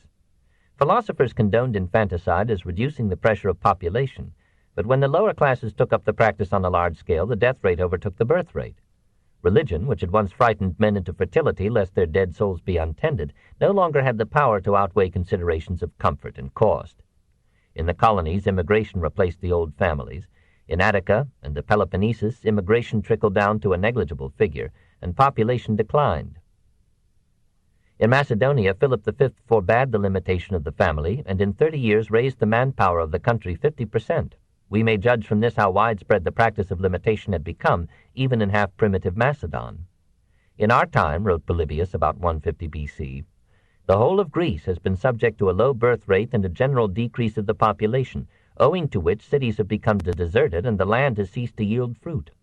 For as men had fallen into such a state of luxury, avarice, and indolence that they did not wish to marry, or if they married, to rear the children born to them, or at most but 1 or 2 of them, so as to leave these in affluence and bring them up to waste their substance, the evil insensibly but rapidly grew.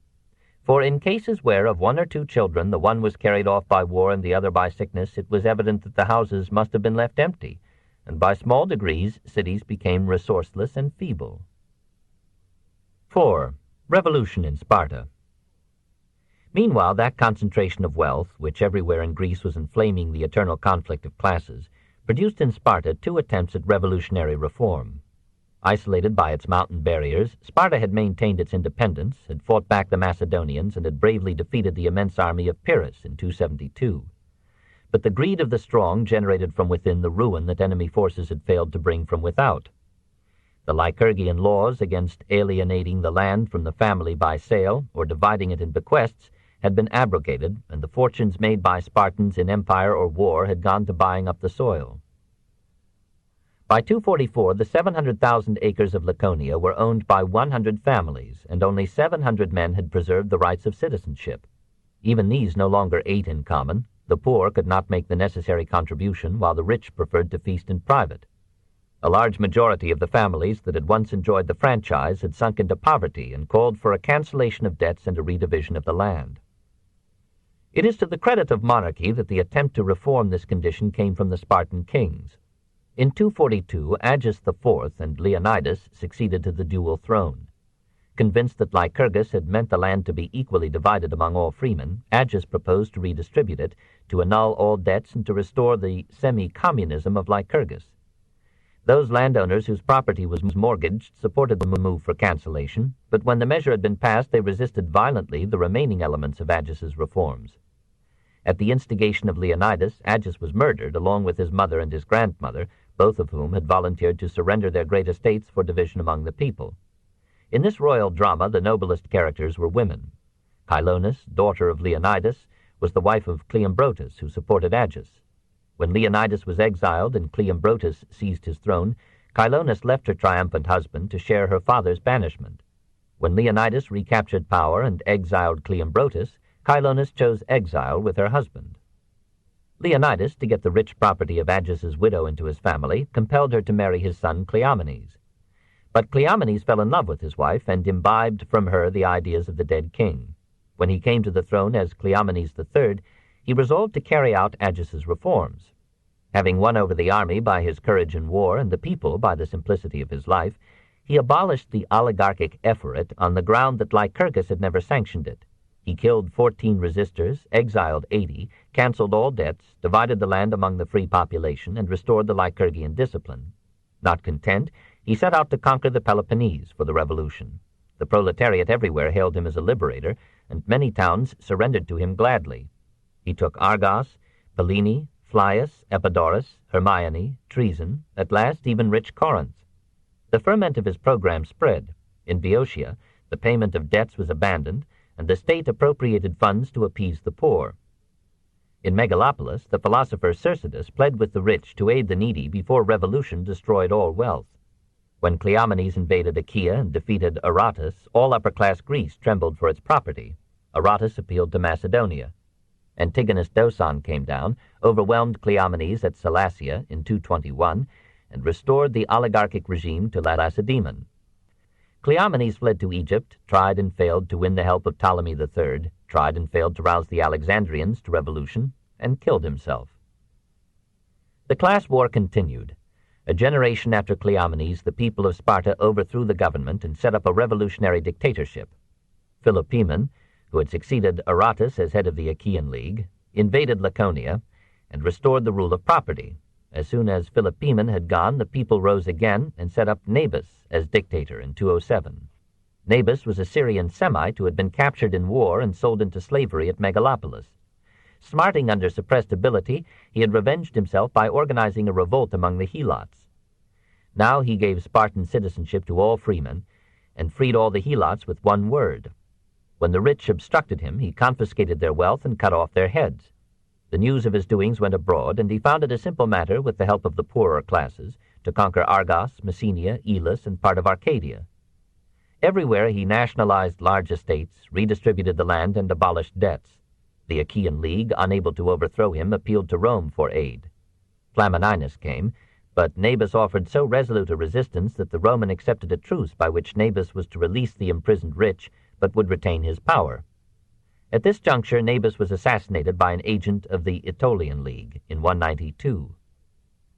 4 years later, Philopoemen marched in again, propped up the oligarchs, abolished the Lycurgian regimen, and sold 3,000 of Nabis's followers into slavery.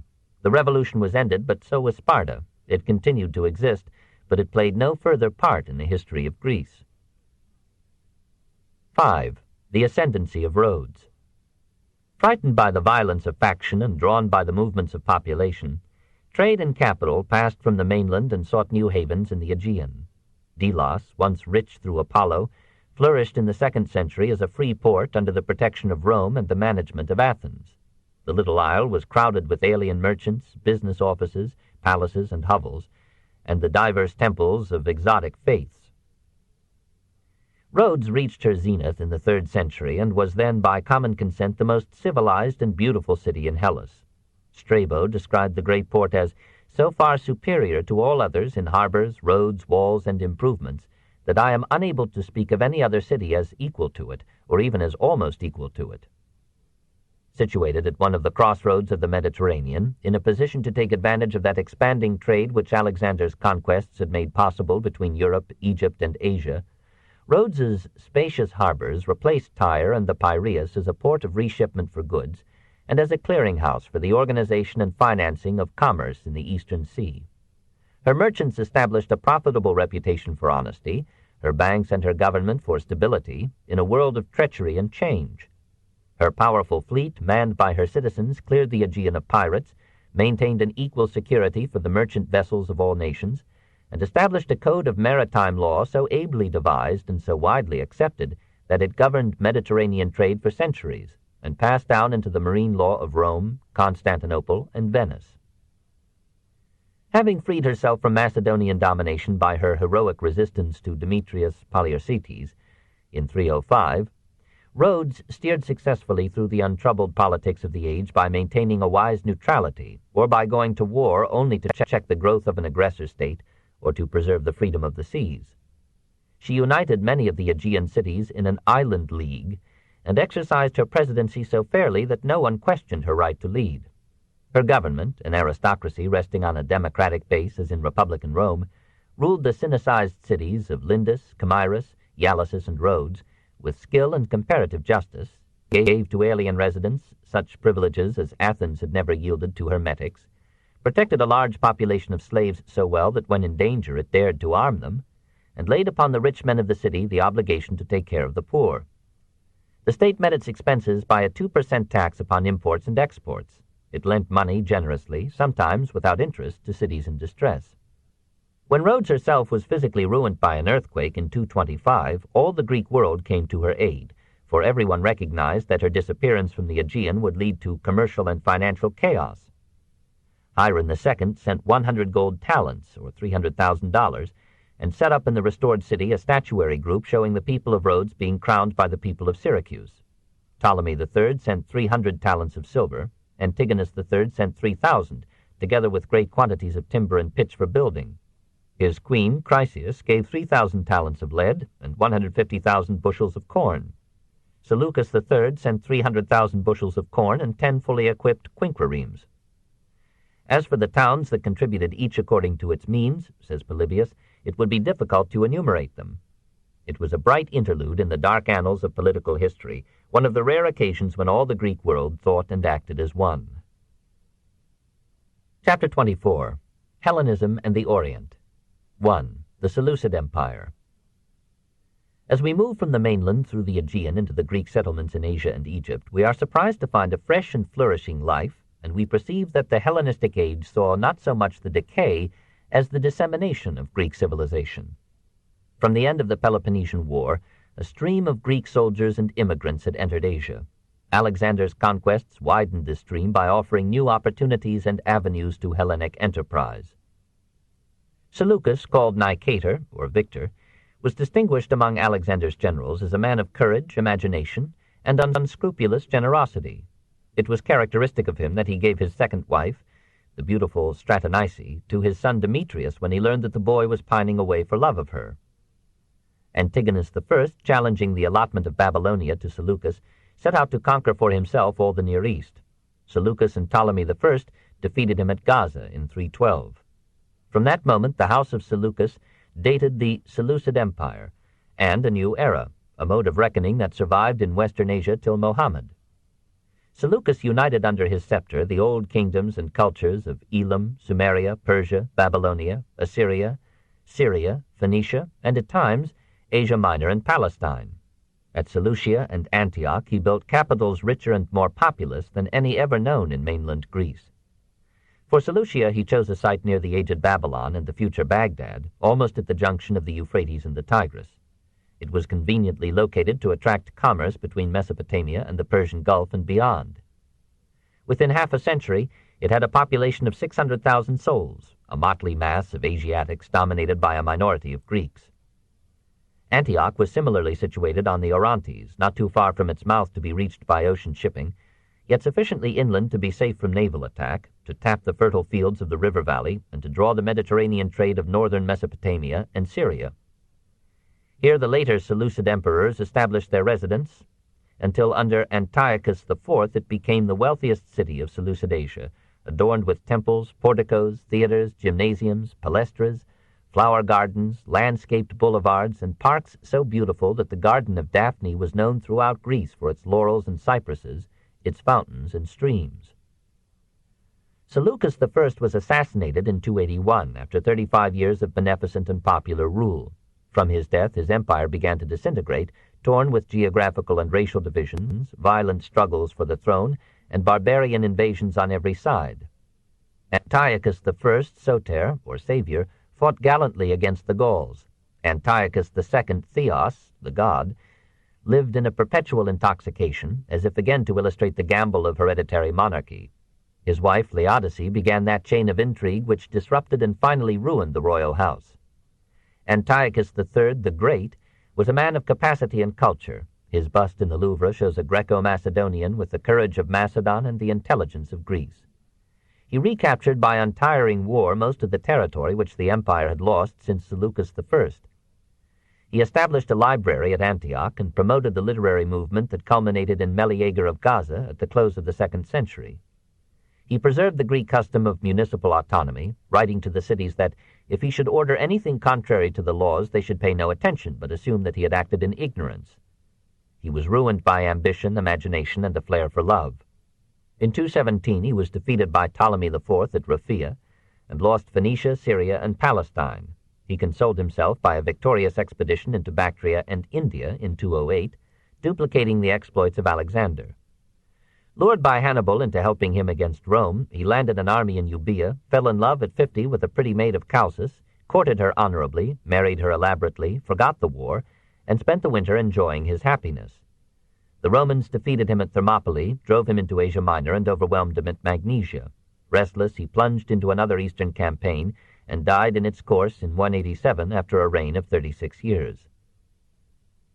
His son Seleucus IV loved peace, administered the empire with economy and wisdom, and was assassinated in 175.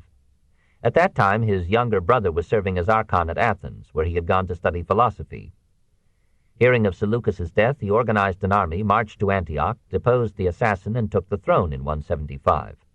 Antiochus IV was both the most interesting and the most erratic of his line, a rare mixture of intellect, insanity, and charm. He governed his kingdom ably, despite 1,000 injustices and absurdities. He allowed his delegates to abuse their power, and gave his mistress authority over 3 cities. He was generous and cruel without judgment, often forgiving or condemning by whim, surprising simple folk with costly gifts, and tossing money with a child's ecstasy among the crowds in the street. He loved wine, women, and art. He drank to excess and left his royal seat at banquets to dance naked with the entertainers, or to carouse with wastrels. He was a bohemian whose dream of power had come true. He despised the solemnity and trappings of the court, played practical jokes upon his dignitaries, and disguised himself to know the luxury of anonymity. It delighted him to mingle with the people and overhear their comments on the king. He liked to wander among the shops of the artisans, watching and studying the work of engravers and jewelers, and discussing with them the technical details of their craft. He felt a sincere enthusiasm for Greek art, literature, and thought.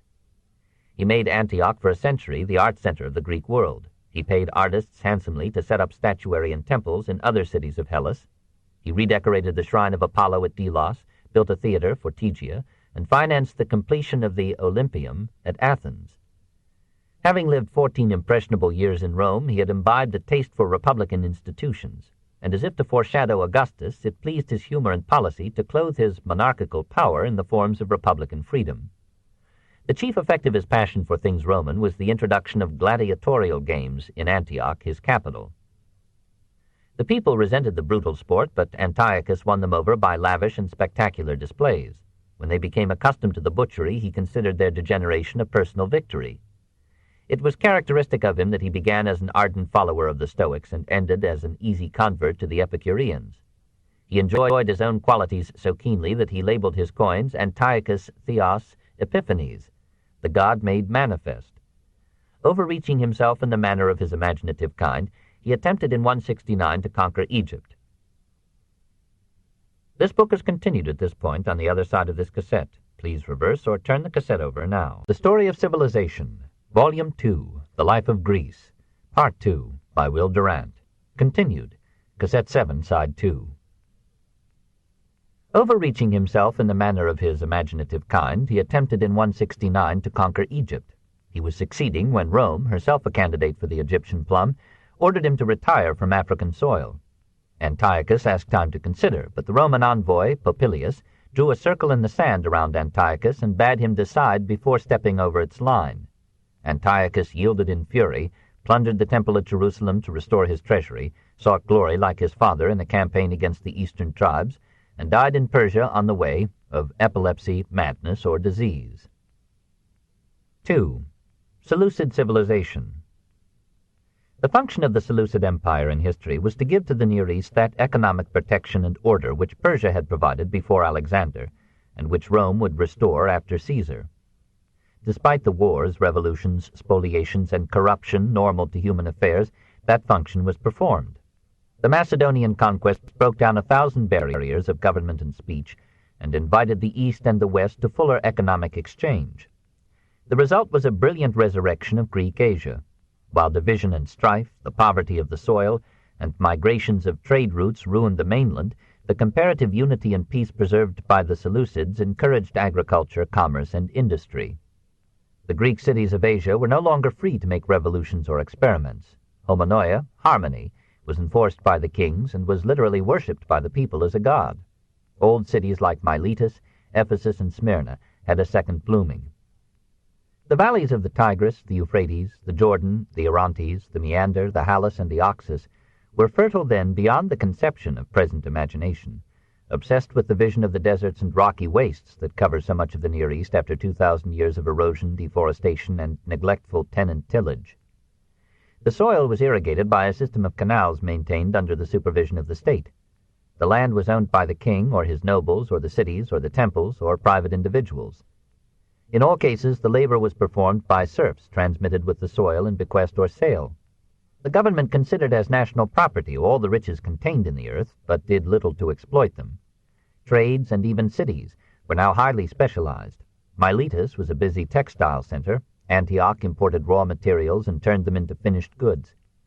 Some large factories manned with slaves achieved a modest degree of mass production for the general market. But domestic consumption lagged behind production. The people were so poor that no adequate home market encouraged large-scale industry. Commerce was the life of Hellenistic economy. It made the great fortunes, built the great cities, and employed a growing proportion of the expanding population. Money transactions now almost completely replaced the barter that had survived for 4 centuries, the coinage of Croesus. Egypt, Rhodes, Seleucia, Pergamum, and other governments issued currencies sufficiently stable and similar to facilitate international trade. Bankers provided public and private credit. Ships were larger, made 4 to 6 knots per hour, and shortened voyages by crossing the open sea. On land, the Seleucids developed and extended the great highways left as part of Persia's legacy to the east. Caravan routes converged from Inner Asia upon Seleucia and opened out thence to Damascus, Berytus or Beirut, and Antioch. Enriched by trade and enriching it in turn, populous centers rose there and at Babylon, Tyre, Tarsus, Xanthus, Rhodes, Halicarnassus, Miletus, Ephesus, Smyrna, Pergamum, Byzantium, Cyzicus, Apamea, Heraclea, Amissus, Sinope, Panticapaeum, Olbia, Lysimachia, Abydos, Thessalonica or Salonica, Chalcis, Delos, Corinth, Ambracia, Epidamnus or Durazzo, Taurus, Neapolis or Naples, Rome, Massalia, Emporium, Panormus or Palermo, Syracuse, Utica, Carthage, Cyrene, and Alexandria. One busy web of trade bound together Spain under Carthage and Rome, Carthage under Hamilcar, Syracuse under Hiram II, Rome under the Scipios, Macedonia under the Antigonids, Greece under the Leagues, Egypt under the Ptolemies, the Near East under the Seleucids, India under the Mauryas, and China under the Hans. The routes from China passed through Turkestan, Bactria, and Persia, or over the Aral, Caspian, and Black Seas. The routes from India passed through Afghanistan and Persia to Seleucia, or through Arabia and Petra to Jerusalem and Damascus, or across the Indian Ocean to Adana, or Aden, then through the Red Sea to Arsinoe, or Suez, and thence to Alexandria. It was for control of the last 2 routes that the Seleucid and Ptolemaic dynasties fought those Syrian wars that finally weakened them both to the point of falling vassal to Rome. The Seleucid monarchy, inheriting the Asiatic tradition, was absolute. No assembly limited its power. The court was planned on the Oriental style, with chamberlains and lace, eunuchs and uniforms, incense and music. Only the speech and the inner dress remained Greek. The nobles were not half-independent chieftains, as in Macedonia or medieval Europe, but administrative or military appointees of the king. It was this structure of monarchy that passed down from Persia through the Seleucids and Sassanids to the Rome of Diocletian and the Byzantium of Constantine. Knowing that their power in an alien scene rested upon the loyalty of the Greek population, the Seleucid kings labored to restore the old Greek cities and to establish new ones. Seleucus I founded 9 Seleucias, 6 Antiochs, 5 Laodiceas, 3 Apameas, 1 Stratonice, and his successors imitated him to the best of their lesser ability. Cities grew and multiplied as in 19th century America. Through them, the Hellenization of Western Asia proceeded, on the surface, at a rapid pace. The process, of course, was old. It had begun with the Great Migration, and the Hellenistic dispersion was in part the renaissance of Ionia, a return of Greek civilization to its early Asiatic homes. Even before Alexander, Greeks had held high offices in the Persian Empire, and Greek merchants had dominated the trade routes of the Nearer East. Now the opening of political, commercial, and artistic opportunities drew from Old Greece, Magna Graecia, and Sicily an emigrant flow of adventurers, settlers, scribes, soldiers, traders, doctors, scholars, and courtesans. Greek sculptors and engravers made statues and coins for Phoenician, Lycian, Carian, Cilician, Bactrian kings. Greek dancing girls became the rage of Asiatic ports. Sexual immorality took on a Greek grace, and Greek palestras and gymnasiums aroused in some Orientals an unwanted devotion to athletics and baths. Cities secured new water supplies and drainage systems. Avenues were paved and cleaned. Schools, libraries, and theaters stimulated reading and literature. Collegians, or epheboy, and university students roamed the streets and played their ancient pranks upon one another and the populace. No one was counted cultured unless he understood Greek and could enjoy the plays of Menander and Euripides. This imposition of Greek civilization upon the Near East is one of the startling phenomena of ancient history. No change so swift and far-reaching has ever been seen in Asia. We know too little of its details and its results. We are poorly informed about the literature, philosophy, and science of Seleucid Asia.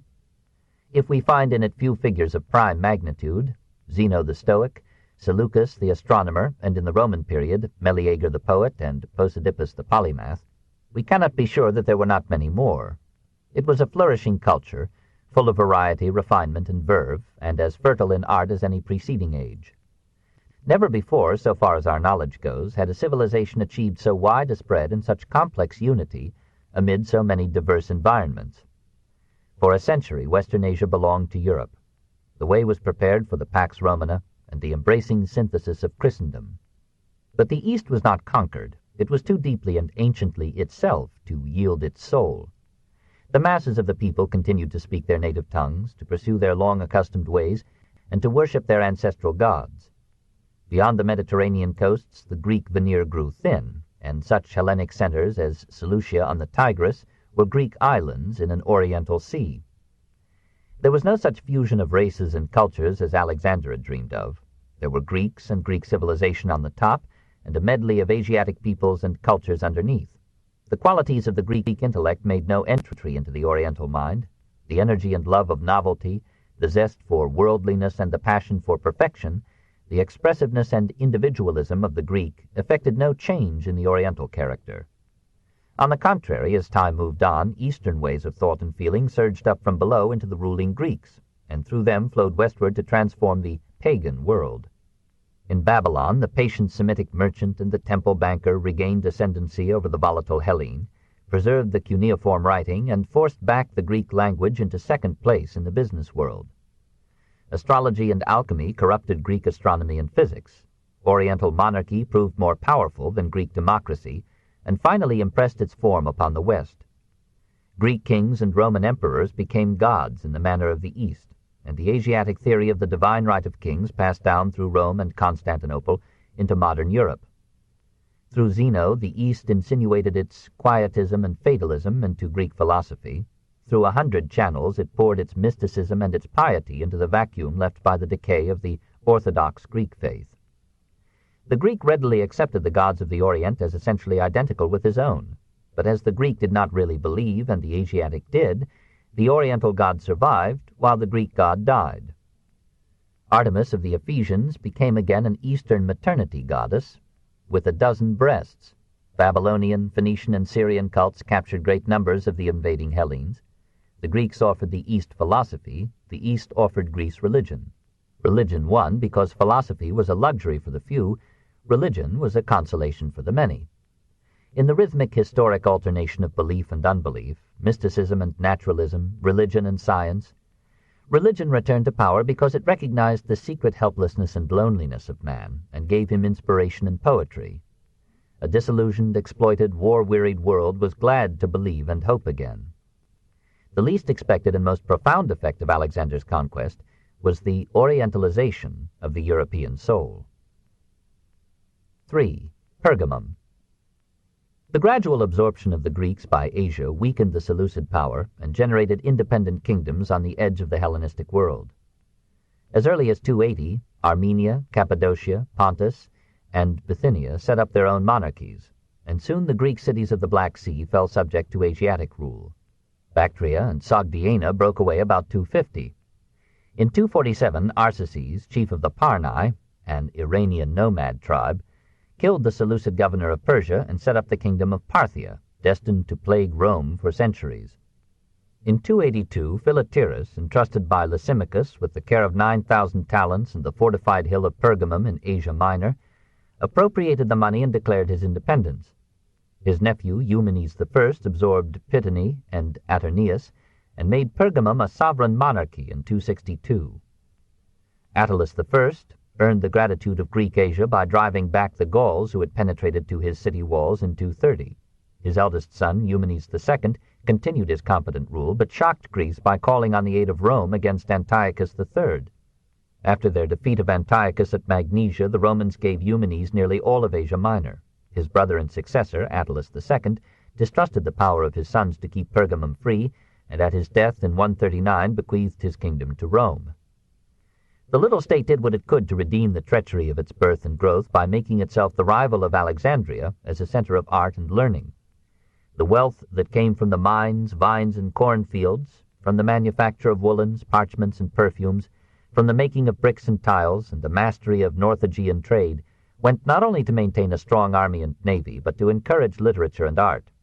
The Pergamene kings believed that government and private business could fruitfully compete, supplying a mutual check on inefficiency and greed. The king cultivated large tracts of land with slaves and operated, though not as monopolies, many factories, quarries, and mines. Under this unique system, wealth increased and multiplied.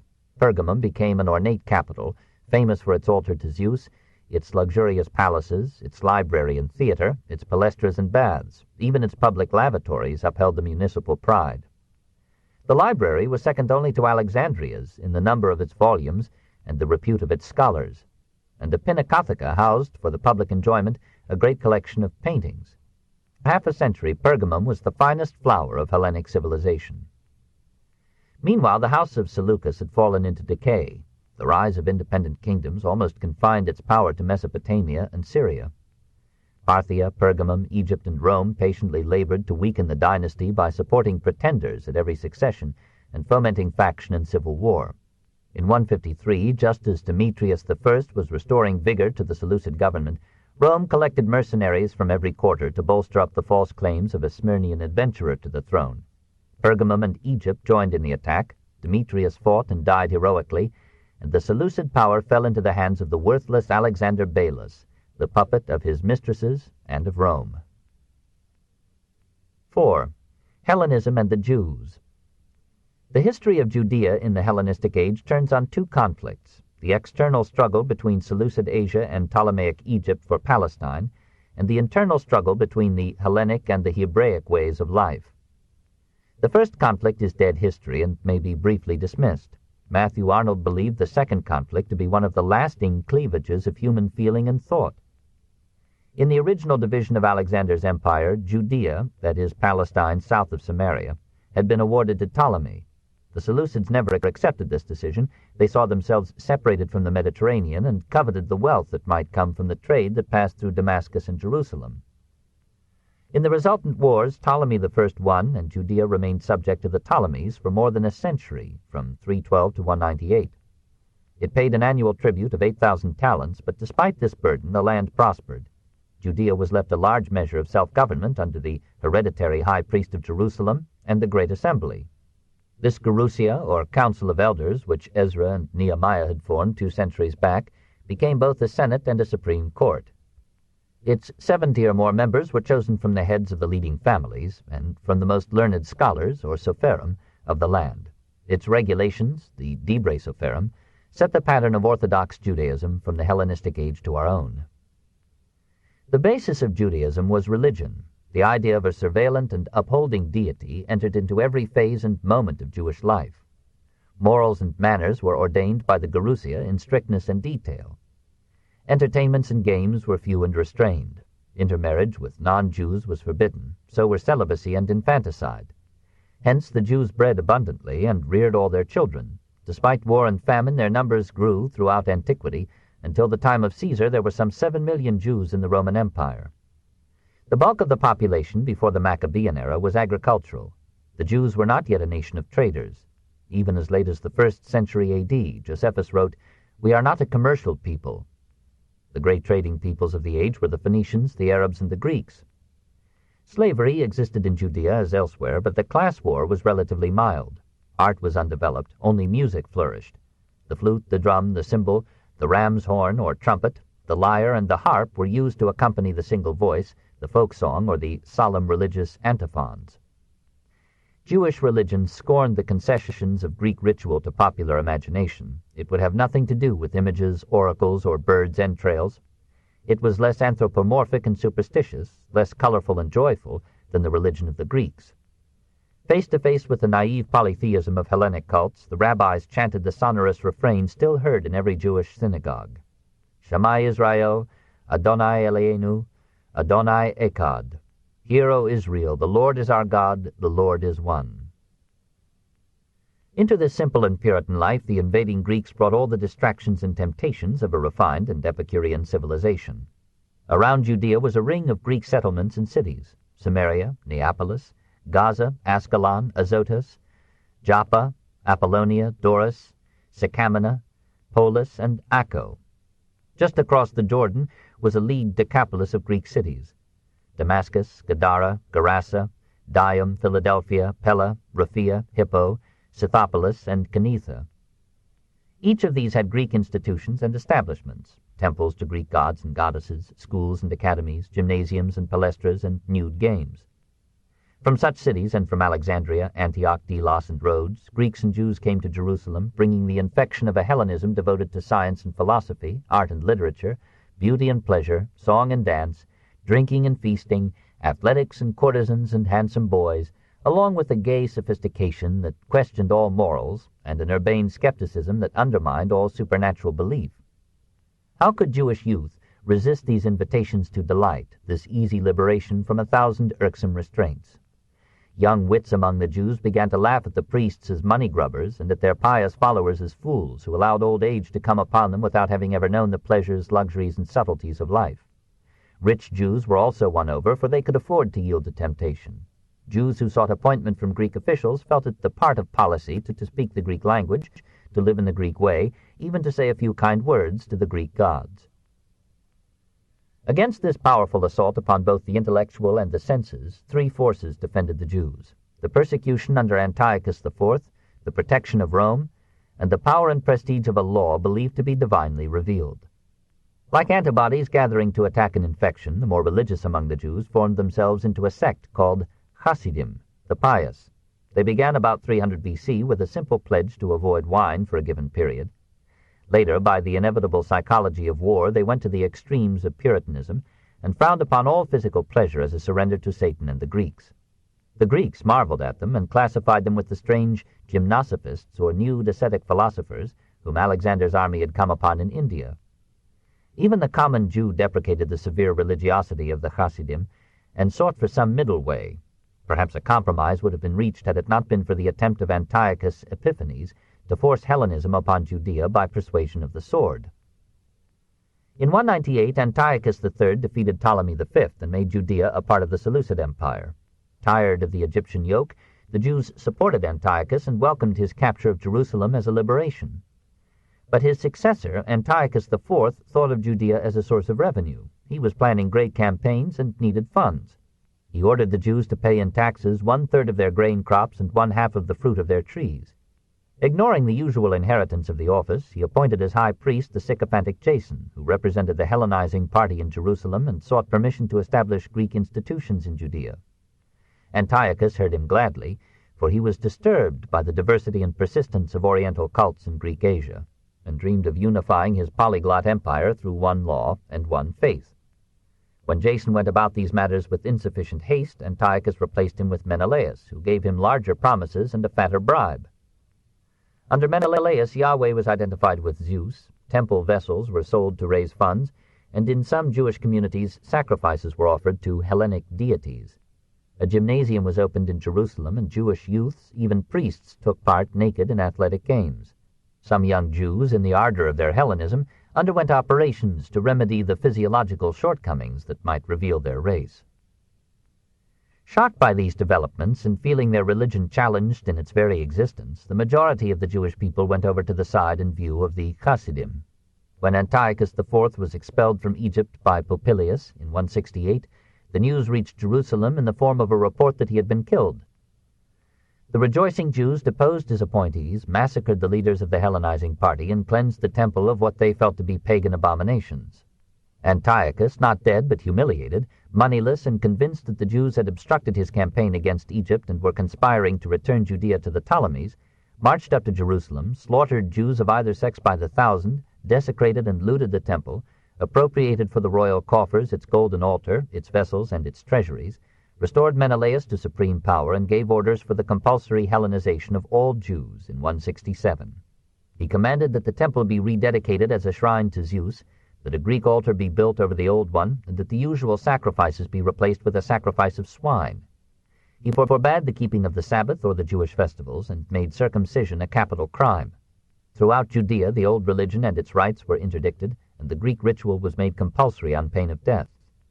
Every Jew who refused to eat pork or who was found possessing the book of the law was to be jailed or killed, and the book, wherever found, was to be burned. Jerusalem itself was put to the flames, its walls were destroyed, and its Jewish population was sold into slavery.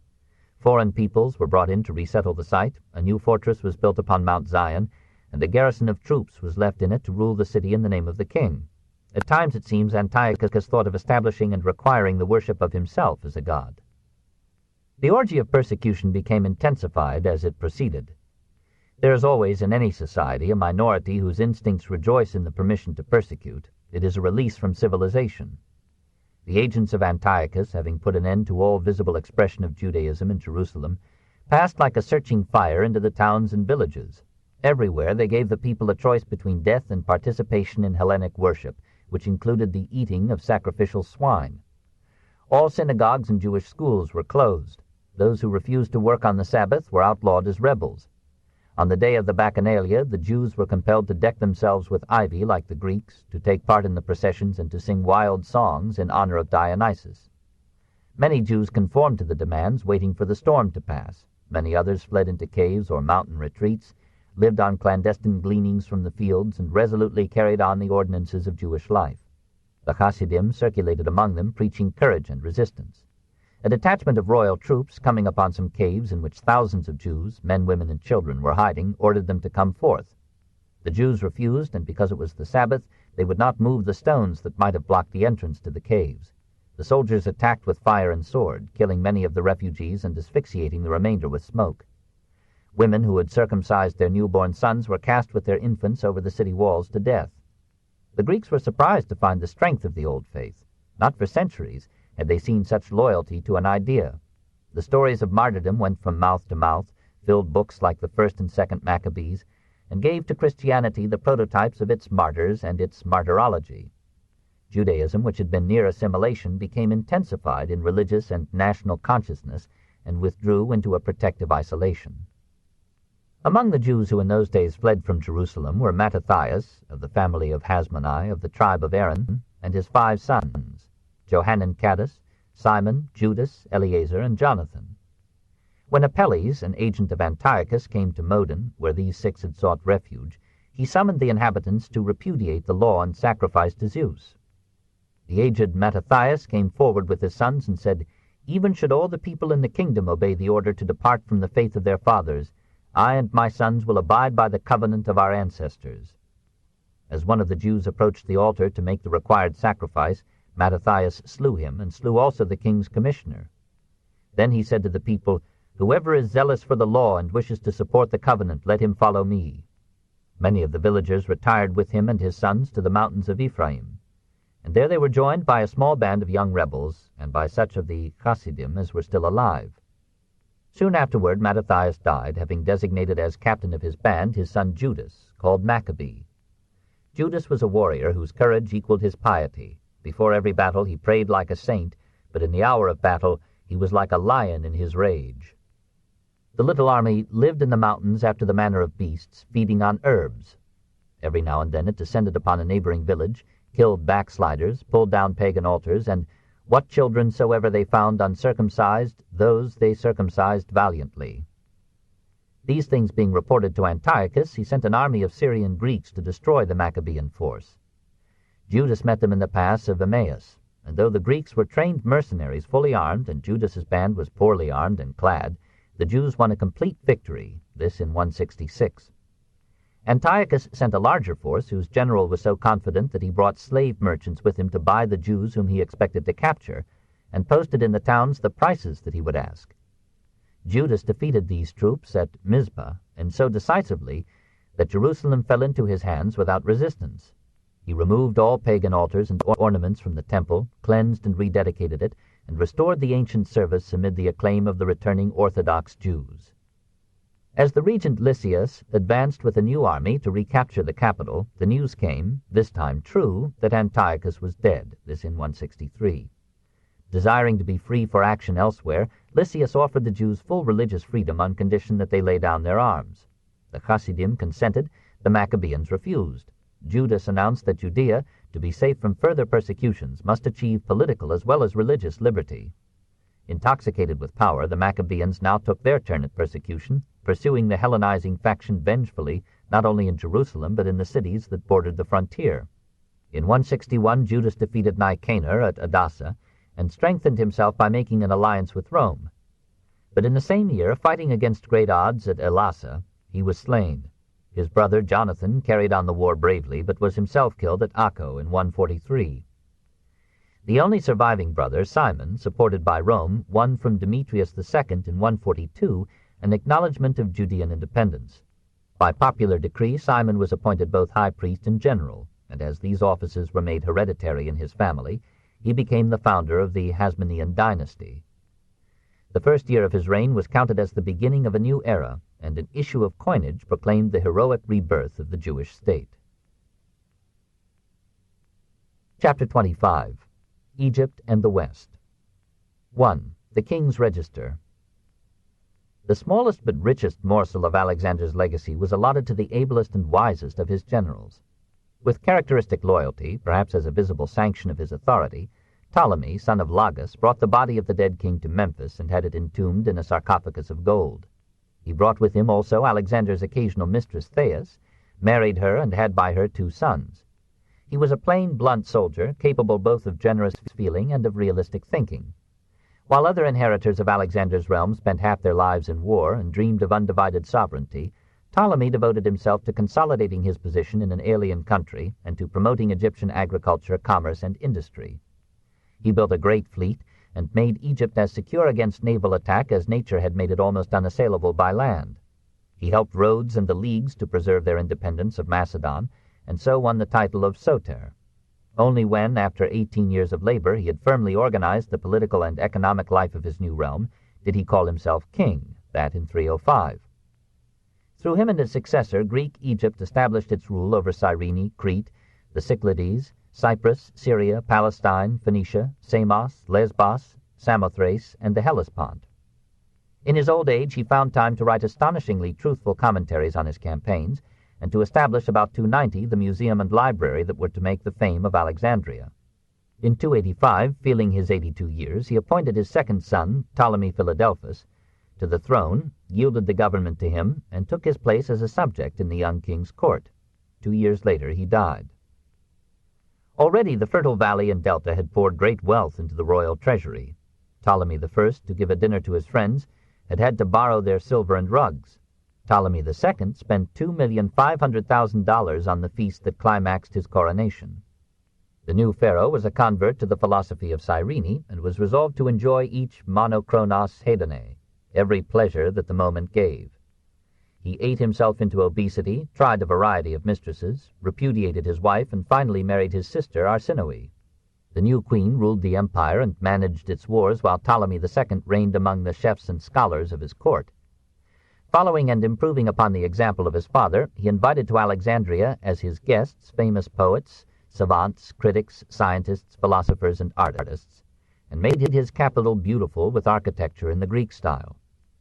During his long reign, Alexandria became the literary and scientific capital of the Mediterranean, and Alexandrian literature flourished as it would never do again.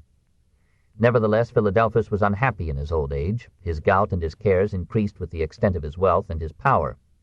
Looking out from his palace window, he saw and envied a beggar who lay at ease in the sun on the harbor dunes, and he mourned, "Alas, that I was not born one of these." Haunted by the fear of death, he sought in the lore of Egyptian priests the magic elixir of eternal life.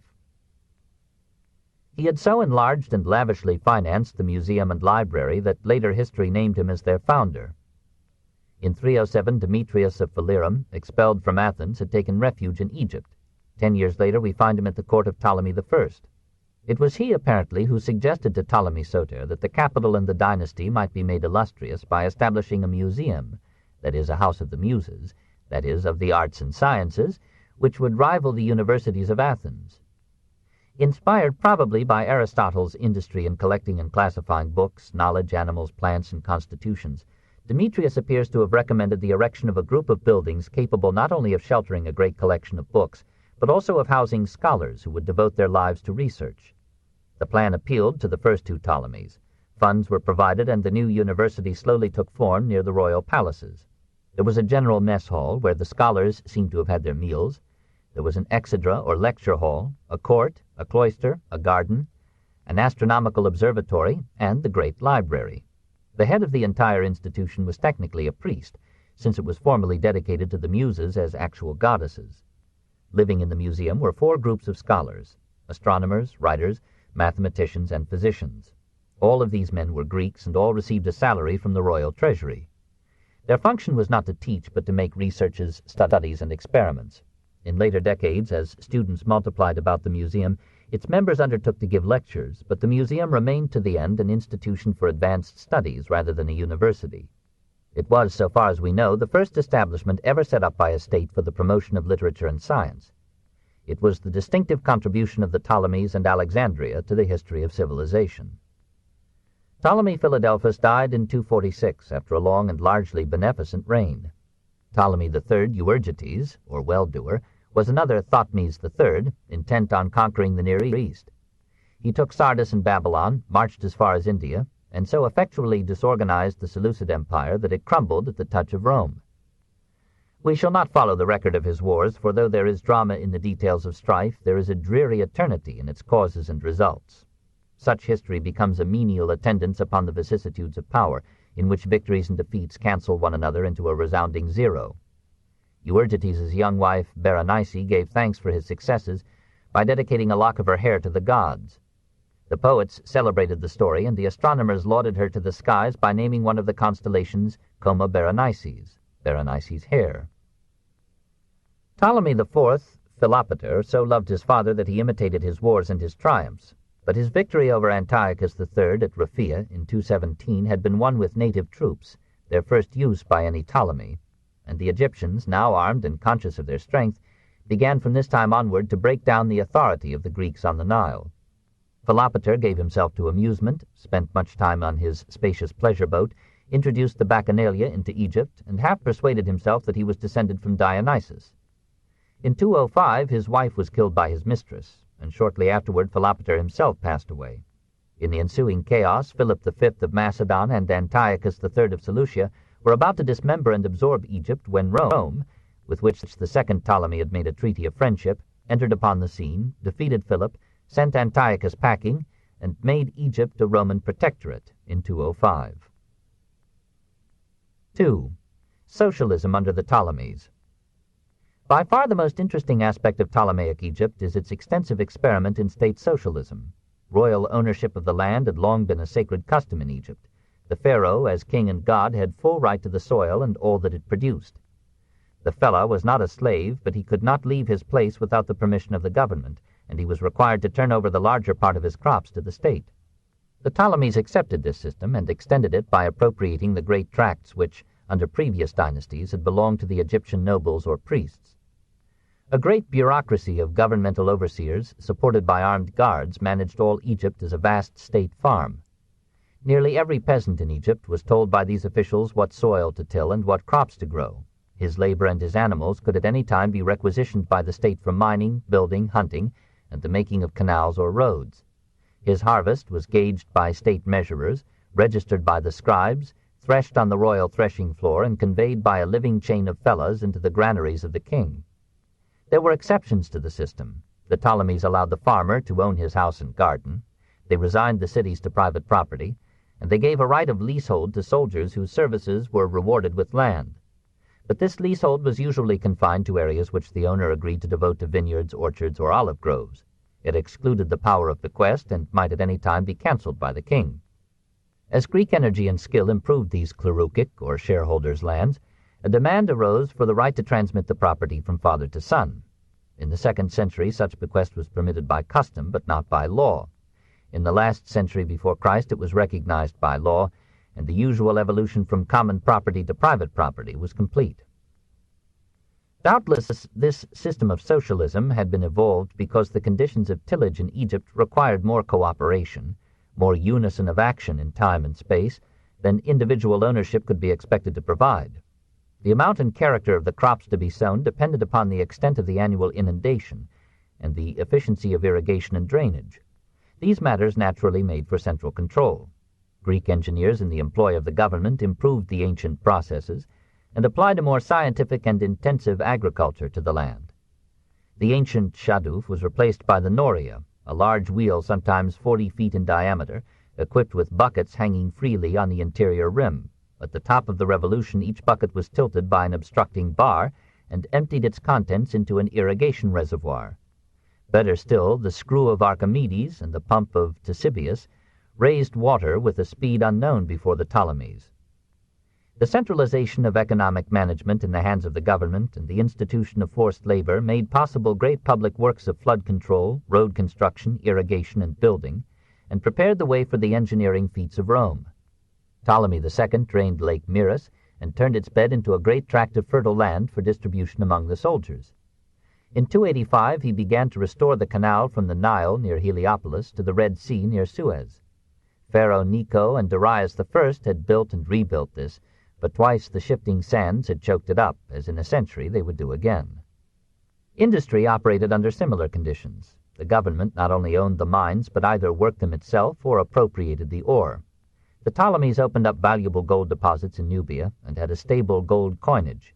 They controlled the copper mines of Cyprus and Sinai. They had a monopoly of oil, derived not from the soil, but from plants like linseed, croton, and sesame. The government fixed each year the amount of land to be sown to such plants. It took the whole produce at its own price. It extracted the oil in state factories through great beam presses worked by serfs. It sold the oil to retailers at its own price and excluded foreign competition by a heavy tariff. Its profit ranged from 70 to 300%. Apparently there were similar governmental subsidies in salt, natron, or carbonate of soda used as soap, but they had to sell all their product to the state. Minor industries were left in private hands. The state merely licensed and supervised them, bought a large share of their output at fixed prices, and taxed a good part of the profits into the royal treasury. Handicrafts were carried on by ancient guilds, whose members were by tradition bound to their trade, their village, even to their domicile. Industry was well developed. Chariots, furniture, terracotta, carpets, cosmetics were produced in abundance. Glass-blowing and the weaving of linen were Alexandrian specialties. Invention was more advanced in Ptolemaic Egypt than in any economy before imperial Rome's. The screw chain, the wheel chain, the cam chain, the ratchet chain, the pulley chain, and the screw press were all in use, and the chemistry of dyes had progressed to the point of treating cloths with diverse reagents, which brought forth from immersion in one dye a variety of fast colors. In general, the factories of Alexandria were worked by slaves, whose low cost of maintenance enabled the Ptolemies to undersell in foreign trade the products of Greek handicraft. All commerce was controlled and regulated by the government. Retail traders were usually state agents distributing state goods. All caravan routes and waterways were owned by the state. Ptolemy II introduced the camel into Egypt and organized a camel post to the south. This carried only governmental communications, but these included nearly all the commercial correspondence of the country. The Nile was busy with passenger and freight traffic, apparently under private management subject to state regulation. For the Mediterranean trade, the Ptolemies built the largest commercial fleet of the time, with vessels of 300 tons burden. The warehouses of Alexandria invited world trade. Its double harbor was the envy of other cities. Its lighthouse was one of the 7 wonders.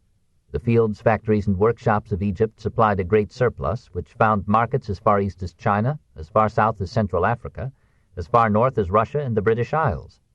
Egyptian explorers sailed down to Zanzibar and Somaliland and told the world about the troglodytes who lived along the East African coast on seafood, ostriches, carrots, and roots. To break the Arab hold on Indian trade with the Near East, Egyptian ships sailed directly from the Nile to India.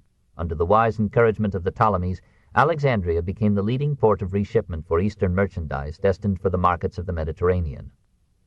This flowering of commerce and industry was quickened by excellent banking conveniences. Payment in kind survived to some degree as a legacy from ancient Egypt, and the grain of the royal treasuries was used as part of the bank reserve. But deposits, withdrawals, and transfers of grain might be made on paper instead of being physically performed. Beside this modified barter rose a complex money economy. Banking was a government monopoly, but its operations might be delegated to private firms. Bills were paid by drafts on bank balances, banks lent money at interest and paid the accounts of the royal treasury. The central bank at Alexandria had branches in all the important towns. Never in known history had agriculture, industry, commerce, and finance reached so rich, so unified, and so brutal a development. The masters and beneficiaries of this system were the free Greeks of the capital. At the head of all was the pharaoh god-king. From the viewpoint of the Greek population, the Ptolemy was truly a soter, or savior, a Euergetes, or benefactor. He gave them 100,000 places in the bureaucracy, endless economic opportunities, unprecedented facilities for the life of the mind, and a wealthy court as the source and center of a luxurious social life. Nor was the king an incalculable despot. Egyptian tradition combined with Greek law to build up a system of legislation which borrowed from and improved upon the Athenian code in every respect except freedom. This book is continued on Cassette 8, Side 1. The Story of Civilization, Volume 2, The Life of Greece, Part 2, by Will Durant. Continued, Cassette 8, Side 1. Egyptian tradition combined with Greek law to build up a system of legislation which borrowed from and improved upon the Athenian code in every respect except freedom. The edicts of the king had full legal force, but the cities enjoyed considerable self-government, and the Egyptian, Greek, and Jewish population lived each under its own system of law, chose its own magistrates, and pled before its own courts. A Turin papyrus gives us the record of an Alexandrian lawsuit. The issues are precisely defined, the evidence is carefully presented, precedents are summarized, and the final judgment is given with judicial impartiality. Other papyri preserve Alexandrian wills and reveal the antiquity of legal forms. This is the will of Pysius the Lycian, son of X, of sound mind and deliberate intention. The Ptolemaic was the most efficiently organized government in the Hellenistic world. It took its national form from Egypt and Persia, its municipal form from Greece, and passed them on to imperial Rome. The country was divided into nomes or provinces, each administered by appointees of the king. Nearly all these officials were Greek. The idea of Alexander that Greek and Oriental or Egyptian should live and mingle on equal terms was forgotten as unlucrative. The valley of the Nile became frankly a conquered land. The Greek overseers brought an advanced technology and management to the economic life of Egypt and enormously expanded the wealth of the nation, but they took the increase. The state charged high prices for the products which it controlled and barred competition with a tariff wall. Hence, olive oil that cost 21 drachmas in Delos cost 52 in Alexandria. Everywhere the government took rentals, taxes, customs, and tolls, sometimes labor and life itself. The peasant paid a fee to the state for the right to keep cattle, for the fodder that he fed them, and for the privilege of grazing them on the common pasture land. The private owner of gardens, vineyards, or orchards paid a sixth, under Ptolemy II a half, of his produce to the state. All persons except soldiers, priests, and government officials paid a poll tax. There were taxes on salt, legal documents, and bequests, a 5% tax on rentals, a 10% tax on sales, a 25% levy on all fish caught in Egyptian waters, a toll on goods passing from village to town or along the Nile.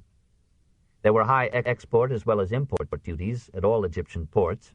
There were special taxes to maintain the fleet and the lighthouse, to keep the municipal physicians and police in good humor, and to buy a gold crown for every new king. Nothing was overlooked that could fatten the state. To keep track of all taxable products, income, and transactions, the government maintained a swarm of scribes and a vast system of personal and property registration. To collect the taxes, it farmed them out to specialists, supervised their operations, and held their possessions as security till the returns were in. The total revenue of the Ptolemies in money and kind was probably the greatest gathered by any government between the fall of Persia and the ascendancy of Rome. 3. Alexandria. Most of this wealth came to Alexandria. The Nome capitals and a few other towns were also prosperous, with paved and lighted streets, police protection, and a good water supply. But nothing quite so modern as Alexandria had ever been seen before. Strabo describes it in the 1st century A.D. as over 3 miles long and a mile wide. Pliny reckons the city wall as 15 miles in length. Dinocrates of Rhodes and Sostratus of Cnidus laid out the city on the rectangular plan, with a central avenue 100 feet wide running from east to west, crossed by an equally wide avenue from north to south. Each of these thoroughfares, and probably some others, was well lighted at night, and was kept cool during the day by mile after mile of shaded colonnades. Of the 4 quarters into which the main arteries divided the city, the westernmost, Rhacotis, was occupied chiefly by Egyptians. The northeast portion formed the Jewish quarter. The southeast corner, or Bruchium, contained the royal palace, the museum, the library, the tombs of the Ptolemies, the sarcophagus of Alexander, the Hôtel des Invalides of the age, the arsenal, the chief Greek temples, and many spacious parks. One park had a portico 600 feet in length. Another contained the Royal Zoological Collection. In the center of the city were the administrative buildings, the government storehouses, the courthouse, the main gymnasium, and 1,000 shops and bazaars. Outside the gates were a stadium, a hippodrome or racetrack, an amphitheater, and a vast cemetery known as the Necropolis, or City of the Dead. Along the beach ran a succession of bathing establishments and resorts. A dike or mole, called Heptastadium because it was 7 stadia long, connected the city with the island of Pharos, and made 2 harbors out of one. Behind the city lay Lake Mareotis, which provided ports and outlets for the traffic on the Nile. Here the Ptolemies kept their pleasure boats and took their royal ease. Hardly anything but a few catacombs and pillars have been preserved from ancient Alexandria. Its remains lie directly under the present capital, making excavation expensive. Probably they have sunk beneath the water level, and parts of the old city have been covered by the Mediterranean. The population of Alexandria about 200 B.C. was as varied as in a modern metropolis. From 400,000 to 500,000 Macedonians, Greeks, Egyptians, Jews, Persians, Anatolians, Syrians, Arabs, and Negroes. The growth of commerce had swelled the lower middle class and filled the cosmopolitan capital with a busy, talkative, litigious crowd of shopkeepers and traders, always on the alert for a bargain, and with no prejudice in favor of honesty. At the top were the Macedonians and the Greeks, living in such luxury as astonished the Roman ambassadors who were appointed to the court in 273.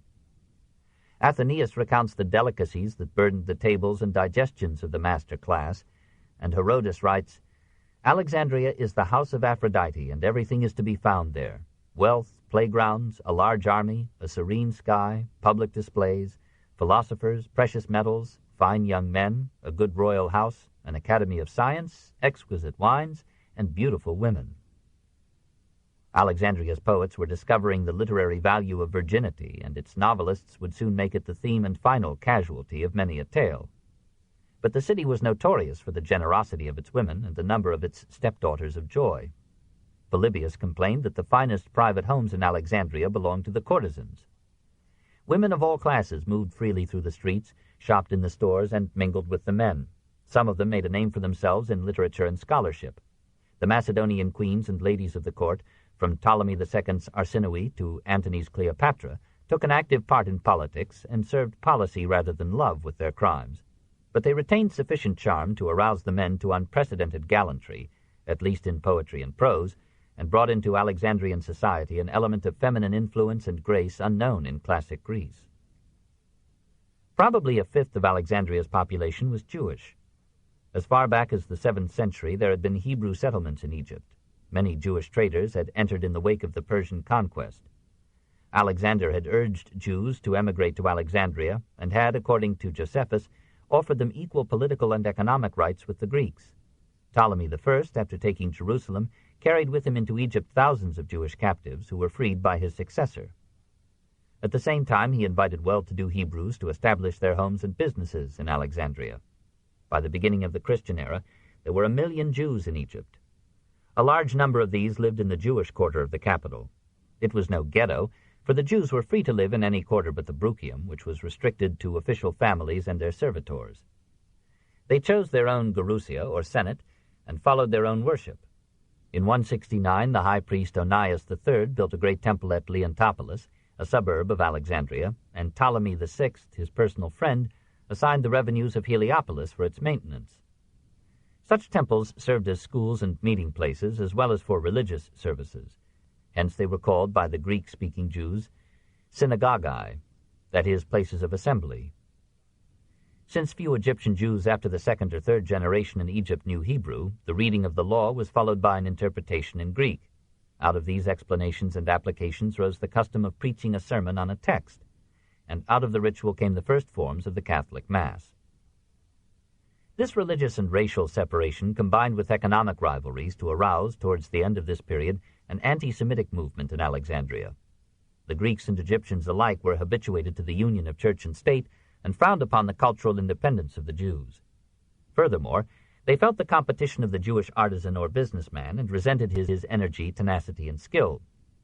When Rome began to import Egyptian grain, it was the Jewish merchants of Alexandria who carried the cargoes in their fleets. The Greeks, perceiving their failure to Hellenize the Jews, feared for their own future in a state where the majority remained persistently Oriental and bred so vigorously. Forgetting the legislation of Pericles, they complained that the Jewish law forbade mixed marriages and that the Jews for the most part kept to themselves. Anti-Semitic literature multiplied. Manetho, an Egyptian historian, gave currency to the story that the Jews had been expelled from Egypt centuries back because they had been afflicted with scrofula, or leprosy. Feeling mounted on both sides until, in the 1st century of the Christian era, it broke out into destructive violence. The Jews did what they could to allay the resentment against their amixia, their social separation, and their success. Though they clung to their religion, they spoke Greek, studied and wrote about Greek literature, and translated their sacred books and their histories into Greek. To acquaint the Greeks with the Jewish religious tradition and to enable the Jew who knew no Hebrew to read his own scriptures, a group of Alexandrian Jewish scholars began, probably under Ptolemy II, a Greek translation of the Hebrew Bible. The kings favored the undertaking in the hope that it would make the Jews of Egypt more independent of Jerusalem and would lessen the flow of Jewish-Egyptian funds to Palestine. Legend told how Ptolemy Philadelphus, at the suggestion of Demetrius of Phalerum, had invited some 70 Jewish scholars to come from Judea, about 250, to translate the scriptures of their people, how the king had lodged each of them in a separate room on Pharos, and had kept them without intercommunication until each had made his own rendering of the Pentateuch. How all the 70 versions, when finished, agreed word for word, proving the divine inspiration of the text and of the translators. How the king rewarded the scholars with costly presents of gold, and how from these circumstances the Greek version of the Hebrew Bible came to be known as the Hermeneia Kata tous Hebdomacanta, the interpretation according to the 70, in Latin, Interpretatio Septuaginta. In a word, the Septuagint. Whatever the process of translation, the Pentateuch seems to have appeared in Greek before the close of the 3rd century, and the prophetic books in the 2nd. This was the Bible used by Philo and St. Paul.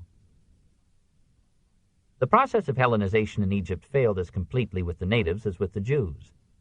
Outside of Alexandria, the Egyptians sullenly maintained their own religion, their own dress or nudity, their own immemorial ways. The Greeks thought of themselves as conquerors, not as fellow men. They did not bother to build Greek cities south of the Delta, or to learn the language of the people, and their laws did not recognize the marriage of an Egyptian with a Greek. Ptolemy I tried to unite the Greek and native faiths by identifying Serapis and Zeus. Later Ptolemies encouraged the cult of themselves as gods to offer a common and convenient object of worship to their heterogeneous population. But those Egyptians who were not courting office paid little attention to these artificial cults. The Egyptian priests, shorn of their wealth and power and dependent for their sustenance upon grants of money from the state, waited patiently for the Greek wave to recede.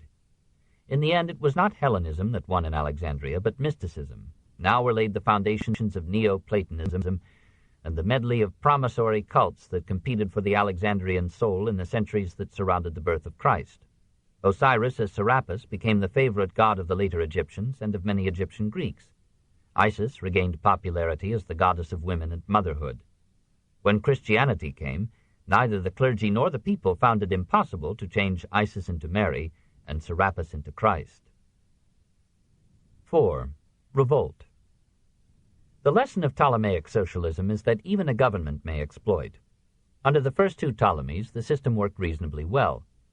Great engineering enterprises were completed, agriculture was improved, marketing was brought into order, the overseers behaved with a modest measure of injustice and partiality, and though the exploitation of materials and men was thorough, its profits went in large degree to develop and adorn the country and to finance its cultural life. Three factors ruined the experiment. The Ptolemies went to war and spent more and more of the people's earnings upon armies, navies, and campaigns. After Philadelphus, there was a rapid deterioration in the quality of the kings. They ate and drank and mated and allowed the administration of the system to fall into the hands of rascals who ground every possible penny out of the poor. The fact that the exploiters were foreigners was never forgotten by the Egyptians, nor by the priests who dreamed of the flesh pots of Egypt that their class had enjoyed before the Persian and Greek domination. The Ptolemaic conception of socialism was essentially one of intensified production rather than of wide distribution. The fellow received enough of his product to keep him alive, but not enough to encourage him in his work or in the business of rearing a family. Generation after generation, the government's exactions grew. The system of detailed national control became intolerable, like the relentlessly watchful eye of a despotic parent. The state lent seed corn to the peasant to plant his crop and then bound him to the farm until the harvest was in. No peasant might use any of his own product until all his debts had been paid to the state. The fellow was patient, but even he began to grumble. By the 2nd century, a substantial part of the soil had been abandoned for lack of peasants to work it. The clerks or lessees of royal land could get no tenants to till it for them. They tried to do it themselves, but were not up to the task. Gradually, the desert crept back upon civilization. In the gold mines of Nubia, the slaves worked naked in dark and narrow galleries, in cramping positions, loaded with chains and encouraged by the whip of the overseer. Their food was poor, not even enough to keep them alive. Thousands of them succumbed from malnutrition and fatigue, and the only welcome event in their lives was death. The common laborer in the factories received 1 obol, or 9 cents a day, the skilled worker 2 or 3. Every 10th day was a day of rest. Complaints multiplied and strikes grew more frequent. Strikes among the miners, the quarrymen, the boatmen, the peasants, the artisans, the tradesmen, even the overseers and the police. Strikes seldom for better pay, since the toilers had ceased to hope for this, but of simple exhaustion and despair. "We are worn out," says a papyrus record of one strike. "We will run away," that is, seek sanctuary in a temple. Nearly all the exploiters were Greeks. Nearly all the exploited were Egyptians or Jews. The priests clandestinely appealed to the religious feelings of the natives, while the Greeks resented any concession made to Jews or Egyptians by the government. In the capital, the populace was bribed by state bounties and spectacles, but it was excluded from the royal quarter, was watched by a large military force, and was allowed no voice in national affairs. In the end, it became an irresponsible and violent mob. In 216, the Egyptians revolted but were put down. In 189, they revolted again, and the mutiny continued for 5 years. The Ptolemies won for a time by the force of their army and by raising their contributions to the priests, but the situation had become impossible. The country had been milked to depletion, and even the exploiters felt that nothing remained. Disintegration set in on every side. The Ptolemies passed from natural to unnatural vice, from intelligence to stupidity. They married with a freedom and haste that forfeited the esteem of their people. Luxury unfitted them for war or government, at last even for thought. Lawlessness and dishonesty, incompetence and hopelessness, the absence of competition and of the stimulus that comes from ownership lowered year by year the productivity of the land. Literature waned, creative art died. After the 3rd century, Alexandria added little to either. The Egyptians lost respect for the Greeks, and the Greeks, if such a thing can be believed, lost respect for themselves. Year by year they forgot their own language and spoke a corrupt mixture of Greek and Egyptian. More and more of them married their sisters after native custom, or married into Egyptian families and were absorbed. Thousands of them worshipped Egyptian gods. By the 2nd century, the Greeks had ceased to be the dominant race, even politically. The Ptolemies, to preserve their authority, had adopted the Egyptian faith and ritual, and had increased the power of the priests. As the kings sank into Epicurean ease, the clergy reasserted its leadership and won back year by year the lands and privileges which the earlier Ptolemies had taken away. The Rosetta Stone, dated 196 BC, describes the coronation ceremonies of Ptolemy V as following almost completely the Egyptian forms. Under Ptolemy V, from 203 to 181, and Ptolemy VI, from 181 to 145, dynastic feuds absorbed the energies of the royal house, while Egyptian agriculture and industry decayed.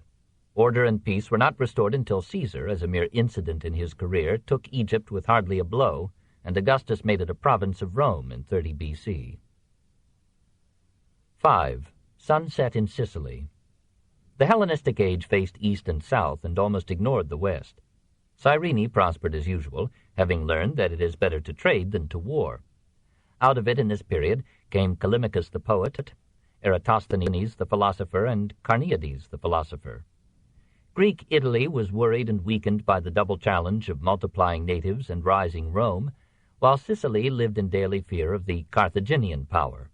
23 years after the coming of Timoleon, a rich man's revolution suppressed the Syracusan democracy and put the government into the hands of 600 oligarchic families, this in 320.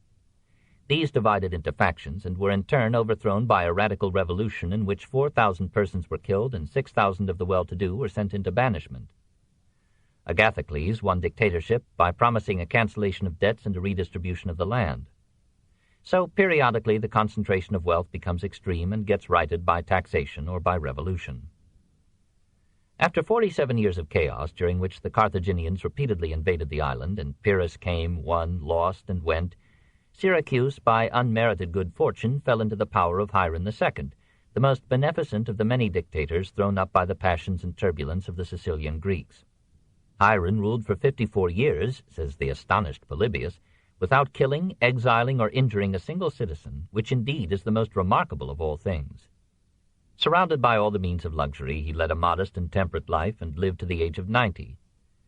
On several occasions he wished to resign his authority, but the people begged him to retain it. He had the good judgment to make an alliance with Rome, and thereby kept the Carthaginians at bay for half a century. He gave the city order and peace and considerable freedom. He executed great public works, and without oppressive taxation left a full treasury at his death. Under his protection or patronage, Archimedes brought ancient science to its culmination, and Theocritus sang, in the last perfect Greek, the loveliness of Sicily and the expected bounty of its king. Syracuse became now the most populous and prosperous city in Hellas. Hiron amused his leisure by watching his artisans, under the supervision of Archimedes, construct for him a pleasure boat that embodied all the shipbuilding art and science of antiquity. It was half a stadium, or 407 feet in length. It had a sport deck with a gymnasium and a large marble bath, and a shaded garden deck with a great variety of plants. It was manned by 600 seamen in 20 groups of oars, and could carry in addition 300 passengers or marines. It had 60 cabins, some with mosaic floors, and doors of ivory and precious woods. It was elegantly furnished in every part, and was adorned with paintings and statuary. It was protected against attack by armor and turrets.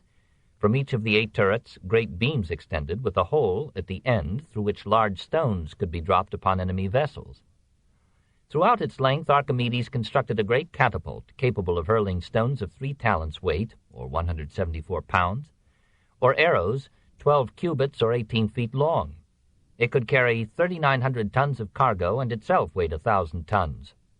Hiron had hoped to use it in regular service between Syracuse and Alexandria, but finding it too large for his own docks and extravagantly expensive to maintain, he filled it with corn and fish from Sicily's abounding fields and seas, and sent it, vessels and contents, as a gift to Egypt, which was suffering an unusual dearth of corn.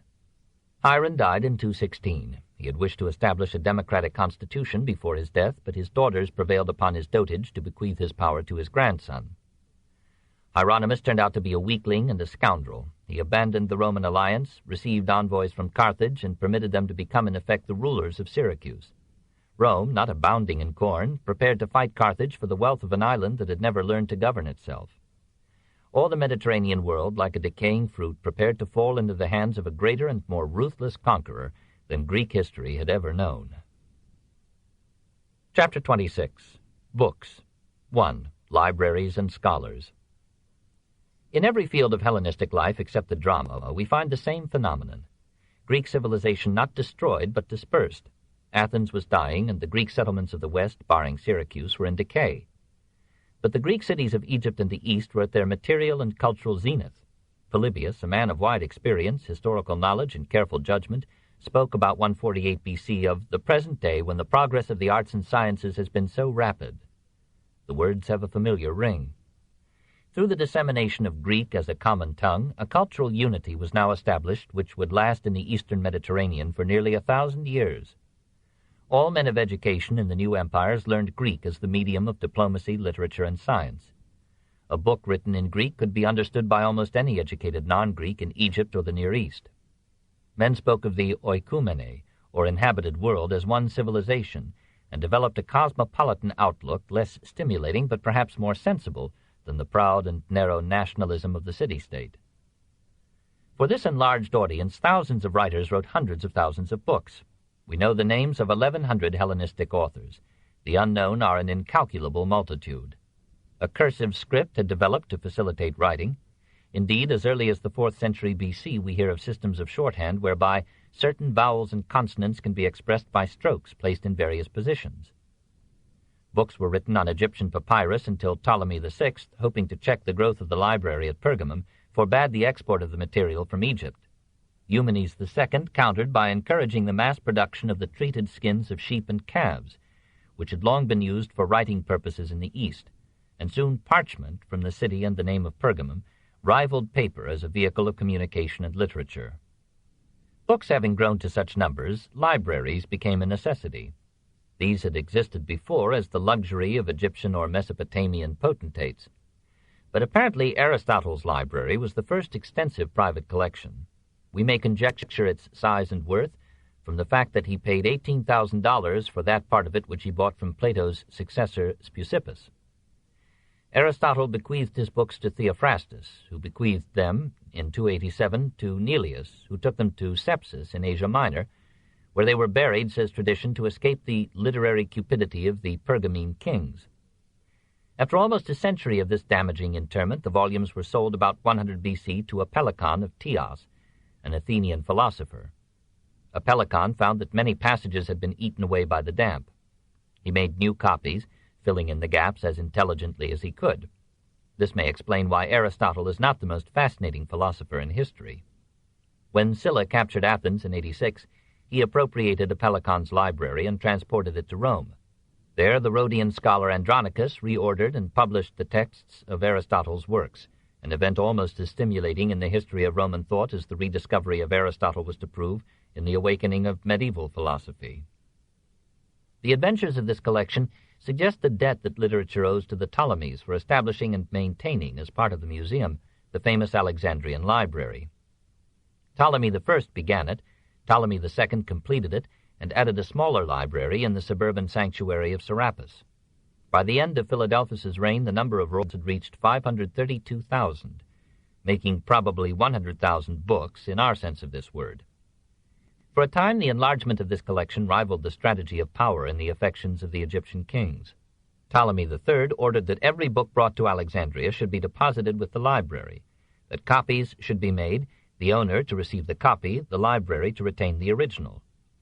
The same autocrat asked Athens to lend him the manuscripts of Aeschylus, Sophocles, and Euripides, and deposited $90,000 as security for their return. He kept the originals, sent back copies, and told the Athenians to keep his money as a forfeit. The ambition to possess old books became so widespread that men arose who specialized in dyeing and spoiling new manuscripts to sell them as antiquities to collectors of first editions. The library soon eclipsed the rest of the museum in importance and interest. The office of librarian was one of the highest in the king's gift, and included the obligation of tutoring the crown prince. The names of these librarians have been preserved, with variations, in different manuscripts. The latest list gives, as the first 6, Xenophon of Ephesus, Apollonius of Rhodes, Eratosthenes of Cyrene, Apollonius of Alexandria, Aristophanes of Byzantium, and Aristarchus of Samothrace. Their diversity of origin suggests again the unity of Hellenistic culture. Quite as important as these was the poet and scholar Callimachus, who classified the collection in a catalogue running to 120 rolls. We picture a corps of copyists, presumably slaves, making duplicates of precious originals, and a hive of scholars separating the materials into groups.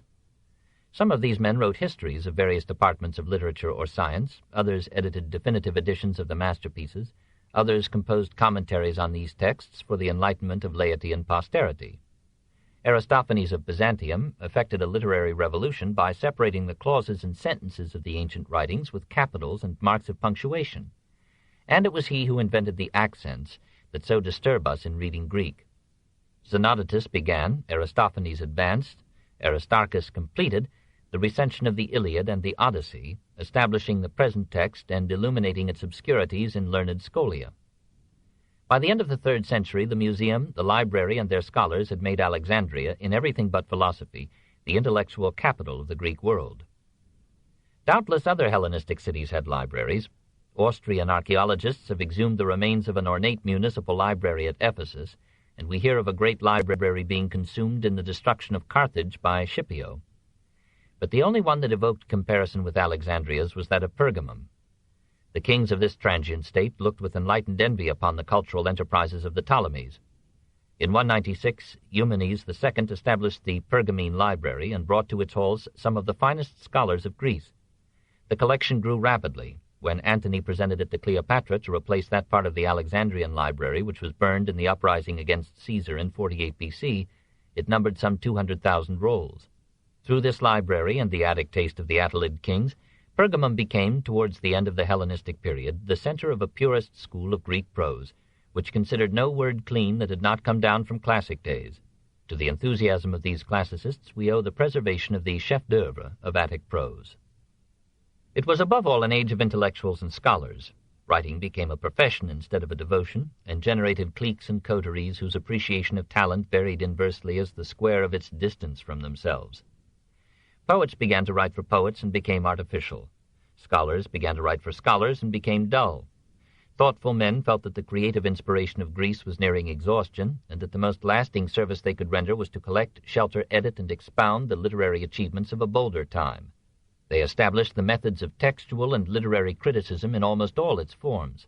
They tried to sift out the best from the mass of existing manuscripts, and to guide the reading of the people, they made lists of best books, the 4 heroic poets, the 9 historians, the 10 lyric poets, the 10 orators, etc. They wrote biographies of great writers and scientists. They gathered and saved the fragmentary data which are now all that we know concerning these men. They composed outlines of history, literature, drama, science, and philosophy. Some of these shortcuts to knowledge helped to preserve, some replaced and unwittingly obliterated the original works that they summarized.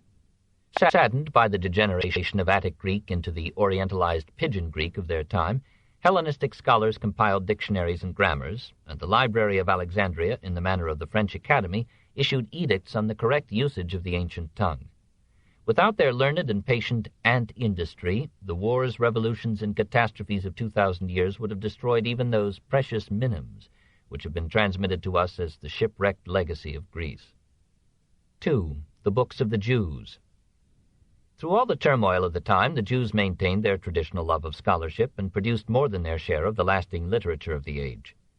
To this period belong some of the finest portions of the Bible.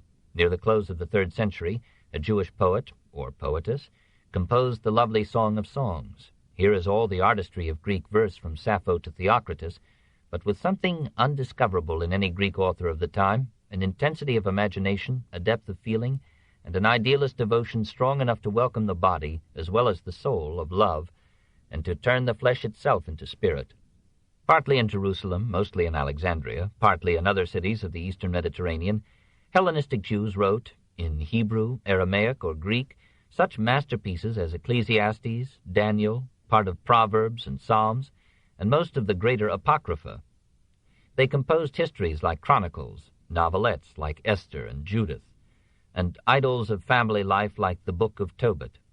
The Sopherim changed the Hebrew script from the Old Assyrian to the square Syrian style, which has remained to this day. Since most of the Jews in the Near East now spoke Aramaic rather than Hebrew, the scholars explained the scriptures in brief Aramaic targums, or interpretations. Schools were opened for the study of the Torah, or law, and the explanation of its moral code to growing youth. Such explanations, commentaries, and illustrations, handed down from teacher to pupil across the generations, supplied in a later age most of the material of the Talmud. By the close of the 3rd century, the scholars of the Great Assembly had completed the editing of the older literature and had closed the canon of the Old Testament. It was their judgment that the age of the prophets was ended and that literal inspiration had ceased. The result was that many works of this epoch, full of wisdom and beauty, lost the chance of divine collaboration and fell into the unfortunate category of apocrypha.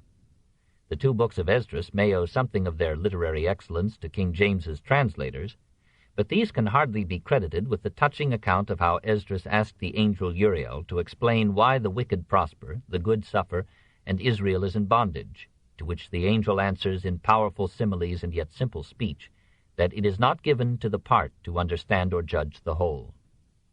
The prologue of Ecclesiasticus describes it as a Greek translation, completed in 132, of discourses written in Hebrew 2 generations before by the translator's grandfather, Jesus the son of Sirach. This Joshua ben Sirach was both a scholar and a man of affairs. After seeing something of the world through travel, he had settled down to make his home a school for students, and to them he delivered these essays on the wisdom of life. He denounces the rich Jews who have abandoned their faith to cut a better figure in the Gentile world. He warns youth against the courtesans who wait for it everywhere, and he offers the law as still the best guide amid the evils and pitfalls of the world. But he is no Puritan. Unlike the Hasidim, he has a good word to say for harmless pleasure, and he protests against the mystics who reject medicine on the ground that all maladies, having come from God, can be cured by God alone. The book is rich in epigrams, of which the most renowned brings together the rod and the child. The number of whippings laid to his account, said Renan, must be incalculable. It is a noble book, wiser and kinder than Ecclesiastes. In the 24th chapter of Ecclesiasticus we are told that wisdom is the first product of God, created from the beginning of the world. Here and in the 1st chapter of Proverbs are the earliest Hebrew forms of the doctrine of the Logos, wisdom as a demiurge, or intermediate creator, delegated by God to design the world. This hypostasizing of wisdom as personified intelligence becomes a dominating idea of Jewish theology in the last centuries before Christ. Alongside of it runs increasingly the conception of personal immortality. In the Book of Enoch, written apparently by several authors in Palestine between 170 and 66 B.C., the hope of heaven has become a vital need. The success of wicked power and the misfortunes of a pious and loyal people could no longer be borne unless that hope might be entertained. Without it, life and history seemed to be the work of Satan rather than of God. A Messiah will come who will establish the kingdom of heaven on earth and will reward the virtuous with everlasting happiness after death. In the book of Daniel, the whole terror of the age of Antiochus IV finds a voice. About 166, when the faithful had been persecuted to the death for their beliefs, and ever larger enemies were advancing upon the Maccabean band, one of the Hasidim probably undertook to rekindle the courage of the people by describing the sufferings and prophecies of Daniel in the days of Nebuchadrezzar in Babylon.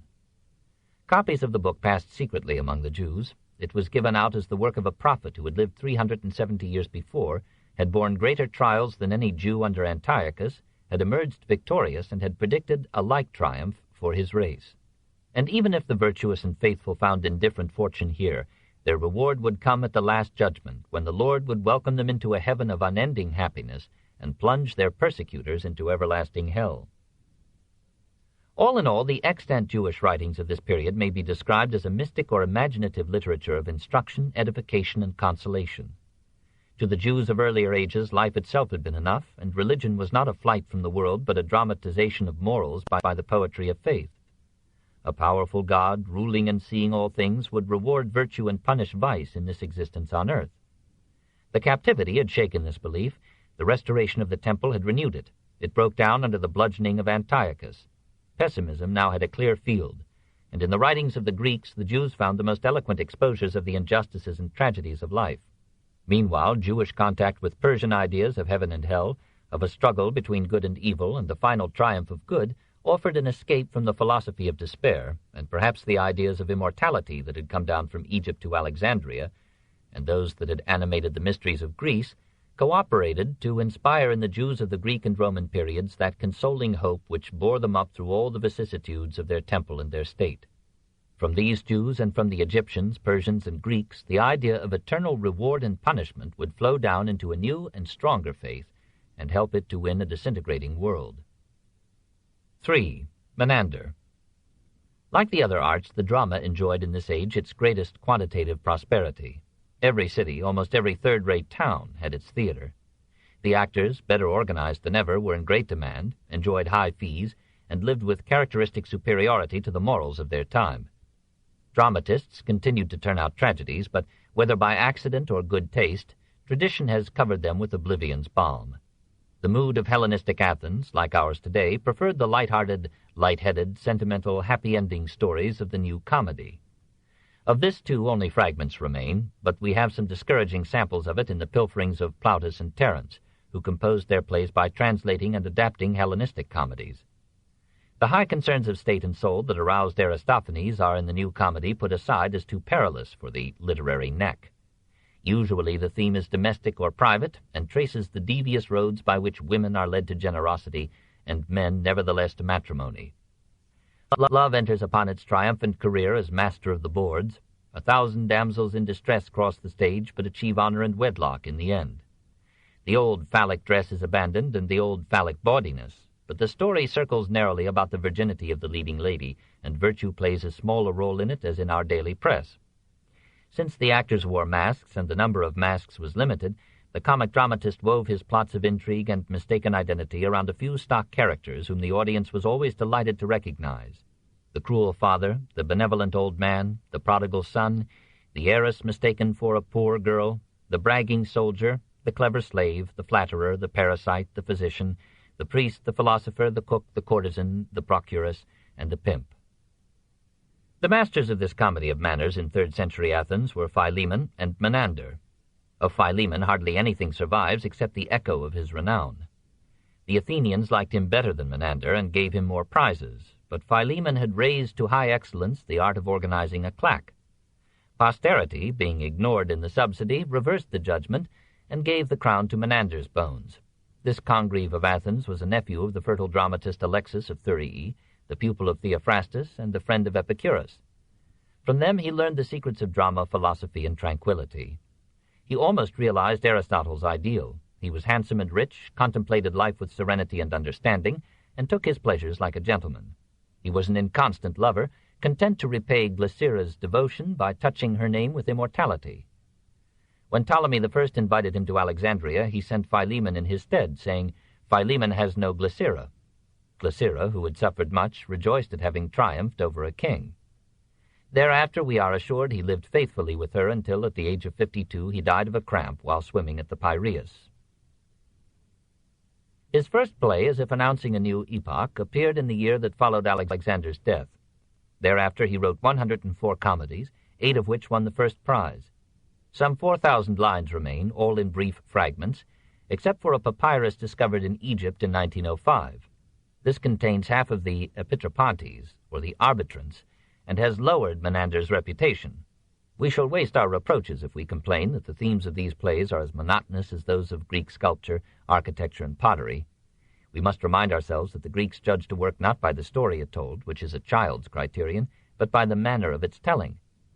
What the Greek mind relished in Menander was the neat polish of his style, the philosophy concentrated in his wit, and so realistic a portrayal of common scenes that Aristophanes of Byzantium asked, "O Menander, O life, which of you imitated the other?"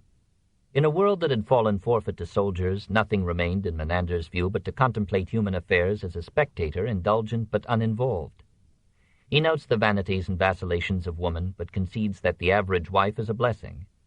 The action of the arbitrants turns in part upon a rejection of the double standard, and of course one play is about the virtuous prostitute who, like Dumas' Lady of the Camellias, refuses the man whom she loves in order to get him respectably married to a profitable wife.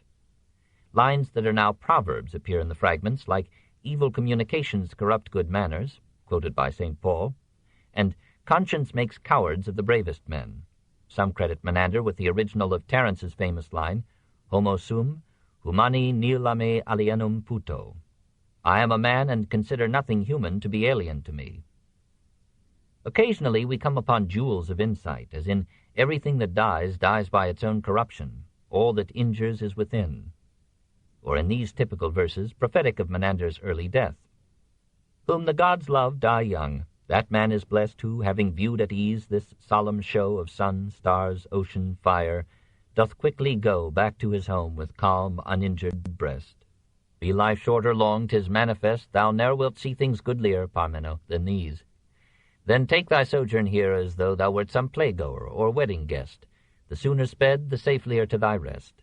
Well furnished, foe to none, with strength at need, shalt thou return, while he who tarries late faints on the road outworn, with age oppressed, harassed by foes whom life's dull tumults breed.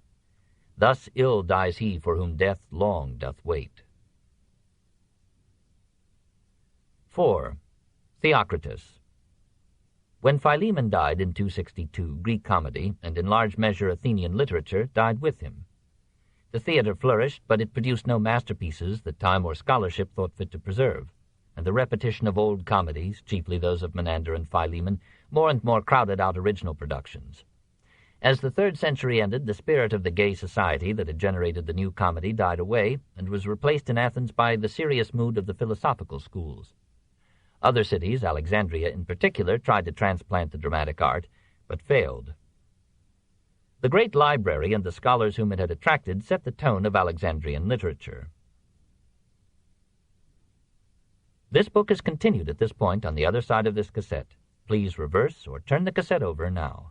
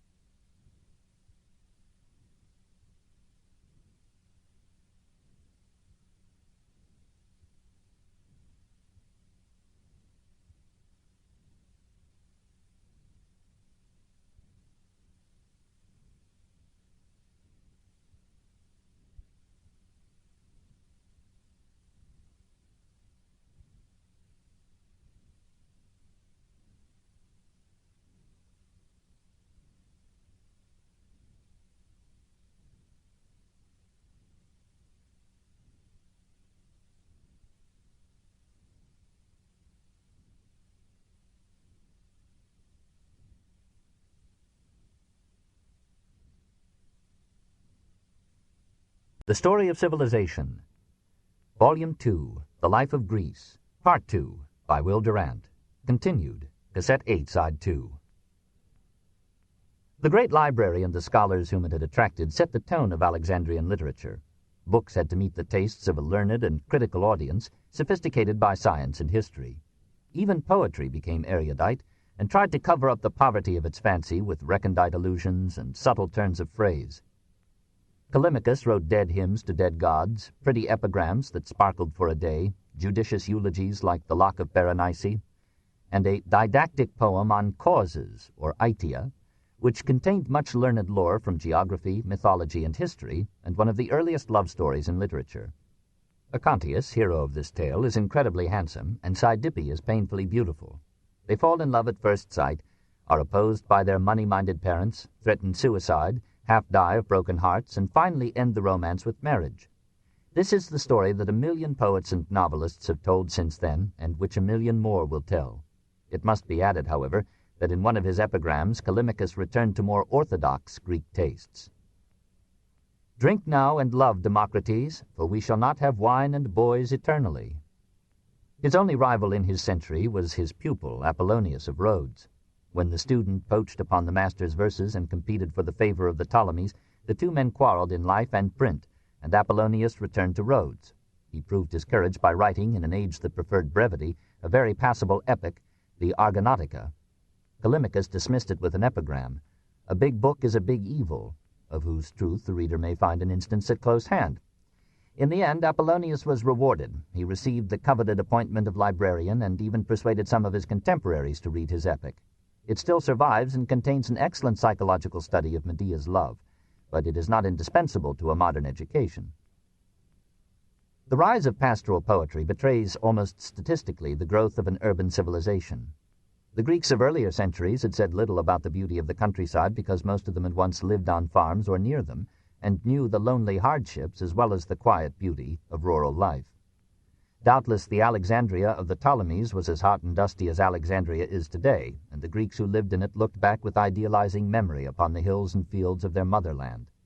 The great city was just the place to breed bucolic poetry. Thither came, about 276, a confident young man with the pleasant name of Theocritus. He had begun life in Sicily and had continued it in Cos. He had returned to Syracuse to seek the patronage of Hiram II, and had failed. But he could never forget the beauty of Sicily, its mountains and flowers, its coasts and bays. He moved to Alexandria, composed a panegyric on Ptolemy II, and won the passing favor of the court. For some years he seems to have lived amid royalty and scholarship, while his melodious pictures of country life made him popular among the sophisticates of the capital. His Praxinoa describes the terror of Alexandria's crowded streets. "Oh heavens, what a mob! I can't imagine how we're to squeeze through or how long it'll take. An ant-heap is nothing to this hurly-burly. Oh, Gorgon, darling, look, what shall we do? The royal cavalry! Don't ride us down! Eunoa, get out of the way!" How could a man with the soul of a poet and memories of Sicily be happy in such an environment? He praised the king for bread, but fed his spirit on fancies of his native island, and perhaps of Cos. He envied the simple life of the shepherd, pacing with his placid animals grassy slopes overlooking sunny seas. In this mood he perfected the idyll, the idyllion or little picture, and gave it the connotation that it keeps today of a rustic cameo or a poetic tale. Only 10 of the 32 pieces that have come down to us from Theocritus are pastoral poetry, but these have set a half-rural stamp upon the name that covers them all. Here at last nature entered Greek literature, not as a goddess merely, but as the living and lovable features of the earth. Never before had Greek literature conveyed so feelingly the secret sense of kinship that stirs the soul with gratitude and affection for rocks and streams, water and soil and sky. But another theme reaches even more deeply into the heart of Theocritus: romantic love. He is still a Greek, indites 2 lyrics to homosexual friendship, and tells with vivid sentiment the story of Heracles and Hylas, how the giant, who withstood the ferocity of the lion, loved a youth and taught him like a father everything by which he might become a good and illustrious man, nor would he leave the lad at dawn, or noon, or evening, but sought continually to fashion him after his own heart, and to make him a right yoke-fellow with him in mighty deeds. A more famous idyll rehearses Stesichorus's tale of Daphnis the Sicilian shepherd, who piped and sang so well that legend made him the inventor of bucolic, that is, cow-tending, poetry. For a while Daphnis watched his herd and envied their amorous play. When the first hair had sprouted on his lip, a divine nymph fell in love with him and had him for her mate. But as the price of her favors, she made him swear that he would never love another woman. He tried hard to keep his vow and succeeded till a king's daughter became enamored of his youth and gave herself to him in the fields. Aphrodite saw it and revenged her fellow goddess by making Daphnis waste away with unrequited love. As he died, he bequeathed his pipe to Pan in a song to which the narrator adds a haunting refrain. "Master, approach. Take to thee this fair pipe, bedded in wax that breathes of honey still, bound at the lips with twine. For love has come to hale me off unto the house of death." Muses, forego, forego the pastoral song. Now let the briar and the thistle flower with violets, and the fair narcissus bloom on junipers. Let all things go awry, and pines grow pears, since Daphnis is for death. Let stags pursue the hounds, and from the hills the screeching owls outsing the nightingales. Muses, forego, forego the pastoral song. So said he then, no more, and Aphrodite was fain to raise him, but the destinies had spun his thread right out. So Daphnis went downstream, the whirlpool closed above his head, the head of him whom all the Muses loved, of him from whom the nymphs were not estranged. Muses, forego, forego the pastoral song. The second idyll continues the theme of love, but in a fiercer mood. Zenith, maid of Syracuse, seduced and deserted by Delphus, seeks to command his love by philters and charms. If she fails, she is resolved to poison him. Standing under the stars, she tells Selene, the goddess of the moon, with what hot jealousy she saw Delphus walking with his comrade. Scarce had we reached the midpoint of the road by the dwelling of Lycon, Delphus, when I beheld with Eudenippus advancing. Blonder of cheek and chin were the youths than yellowing ivy, yea, and their breasts far brighter of sheen than thou, O Selene, showing they just had come from the noble toil of the wrestlers. Think on my love, and think whence it came, thou Lady Selene. I, when I saw, how I raged, how the flame took hold of my bosom, burned my love-lost heart. My beauty waned, and no longer watched I the pomp as it passed, nor how I returned to my homestead knew I, for some fell bane, some parching disease had undone me. 10 days stretched on my bed, and 10 nights dwelt I in anguish. Think on my love, and think whence it came, thou Lady Selene. Often the bloom of my flesh grew dry and yellow as dyewood, yea, and the hairs of my head fell off, and of all that I once was, naught but skin was left and bones. And to whom did I not turn, whose road left I unsought, where an old crone chanted a love charm? Still no solace I found, and time sped ever a-flying. Think on my love, and think whence it came, thou Lady Selene. The third idyll introduces us to the nymph Amaryllis and her unattainable charms, the fourth to the shepherd Corydon, the seventh to the poetic goatherd Lycidas, names destined to be invoked by 1,000 poets again from Virgil to Tennyson. These rustics are idealized and speak the most exquisite Greek. Any one of them can sing hexameters lovelier than Homer's. But we learn to accept their incredible gifts as a tolerable convention when we surrender to the plaintive lilt of their songs. Theocritus redeems their reality with the smell of their jackets and the occasional obscenity of their thoughts. A lusty vein of humor salts their sentiment and makes them men. All in all, this is the most perfect Greek poetry written after Euripides, the only extant Hellenistic verse that has the breath of life. 5. Polybius. If the Hellenistic age inspired but one great poet, it produced an unprecedented quantity and variety of prose. It invented the imaginary conversation, the essay, and the encyclopedia. It continued the tradition of writing brief and vivid biographies, and in the Roman sequel Greek literature would add the sermon and the novel. Oratory was a dying mode, for it had depended upon the game of politics, litigation before popular courts, and the democratic right to talk. The letter became a favorite vehicle for both communication and literature. Now were established the epistolary forms and phrases that we find in Cicero, and even the famous exordium dear to our grandfathers, hoping that this finds you as well as it leaves me. Historiography flourished. Ptolemy I, Aratus of Achaia, and Pyrrhus of Epirus wrote memoirs of their campaigns, establishing a tradition that culminated in Caesar.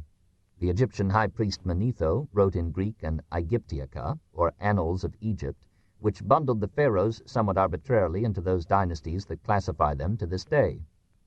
Berosus, high priest of the Chaldeans, dedicated to Antiochus I a history of Babylon based upon the cuneiform records.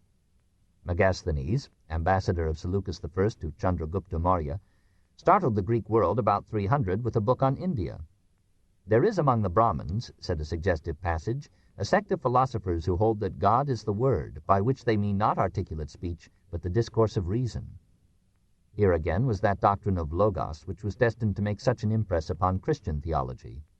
Timaeus of Tauromenium, having been exiled from Sicily by Agathocles in 317, traveled widely in Spain and Gaul, and then settled down in Athens to write a history of Sicily and the West. He was an industrious student, so anxious to include everything that some of his rivals called him an old rag-picker. He labored to arrive at an accurate chronology and hit upon the scheme of dating events by Olympiads. He criticized his predecessors severely and was lucky enough to die before seeing the brutal attack made upon his work by Polybius. The greatest of the Hellenistic historians, and the only Greek fit to make a triad with Herodotus and Thucydides, was born at Megalopolis in Arcadia in 208. His father, Lycortas, was one of the leading men of the Achaean League, being ambassador to Rome in 189 and Strategos in 184. The boy was brought up in the odor of politics, was trained as a soldier under Philopoemen, fought in the Roman campaign against the Gauls in Asia Minor, was associated with his father on an embassy to Egypt in 181, and was made the League's hipparchos, or commander of the cavalry, in 169. He paid for his prominence. When the Romans punished the League for supporting Perseus against them, they took 1,000 leading Achaeans to Rome as hostages, and Polybius was among them in 167. For 16 years he suffered exile, and at times, he tells us, utter loss of spirit and paralysis of mind. But the young Scipio befriended him, introduced him to the Scipionic circle of educated Romans, and persuaded the Senate, when it was scattering the other exiles throughout Italy, to let Polybius live with him in Rome.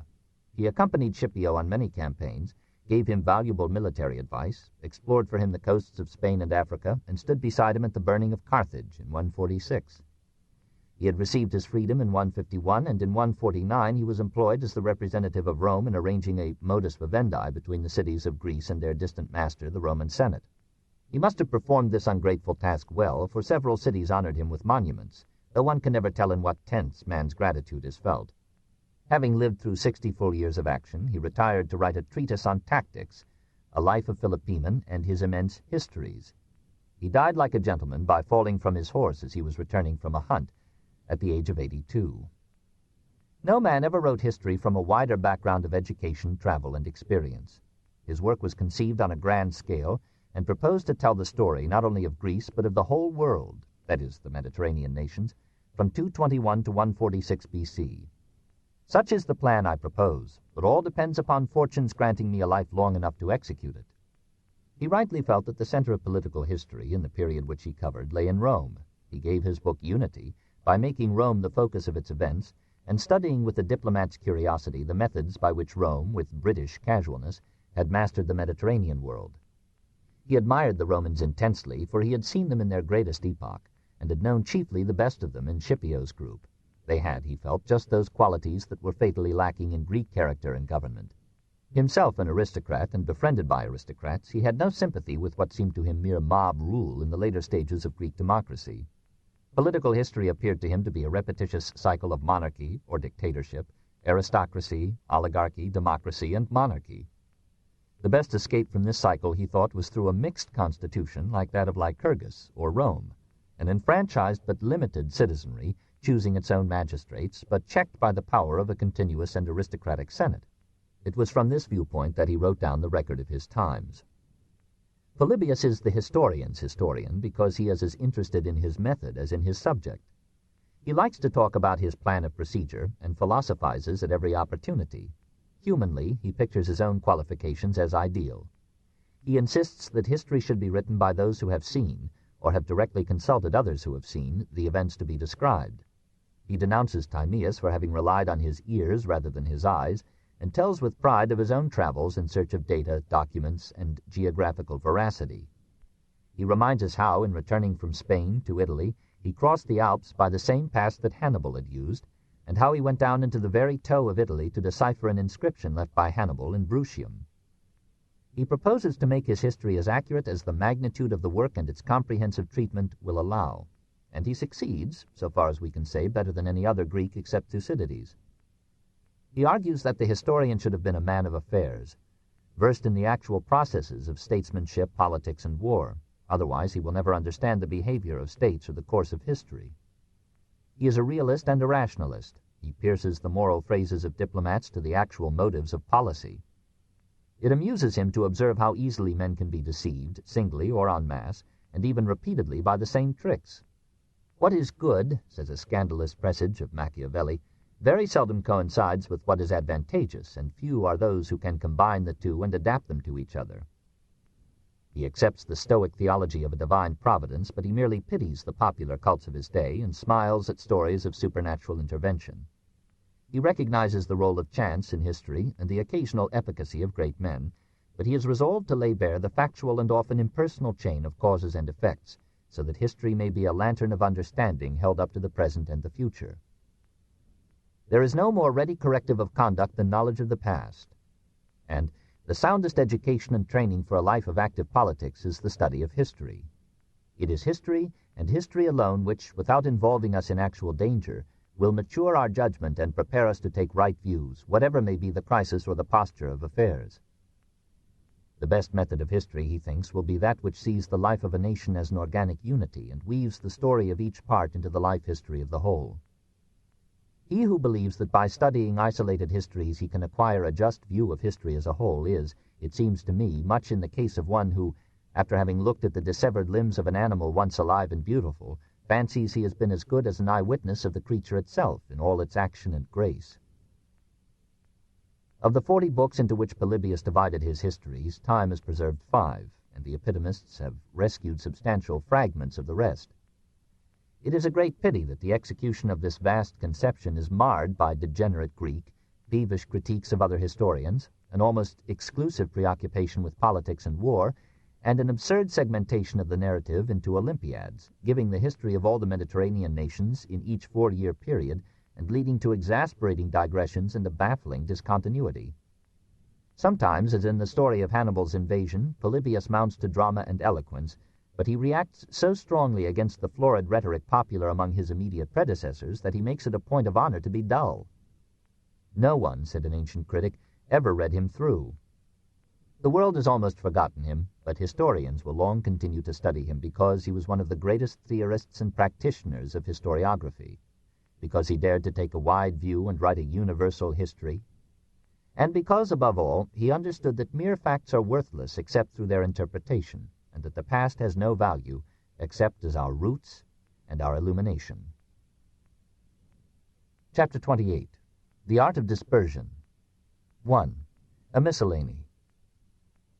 The decline of Greek civilization was longest deferred in the sphere of art. Here the Hellenistic age bears comparison not only in fertility but even in originality with any period in history. Certainly the minor arts suffered no deterioration. Skilled workers in wood, ivory, silver, and gold were scattered throughout the expanded Greek world. The engraving of gems and coins now reached its highest excellence. As far east as Bactria, Hellenized kings lavished art upon their currency, and in the west the decadrachma of Hiram II might be defended as the finest coin in numismatic record. Alexandria became famous for its goldsmiths and silversmiths, whose artistry revealed the faultless style of its poets. For its delightful cameos, precious stones or shells, carved in colored relief, for its blue or green faience, its skillfully glazed pottery, its delicately designed and many-colored glass. The Portland vase, very likely a product of Alexandria, shows this art at its best. Elegant figures cut into a layer of milk-white glass, superimposed upon a body of blue glass. This is, so to speak, the Josiah Wedgwood masterpiece of antiquity. Music remained popular in all classes of the population. Scales and modes changed in the direction of refinement and novelty. Transient discords were admitted into harmony. Instruments and compositions increased in complexity. Towards 240 at Alexandria, the old pipes of Pan were enlarged into an organ of bronze pipes, and about 175, Ctesibius improved this into an organ operated by a combination of water and air and enabling the player to control vast waves of sound. We know nothing more of its construction, but we shall see how rapidly it developed in Roman days into the organ of Christian and modern times. Instruments were combined into orchestras, and semi-symphonic performances of purely instrumental music, sometimes in 5 movements, were given in the theaters of Alexandria, Athens, and Syracuse. Professional virtuosos rose to great prominence, and to a social standing commensurate with their high fees. About 318, Aristoxenus of Taras, a pupil of Aristotle, wrote a small treatise, Harmonics, which became the classic ancient text in musical theory. Aristoxenus was a very serious man, and like most philosophers, he did not enjoy the music of his time. Athenaeus represents him as saying, in words that many generations have heard, "We also, since the theaters have become completely barbarized, and since music has become utterly ruined and vulgar, we being but a few will recall to our minds, sitting by ourselves, what music used to be." The architecture of the Hellenistic age cannot impress us, for time has leveled it away with indiscriminate hostility. And yet we know, from literature and remains, that the Greek building art spread its sway in this period from Bactria to Spain. The mutual influence of Greece and the Orient brought in a mixture of styles. The colonnade and the architrave invaded Inner Asia, while the arch, the vault, and the cupola entered the West. Even so ancient an Hellenic center as Delos raised Egyptian and Persian capitals. The Doric order seemed too stern and stiff for an age that loved refinement and ornament. It gave ground city by city, while the ornate Corinthian style advanced to its highest excellence. The secularization of art kept pace with the secularization of government, law, morals, letters, and philosophy. Stoas, porticos, marketplaces, courts, assembly rooms, libraries, theaters, gymnasiums, and baths began to crowd out the temples, and regal or private palaces gave a new outlet to Greek design and decoration. Domestic interiors were adorned with paintings, statues, and wall reliefs. Private gardens surrounded the more palatial homes. Royal parks, gardens, lakes, and pavilions were built in the capitals and were usually opened to public use. Town planning developed as a sister art to architecture. Streets were laid out on Hippodamus's rectangular scheme, with main avenues as wide as 30 feet, and ample width for horse and chariot days. Smyrna boasted of paved thoroughfares, but presumably most Hellenistic streets were trampled dirt and knew all the vicissitudes of mud. Fine buildings developed beyond any precedent. At Athens, in the 2nd century, the lofty Corinthian columns of the Olympium were set up, and the general design of the extended edifice, the most magnificent in Athens, was laid down by the Roman architect Cassius, a strange inversion of Rome's usual dependence upon the artists of Greece. Livy described this temple of the Olympian Zeus as the only structure he had seen that could be a fit dwelling for the god of gods. 16 columns of it stand, the most beautiful existing specimens of the Corinthian style.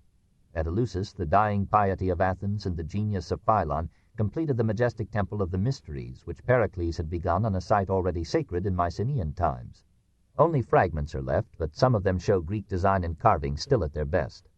At Delos, the French have excavated the ground plan of Apollo's sanctuary, and have revealed a city once crowded with edifices devoted to commerce or the protection of 100 Greek or foreign gods.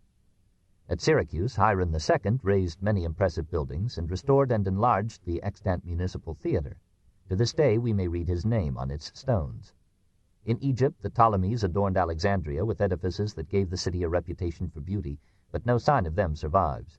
Ptolemy III erected at Edfu a temple which is the noblest architectural relic of the Grecian occupation, and his successors built or rebuilt the temple of Isis at Philae. In Ionia, new homes were given to the gods at Miletus, Priene, Magnesia, and elsewhere. The third temple of Artemis at Ephesus was finished about 300 B.C. A still vaster fane was raised by the architects Paeonius and Daphnis at Didyma, near Miletus, in honor of Apollo, 332 B.C. to A.D. 41. Some drums of the superb Ionic columns still remain. At Pergamum, Eumenes II made his capital the talk of Greece by building, among many noble structures, that famous altar to Zeus which the Germans exhumed in 1878 and have skillfully reconstructed in the Pergamum Museum in Berlin. A majestic flight of steps mounted between two porticos to a spacious colonnaded court, and around 130 feet of the base ran a frieze as supreme in its period as that of the Mausoleum in the 4th century or the Parthenon in the 5th. Never had Greece been so handsomely adorned, and never had the enthusiasm of its citizens and the skill of its artists transformed with such splendor so many habitations of men. 2. Painting. Painting is usually the last great art to mature in a civilization. In the early stages of a culture, it is subordinated to religious architecture and statuary, and it acquires independence only when private life and private wealth invite the decoration of the home or the commemoration of a name. The death of democracy having weakened the sense of the state, the individual returned to domestic consolations. Rich men built themselves palatial residences and gave high fees to artists who could adorn a fountain or brighten a wall. Alexandria used painting on glass as one form of mural ornament. All Hellenistic cities employed for this purpose movable panels of wood. Princes and magnates preferred to have immense pictures painted on detachable marble slabs. Pausanias describes a prodigious number of paintings seen by him in his tour of Greece, but nothing of this flourishing art has cheated time except some faded tints on pottery or stone. We are left to guess at its quality from the pale and middling copies found at Pompeii, Herculaneum, and Rome. Greece continued to rank its painters as high as its sculptors and architects, perhaps higher. It paid them American commissions, and told 1,000 fond stories about their lives. Tesicles of Ephesus, failing to receive a desired boon from Queen Stratonice, painted her romping with a fisherman, exhibited the picture, and then took ship to safety. Stratonice, because the likenesses of the two figures were so admirably expressed, forgave him and let him return. When Orators took Sicyon, he ordered all portraits of its past dictators destroyed. One dictator, Archestratus, had been shown by Melanthus, a 4th century painter, beside his chariot, and so vividly that the artist Neocles entreated Aratus to spare the picture. Aratus consented, on condition that the figure of Archestratus be replaced by some less offensive form. Protogenes, says Strato, painted a satyr with a partridge so realistically that live partridges called to it. The painter finally blotted out the bird so that people might appreciate the excellence of his satyr. The same artist, Pliny tells us, applied 4 coats of paint to his most famous picture, Ialyssus, supposed founder of the town of that name in Rhodes, so that when time wore out the uppermost layer the colors might still be fresh and clear. Vexed by his inability to represent with sufficient verisimilitude the foam that dripped from the mouth of Ialyssus's dog, Protogenes lost his temper and hurled a sponge at the picture, willing to destroy it. The sponge, of course, stuck just at the right place, and when it fell, left a blotch of color marvelously like the foam of a panting hound.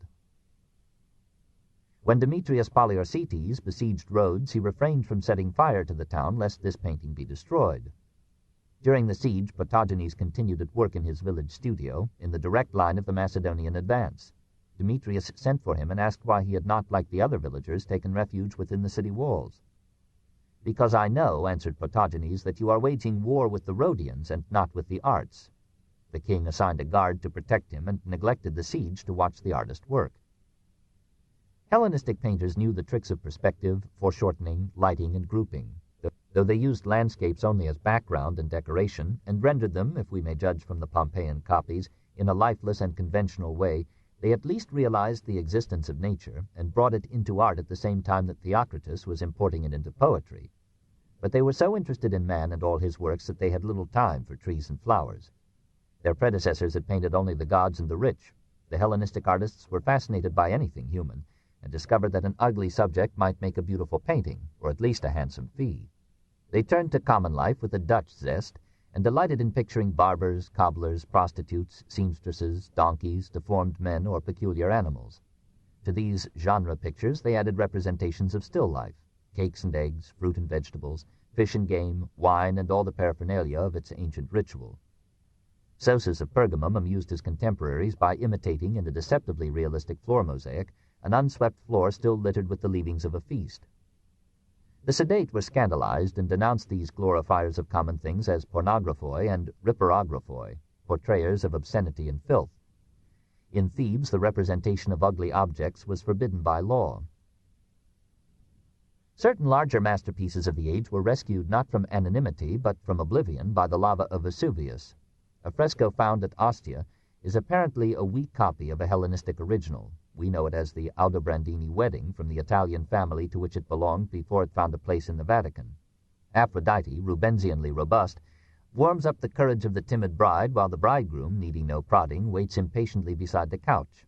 Finer than these central personages is a graceful woman playing some hymeneal strain on a faded lute. A Pompeian mural, traced uncertainly to a 3rd century Greek original, shows Achilles, with Patroclus beside him, angrily surrendering Briseis to Agamemnon's lust. The figures in these paintings seem to our wanton taste more ample than beautiful. We are accustomed to less body and longer legs, but it must be conceded that ancient artists knew Greek men and women better than we shall ever know them. Time has taken the bloom from these works. Only an active historical imagination can restore the brilliance and freshness that doubtless were once the admiration of multitudes and kings. More impressive are certain Roman mosaics that have apparently been derived from Hellenistic paintings. Mosaic was an old art in Egypt and Mesopotamia. The Greeks took it over and lifted it to the peak of its history. A painting was divided by lines into little squares, and tiny cubes of marble were so colored that when put together they reproduced the picture in a form surprisingly durable. Several mosaics, though trodden by innumerable feet through many centuries, still retain their color and tell their ancient tale. The Battle of Issus, found in the House of the Faun at Pompeii, and dubiously connected with a 4th century Greek painting by Philoxenus, is composed of approximately 1,500,000 stones, each some 2 or 3 millimeters square, the whole mosaic measuring 8 by 16 feet. It was badly injured by the earthquake and eruption that overwhelmed Pompeii in AD 79, but enough remains to attest the skill and vigor of the work. Alexander, black and disheveled with the heat and filth of war, is leading the attack and has ridden his Bucephalus to within a few feet of the chariot that carries Darius. A Persian grandee has flung himself between the kings and has received Alexander's lance in his body. Darius, ignoring his own danger, for the conqueror's next lance is aimed at him, leans from his chariot towards his fallen friend, his face full of anxiety and grief. Persian cavalrymen rush up to rescue their ruler, and Alexander's weapon stays poised in the air. The representation of complex emotions in Darius's face is the outstanding accomplishment of the work, but the most attractive head in the composition is that of Alexander's horse. There is no greater mosaic than this. 3. Sculpture. Never has statuary been more abundant than in the Hellenistic age. Temples and palaces, homes and streets, gardens and parks were crowded with it. Every phase of human life and many aspects of the plant and animal world were represented in it. Portrait busts immortalized for a moment dead heroes and living celebrities. At last, even abstractions like fortune, peace, calumny, or the nick of time became concrete in stone. Eutychides of Sicyon, a pupil of Lysippus, molded for Antioch a famous Tyche, or fortune, to serve as the incarnation of the city's soul and hope. The sons of Praxiteles, Timachus and Cephisodotus, carried on the refined tradition of Athenian sculpture, and in the Peloponnesus, Demosthenes of Messene scaled the heights of fame with the colossal group of Demeter, Persephone, and Artemis. But most of the new sculptors followed the line of least starvation to the palaces and courts of Greco-Oriental magnates and kings. Rhodes, in the 3rd century, developed a school of sculpture characteristically its own. There were 100 colossal statues in the city, any of which, says Pliny, would have made a city famous. The greatest of them was the bronze colossus of the sun god Helios, set up in successive blocks by Chares of Lindus about 280. Chares, says a naive tradition, committed suicide when the cost seriously exceeded his estimate, and Laches, also of Lindus, completed the work. It did not bestride the harbor, but rose near it to a height of 105 feet. Its dimensions might suggest that Rhodian taste ran to display and size, but perhaps the Rhodians proposed to use it as a lighthouse and a symbol. If we may believe a poem in the Greek anthology, the statue held a light aloft and symbolized the freedom that Rhodes enjoyed, a curious anticipation of a famous statue in a modern port.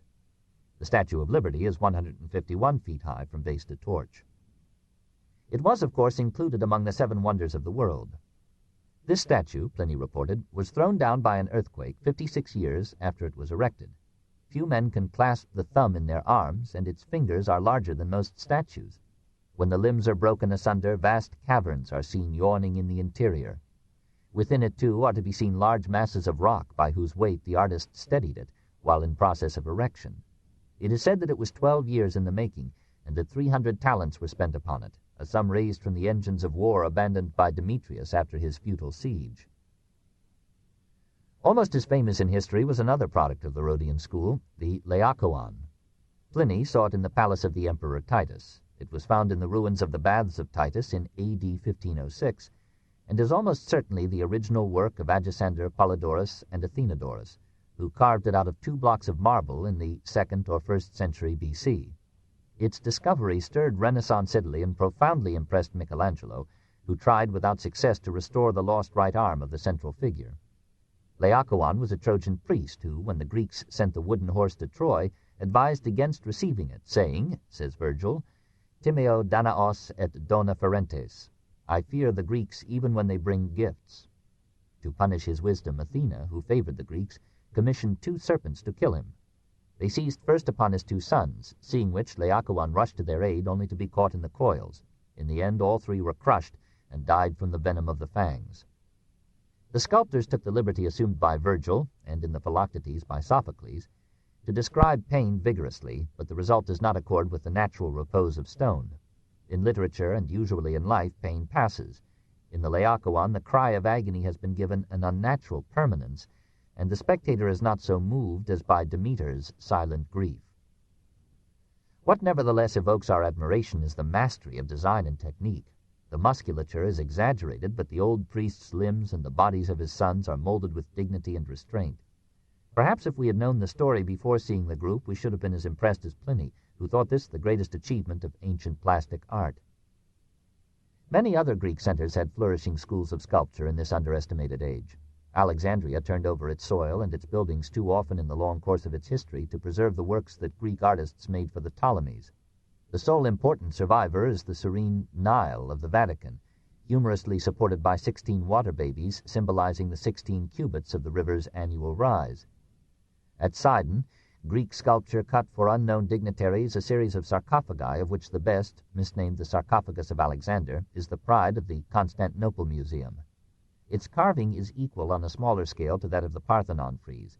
The figures are handsome and well-proportioned, the action is vigorous but clear, and the soft tints that still cling to the stone exemplify the aid that Greek painting gave to Greek sculpture. At Tralles in Caria, about 150 B.C., Apollonius and Toriscus cast for Rhodes a colossal bronze group now known as the Farnese Bull.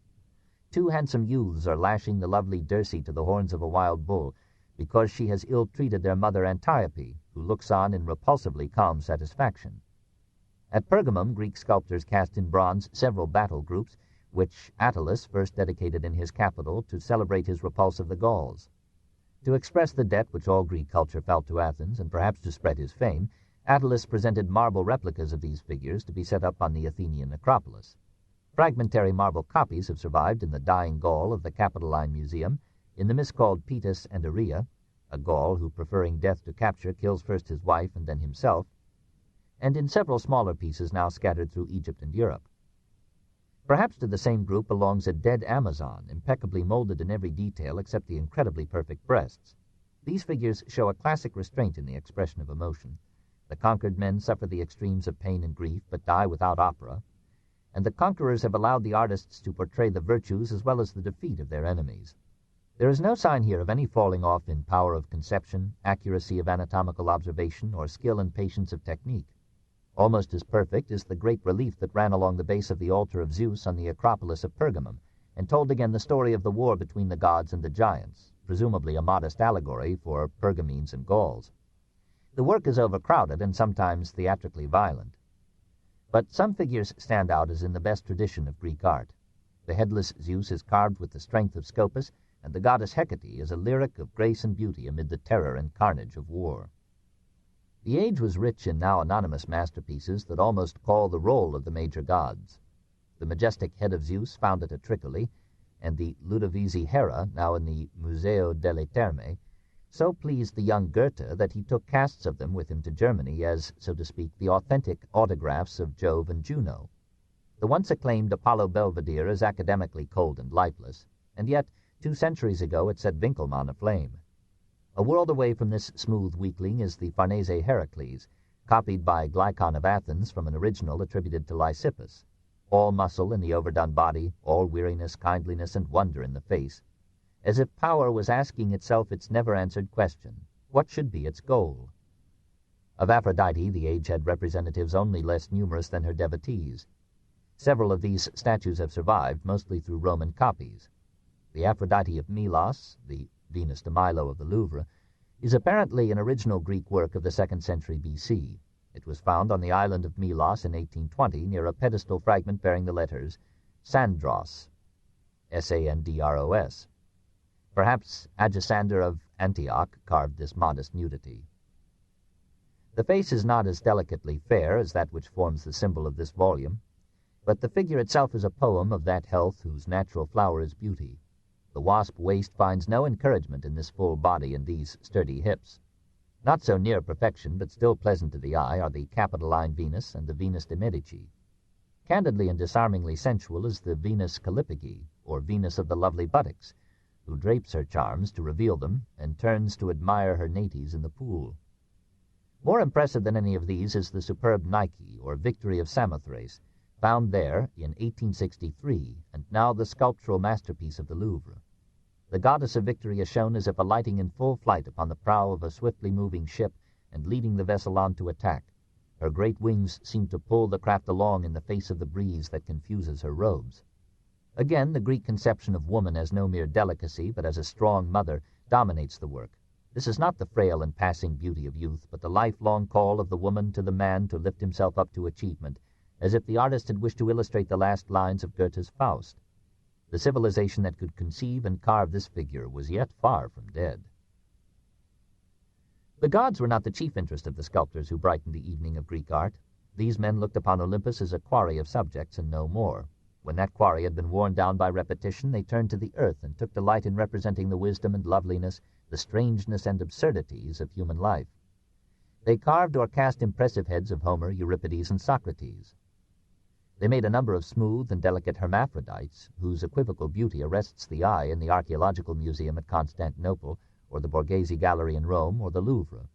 Children offered refreshingly natural poses, like the boy who removes a thorn from his foot, and another who struggles with a goose. And, finest of this class, the trustful praying youth attributed to Lysippus's pupil Boethus. Or the sculptors went to the woods and depicted sylvan sprites like the Barberini faun of Munich, or the hilarious satyrs like the drunken Silenus of the Naples Museum. and here and there, with jolly frequency, they inserted among their figures the rosy cheeks and impish pranks of the god of love. 4. Commentary. This sudden eruption of humor into the once formal sanctuaries of Greek sculpture is a distinctive mark of Hellenistic art. Every museum has preserved from the ruins of the age some laughing faun, some singing Pan, some rioting Bacchus, some urchin serving as a fountain with alarming indecency. Perhaps the return of Greek art to Asia restored to it the variety, feeling, and warmth which it had almost lost in its classic subordination to religion and the state. Nature, which had been adored, now began to be enjoyed. Not that classic moderation disappeared. The youth of Subiaco in the Museo delle Terme, the sleeping Ariadne of the Vatican, the sitting maiden of the palace of the Conservatori, continue the delicate tradition of Praxiteles. And in Athens, throughout this period, many sculptors fought the modernistic tendencies of their time by deliberately going back to 4th and 5th century styles, even now and then to the archaic dignity of the 6th. But the spirit of the age was for experiment, individualism, naturalism, and realism, with a strong countercurrent toward imagination, idealism, sentiment, and dramatic effect. Artists carefully followed the progress of anatomy and worked more from models in studios. Sculptors carved their figures to be seen not only from in front but from all sides. They used novel materials, crystal, chalcedony, topaz, glass, dark basalt, black marble, porphyry, to imitate the pigment of Negroes or the ruddy faces of satyrs illumined with wine. Their fertility of invention equaled their mastery of technique. They were tired of repeating types, they anticipated Ruskin's criticism, and were resolved to show the reality and individuality of the persons and objects they portrayed. This book is continued on Cassette 9, Side 1.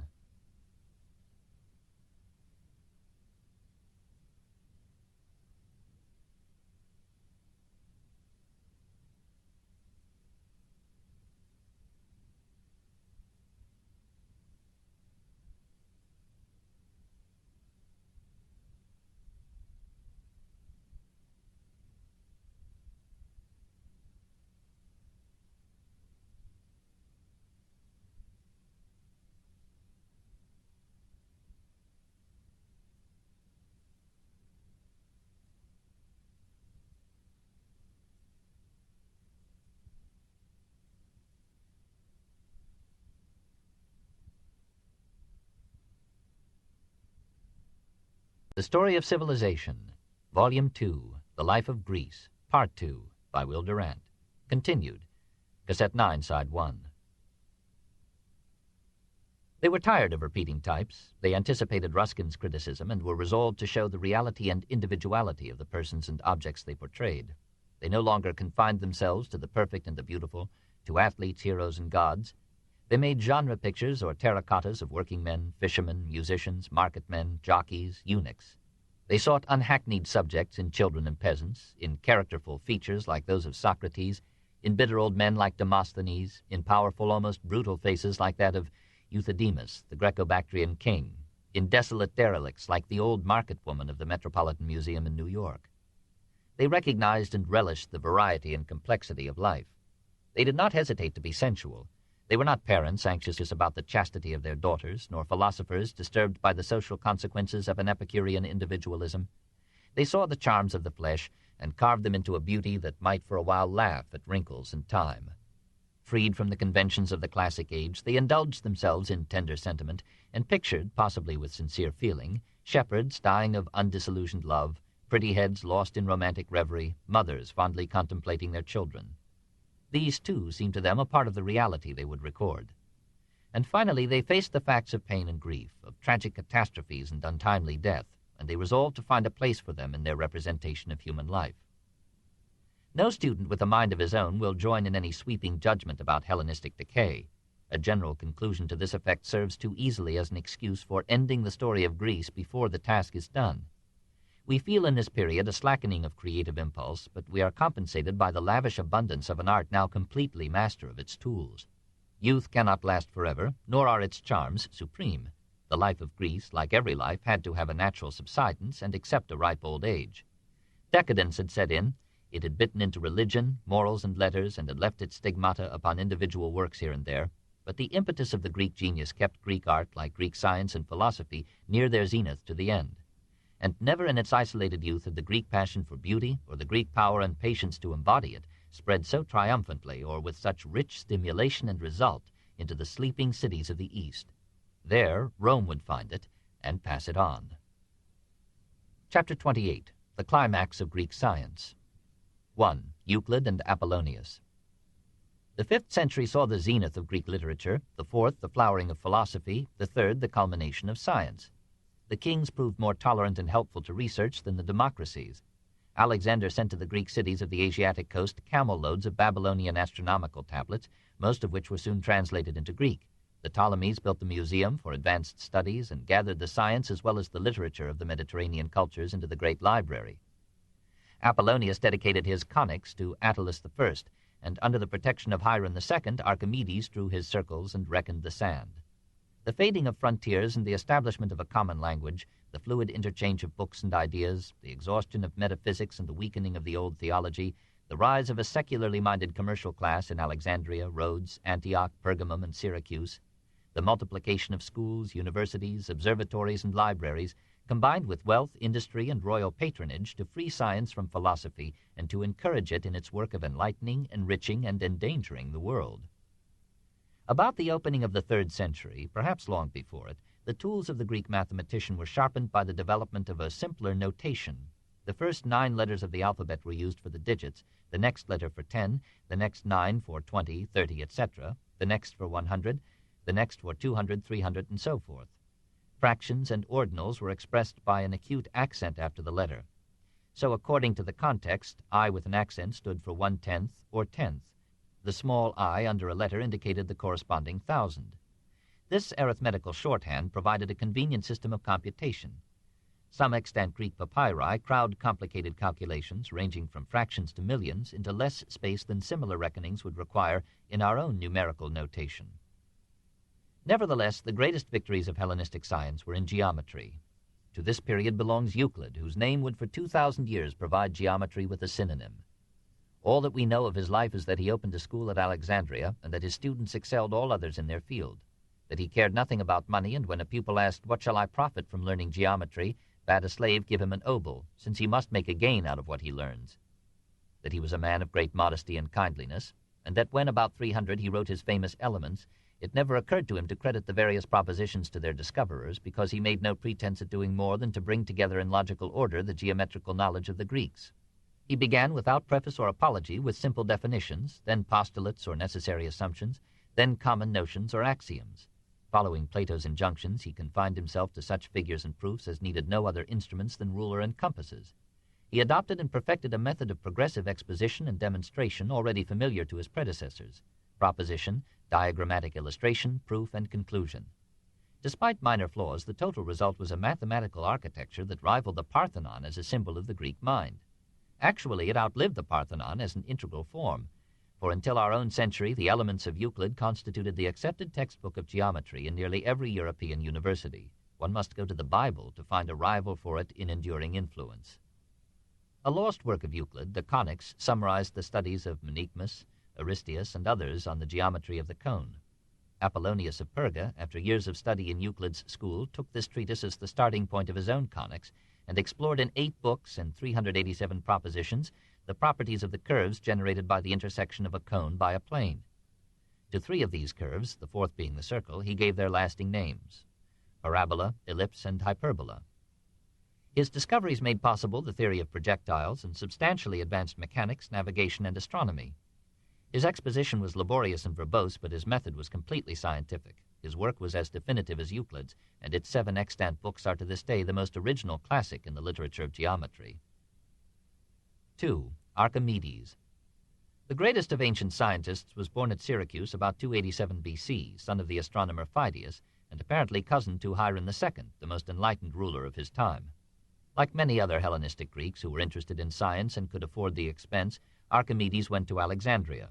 There he studied under the successors of Euclid and derived an inspiration for mathematics that gave him 2 boons: an absorbed life and a sudden death. Returning to Syracuse, he devoted himself monastically to every branch of mathematical science. Often, like Newton, he neglected food and drink or the care of his body in order to pursue the consequences of a new theorem, or to draw figures in the oil on his body, the ashes on the hearth, or the sand with which Greek geometers were wont to strew their floors. He was not without humor. In what he considered his best book, The Sphere and the Cylinder, he deliberately inserted false propositions, so we are assured, partly to play a joke upon the friends to whom he sent the manuscript, partly to ensnare poachers who liked to appropriate other men's thoughts. Sometimes he amused himself with puzzles that brought him to the verge of inventing algebra, like the famous cattle problem that so beguiled Lessing. Sometimes he made strange mechanisms to study the principles on which they operated. But his perennial interest and delight lay in pure science, conceived as a key to the understanding of the universe, rather than as a tool of practical construction or expanding wealth.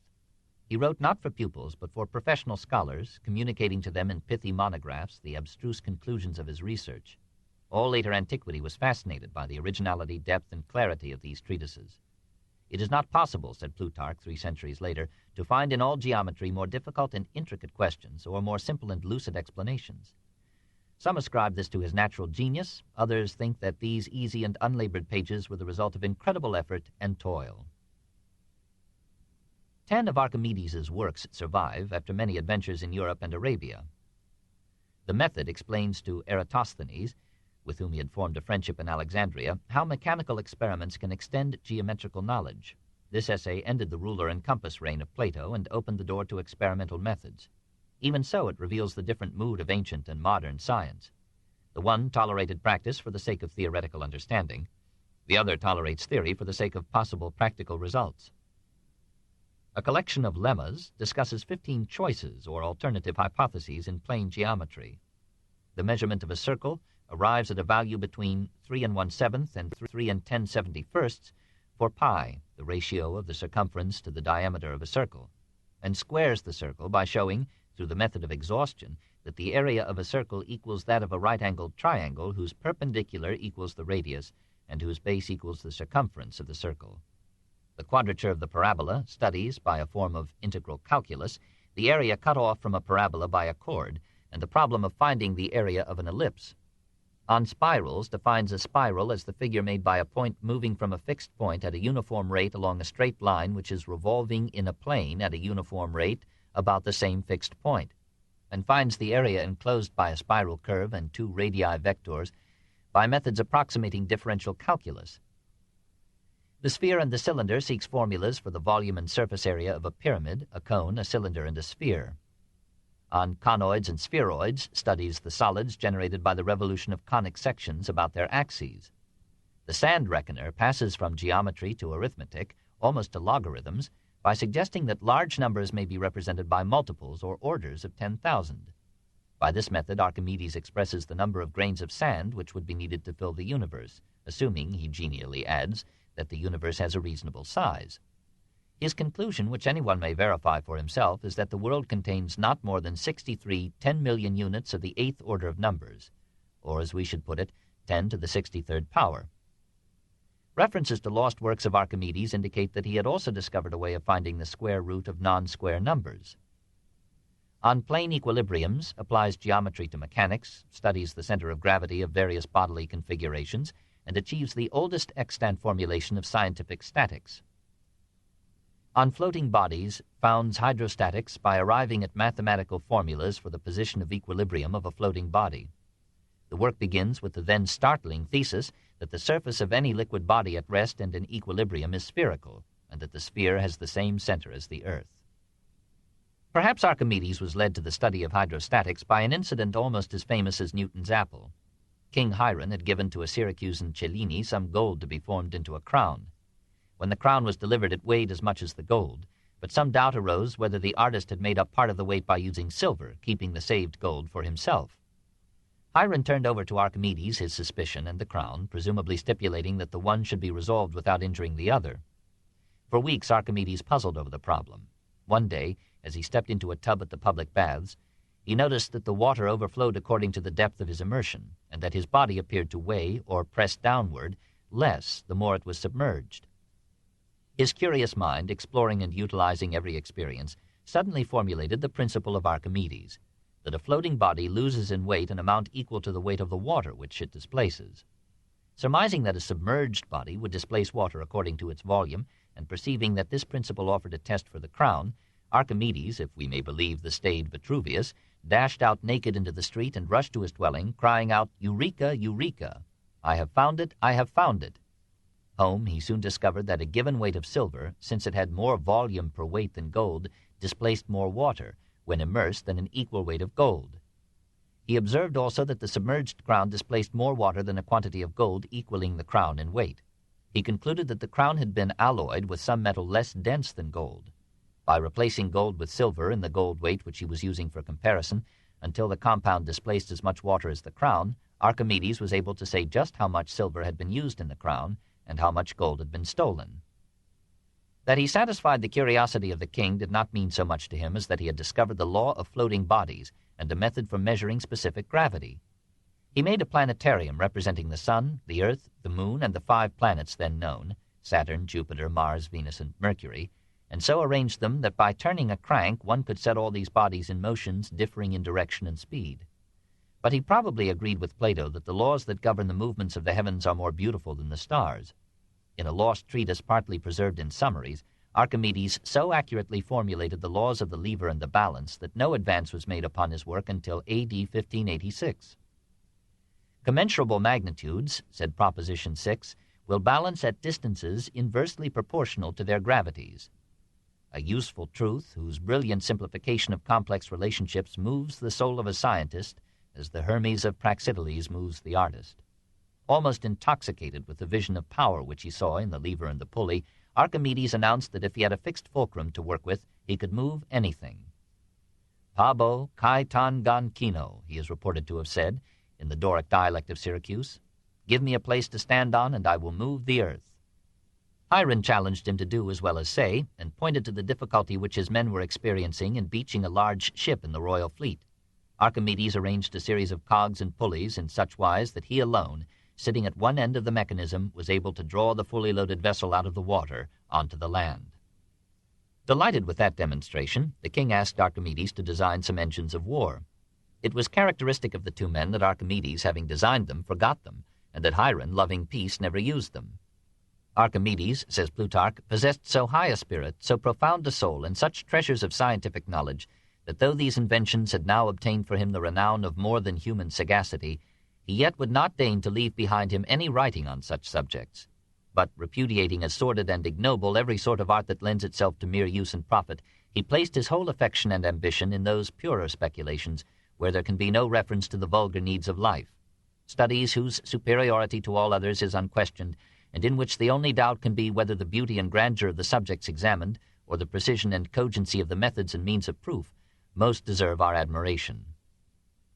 But when Hiron was dead, Syracuse became embroiled with Rome, and the doughty Marcellus assailed it by land and sea. Though Archimedes was now, in 212, a man of 75, he superintended the defense on both fronts. Behind the walls that protected the harbor he set up catapults able to hurl heavy stones to a considerable distance. Their rain of projectiles was so devastating that Marcellus retreated until he could advance by night. But when the ships were seen near the shore, the sailors were harassed by bowmen who shot at them through the holes that Archimedes' aides had pierced in the wall. Moreover, the inventor had arranged within the walls great cranes, which, when the Roman vessels came within reach, were turned by cranks and pulleys so as to drop upon the ships heavy weights of stone or lead that sank many of them. Other cranes, armed with gigantic hooks, grasped vessels, lifted them into the air, dashed them against the rocks, or plunged them end foremost into the sea. Marcellus withdrew his fleet and put his hopes in an attack by land. But Archimedes bombarded the troops with large stones thrown by catapults to such effect that the Romans fled, saying that they were being opposed by gods, and they refused to advance again. Such a great and marvelous thing, comments Polybius, does the genius of one man show itself to be when properly applied. The Romans, strong both by sea and by land, had every hope of capturing the town at once if one old man of Syracuse were removed. As long as he was present, they did not venture to attack. Abandoning the idea of taking Syracuse by storm, Marcellus resigned himself to a slow blockade. After a siege of 8 months, the starving city surrendered. In the slaughter and pillage that followed, Marcellus gave orders that Archimedes should not be injured. During the sack, a Roman soldier came upon an aged Syracusan absorbed in studying figures that he had traced in the sand. The Roman commanded him to present himself at once to Marcellus. Archimedes refused to go until he had worked out his problem. He earnestly besought the soldier, says Plutarch, to wait a little while, that he might not leave what he was at work upon inconclusive and imperfect, but the soldier, nothing moved by this entreaty, instantly killed him. When Marcellus heard of it, he mourned, and did everything in his power to console the relatives of the dead man. The Roman general erected to his memory a handsome tomb, on which was engraved, in accordance with the mathematician's expressed wish, a sphere within a cylinder. To have found formulas for the area and volume of these figures was, in Archimedes' view, the supreme achievement of his life. He was not far wrong, for to add one significant proposition to geometry is of greater value to humanity than to besiege or defend a city. We must rank Archimedes with Newton and credit him with a sum of mathematical achievement unsurpassed by any one man in the world's history. But for the abundance and cheapness of slaves, Archimedes might have been the head of a veritable industrial revolution. A treatise on mechanical problems, wrongly attributed to Aristotle, and a treatise on weights, wrongly ascribed to Euclid, had laid down certain elementary principles of statics and dynamics a century before Archimedes. Strato of Lampsacus, who succeeded Theophrastus as head of the Lyceum, turned his deterministic materialism to physics, and about 280 formulated the doctrine that nature abhors a vacuum. When he added that a vacuum can be created by artificial means, he opened the way to 1,000 inventions. Ctesibius of Alexandria, circa 200, studied the physics of siphons, which had been used in Egypt as far back as 1500 BC, and developed the force pump, the hydraulic organ, and the hydraulic clock. Archimedes probably improved and unwittingly gave his name to the ancient Egyptian water screw, which literally made water flow uphill. Philon of Byzantium, about 150, invented pneumatic machines and various engines of war. The steam engine of Hieron of Alexandria, which came after the Roman conquest of Greece, brought this period of mechanical development to a climax and close. The philosophical tradition was too strong. Greek thought went back to theory, and Greek industry contented itself with slaves.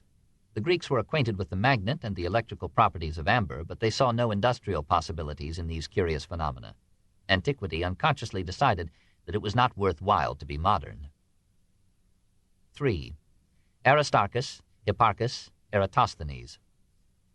Greek mathematics owed its Hellenistic stimulus and blossoming to Egypt, Greek astronomy to Babylon. Alexander's opening of the East led to a resumption and extension of that trade in ideas which, 3 centuries earlier, had assisted at the birth of Greek science in Ionia. To this fresh contact with Egypt and the Near East, we may ascribe the anomaly of Greek science reaching its height in the Hellenistic age, when Greek literature and art were in decline. Aristarchus of Samos was a bright interregnum in the rule of the geocentric theory over Greek astronomy. He burned with such zeal that he studied almost all its branches and achieved distinction in many of them. In his only extant treatise, on the sizes and distances of the sun and the moon, there is no hint of heliocentrism. On the contrary, it assumes that the sun and the moon move in circles about the earth. But Archimedes' sand reckoner explicitly credits Aristarchus with the hypothesis that the fixed stars and the sun remain unmoved. The earth revolves about the sun in the circumference of a circle, the sun lying in the middle of the orbit. And Plutarch reports that Cleanthes the Stoic held that Aristarchus should be indicted for putting the hearth of the universe, that is, the earth, in motion. Seleucus of Seleucia defended the heliocentric view, but the opinion of the Greek scientific world decided against it. Aristarchus himself seems to have abandoned his hypothesis when he failed to reconcile it with the supposedly circular movements of the heavenly bodies.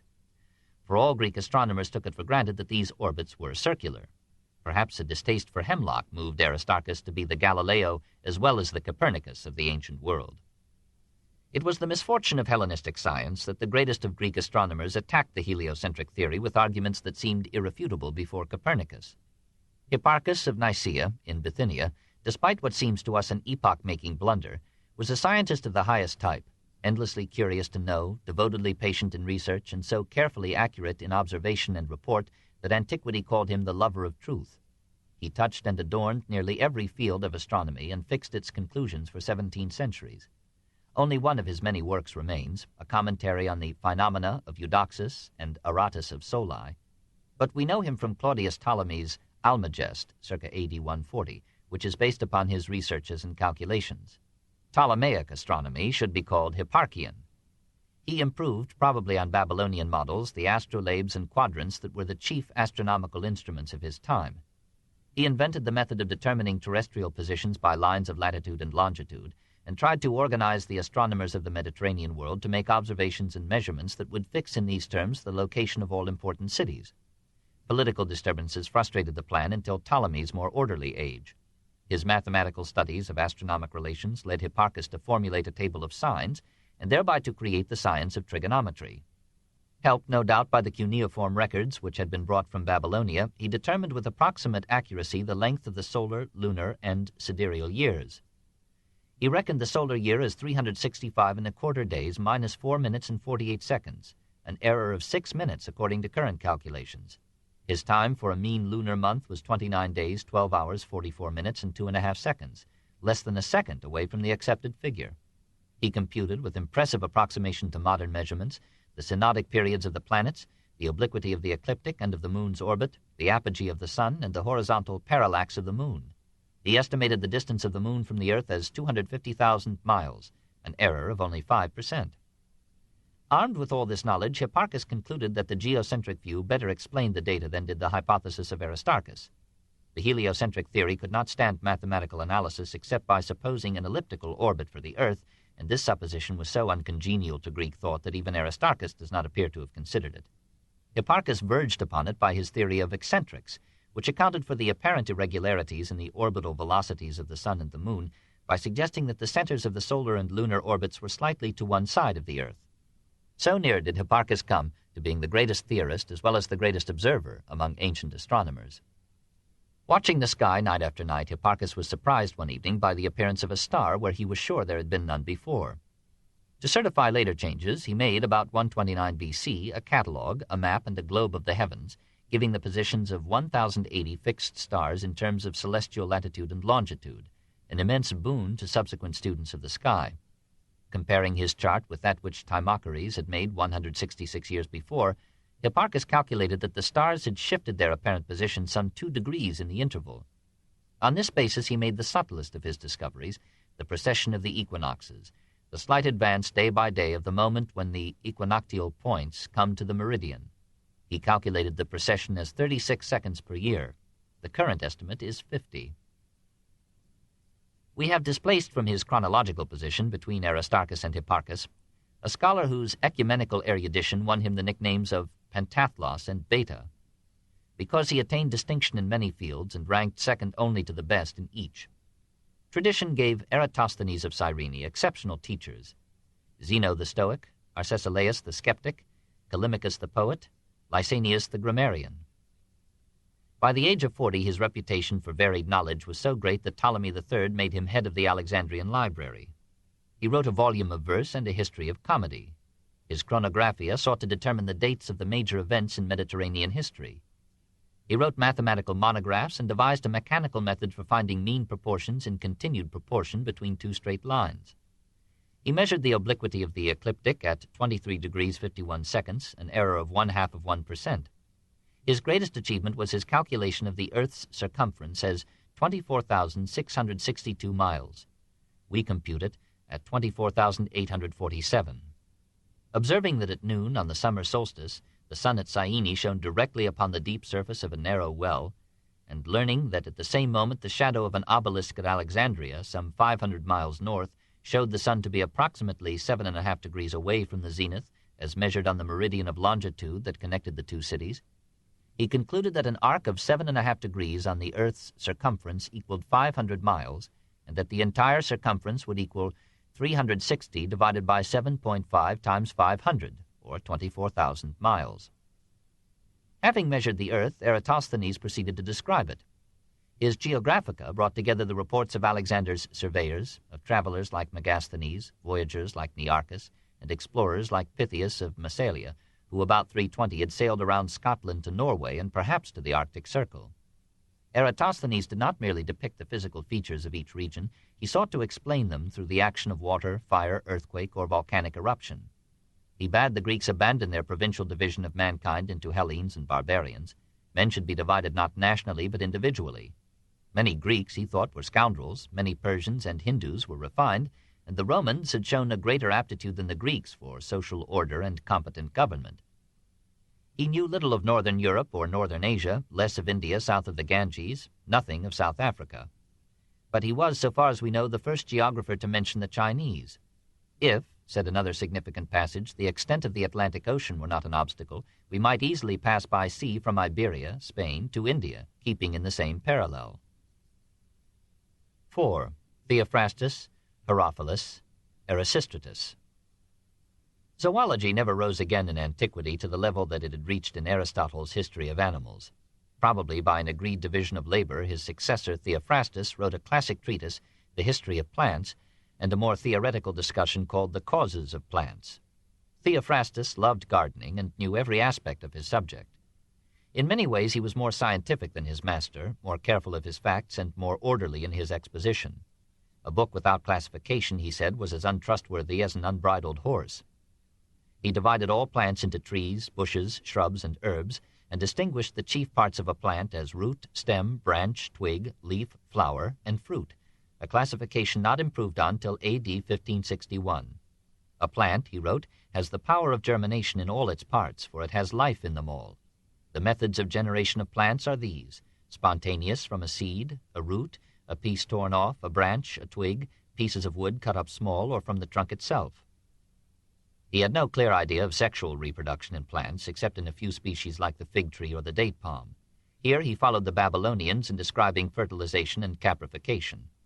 He discussed the geographical distribution of plants, their industrial uses, and the climatic conditions most conducive to their health. He studied the minutiae of 1,000 species with an accuracy of detail astonishing in an age that had no microscope. 20 centuries before Goethe, he recognized that the flower is a metamorphosed leaf. He was a naturalist in more ways than one, stoutly rejecting the supernatural explanations current in his day for certain curiosities of botany. He had all the inquisitiveness of a scientist and did not think it beneath his dignity as a philosopher to write monographs on stones, minerals, weather, winds, weariness, geometry, astronomy, and the physical theories of the pre-Socratic Greeks. If there had been no Aristotle, says Sarton, this period would have been called the time of Theophrastus. Theophrastus's 9th book summarized all that the Greeks knew about the medicinal properties of plants. One passage hinted at anesthesia in describing dittany, a plant especially useful for labor in women. People say that either it makes labor easy or it stops the pains. Medicine progressed rapidly in this age, perhaps because it had to keep pace with the novel and multiplying diseases of a complex urban civilization. The Greek study of Egyptian medical lore stimulated a fresh advance. The Ptolemies were ruthlessly helpful. They not only permitted the dissection of animals and cadavers, but turned over some condemned criminals for vivisection.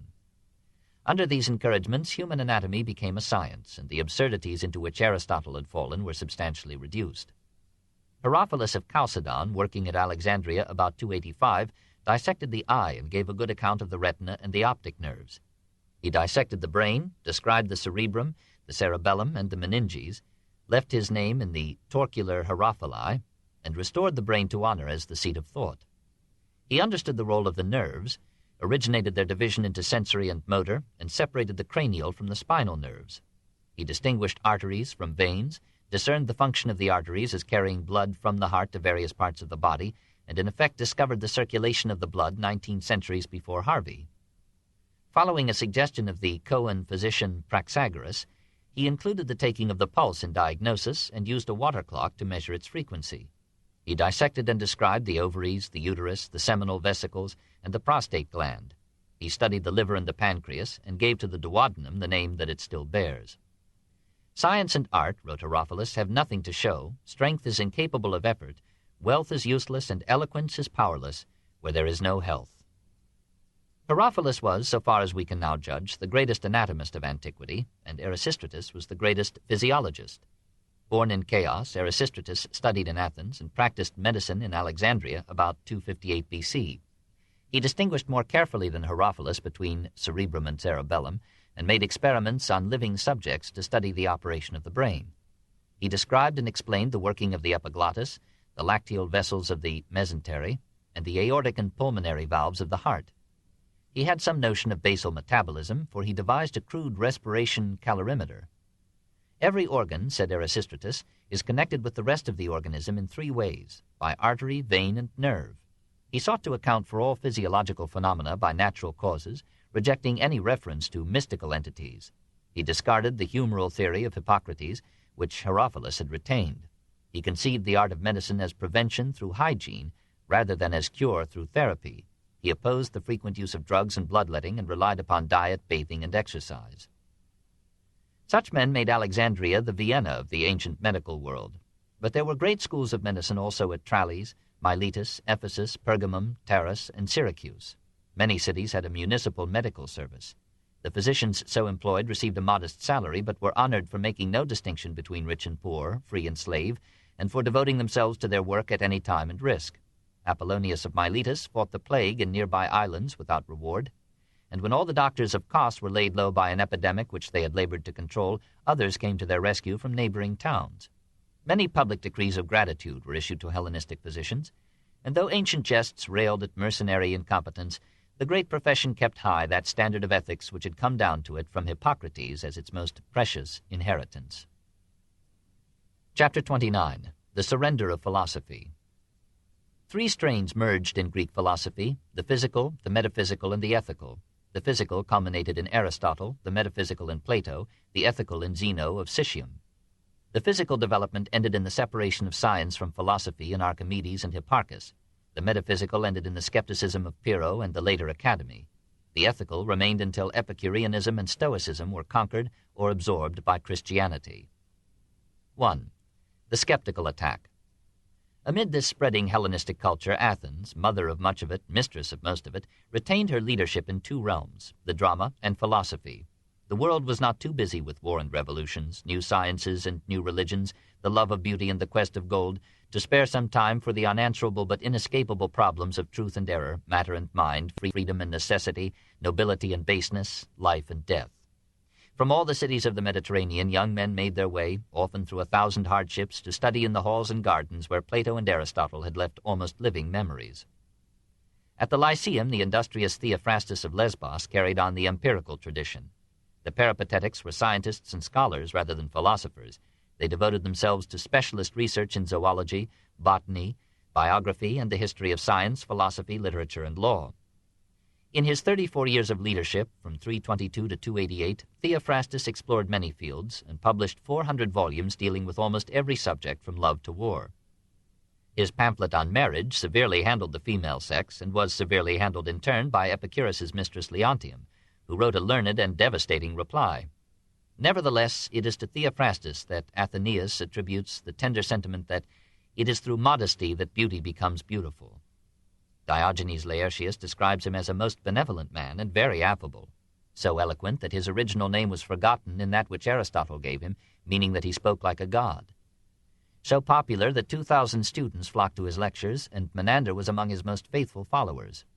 Posterity preserved with especial care his book of Characters, not because it created a literary form, but because it sharply satirized the faults that all men ascribe to other men. Here is the garrulous man who begins with the eulogy of his wife, relates the dream he had the night before, tells dish by dish what he had for supper, and concludes that we are by no means the men we were in former times. And here is the stupid man who, when he goes to the play, is left at the end, fast asleep in an empty house. After a hearty supper, he has to get up in the night, returns only half awake, misses the right door, and is bitten by his neighbor's dog. One of the few events in Theophrastus's life was the issuance of a state decree in 307 requiring the assembly's approval in the selection of leaders for the philosophical schools. About the same time, Agnonides indicted Theophrastus on the old charge of impiety. Theophrastus quietly left Athens, but so many students followed him that the storekeepers complained of a ruinous fall in trade. Within a year the decree was annulled, the indictment was withdrawn, and Theophrastus returned in triumph to preside over the Lyceum almost till his death at 85. All Athens, we are told, attended his funeral. The Peripatetic school did not long survive him. Science left impoverished Athens for affluent Alexandria, and the Lyceum, which had dedicated itself to research, subsided into a penurious obscurity. Meanwhile, Speusippus had succeeded Plato, and Xenocrates Speusippus at the Academy. Xenocrates governed the school for a quarter of a century, from 339 to 314, and brought new credit to philosophy by the honorable simplicity of his life. Absorbed in study and teaching, he left the Academy but once a year to see the Dionysian tragedies. When he appeared, says Laertius, the turbulent and quarrelsome rabble of the city made way for him to pass. He refused all fees and became so poor that he was on the verge of being imprisoned for taxes when Demetrius of Phalerum paid his arrears and had him freed. Philip of Macedon said that among the many Athenian ambassadors sent to him, Xenocrates was the only one who proved incorruptible. His reputation for virtue annoyed Phryne. Pretending that she was being pursued, she took refuge in his house, and seeing that he had but one bed, she asked if she might share it with him. He consented, we are told, out of humane considerations, but he proved so cold to her entreaties and her charms that she fled from his bed and board, and complained to her friends that she had found a statue instead of a man. Xenocrates would have no mistress but philosophy. With his death, the metaphysical strain in Greek thought neared exhaustion in the very grove that had been its shrine. The successors of Plato were mathematicians and moralists and spent little time on the abstract questions that had once agitated the academy. The skeptical challenges of Zeno the Eleatic, the subjectivism of Heraclitus, the methodical doubt of Gorgias and Protagoras, the metaphysical agnosticism of Socrates, Aristippus, and Euclides of Megara resumed control of Greek philosophy. The age of reason was over. Every hypothesis had been conceived, aired, and forgotten. The universe had preserved its secret, and men had grown weary of a search in which even the most brilliant minds had failed. Aristotle had agreed with Plato only on one point, the possibility of acquiring ultimate truth. Pyrrho voiced the suspicion of his time in suggesting that it was above all on this point that they had both been mistaken. Pyrrho was born at Elis about 360. He followed Alexander's army to India, studied under the gymnosophists there, and perhaps learned from them something of the skepticism for which his name became a synonym. Returning to Elis, he lived in serene poverty as a teacher of philosophy. He was too modest to write books, but his pupil, Timon of Phlius, in a series of Siloi, or satires, sent Pyrrho's opinions abroad into the world. These opinions were basically three: that certainty is unattainable, that the wise man will suspend at judgment and will seek tranquility rather than truth, and that since all theories are probably false, one might as well accept the myths and conventions of his time and place. Neither the senses nor reason can give us sure knowledge. The senses distort the object in perceiving it, and reason is merely the sophist servant of desire. Every syllogism begs the question, for its major premise assumes its conclusion. Every reason has a corresponding reason opposed to it. The same experience may be delightful or unpleasant, according to circumstance and mood. The same object may seem small or large, ugly or beautiful. The same practice may be moral or immoral, according to where and when we live. The same gods are or are not, according to the different nations of mankind. Everything is opinion, nothing is quite true. It is foolish, then, to take sides in disputes, or to seek some other place or mode of living, or to envy the future or the past. All desire is delusion. Even life is an uncertain good, death not a certain evil. One should have no prejudices against either of them. Best of all is a calm acceptance, not to reform the world, but to bear with it patiently, not to fever ourselves with progress, but to content ourselves with peace. Pyrrho tried sincerely to live this half-Hindu philosophy. He conformed humbly with the customs and worship of Elis, made no efforts to avoid dangers or prolong his life, and died at the age of 90. His fellow citizens so approved of him that in his honor they exempted philosophers from taxation. By the irony of time, it was the followers of Plato who carried forward this attack upon metaphysics. Arcesilaus, who became head of the Middle Academy in 269, transformed Plato's rejection of sense knowledge into a skepticism as complete as Pyrrho's, and probably under Pyrrho's influence. "Nothing is certain," said Arcesilaus, "not even that." When he was told that such a doctrine made life impossible, he answered that life had long since learned to manage with probabilities. A century later, a still more vigorous skeptic took charge of the new academy and pressed the doctrine of universal doubt to the point of intellectual and moral nihilism. Carneades of Cyrene, coming to Athens like a Greek Abelard about 193, made life bitter for Chrysippus and his other teachers by arguing with galling subtlety against every doctrine that they taught. As they had undertaken to make him a logician, he used to say to them, turning the tables on Protagoras, "If my reasoning is right, well and good. If it is wrong, give me back my tuition fee." When he set up shop for himself, he lectured one morning for an opinion, the next morning against it, proving each so well as to destroy both, while his pupils, and even his biographers, sought in vain to discover his real views. He undertook to refute the materialistic realism of the Stoics by a Platonic Kantian critique of sensation and reason. He attacked all conclusions as intellectually indefensible, and bade his students be satisfied with probability and the customs of their time. Sent to Rome by Athens as one of an embassy, in 155, he shocked the Senate by speaking one day in defense of justice, and on the morrow deriding it as an impracticable dream. If Rome wished to practice justice, it would have to restore to the nations of the Mediterranean all that it had taken from them by superior force. On the third day, Cato had the embassy sent home as a danger to public morals. Perhaps Polybius, who was then a hostage with Scipio, heard these addresses or of them, for he speaks with the anger of a practical man against those philosophers who in the discussions of the Academy have trained themselves in extreme readiness of speech. For some of them, in their efforts to puzzle the minds of their hearers, resort to such paradoxes and are so fertile in inventing plausibilities that they wonder whether or not it is possible for those in Athens to smell eggs roasted in Ephesus, and are in doubt whether all the time they are discussing the matter in the Academy, they are not lying in their beds at home and composing this discourse in a dream. From their excessive love of paradox they have brought all philosophy into disrepute. They have implanted such a passion in the minds of our young men that they never give even a thought to the ethical and political questions that really benefit students of philosophy, but spend their lives in the vain attempt to invent useless absurdities. 2. The Epicurean Escape.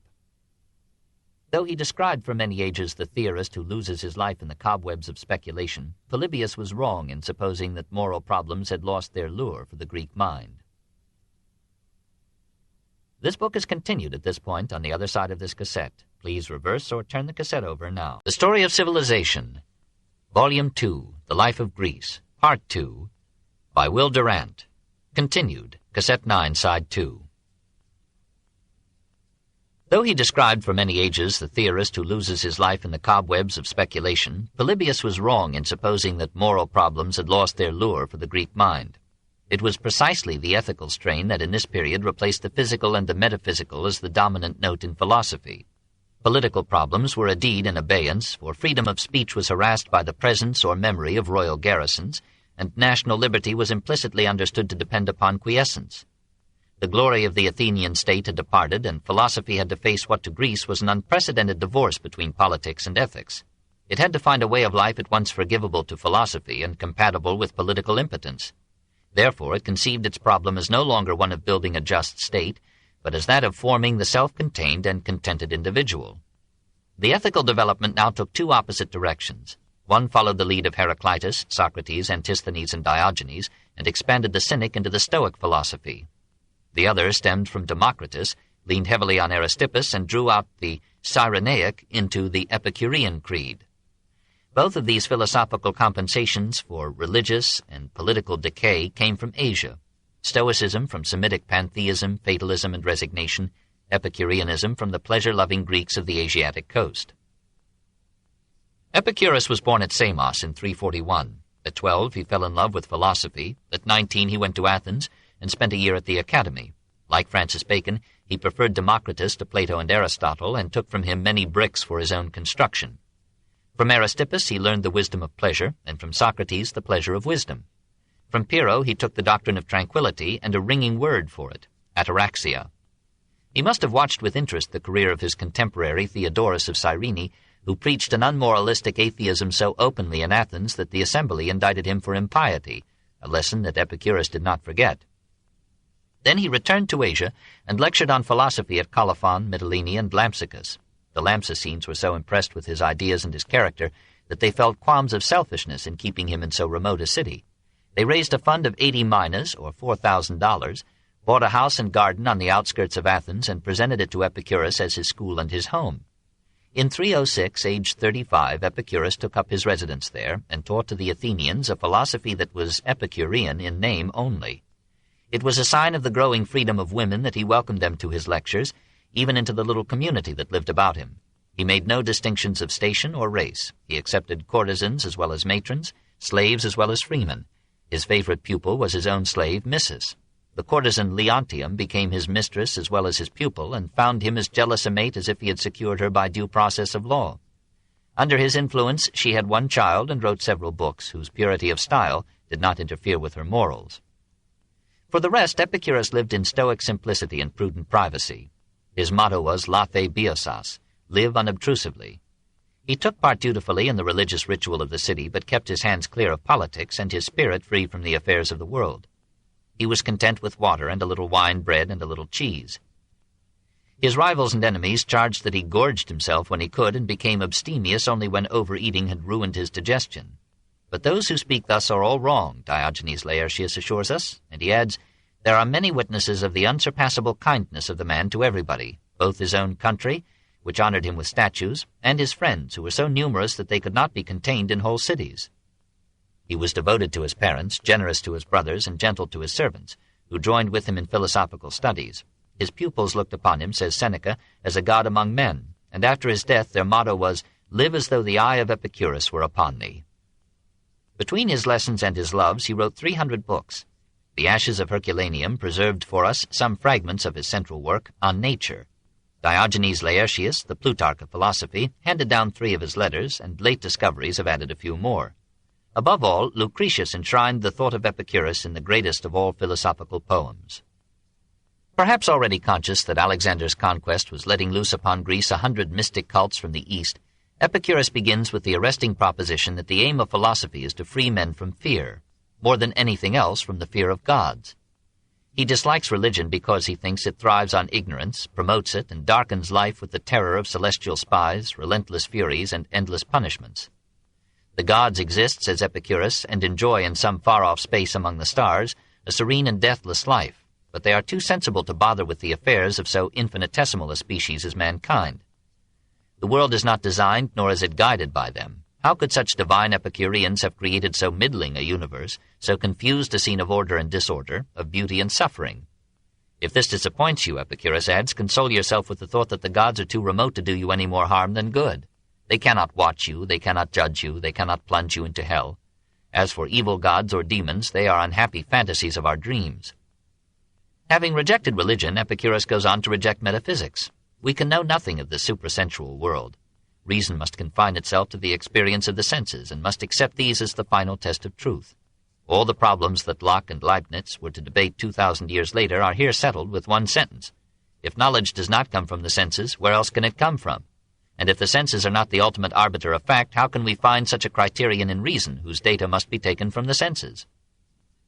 Nevertheless, the senses give us no certain knowledge of the external world. They catch not the objective thing itself, but only the tiny atoms thrown off by every part of its surface, and leaving upon our senses little replicas of its nature and form. If, therefore, we must have a theory of the world, and really it is not altogether necessary, we had better accept Democritus's view that nothing exists or can be known to us or can even be imagined by us, except bodies in space, and that all bodies are composed of indivisible and unchangeable atoms. These atoms have no color, temperature, sound, taste, or smell. Such qualities are created by the corpuscular radiations of objects upon our sense organs. But the atoms do differ in size, weight, and form. For only by this supposition can we account for the infinite variety of things. Epicurus would like to explain the operation of the atoms on purely mechanical principles, but as he is interested in ethics far more than in cosmology and is anxious to preserve free will as the source of moral responsibility and the proper personality, he abandons Democritus in mid-air and supposes a kind of spontaneity in the atoms. They swerve a bit from the perpendicular as they fall through space, and so enter into the combinations that make the 4 elements, and through them the diversity of the objective scene. There are innumerable worlds, but it is unwise to interest ourselves in them. We may assume that the sun and the moon are about as large as they appear to be, and then we can give our time to the study of man. Man is a completely natural product. Life probably began by spontaneous generation and progressed without design through the natural selection of the fittest forms. Mind is only another kind of matter. The soul is a delicate material substance diffused throughout the body. It can feel or act only by means of the body and dies with the body's death. Despite all this, we must accept the testimony of our immediate consciousness that the will is free, else we would be meaningless puppets on the stage of life. It is better to be a slave to the gods of the people than to the fate of the philosophers.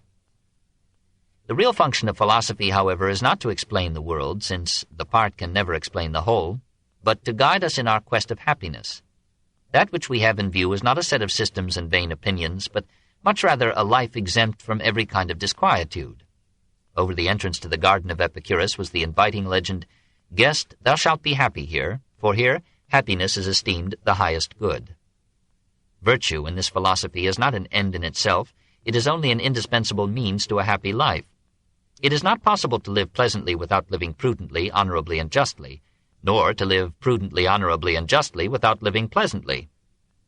The only certain propositions in philosophy are that pleasure is good and that pain is bad. Sensual pleasures are in themselves legitimate, and wisdom will find some room for them. Since, however, they may have evil effects, they need such discriminating pursuit as only intelligence can give. When, therefore, we say that pleasure is the chief good, we are not speaking of the pleasures of the debauched man or those that lie in sensual enjoyment, but we mean the freedom of the body from pain and of the soul from disturbance. For it is not continued drinkings and revels, or the enjoyment of female society, or feasts of fish or other expensive foods that make life pleasant, but such sober contemplation as examines the reasons for choice and avoidance, and puts to flight the vain opinions from which arises most of the confusion that troubles the soul. In the end, then, understanding is not only the highest virtue, it is also the highest happiness, for it avails more than any other faculty in us to avoid pain and grief. Wisdom is the only liberator. It frees us from bondage to the passions, from fear of the gods, from dread of death. It teaches us how to bear misfortune, and how to derive a deep and lasting pleasure from the simple goods of life and the quiet pleasures of the mind. Death is not so frightful when we view it intelligently. The suffering it involves may be briefer and slighter than that which we have borne time and again during our lives. It is our foolish fancies of what death may bring that lend it so much of its terror. And consider how little is needed to a wise content. Fresh air, the cheapest foods, a modest shelter, a bed, a few books, and a friend. Everything natural is easily procured, and only the useless is costly. We should not fret our lives out in realizing every desire that comes into our heads. Desires may be ignored when our failure to accomplish them will not really cause us pain. Even love, marriage, and parentage are unnecessary. They bring us fitful pleasures, but perennial grief. To accustom ourselves to plain living and simple ways is an almost certain road to health. The wise man does not burn with ambition or lust for fame. He does not envy the good fortune of his enemies, nor even of his friends. He avoids the fevered competition of the city and the turmoil of political strife. He seeks the calm of the countryside, and finds the surest and deepest happiness in tranquility of body and mind. Because he controls his appetites, lives without pretense, and puts aside all fears, the natural sweetness of life, or hedone, rewards him with the greatest of all goods, which is peace.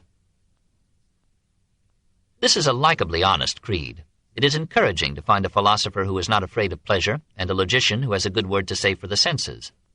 There is no subtlety here, and no warm passion for understanding. On the contrary, Epicureanism, despite its transmission of the atomic theory, marks a reaction from the brave curiosity that had created Greek science and philosophy. The profoundest defect of the system is its negativity. It thinks of pleasure as freedom from pain, and of wisdom as an escape from the hazards and fullness of life. It provides an excellent design for bachelorhood, but hardly for a society. Epicurus respected the state as a necessary evil, under whose protection he might live unmolested in his garden, but he appears to have cared little about national independence. Indeed, his school seems to have preferred monarchy to democracy, as less inclined to persecute heresy, an arresting inversion of modern beliefs. Epicurus was ready to accept any government that offered no hindrance to the unobtrusive pursuit of wisdom and companionship. He dedicated to friendship the devotion that earlier generations had given to the state. Of all the things that wisdom provides for the happiness of the whole life, by far the most important is friendship. The friendships of the Epicureans were proverbial for their permanence, and the letters of the master abound in expressions of ardent affection. His disciples returned this feeling with Greek intensity. Young Calotes, on first hearing Epicurus speak, fell on his knees, wept, and hailed him as a god. For 36 years Epicurus taught in his garden, preferring a school to a family. In the year 270 he was brought down with the stone. He bore the pains stoically, and on his deathbed found time to think of his friends.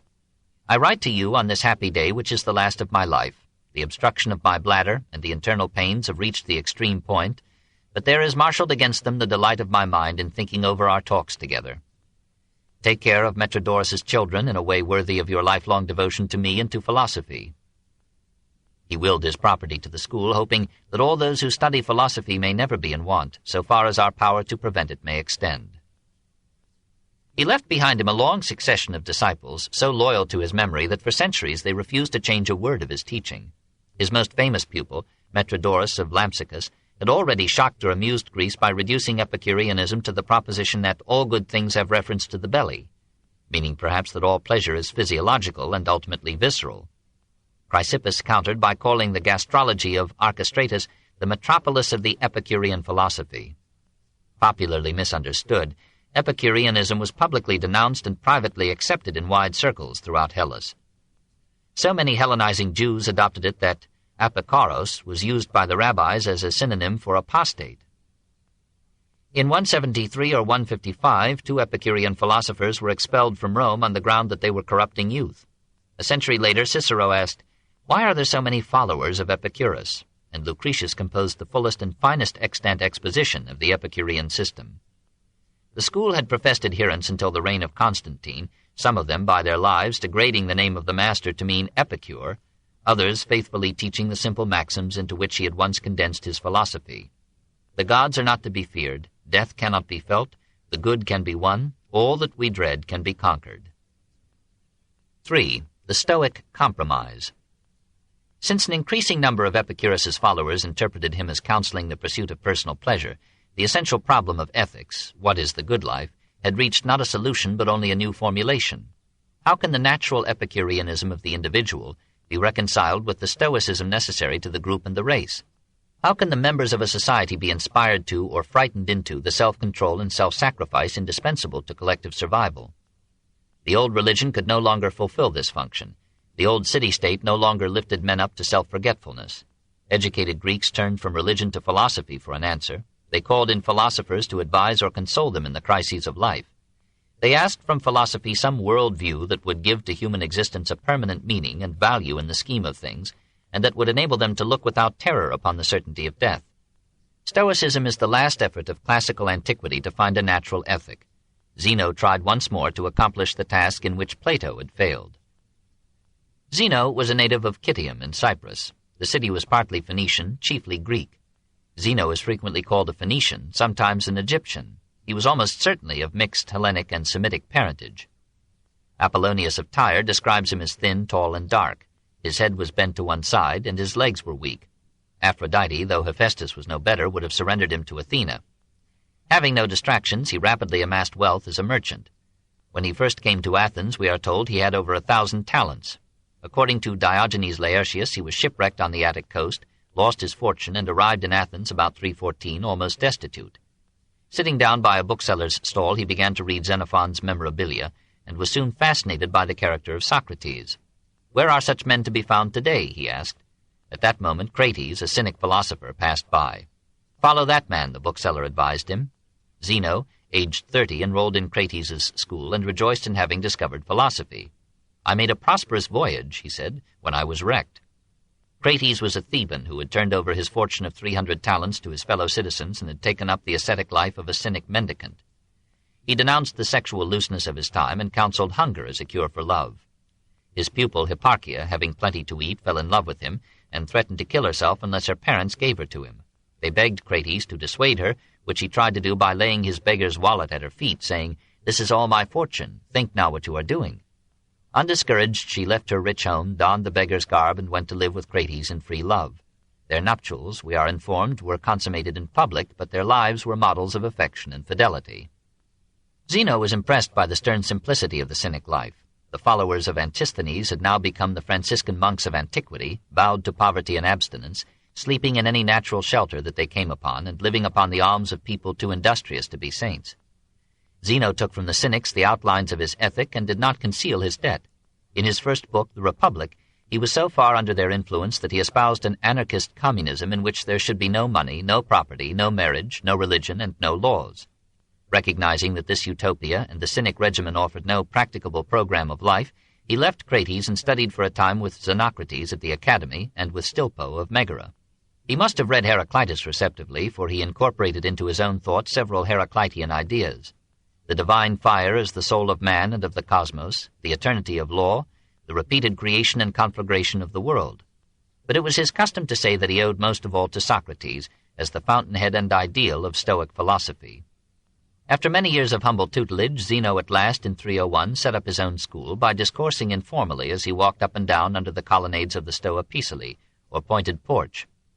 He welcomed poor and rich alike, but discouraged the attendance of young men, feeling that only mature manhood could understand philosophy. When a youth talked too much, Zeno informed him that the reason why we have 2 ears and only 1 mouth is that we may hear more and talk less. Antigonus II, when in Athens, attended Zeno's classes, became his admiring friend, sought his advice, seduced him into momentary luxury, and invited him to come and live as his guest in Pella. Zeno excused himself and sent his pupil Perseus instead. For 40 years he taught in the Stoa, and lived a life so consistent with his teachings that "more temperate than Zeno" became a proverb in Greece. Despite his intimacy with Antigonus, the Athenian assembly gave him the keys to the walls and voted him a statue and a crown. The decree read, Whereas Zeno of Citium has passed many years in our city in the study of philosophy, being in all other respects a good man, and also exhorting all the young men who have sought his company to the practice of temperance, making his own life a model of the greatest excellence, it has been resolved by the people to honor Zeno, to present him with a golden crown, and to build him a tomb in the Ceramicus at the public expense. He died, says Laertius, in the following manner, reputedly in his 90th year. When he was going out of his school, he tripped and broke a toe. Striking the ground with his hand, he repeated a line from the Niobe, "I come, why call me so?" And immediately he strangled himself. His work at the Stoa was carried on by two Asiatic Greeks, by Cleanthes of Assus, and then by Chrysippus of Soli. Cleanthes was a pugilist who came to Athens with 4 drachmas, worked as a common laborer, refused public relief, studied for 19 years under Zeno, and lived a life of industry and ascetic poverty. Chrysippus was the most learned and prolific of the school. He gave the Stoic doctrine its historic form by expounding it in 750 books, which Dionysius of Halicarnassus held up as models of learned dullness. After him, Stoicism spread throughout Hellas and found its greatest exponents in Asia. In Panetius of Rhodes, Zeno of Tarsus, Bethus of Sidon, and Diogenes of Seleucia. Out of the casual fragments that survive from a once voluminous literature, we must piece together a composite picture of the most widespread and influential philosophy in the ancient world. It was probably Chrysippus who divided the Stoic system into logic, natural science, and ethics. Zeno and his successors prided themselves on their contributions to logical theory, but the streams of ink that flowed from them on this subject have left no appreciable residue of enlightenment or use. The Stoics agreed with the Epicureans that knowledge arises only out of the senses, and placed the final test of truth in such perceptions as compel the assent of the mind by their vividness or their persistence. Experience, however, need not lead to knowledge, for between sensation and reason lies emotion or passion, which may distort experience into error even as it distorts desire into vice. Reason is the supreme achievement of man, a seed from the logos spermatikos, or seminal reason, that made and rules the world. The world itself, like man, is at once completely material and inherently divine. Everything that the senses report to us is material, and only material things can cause or receive action. Qualities as well as quantities, virtues as well as passions, soul as well as body, God as well as the stars, are material forms or processes, differing in degrees of fineness, but essentially one. On the other hand, all matter is dynamic, full of tensions and powers, perpetually engaged in diffusion or concentration, and animated by an internal and eternal energy, heat, or fire. The universe lives through innumerable cycles of expansion and contraction, development and dissolution. Periodically it is consumed in a grand conflagration, and slowly it takes form again. Then it passes through all its previous history, even in minutest detail. For the chain of causes and effects is an unbreakable circle, an endless repetition. All events and all acts of will are determined. It is as impossible for anything to happen otherwise than it does as it is for something to come out of nothing. Any break in the chain would disrupt the world. God in this system is the beginning, the middle, and the end. The Stoics recognized the necessity of religion as a basis for morality. They looked with a genial tolerance upon the popular faith, even upon its demons and its divination, and found allegorical interpretations to bridge the chasm between superstition and philosophy. They accepted Chaldean astrology as essentially correct, and thought of earthly affairs as in some mystic and continuous correspondence with the movements of the stars, one phase of that universal sympathia by which whatever happened to any part affected all the rest. As if preparing not only an ethic but a theology for Christianity, they conceived the world, law, life, the soul, and destiny in terms of God, and defined morality as a willing surrender to the divine will. God, like man, is living matter. The world is his body, the order and law of the world are his mind and will. The universe is a gigantic organism of which God is the soul, the animating breath, the fertilizing reason, the activating fire. Sometimes the Stoics conceive God in impersonal terms. More often they picture him as a providence, designing and guiding the cosmos with supreme intelligence, adjusting all its parts to rational purposes, and making everything redound to the use of virtuous men. Cleanthes identifies him with Zeus in a monotheistic hymn worthy of Ichnaton or Isaiah. Thou, O Zeus, art praised above all gods. Many are thy names, and thine is all power forever. The beginning of the world was from thee, and with law thou rulest over all things. Unto thee may all flesh speak, for we are thy offspring. Therefore will I raise a hymn unto thee, and will ever sing of thy power. The whole order of the heavens obeyeth thy word, as it moveth around the earth, with little and great lights mixed together. How great thou art, King above all forever! Nor is anything done upon the earth apart from thee, nor in the firmament, nor in the seas, save that which the wicked do by their own folly. But thine is the skill to set even the crooked straight. What is without fashion is fashioned, and the alien akin before thee. Thus hast thou fitted together all things in one, the good with the evil, that thy word shall be one in all things, abiding forever. Let folly be dispersed from our souls, that we may repay thee with honor wherewith thou hast honored us, singing praise of thy works forever, as becometh the sons of men. Man is to the universe as microcosm to macrocosm. He, too, is an organism with a material body and a material soul. For whatever moves or influences the body, or is moved or influenced by the body, must be corporeal. The soul is a fiery breath or pneuma diffused through the body, just as the world soul is diffused through the world. At death, the soul survives the body, but only as an impersonal energy. At the final conflagration, the soul will be reabsorbed, like Atman into Brahman, into that ocean of energy which is God. Since man is a part of God or nature, the problem of ethics can be easily solved. Goodness is cooperation with God, or nature, or the law of the world. It is not the pursuit or enjoyment of pleasure, for such pursuit subordinates reason to passion, often injures the body or the mind, and seldom satisfies us in the end. Happiness can be found only through a rational adjustment of our aims and conduct to the purposes and laws of the universe. There is no contradiction between the good of the individual and the good of the cosmos, for the law of well-being in the individual is identical with the law of nature. If evil comes to the good man, it is only temporary and is not really evil. If we could understand the whole, we should see the good behind whatever evil appears in the parts. The wise man will study science only sufficiently to find the law of nature, and will then adapt his life to that law. Zen kata physin. To live according to nature, this is the purpose and sole excuse of science and philosophy. Almost in Newman's words, Cleanthes surrenders his will to God's. Lead me, O God, and thou my destiny, to that one place which you will have me fill. I follow gladly. Should I strive with thee, a recreant, I needs must follow still. The Stoic, therefore, will shun luxury and complexity, economic or political strife. He will content himself with little, and will accept without complaint the difficulties and disappointments of life. He will be indifferent to everything but virtue and vice, to sickness and pain, good or ill repute, freedom or slavery, life or death. He will suppress all feelings that may obstruct the course or question the wisdom of nature. If his son dies, he will not grieve, but will accept fate's decree as in some hidden way the best. He will seek so complete an apatheia, or absence of feeling, that his peace of mind will be secure against all the attacks and vicissitudes of fortune, pity, or love. He will be a hard teacher and a stern administrator. Determinism does not imply indulgence. We must hold ourselves and others morally responsible for every action.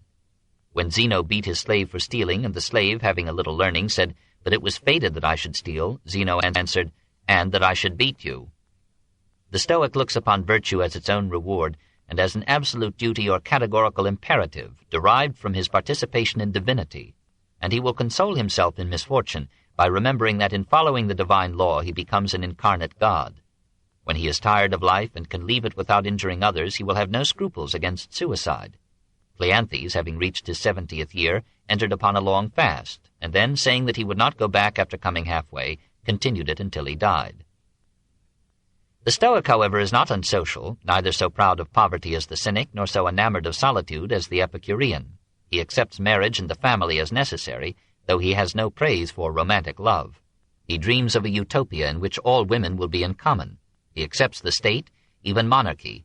He has no fond memories of the city-state and considers the average man a dangerous simpleton. He prefers the Antigonids to King Mob. In truth, he cares little for any government. He wishes that all men might be philosophers, so that laws would be unnecessary. He thinks of perfection not, as Plato and Aristotle did, in terms of the good society, but in terms of the good man. He may take part in political affairs, and will support every move, however modest, toward human freedom and dignity, but he will not fetter his happiness to place or power. He may give his life for his country, but he will reject any patriotism that hinders his loyalty to all mankind. He is a citizen of the world.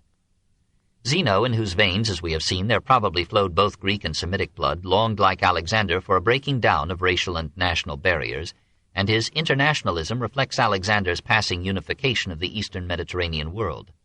Ultimately, Zeno and Chrysippus hoped, all those warring states and classes would be replaced by one vast society in which there would be no nations, no classes, no rich or poor, no masters or slaves, in which philosophers would rule without oppression and all men would be brothers as the children of one God. Stoicism was a noble philosophy and proved more practicable than a modern cynic would expect. It brought together all the elements of Greek thought in a final effort of the pagan mind to create a system of morals acceptable to the classes that had abandoned the ancient creed. And though it naturally won only a small minority to its standard, those few were everywhere the best. Like its Christian counterparts, Calvinism and Puritanism, it produced the strongest characters of its time. Theoretically, it was a monstrous doctrine of an isolated and pitiless perfection. Actually, it created men of courage, saintliness, and goodwill like Cato the Younger, Epictetus, and Marcus Aurelius. It influenced Roman jurisprudence in building a law of nations for non-Romans, and it helped to hold ancient society together until a new faith came. The Stoics lent countenance to superstition and had an injurious effect upon science, but they saw clearly the basic problem of their age, the collapse of the theological basis of morals, and they made an honest attempt to bridge the gap between religion and philosophy. Epicurus won the Greeks, Zeno won the aristocracy of Rome, and to the end of pagan history the Stoics ruled the Epicureans, as they always will. When a new religion took form out of the intellectual and moral chaos of the dying Hellenistic world, the way had been prepared for it by a philosophy that acknowledged the necessity of faith, preached an ascetic doctrine of simplicity and self-restraint, and saw all things in God. 4. The return to religion. The conflict between religion and philosophy had now seen three stages: the attack on religion, as in the pre-Socratics, the endeavor to replace religion with a natural ethic, as in Aristotle and Epicurus, and the return to religion in the skeptics and the Stoics, a movement that culminated in Neoplatonism and Christianity. A like sequence has occurred more than once in history and may be taking place today. Thales corresponds to Galileo, Democritus to Hobbes, the Sophists to the Encyclopedists, Protagoras to Voltaire, Aristotle to Spencer, Epicurus to Anatole France, Pyrrho to Pascal, Arcesilaus to Hume, Carneades to Kant, Zeno to Schopenhauer, Plotinus to Bergson.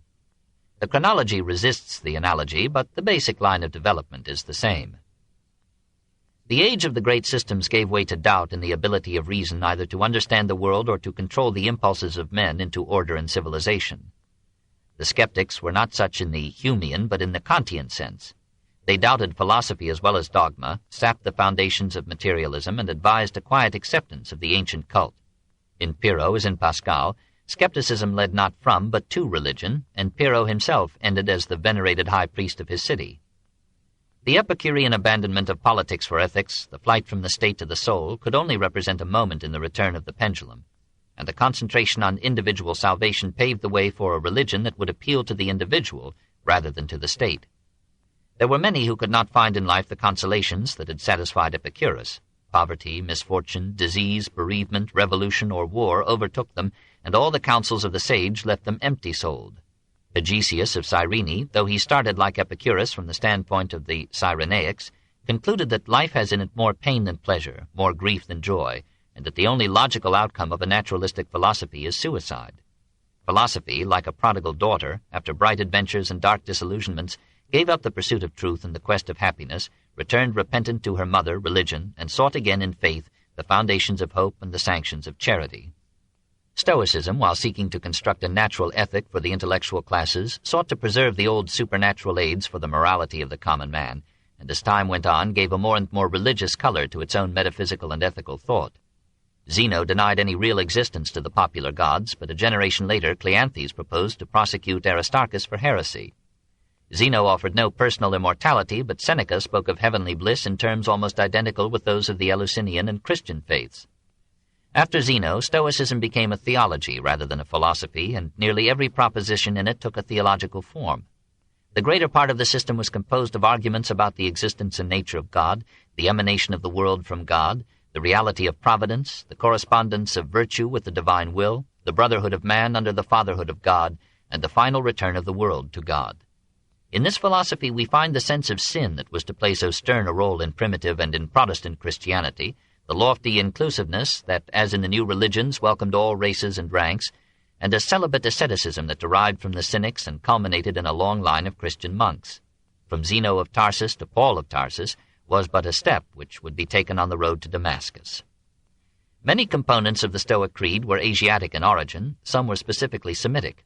In essentials, Stoicism was one elemental phase of the Oriental triumph over Hellenic civilization. Greece had ceased to be Greece before it was conquered by Rome. Chapter 30, the last chapter. The Coming of Rome. 1. Pyrrhus. Who was so worthless or indolent, Polybius demands to know, as not to wish to understand by what means and under what system of polity the Romans in less than 53 years have succeeded in subjecting the whole inhabited world to their sole government, a thing unique in history? Who is so passionately devoted to other studies as to regard anything of greater moment than the acquisition of this knowledge? It is a permissible inquiry which may engage us later, but there have been so many conquests since Polybius wrote that we cannot spend much time on any of them. We have tried to show that the essential cause of the Roman conquest of Greece was the disintegration of Greek civilization from within. No great nation is ever conquered until it has destroyed itself. Deforestation and the abuse of the soil, the depletion of precious metals, the migration of trade routes, the disturbance of economic life by political disorder, the corruption of democracy and the degeneration of dynasties, the decay of morals and patriotism, the decline or deterioration of the population, the replacement of citizen armies by mercenary troops, the human and physical wastage of fratricidal war, the guillotining of ability by murderous revolutions and counter-revolutions.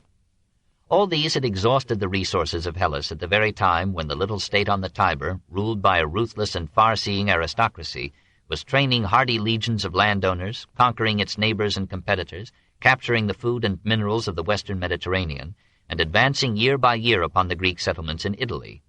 These ancient communities, once proud of their wealth, their sages, and their arts, had been impoverished by war, by the depredations of Dionysius I, and by the growth of Rome as a rival center of trade. The native tribes that centuries before had been enslaved by the Greeks or pushed back into the hinterland increased and multiplied, while their masters cultivated comfort through infanticide and abortion. Soon the native stocks were contesting the control of southern Italy. The Greek cities turned to Rome for help. They were helped and absorbed. Taras, frightened by the growth of Rome, called to its aid the dashing young king of Epirus.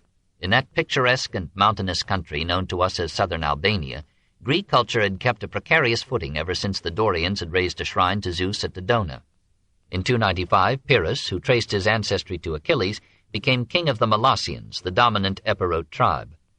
He was handsome and brave, a despotic but popular ruler. His subjects thought that he could cure the spleen by pressing his right foot upon their prostrate backs. Nor was anyone so poor as to be refused his ministrations. When the Tarentines appealed to him, he saw an alluring opportunity. He would conquer Rome, the danger in the west, as Alexander had conquered Persia, the danger in the east. And he would prove his genealogy by his courage.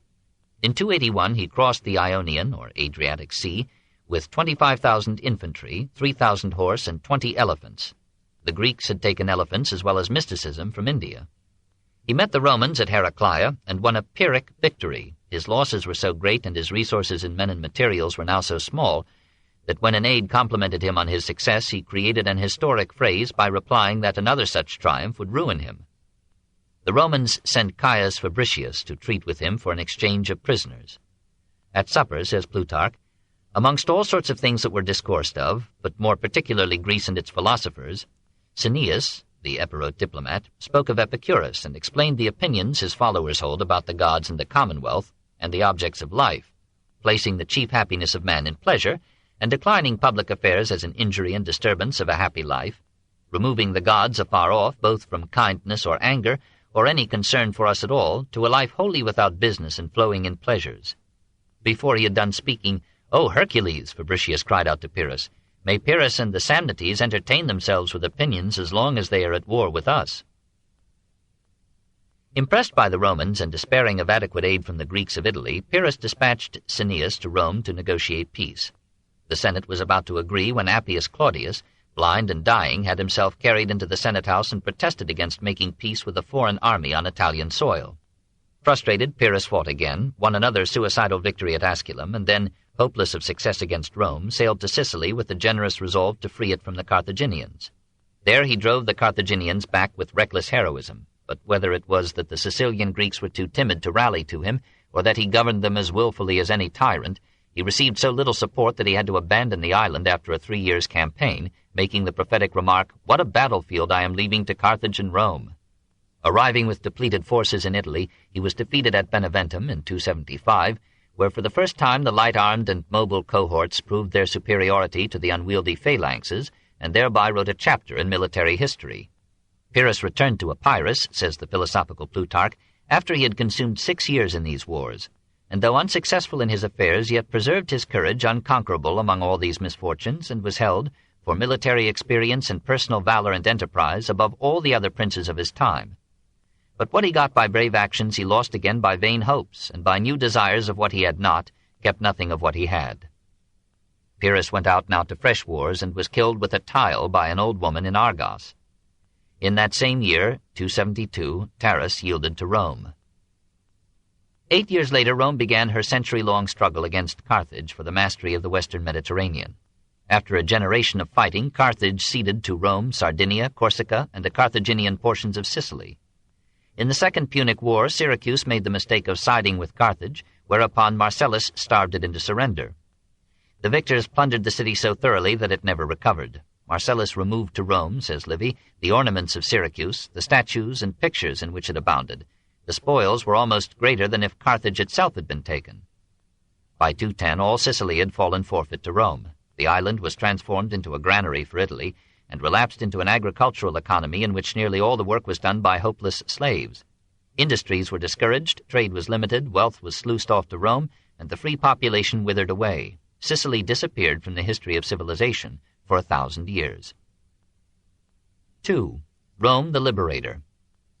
At every step, the expansion of Rome was aided by the mistakes of her enemies. In the year 230, 2 Romans were sent to Scodra, capital of Illyria, or northern Albania, to remonstrate against the attacks of Illyrian pirates upon Roman shipping.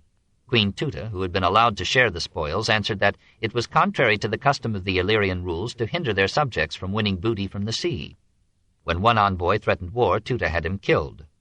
Pleased with so inexpensive an excuse for seizing the Dalmatian coast, Rome dispatched an expedition which reduced Illyria to a Roman protectorate almost as easily in 229 BC as in AD 1939. Corcyra, or Corfu, Epidamnus, or Durazzo, and other Greek settlements became Roman dependencies. Since Greek trade had also suffered from Illyrian piracy, Athens, Corinth, and the 2 leagues applauded Rome as a deliverer, accepted her ambassadors, and admitted the Romans to participation in the Eleusinian Mysteries and the Isthmian Games. In 216, Hannibal annihilated the Roman army at Cannae and marched up to the gates of Rome. While Rome faced the greatest crisis in the history of the Republic, Philip V, king of Macedon, signed an alliance with Hannibal and prepared to invade Italy in 214. In the conference at Naupactus, in 213, the Aetolian delegate Agelaeus appealed for the unity of all Greeks in this first Macedonian war against the rising power in the West. This book is concluded on Cassette 10, Side 1. The Story of Civilization, Volume 2, The Life of Greece, Part 2, by Will Durant. Concluded. In the conference at Naupactus in 213, the Aetolian delegate Agelaeus appealed for the unity of all Greeks in this first Macedonian war against the rising power in the West. It would be best of all if the Greeks never made war upon each other, but regarded it as the highest favor and the gift of the gods that they could always speak with one heart and voice, and marching arm in arm like men fording a river, repel barbarian invaders and unite in preserving themselves and their cities. For it is evident that whether the Carthaginians beat the Romans or the Romans the Carthaginians in this war, it is not in the least likely that the victors will be content with the sovereignty of Italy and Sicily, but they are sure to come here and extend their ambitions beyond the bounds of justice. Therefore, I implore you all to secure yourselves against this danger, and I address myself especially to King Philip. For you, sire, the best security is, instead of exhausting the Greeks and making them an easy prey to the invader, on the contrary, to take thought for them as for your own body, and to attend to the safety of every province of Greece as if it were part and parcel of your own dominions. Philip heard him politely, and became for a moment the idol of Greece. But his treaty with Hannibal, if we may believe the too patriotic Livy, specified that in return for Philip's attack upon Italy, Carthage, if successful in the present war, would help Philip to subdue all mainland Greece to Macedonia. Perhaps because the terms of such an agreement became known to the Greek states, most of them, including Agelaeus's Aetolian League, entered into a pact with Rome against Macedon and kept Philip so harassed at home that his invasion of Italy was indefinitely postponed. In 205, Rome signed a treaty with Philip so that she might give all her attention to Hannibal, and 3 years later the elder Scipio overwhelmed the Carthaginian at Zama. As the last great century of Greek civilization came to an end, Egypt, Rhodes, and Pergamum appealed to Rome for help against Philip. Rome responded by inviting the Second Macedonian War. Opposed by nearly all of Greece as well as by Rome, Philip fought with the ferocity of a beast at bay. He used every treachery, stole whatever he found to his purpose, and treated captives with such cruelty that every man in Abydos, when Philip's siege was proving irresistible, killed his wife and children and then himself. In 197, Titus Quinctius Flamininus, a patrician of the type that made Polybius a pro-Roman enthusiast, so overwhelmed Philip at Cynocephali that suddenly all Macedonia, indeed all Greece, lay at the mercy of Rome. To the disgust of his Aetolian allies, who claimed that they had won the battle, Flamininus, after exacting severe indemnities and appropriating a shipload of spoils, allowed the safely weakened Philip to keep his throne, on the ground that Macedonia was needed as a bulwark against the barbarians in the north. The Roman general had learned Greek at Tarentum, as Rome called Taris, and had known the fascination of Greek literature, philosophy, and art. It was apparently his sincere resolve to liberate the Greek city-states from Macedonian domination and to give them every opportunity to live in freedom and peace. Having with some difficulty convinced the Roman commissioners that this was a wise policy, he went to the Isthmian Games at Corinth in 196, where all the important Greek world was gathered, each man telling the next, says Polybius, what the Romans would do now, and announced through a herald, "The Senate of Rome and Titus Quinctius, the proconsul, have overcome King Philip and the Macedonians, leave the following people free, without garrisons, subject to no tribute, and governed by their own laws: the Corinthians, Phocians, Locrians, Euboeans, Thiotic Achaeans, Magnesians, Thessalians, and Perebians," that is, all those mainland Greeks who were not already free. The greater part of the assemblage, unable to credit so unprecedented an act of liberality, cried out that the announcement should be repeated. When the herald read it again, such a mighty burst of cheering arose, says Polybius, that those who listen to the tale today cannot easily conceive what it was. Many doubted the sincerity of the declaration and looked for a trick behind it, but Flamininus that day began the removal of Roman troops from Corinth, and by 194 his entire army was back in Italy. Greece hailed him as savior and liberator and entered happily upon its last days of freedom. 3. Rome the Conqueror. The Aetolians were not satisfied with these arrangements. Some of the cities that Rome had freed had once been under Aetolian domination and were not now restored to the League. The Second Macedonian War was hardly over when the Aetolians invited Antiochus III to rescue Greece from Rome. Pergamum and Lampsacus, caught between the restless Gauls on the north and the expanding Seleucid power on the south, appealed to Rome for help against Antiochus. The Senate sent its ablest general, Publius Scipio Africanus, victor of Zama. With a few legions and the troops of Eumenes II, the Roman generals defeated Antiochus at Magnesia and turned northward, driving back the Gauls. The Romans extended their protection over nearly all the Mediterranean coast of Asia and then returned to Italy. Eumenes was grateful, but mainland Greece denounced him as a traitor to Hellas for calling in the barbarous Romans against his fellow Greeks. For fickle Greece already regretted that she had ever accepted the favors of her rude rescuer from the west. It was observed that though Flamininus and his successors had given Greece freedom, they had taken in payment, from any city that had supported Philip or Antiochus or the Aetolians, so much booty that the Greeks dreaded another such liberation. For 3 days, in Flamininus's triumph, the spoils of his Grecian campaign passed in continuous train before the eyes of Rome. On the first day, arms, armor, and innumerable statues of marble or bronze.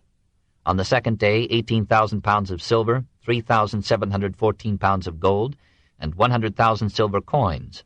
On the third day, 114 coronets. Moreover, the Romans had supported, and now through their representatives continued actively to support, the moneyed classes in Greece against the poorer citizens, and had forbidden all manifestations of class war. The Greeks did not want peace at such a price. They wished to be free to settle their own disputes, and to give play to national territorial ambitions. They could not bear changelessness. Soon the rival leagues were at odds, and faction ran rife everywhere. Each city or group laid conflicting claims before the Roman Senate. The Senate dispatched commissions to investigate and adjudicate.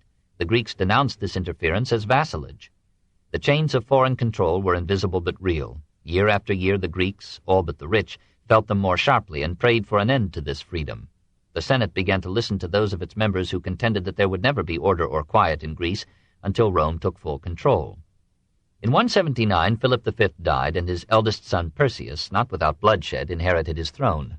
17 years of peace had restored the economy of Macedon, and had raised up a fresh generation of youths for the jaws of war. Perseus negotiated an alliance with Seleucus IV and married Seleucus's daughter. Rhodes joined the alliance and sent a great fleet to escort the bride. All Greece rejoiced and saw in Perseus a living hope against the power of Rome. Eumenes II, fearful for the independence of Pergamum, journeyed to Rome and urged the Senate for its own sake to destroy Macedon. On his way home he was almost killed in a private quarrel. It suited Rome to interpret the brawl as a plot of Perseus to assassinate the king, and a patriotic exchange of diplomatic recriminations announced the Third Macedonian War. Only Epirus and Illyria had the courage to help Perseus. The Greek states sent him secret letters of sympathy, but did nothing. In 168, Aemilius Paulus annihilated the Macedonian army at Pydna, destroyed 70 Macedonian cities, banished their upper classes to Italy, and quartered the kingdom into 4 autonomous but tributary republics, among which all trade and intercourse were forbidden. Perseus was imprisoned in Italy and died of maltreatment in 2 years. Epirus was devastated, and 100,000 Epirotes were sold into slavery at $1 a head. Rhodes, which had played no active part in the war, was punished by the liberation of her possessions on the Asiatic coast and by the establishment of a competitive and free port at Delos. The private papers of Perseus were captured, and all Greeks who had offered him aid or comfort were banished or jailed. 1,000 of the Achaean League's most prominent representatives, including Polybius, were deported to Italy. They remained in exile there for 16 years, during which 700 of them died.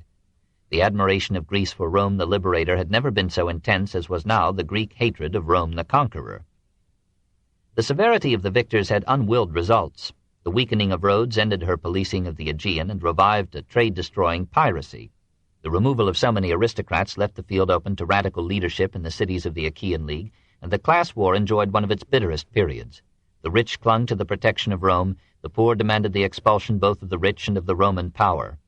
In 150, the surviving Achaean exiles returned from Italy and joined in the demand for the repudiation of Roman authority in Greece. To weaken the Achaean power, Rome sent to Greece a commission that ordered Corinth, Orchomenos, and Argos to secede from the League. The ladies of Corinth replied by emptying pails of refuse upon the heads of the commissioners. In 146, the League voted for a war of liberation, hoping that Rome's campaigns in Spain and Africa would divert her energies and incline her to a complacent peace. A fever of patriotism swept the cities of the League. Slaves were freed and armed, a moratorium on debts was proclaimed, and land was promised to the poor, while the unhappy rich, trembling between socialism and Rome, reluctantly contributed their jewelry and their money to the cause of freedom. Athens and Sparta remained aloof, but Boeotia, Locria, and Euboea committed themselves bravely to the war. The republics of Macedonia joined in open revolt against Rome. The angry Senate sent over an army under Mummius and a fleet under Metellus. Their combined forces overcame all resistance, and in 146 Mummius captured Corinth, the citadel of the League. Whether to destroy a commercial rival in the east, as the younger Scipio was in that year destroying Carthage in the west, or to give rebellious Greece a lesson after the fashion of Alexander at Thebes, the rich city of merchants and courtesans was put to flames. All the men were slaughtered, and all the women and children were sold into slavery. Mummius carried off to Italy whatever wealth could be moved, including the works of art with which the Corinthians had adorned their cities and their homes. Polybius tells how Roman soldiers used world-famous paintings as boards for their games of draughts or dice. The League was dissolved, and its leaders were put to death. Greece and Macedonia were united into one province under a Roman governor. Boeotia, Locris, Corinth, and Euboea were subject to annual tribute. Athens and Sparta were spared and were allowed to remain under their own laws. The party of property and order was upheld everywhere, and all attempts to wage war or make revolutions or change the constitution were proscribed. The turbulent cities had at last found peace. Epilogue: Our Greek Heritage. Greek civilization was not dead. It had yet several centuries of life before it, and when it died it bequeathed itself in an incomparable legacy to the nations of Europe and the Near East. Every Greek colony poured the elixir of Greek art and thought into the cultural blood of the hinterland, into Spain and Gaul, Etruria and Rome, Egypt and Palestine, Syria and Asia Minor, and along the shores of the Black Sea. Alexandria was the port of reshipment for ideas as well as goods. From the museum and the library, the works and views of Greek poets, mystics, philosophers, and scientists were scattered through scholars and students into every city of the Mediterranean concourse. Rome took the Greek heritage in its Hellenistic form. Her playwrights adopted Menander and Philemon. Her poets imitated the modes, measures, and themes of Alexandrian literature. Her arts used Greek craftsmen and Greek forms. Her law absorbed the statutes of the Greek cities, and her later imperial organization was modeled upon the Greco-Oriental monarchies. Hellenism, after the Roman conquest of Greece, conquered Rome even as the Orient was conquering Greece. Every extension of Roman power spread the ferment of Hellenic civilization. The Byzantine Empire wedded Greek to Asiatic culture and passed on some part of the Greek inheritance to the Near East and the Slavic North. The Syrian Christians took up the torch and handed it to the Arabs, who carried it through Africa to Spain.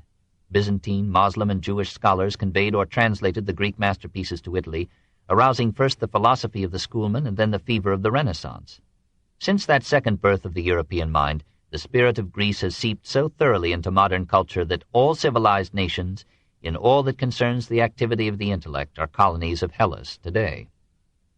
If we include in our Hellenic heritage not only what the Greeks invented, but what they adapted from older cultures and transmitted by these diverse routes to our own, we shall find that patrimony in almost every phase of modern life.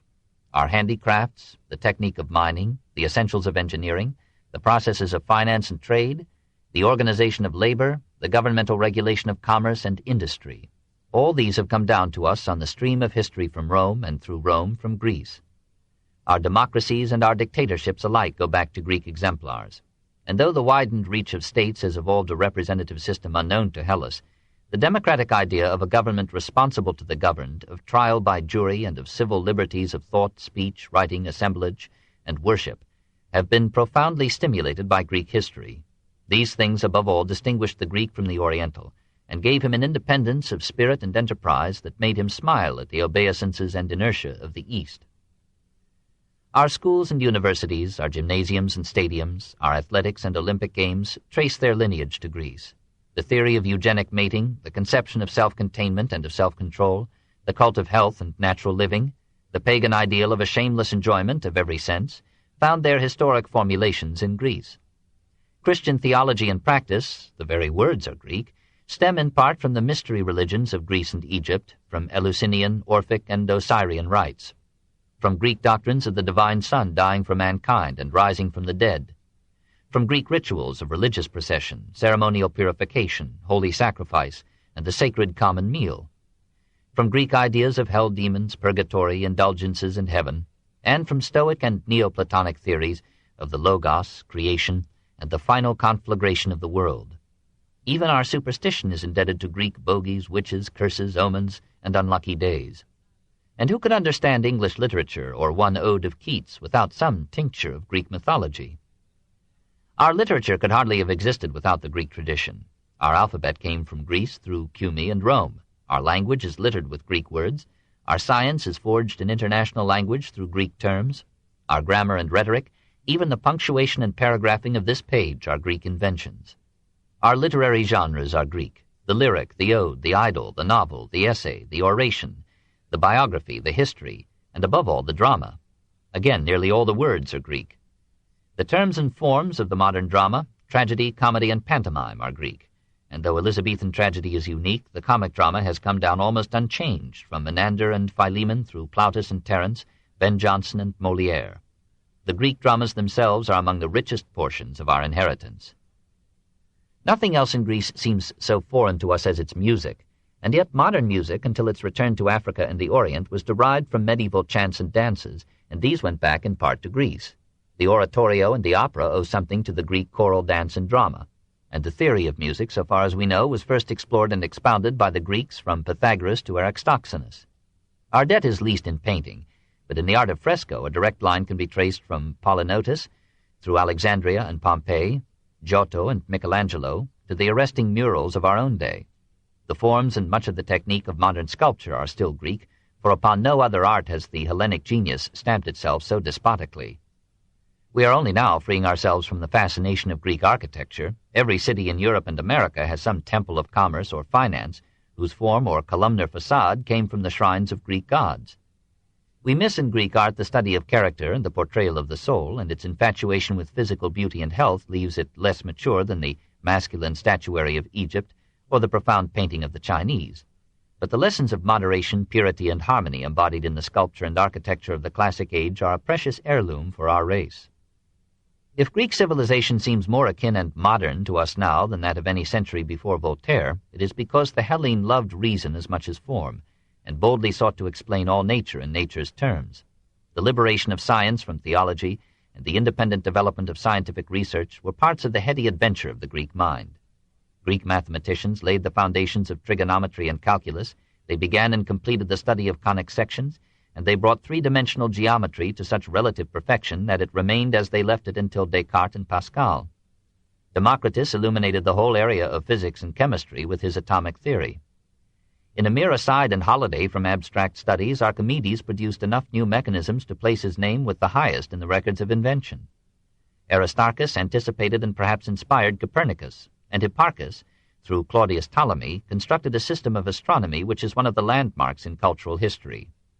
Eratosthenes measured the earth and mapped it. Anaxagoras and Empedocles drew the outlines of a theory of evolution. Aristotle and Theophrastus classified the animal and plant kingdoms and almost created the sciences of meteorology, zoology, embryology, and botany. Hippocrates freed medicine from mysticism and philosophical theory and ennobled it with an ethical code. Herophilus and Erasistratus raised anatomy and physiology to a point which, except in Galen, Europe would not reach again till the Renaissance. In the work of these men we breathe the quiet air of reason, always uncertain and unsafe, but cleansed of passion and myth.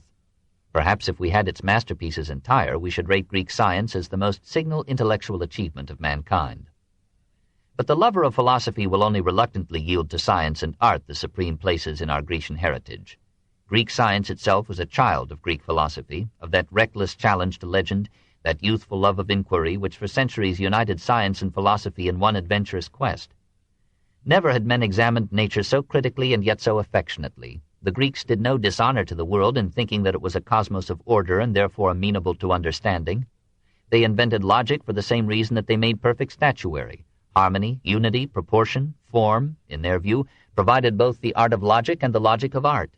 Curious of every fact and every theory, they not only established philosophy as a distinct enterprise of the European mind, but they conceived nearly every system and every hypothesis, and left little to be said on any major problem of our life.